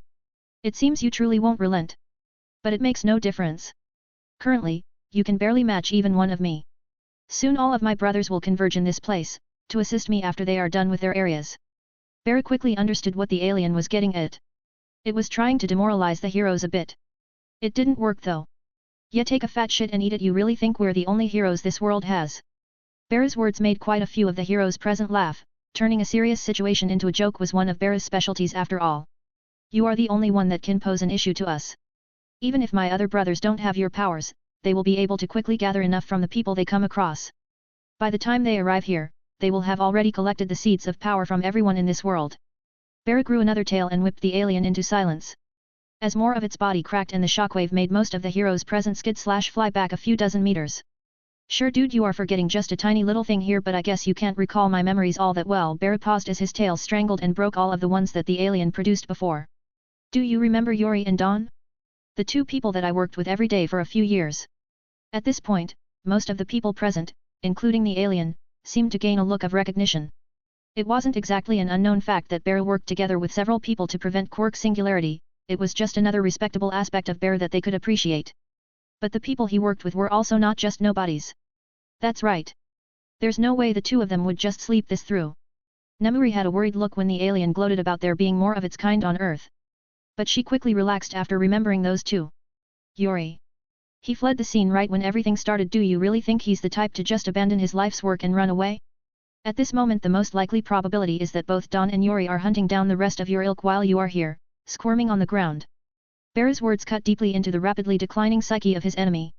The alien released another otherworldly screech as it tried to release air cannons all over the place with its tails. But just as the air was about to burst out everywhere, Bear's tails once again grasped and strangled those of the alien. Bear did that while chuckling a bit. You are oddly weak. I guess I shouldn't expect much from a little pretender that barely has any knowledge of how to use my powers, Bear said as he started taking steps towards the alien. Don't think that you've won this war. You, humans, are far from being able to kill us. Even if that scientist and your clone are present, I'm sure plenty of humans have already lost their powers. The alien also slowly got up, healing its own legs in the process. No matter how much damage you deal, I won't ever die. I am the original one, I will merely return to my dormant state, one day I will still manage to take the power from everyone in this world. Bear raised a rhetorical brow at that claim. Clearly, there's plenty about this invasive species that we don't know about. Now, they were standing face to face. Staring down at each other, one repressing anger with a scowl on his face while the other had a calm look, blinking slowly as if the opponent posed no danger to him at all. Most of the heroes nearby took steps back, they knew that the following exchange was likely going to be the final one. Nemuri just clenched her fists as she also took a few steps back, her worry didn't really die down at all though. She didn't really want to see Bear rejoin the fight, but even she knew that there was simply no choice for him but to do so. In truth, none of them could even keep up with the alien's speed even a bit. Toga, in Bear form, was the fastest amongst them, but even she couldn't keep up with the tail that almost pierced through Kirishima. There were plenty of injuries amongst them just from the shockwaves that the alien released out of anger. The only reason they had been able to keep it down was that the alien was seemingly inexperienced in fighting. They were able to constantly stagger it and overwhelm it with continuous attacks. But they would have tired at some point, and they were well aware of it. The only ones that were actually able to do damage to the alien were Izuku, Bakugo and Toga. But the three of them really had no way to get close to the fight that was about to happen, so even they took a few steps back. Toga looked at Bear's back with a worrying gaze, but she ended up just gritting her teeth and releasing a smile. I guess we're about to see why he's the teacher here, she said, gaining a few smiles from the young heroes around her, and a scoff from Bakugo, but he doesn't count. If you want to support me, look up Vegan Master on Patreon. 207, Disappointment and Reinforcements. POV Alien. Everything was going smoothly. The seed of power was set to grow stronger for a few more human centuries. But something went wrong along the way. Maybe we had underestimated just how compatible this human race is with the seed of power. Compatible, yet also too feeble to show its true potential in most cases. In retrospect, it's a good thing that we were woken up long before we were originally set to be. An accident that came, ironically, from a seed of power pulling the asteroids we were hibernating in towards Earth. I was the luckiest one in terms of power absorbed. I came directly into contact with the strongest warrior humanity could ever muster right upon impact. I immediately took to absorbing and acclimating myself to his strength. But something I simply cannot fathom happened. I, for some reason, could only copy the powers that he held within him. I wanted to pull more towards myself the moment he touched me. But an instinct told me not to be greedy. Rather, a foreboding feeling came towards me the second I tried to pull his power away from him. It was as if I was in the jaws of a predator, seconds away from being devoured. That strange feeling made me fear completely stealing the seeds of power from all of the people that touched me afterwards. I was taking the fruits, but leaving the plant intact. In a sense, not doing things exactly as planned. Humans I harvested from are bound to return to their full strength after a while. We planted these seeds into humanity with the sole purpose to take the fruits for ourselves anyway. But we also need to completely rip out the roots. We need to make sure that humans don't grow too strong and start hunting us down. An event like that would be catastrophic. An event like that is happening right now. Hundreds of highly trained human fighters surrounding me from all directions and bombarding me with attack after attack. The damage they deal is minimal, almost negligible, yet it prevents me from fully healing my already ruined body. I ended up lashing out, disregarding regeneration in a bid to kill off as many pesky humans as possible, as quickly as possible. But I was stopped, coming face to face with the one at fault for all of the problems that I am currently facing. Beru. Not someone I wished to fight. It was a mistake to not keep a close eye on the human race. Now there are many that are able to fight us, and this specimen is by far the worst of them all. Even though I had already harvested almost all of the fruits from him, it seems that more have already grown. Worst of all, it seems that his strength, although stagnating for a bit, is currently resurging right before me. The fruits are not only growing. They are growing stronger and riper without showing any signs of stopping. If all other humans that have come in contact with me were nothing more than small saplings, he is something more akin to a fully grown tree. Whatever damned mutation took place in his body, it seems to have not only strengthened him but also every single power he had consumed. Not only that. The same foreboding feeling is stretching out towards me, this time I'm not even touching him. His gaze is enough to make me feel it. I guess this is the end then. I said as I watched my opponent grow stronger and stronger every second. Meanwhile, I was only growing weaker as the damage done to my body hadn't even healed yet. Curse this planet. Curse this monster that stands before me, and curse the womb that gave him life. If I play my cards right, maybe I will be able to survive this. Even if he is growing stronger, he still isn't in his tip-top shape. Not yet anyway. His injuries should still be somewhat hindering his movements. This is my only chance, every second counts. POV narration. And, much like he had planned, the alien was the first one to break the stare competition. The punch thrown was powerful, aimed directly at Beru's head. It made contact almost instantly, the shockwave pushed all of the heroes back even further. But Beru didn't move one step. As soon as the dust cleared, the alien could hear a few distinct cracks, its eyes widened as it stared at its own arm, completely inside Beru's mouth.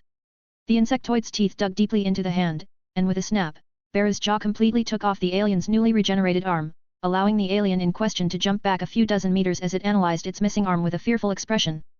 Beru smiled as he chewed on his new food. Tastes kinda like clay, he said as he swallowed the hand. I shouldn't have expected more from a species of rabid animals. The alien spoke once more, hoping to anger Beru and take advantage of him while in that state. Unfortunately such taunts only worked on people that weren't Beru or like Beru.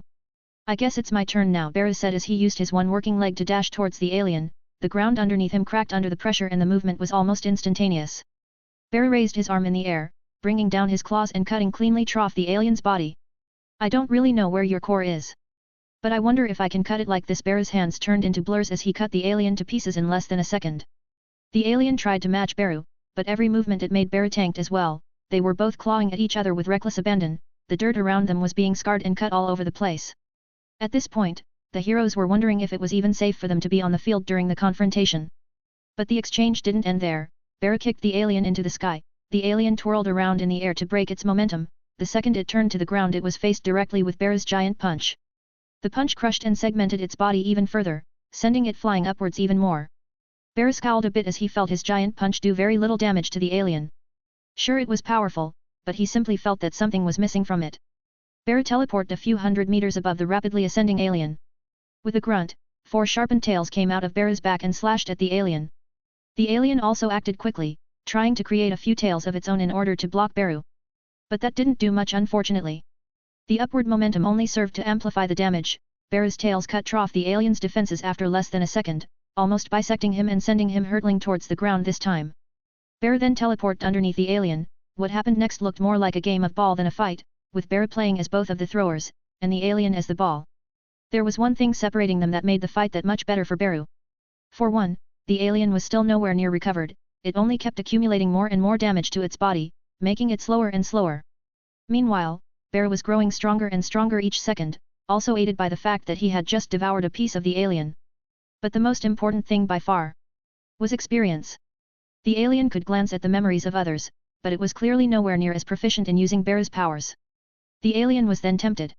If it were to use the powers of the child that had pulled him down to earth in the first place, then it would likely create a lot of destruction. But that was bound to kill off a majority of humanity, and the sole reason they were here was to collect their powers. It would be difficult to do so if most of the humans died with the seeds of power in them.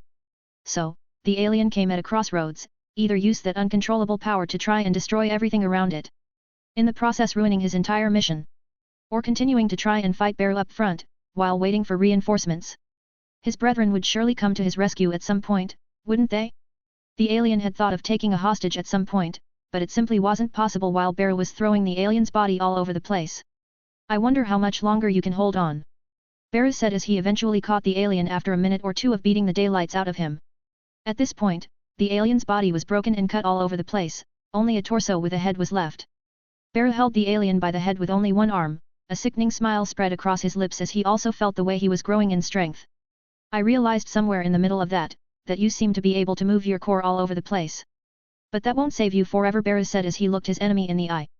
Bear transformed his other arm into a blade. He started to slowly hack away at the alien's body, trying to shave off more and more of its body weight. The alien released a deafening roar as fire seems to rise out of its throat. In an instant, it spit out a stream of fire so concentrated and bright that it made all of the people below avert their eyes and sweat under the heat. It was almost as if they were watching a volcanic eruption. The second the bright flames died down, everyone looked up again. Differing emotions spread throughout the crowd: expectation, fear, hope. They were common among the people below and the ones watching from home. As soon as the steam died down, people could see that the alien and Bear were in the exact same position as before. The only difference was that Bear had some burns on him and was steaming. Other than that, he hadn't moved an inch. Ooh, that's cute. Are you throwing a tantrum right now? Bear considered the attack an absolute joke. He had demonstrated his control over his fire-related quirks in his first encounter with the alien. He had released a move so powerful that the landscape around them was bound to not recover for at least a few dozen years. Yet the alien could only muster to do so much. Bear felt a bit insulted in that regard.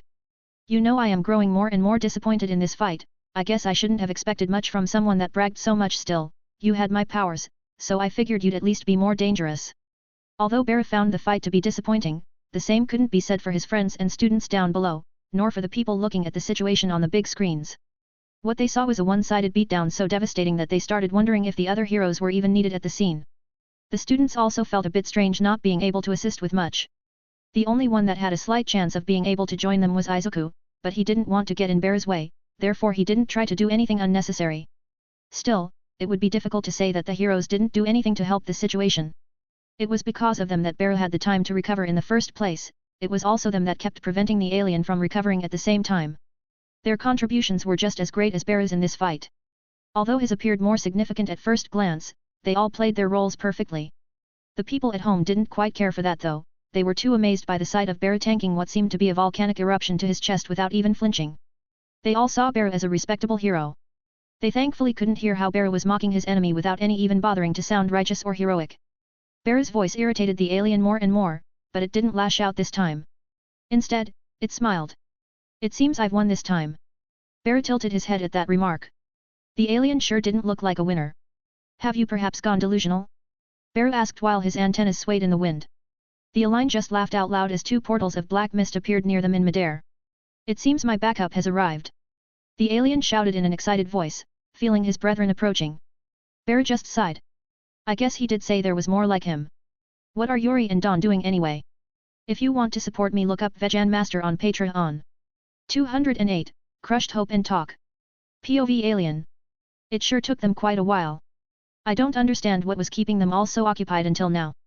Regardless, everything should be fine now that they are coming here. It seems they also managed to copy some interesting teleportation powers along the way. Although only 2 portals opened up, I can feel the cores of all of my kin coming towards us through them. Beru, the monster-like human that bested me till now will stand no chance against all of us together. It's only a matter of time before he gets defeated, even if his strength keeps growing throughout the fight. Although, with my current state, I've mostly been reduced to the role of support, since Beru made sure to dismember me repeatedly. Healing will take a while even if I concentrate all of my remaining energy on it. I could feel my smirk widening as the people below that managed to hear me grew a bit more fearful, rightfully so, they are just going to become fuel to strengthen my allies now, they all do have interesting powers anyway. Still. Even with the people below us showing signs of panic, the monster in front of me is still holding me by the head with no sign of fear. I can't wait for his emotions to be flipped on their head when he sees my allies in their full strength. I'm sure they managed to take away most of the seeds of power at this point, they should be relatively powerful even if they don't have as much experience using them in combination. Here they come. POV narration. Beru looked at the portals that opened up with an unimpressed face, he didn't bother taking the words of his enemies seriously, although he was indeed prepared to fight more enemies. After all, it pays to be prepared and overconfidence was the root cause of all of the problems of a powerful hero. But something at the back of his mind did tell him to calm down. After all, who exactly besides those among the people below, Toga and Monoma, used portals like his anyway? The first one to step out of the portal was a tall, blonde man looking to be in his mid-20s, he had royal blue eyes and a muscular physique. Beru instantly recognized that man as Don. The alien in Beru's hands widened his eyes when he saw the scene. In Don's hand was a sack, filled with what looked to be apple-sized purplish marbles. The blonde man took out one of the marbles and ate it without even blinking. Oi! Beru, you gotta try one of these things. It's fucking delicious I tell you. Don said as he took out another one and ate it in a single bite. Stop eating them, you actual lame-brained moron. They are important research subjects. The person that came out of the other portal was also a human, no doubt about it. A lame-looking scientist, Beru's good friend Yori was carrying a large bag, Beru could only assume that he was also carrying the same types of marbles as Don. It didn't take long for the situation to click for the insectoid. He scratched the back of his head awkwardly when looking at his 2 associates just casually strolling into his battlefield. Are those the allies you were talking about? Beru said while pointing at the bags. His mocking tone gave away the fact that he already knew the answer to the questions he was asking. It was pretty clear for Beru that the marbles were supposed to be the cores of the other aliens that had been scattered to research centers all around the world. The alien couldn't even speak, it was flabbergasted beyond any reasonable doubt. The alien stared at the 2 people that came out of the portals with eyes as wide as saucers, they carried what was technically the hearts and brains of his allies, and one of them was even eating the cores for God's sake. The alien didn't even say anything, the second it realized that its allies were no more, it also realized that there was simply no way to win that fight. Beru, glad to see you came to clean up here. I wouldn't have been able to do so myself. This one was especially troublesome to face without any planning. Yori said as he readjusted his glasses. It's kinda hard to tell if Don and Yori have fought any battles, the 2 of them seem to not even have wrinkles on their clothes. Yori at least needed to readjust his glasses, but Don doesn't even look like he had done anything else besides going to the store to buy groceries. To be fair on that analogy, Don is indeed using a plastic grocery bag to carry the cores. Yori was at least a bit more serious, using a paper bag to prevent any environmental damage from his excursion. Beru rubbed his chin in contemplation while having those philosophical thoughts. To be fair, it was kinda happening on my turf, Beru said while nodding his head. Besides that, kinda sad to see that you've only got one of them. Pretty sure I took down at least 2 dozen. Although I might have eaten most of the cores already. Don said while nodding his head in a sagely manner. Oh, cut the shit Don, I was dealing with the most troublesome one here, although he was a bit troublesome at first, it's not like I was fighting him alone. Beru shrugged off Don's comments rather quickly. Yori simply clutched the bridge of his nose and released a sigh. The people below were also rather glad to see that the ones coming out of the portal were familiar faces. And those that could hear Beru and the others from up there could only sweat a bit. It was ironic how quickly such a serious moment was ruined rather instantly. Well, at least it was ruined for the people that could hear the conversation. The others could just feel the presence, or rather pressure that the new arrivals exuded, they were just glad that they were powerful reinforcements for Beru. Although the situation was already pretty much wrapped up. This isn't fair. None of this is fair. One monster was enough. The alien sounded completely depressed, to the point where Beru felt like he was looking at a withered house plant. In retrospect, the alien should have expected something like this to happen. It had already seen Don and Yori in Beru's memories, both monsters, one bigger than the other. Don was a slightly weaker version of Beru, but he was a clone. The alien hoped that one of his kin would be able to dispel it. After all, it took only a single touch for the powers to be dispelled. The fact that Don was still just fine meant that not only had the other aliens not even touched him once, but he also didn't bother touching them directly when defeating them. Now they were just in a dormant state, not able to do anything but get eaten by Don.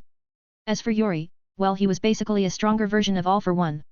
One with a great number of powerful quirks and with the ability and intellect to use even the most complicated ones with almost absolute proficiency. The training he went through was grueling, but the results were clearly showing themselves in situations like this. It wasn't any wonder why the two of them could deal with the other aliens rather quickly, especially when taking into consideration the fact that they could teleport all over the world in seconds. In truth, Don didn't even need to move for most of it. He still had armies of powerful quirk users that dealt with a few of the aliens by themselves. He still had the retirement home division, multiple quirked augmented fighters that could deal with most average heroes rather easily.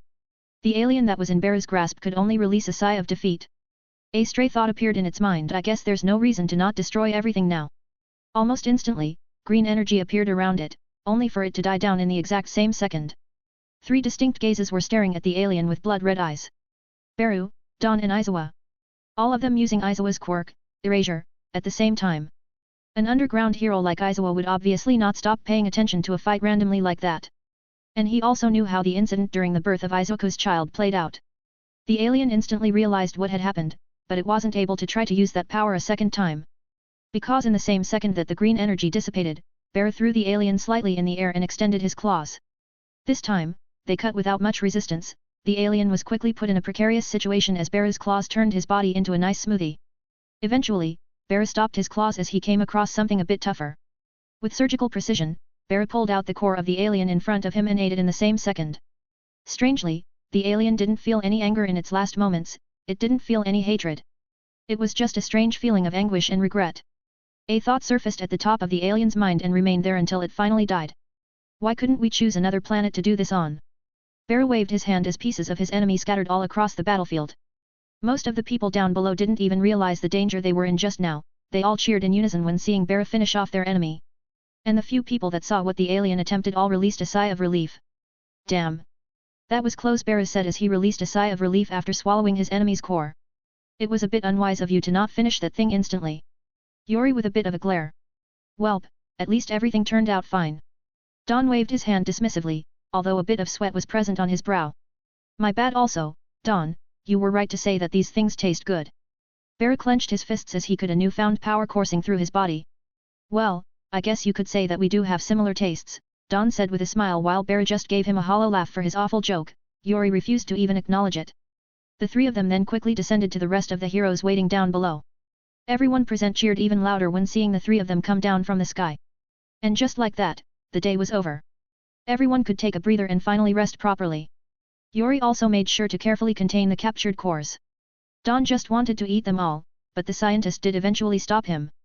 Beru did have to go and get checked up at the hospital. Recovery Girl wasn't exactly pleased with how he had just waltzed back into the battlefield with his injuries unhealed/unchecked. It didn't matter that he recovered by himself a bit.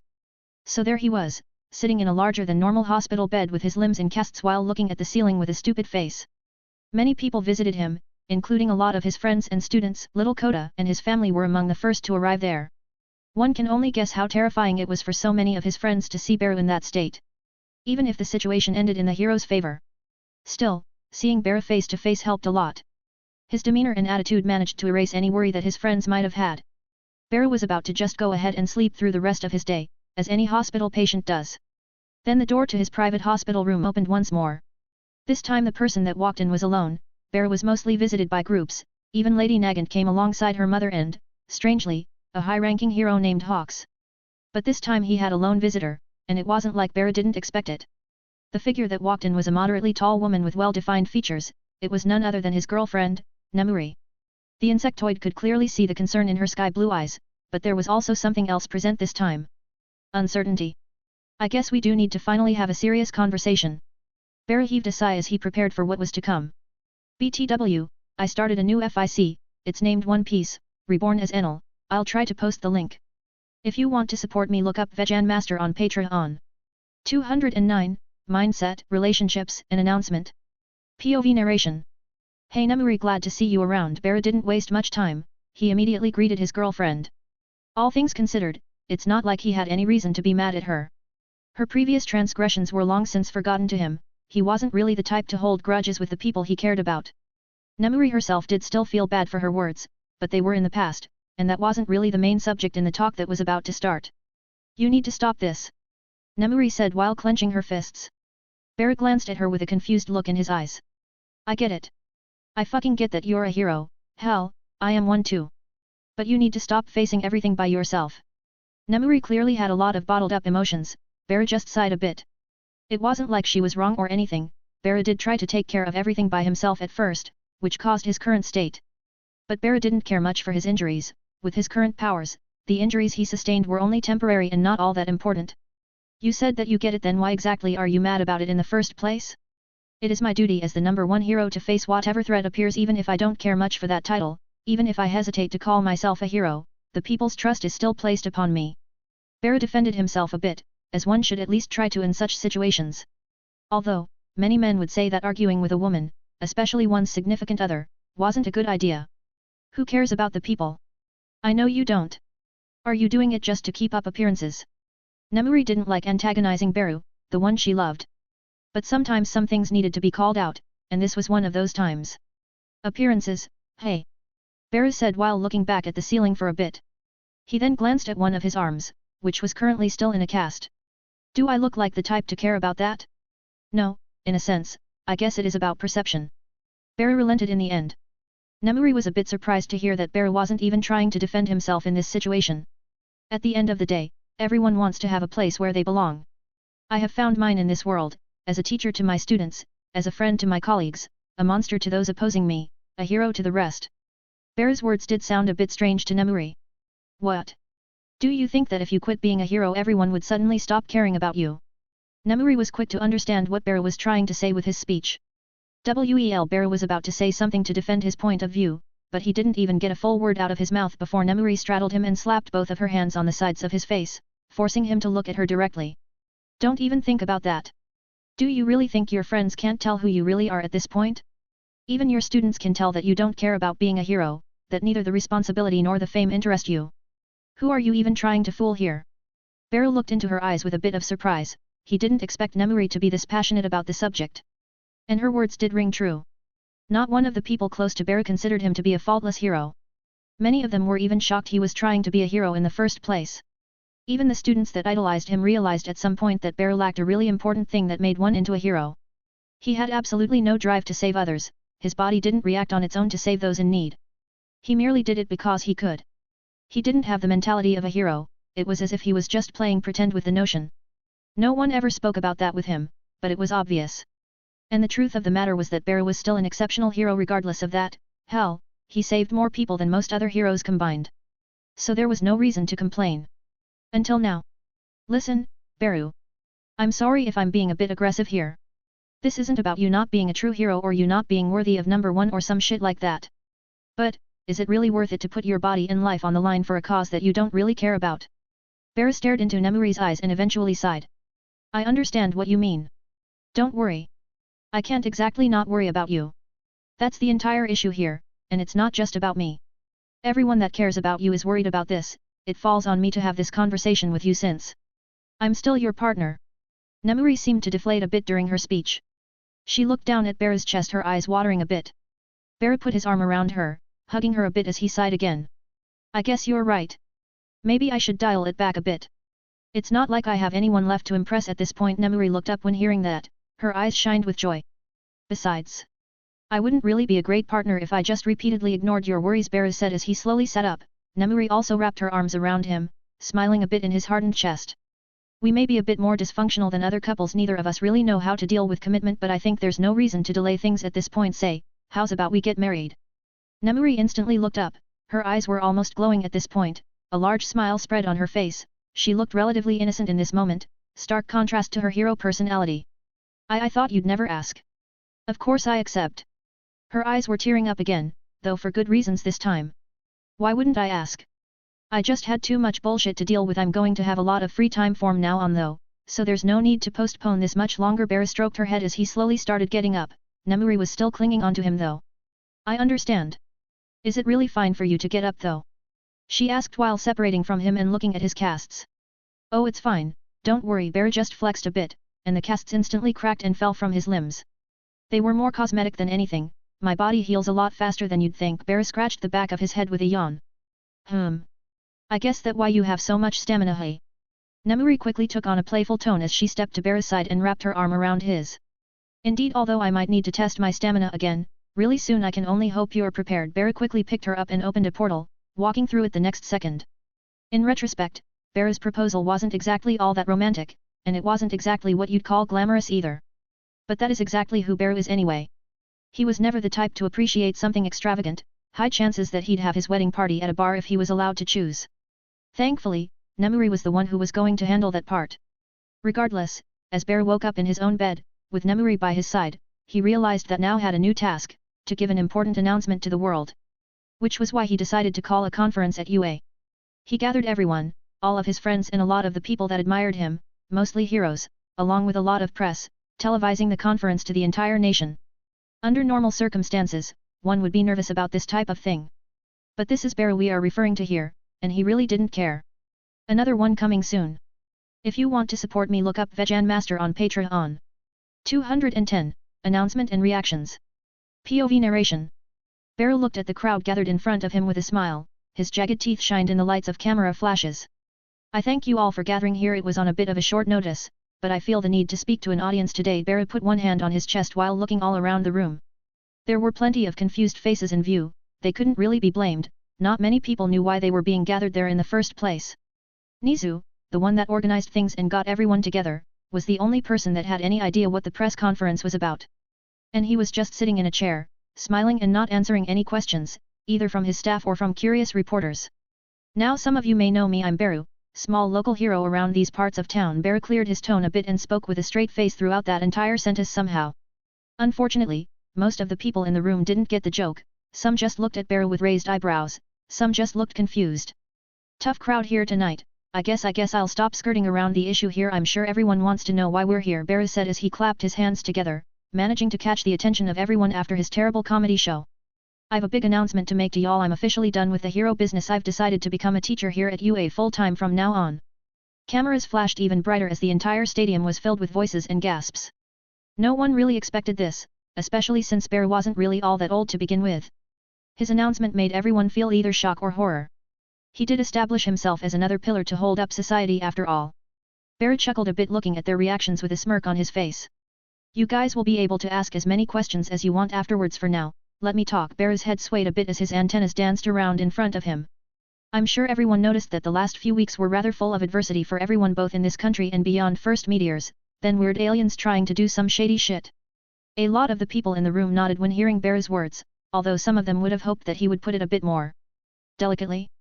You know, for the people at home. Well, it's no secret that even I faced some troublesome situations in these past few weeks. Some could say that I almost lost even. Bear spoke with a gleeful smile. Many of the reporters quickly started taking notes of what he was saying. It hasn't been a fun time for anyone involved unfortunately, but we were able to overcome it in the end. Still, it managed to give me a bit of perspective. Bear's smile still shined through, managing to calm down everyone at home despite its creepy appearance. All of my life, this is all that I've been doing, fighting and fighting either for others or for myself, and I can say with a high degree of certainty that I am done. I've had enough. Bear's words. A lot of people seemed to recoil a bit when hearing that. Not everyone had a lot of perspective into Bear's personal life, and not everyone knew him personally, so many found this odd. But most of Bear's close friends immediately understood what Bear was referring to. Many of them had been expecting something like this to happen at some point, but even they felt that this was a bit sudden, so doubts started to arise even in them. Some of you might think that this is really coming out of nowhere, that it may be a bit too quick to stop being a hero.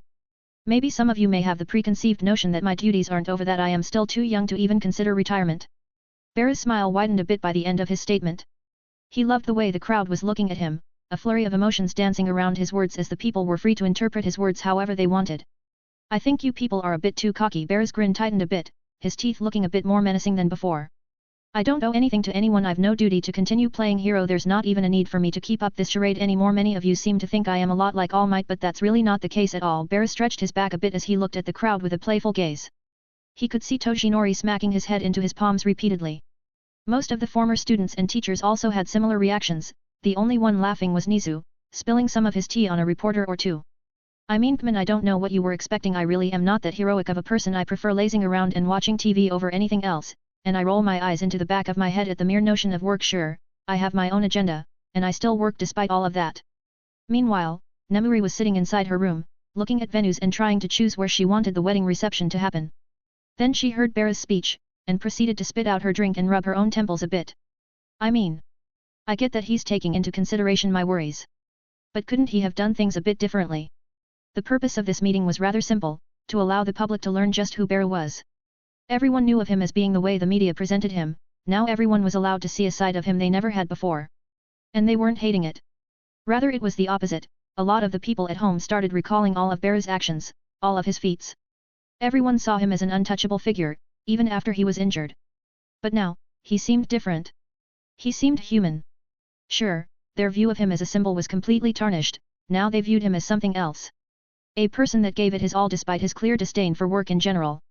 He wasn't a person that had a clean work ethic, he wasn't a perfect hero that always jumped into the fray with a smile on his face. He was a bored young man that had played the part of one for most of his life, and now he was showing his cards to the world with absolutely zero shame and no regard for any consequences. It was strangely liberating. Maybe the public didn't just need perfect symbols at the end of the day. This was the thought that surfaced in the minds of many. Well, I'm sure everyone gets the point by now. I'm done with the whole hero scene. There's plenty of people left to protect your asses anyway, no need for me to stick around and waste my time. Bera found the situation to be very much interesting. While he did like the reactions of everyone in the room, he also was extremely curious of how exactly everyone else would perceive his little speech. I'm done talking. If you've got any questions, feel free to spit them out. The second Bera gave the green light, he was bombarded by questions from the reporters. He tilted his head a bit as his eyes twitched in irritation. If you don't go one at a time, I'm going home, Bera said that while playing around with one of his antennas. The first question was simple. Is this truly your outlook on hero society as a whole? Obviously, did you think I gathered everyone here for a practical joke? Stupid question. Next. Bera spoke while scowling a bit. The second one was a bit more pertinent. You said that you were done with the hero scene for good. Do you plan on intervening in any conflicts in the future if they prove to be too much for the rest of the heroes? It was a pretty good question, all things considered. Bera's answer was a bit unexpected though. Nah, I'll have to wish Deku, the new #1 hero, good luck with that. A certain young green-haired hero could only sweat a bit when hearing that part. But none of the former students or teachers seemed to mind that answer. It was exactly what they expected to hear out of Bera now that he decided to retire. The conference continued for a bit more, with Bera responding to question after question. But now it was time for the ending statement. Bera looked at the cameras for one last time. I'm glad everyone tuned in for this. I can only say that this has been a pretty fun few years. I will leave you with a bit of assurance though. Bera opened up a portal beside him as he spoke with confidence. It doesn't really matter what happens in the future, I'm leaving things in pretty reliable hands. If my own students manage to fuck things up, then I will arrive at the scene just to beat the shit out of them right after the villains are done with them. Bera then walked into the portal with a smile on his face, and the black mist dissipated. A lot of the former students had sweat in their brow at that last statement. Kirishima even said he was joking, right? Shoto simply shook his head and patted his colleague on the shoulder. I wouldn't count on that. And just like that, Bera's hero career was over. Rather short compared to All Might, but it ironically left just as big as a mark in history. Bera became an icon. He was no longer seen as a perfect hero that anyone should strive to become. Now he was just seen as a great hero that didn't really like being a hero. An otherwise ordinary person, if you take away his strength, that became a hero due to circumstances and without wanting anything to do with the hero scene. Many people were still mad about the way he had signed off, despite the numerous amount of people that supported his actions. At this point, it wasn't possible for anyone to tarnish Bera's name. Not even himself. He had saved too many people, the impression he left on everyone was too large to simply fizzle out after his retirement. But Bera wasn't exactly concerned about that anymore. He had bigger concerns right now. Should I wear a suit or just go naked at the wedding reception? Similar to a question he had asked himself in the past, but this time. It is his own wedding. Next one will be the last, still haven't written an epilogue, but that can happen later. New fanfic is up on this site BTW, still can't link it. You can find it by searching One Piece, Reborn as Enel. At least I hope you can find it that way. If you want to support me, look up Vegan Master on Patreon. 211, Final Chapter, Wedding and Deserved Happiness. POV narration. I still can't believe you decided to do that. Nemuri sat in her bed with Bera right beside her. I mean, it's my own wedding, figured wearing clothes might be nice for a change, Bera said while hugging Nemuri a bit closer to him. The wedding reception was planned to be quite simple, all of the people that knew the two of them came, including the former students. Many were shocked to see Beru wearing something formal. They had expected him to just wear a tie, only a tie, but he was wearing a full custom-made tuxedo. The most shocking thing for everyone there was how long it took for Beru and Nemuri to actually get married. It was a secret to no one that the two of them were living together for quite a few years, so this was mostly par for the course at this point. It was pretty clear to anyone that knew them that they hardly functioned properly without the other. Toga was also one of the best girls, alongside the female staff of UA, the Wild Pussy Cats, Koda's mother, and Eri, who was officially Aizawa's daughter at this point. Beru's list was a bit longer. Bakugo, Izuku, and Shoto were there mostly to toast with Beru at the end of it. Endeavor was also there. He had come with his wife so he was given none of the best man duties. Toshinori and Snipe were the ones that walked the maid of honor down the aisle. Nizu and Yori were the ones handing him the ring. Don was just off somewhere, drinking the venue's alcohol supply. And making idle conversation with Rumi, the rabbit hero, who seemed to be oddly interested in the clone. There were a lot of people present, even Lady Nagant's agency had made some time to arrive. Including Twice, who was rather stoked to see Beru again. Overall, it was an extremely crowded wedding. Nemuri had planned the venue right, but it simply was a bit too small. In the end, Beru turned the building into a more open plan setting. He basically removed the walls, leaving only a few pillars to support the ceiling. The waiters and owners of the place didn't even know what to do, they were just flabbergasted at what was happening before them.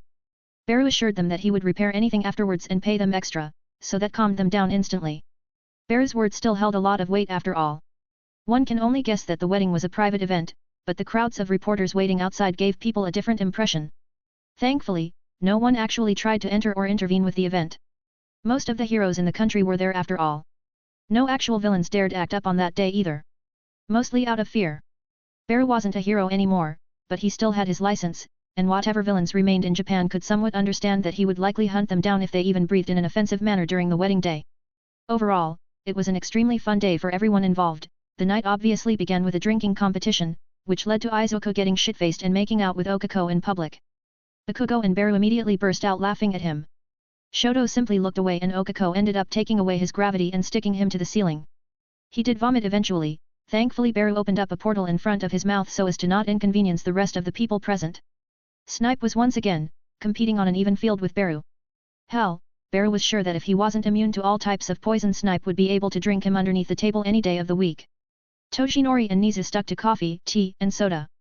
Still, Beru didn't bother trying to coax them into getting shit-faced as well. In the end, that night Endeavor also revealed that he had 2 left feet when it came to dancing, managing to step on his wife's toes with most of his moves. Which led to him being slapped and having to appease her by apologizing repeatedly. Lady Nagant and Twice seemed to get along really well. It was a bit strange to see around 4 of Twice filling up their table and taking turns to dance with her. It was almost like he was competing with himself. Toga was just doing her thing at Beru's table, they were family at this point after all. She was oddly quiet the entire evening, only starting to look livelier when Shinso started speaking with her. They ended up spending most of their time together after that. Beru judged the young man for a few seconds, but then he remembered that he was just Aizawa's pupil. He and Toga had trained together for a long time, it was only natural that they were close. Anyway, the night ended with a bang, as Beru decided to start spitting out fireworks using a combination of quirks. He thankfully did that outside, otherwise, the owners of the venue would have gotten a heart attack. It was definitely a beautiful day though. Nemuri said as she snuggled closer to Beru's chest. Beru adjusted his body to make it softer for her. Of course it was a long time coming, after all Beru wrapped both of his arms around her with a smile on his face. To be fair, you were pretty busy with other things in the past, Nemuri said while she started drawing circles with her nails on Beru's chest. Beru simply started playing with her hair when hearing that. He was indeed busy with all sorts of things in the past. But now he was free to do whatever he wanted. Quirk Singularity didn't solve itself randomly, but it was on its way to fizzling out. Hero work wasn't of any interest to him anymore and there was no organization that was after him, governmental or not. Somehow, despite the fact that he had made his retirement with the plan of ruining his reputation, it didn't work at all. People were digging him even more after his speech. So he still had to deal with being a famous person. But at least everyone had accepted his decision, and that was because everyone respected him. Now, all that was left for Beru was to enjoy the rest of his life in peace. Just like he had planned to do from the start. His life was bound to not be as filled with adversity from this point onwards. Beru was almost contemplating whether or not he was even deserving of such a life. But those thoughts were quickly shot down. His actions and feats had a great impact on the lives of many, he had saved countless people both directly and indirectly. His very presence in that world had changed the course of history, it was his birth that prevented its eventual destruction. Maybe that was the reason that he was reborn there in the first place. Regardless, after doing his duty and saving the planet he was reborn into, he had earned the right to enjoy retirement to the fullest. It was that thought, as well as all of the people that he had befriended along the way, that made him feel different. With a partner by his side, with an almost daughter off doing her own things, with a group of friends that were loyal and accepting. It finally made him feel like he truly belonged into that world. And he was now ready to enjoy it to the fullest. After all, if there was anyone deserving of such a peaceful life, then it was him. Maybe we should have a kid, Barrows said suddenly, breaking himself out of his own stupor. For a man that was always afraid of responsibility, it felt like a sudden thought. But in reality it was the natural progression of things.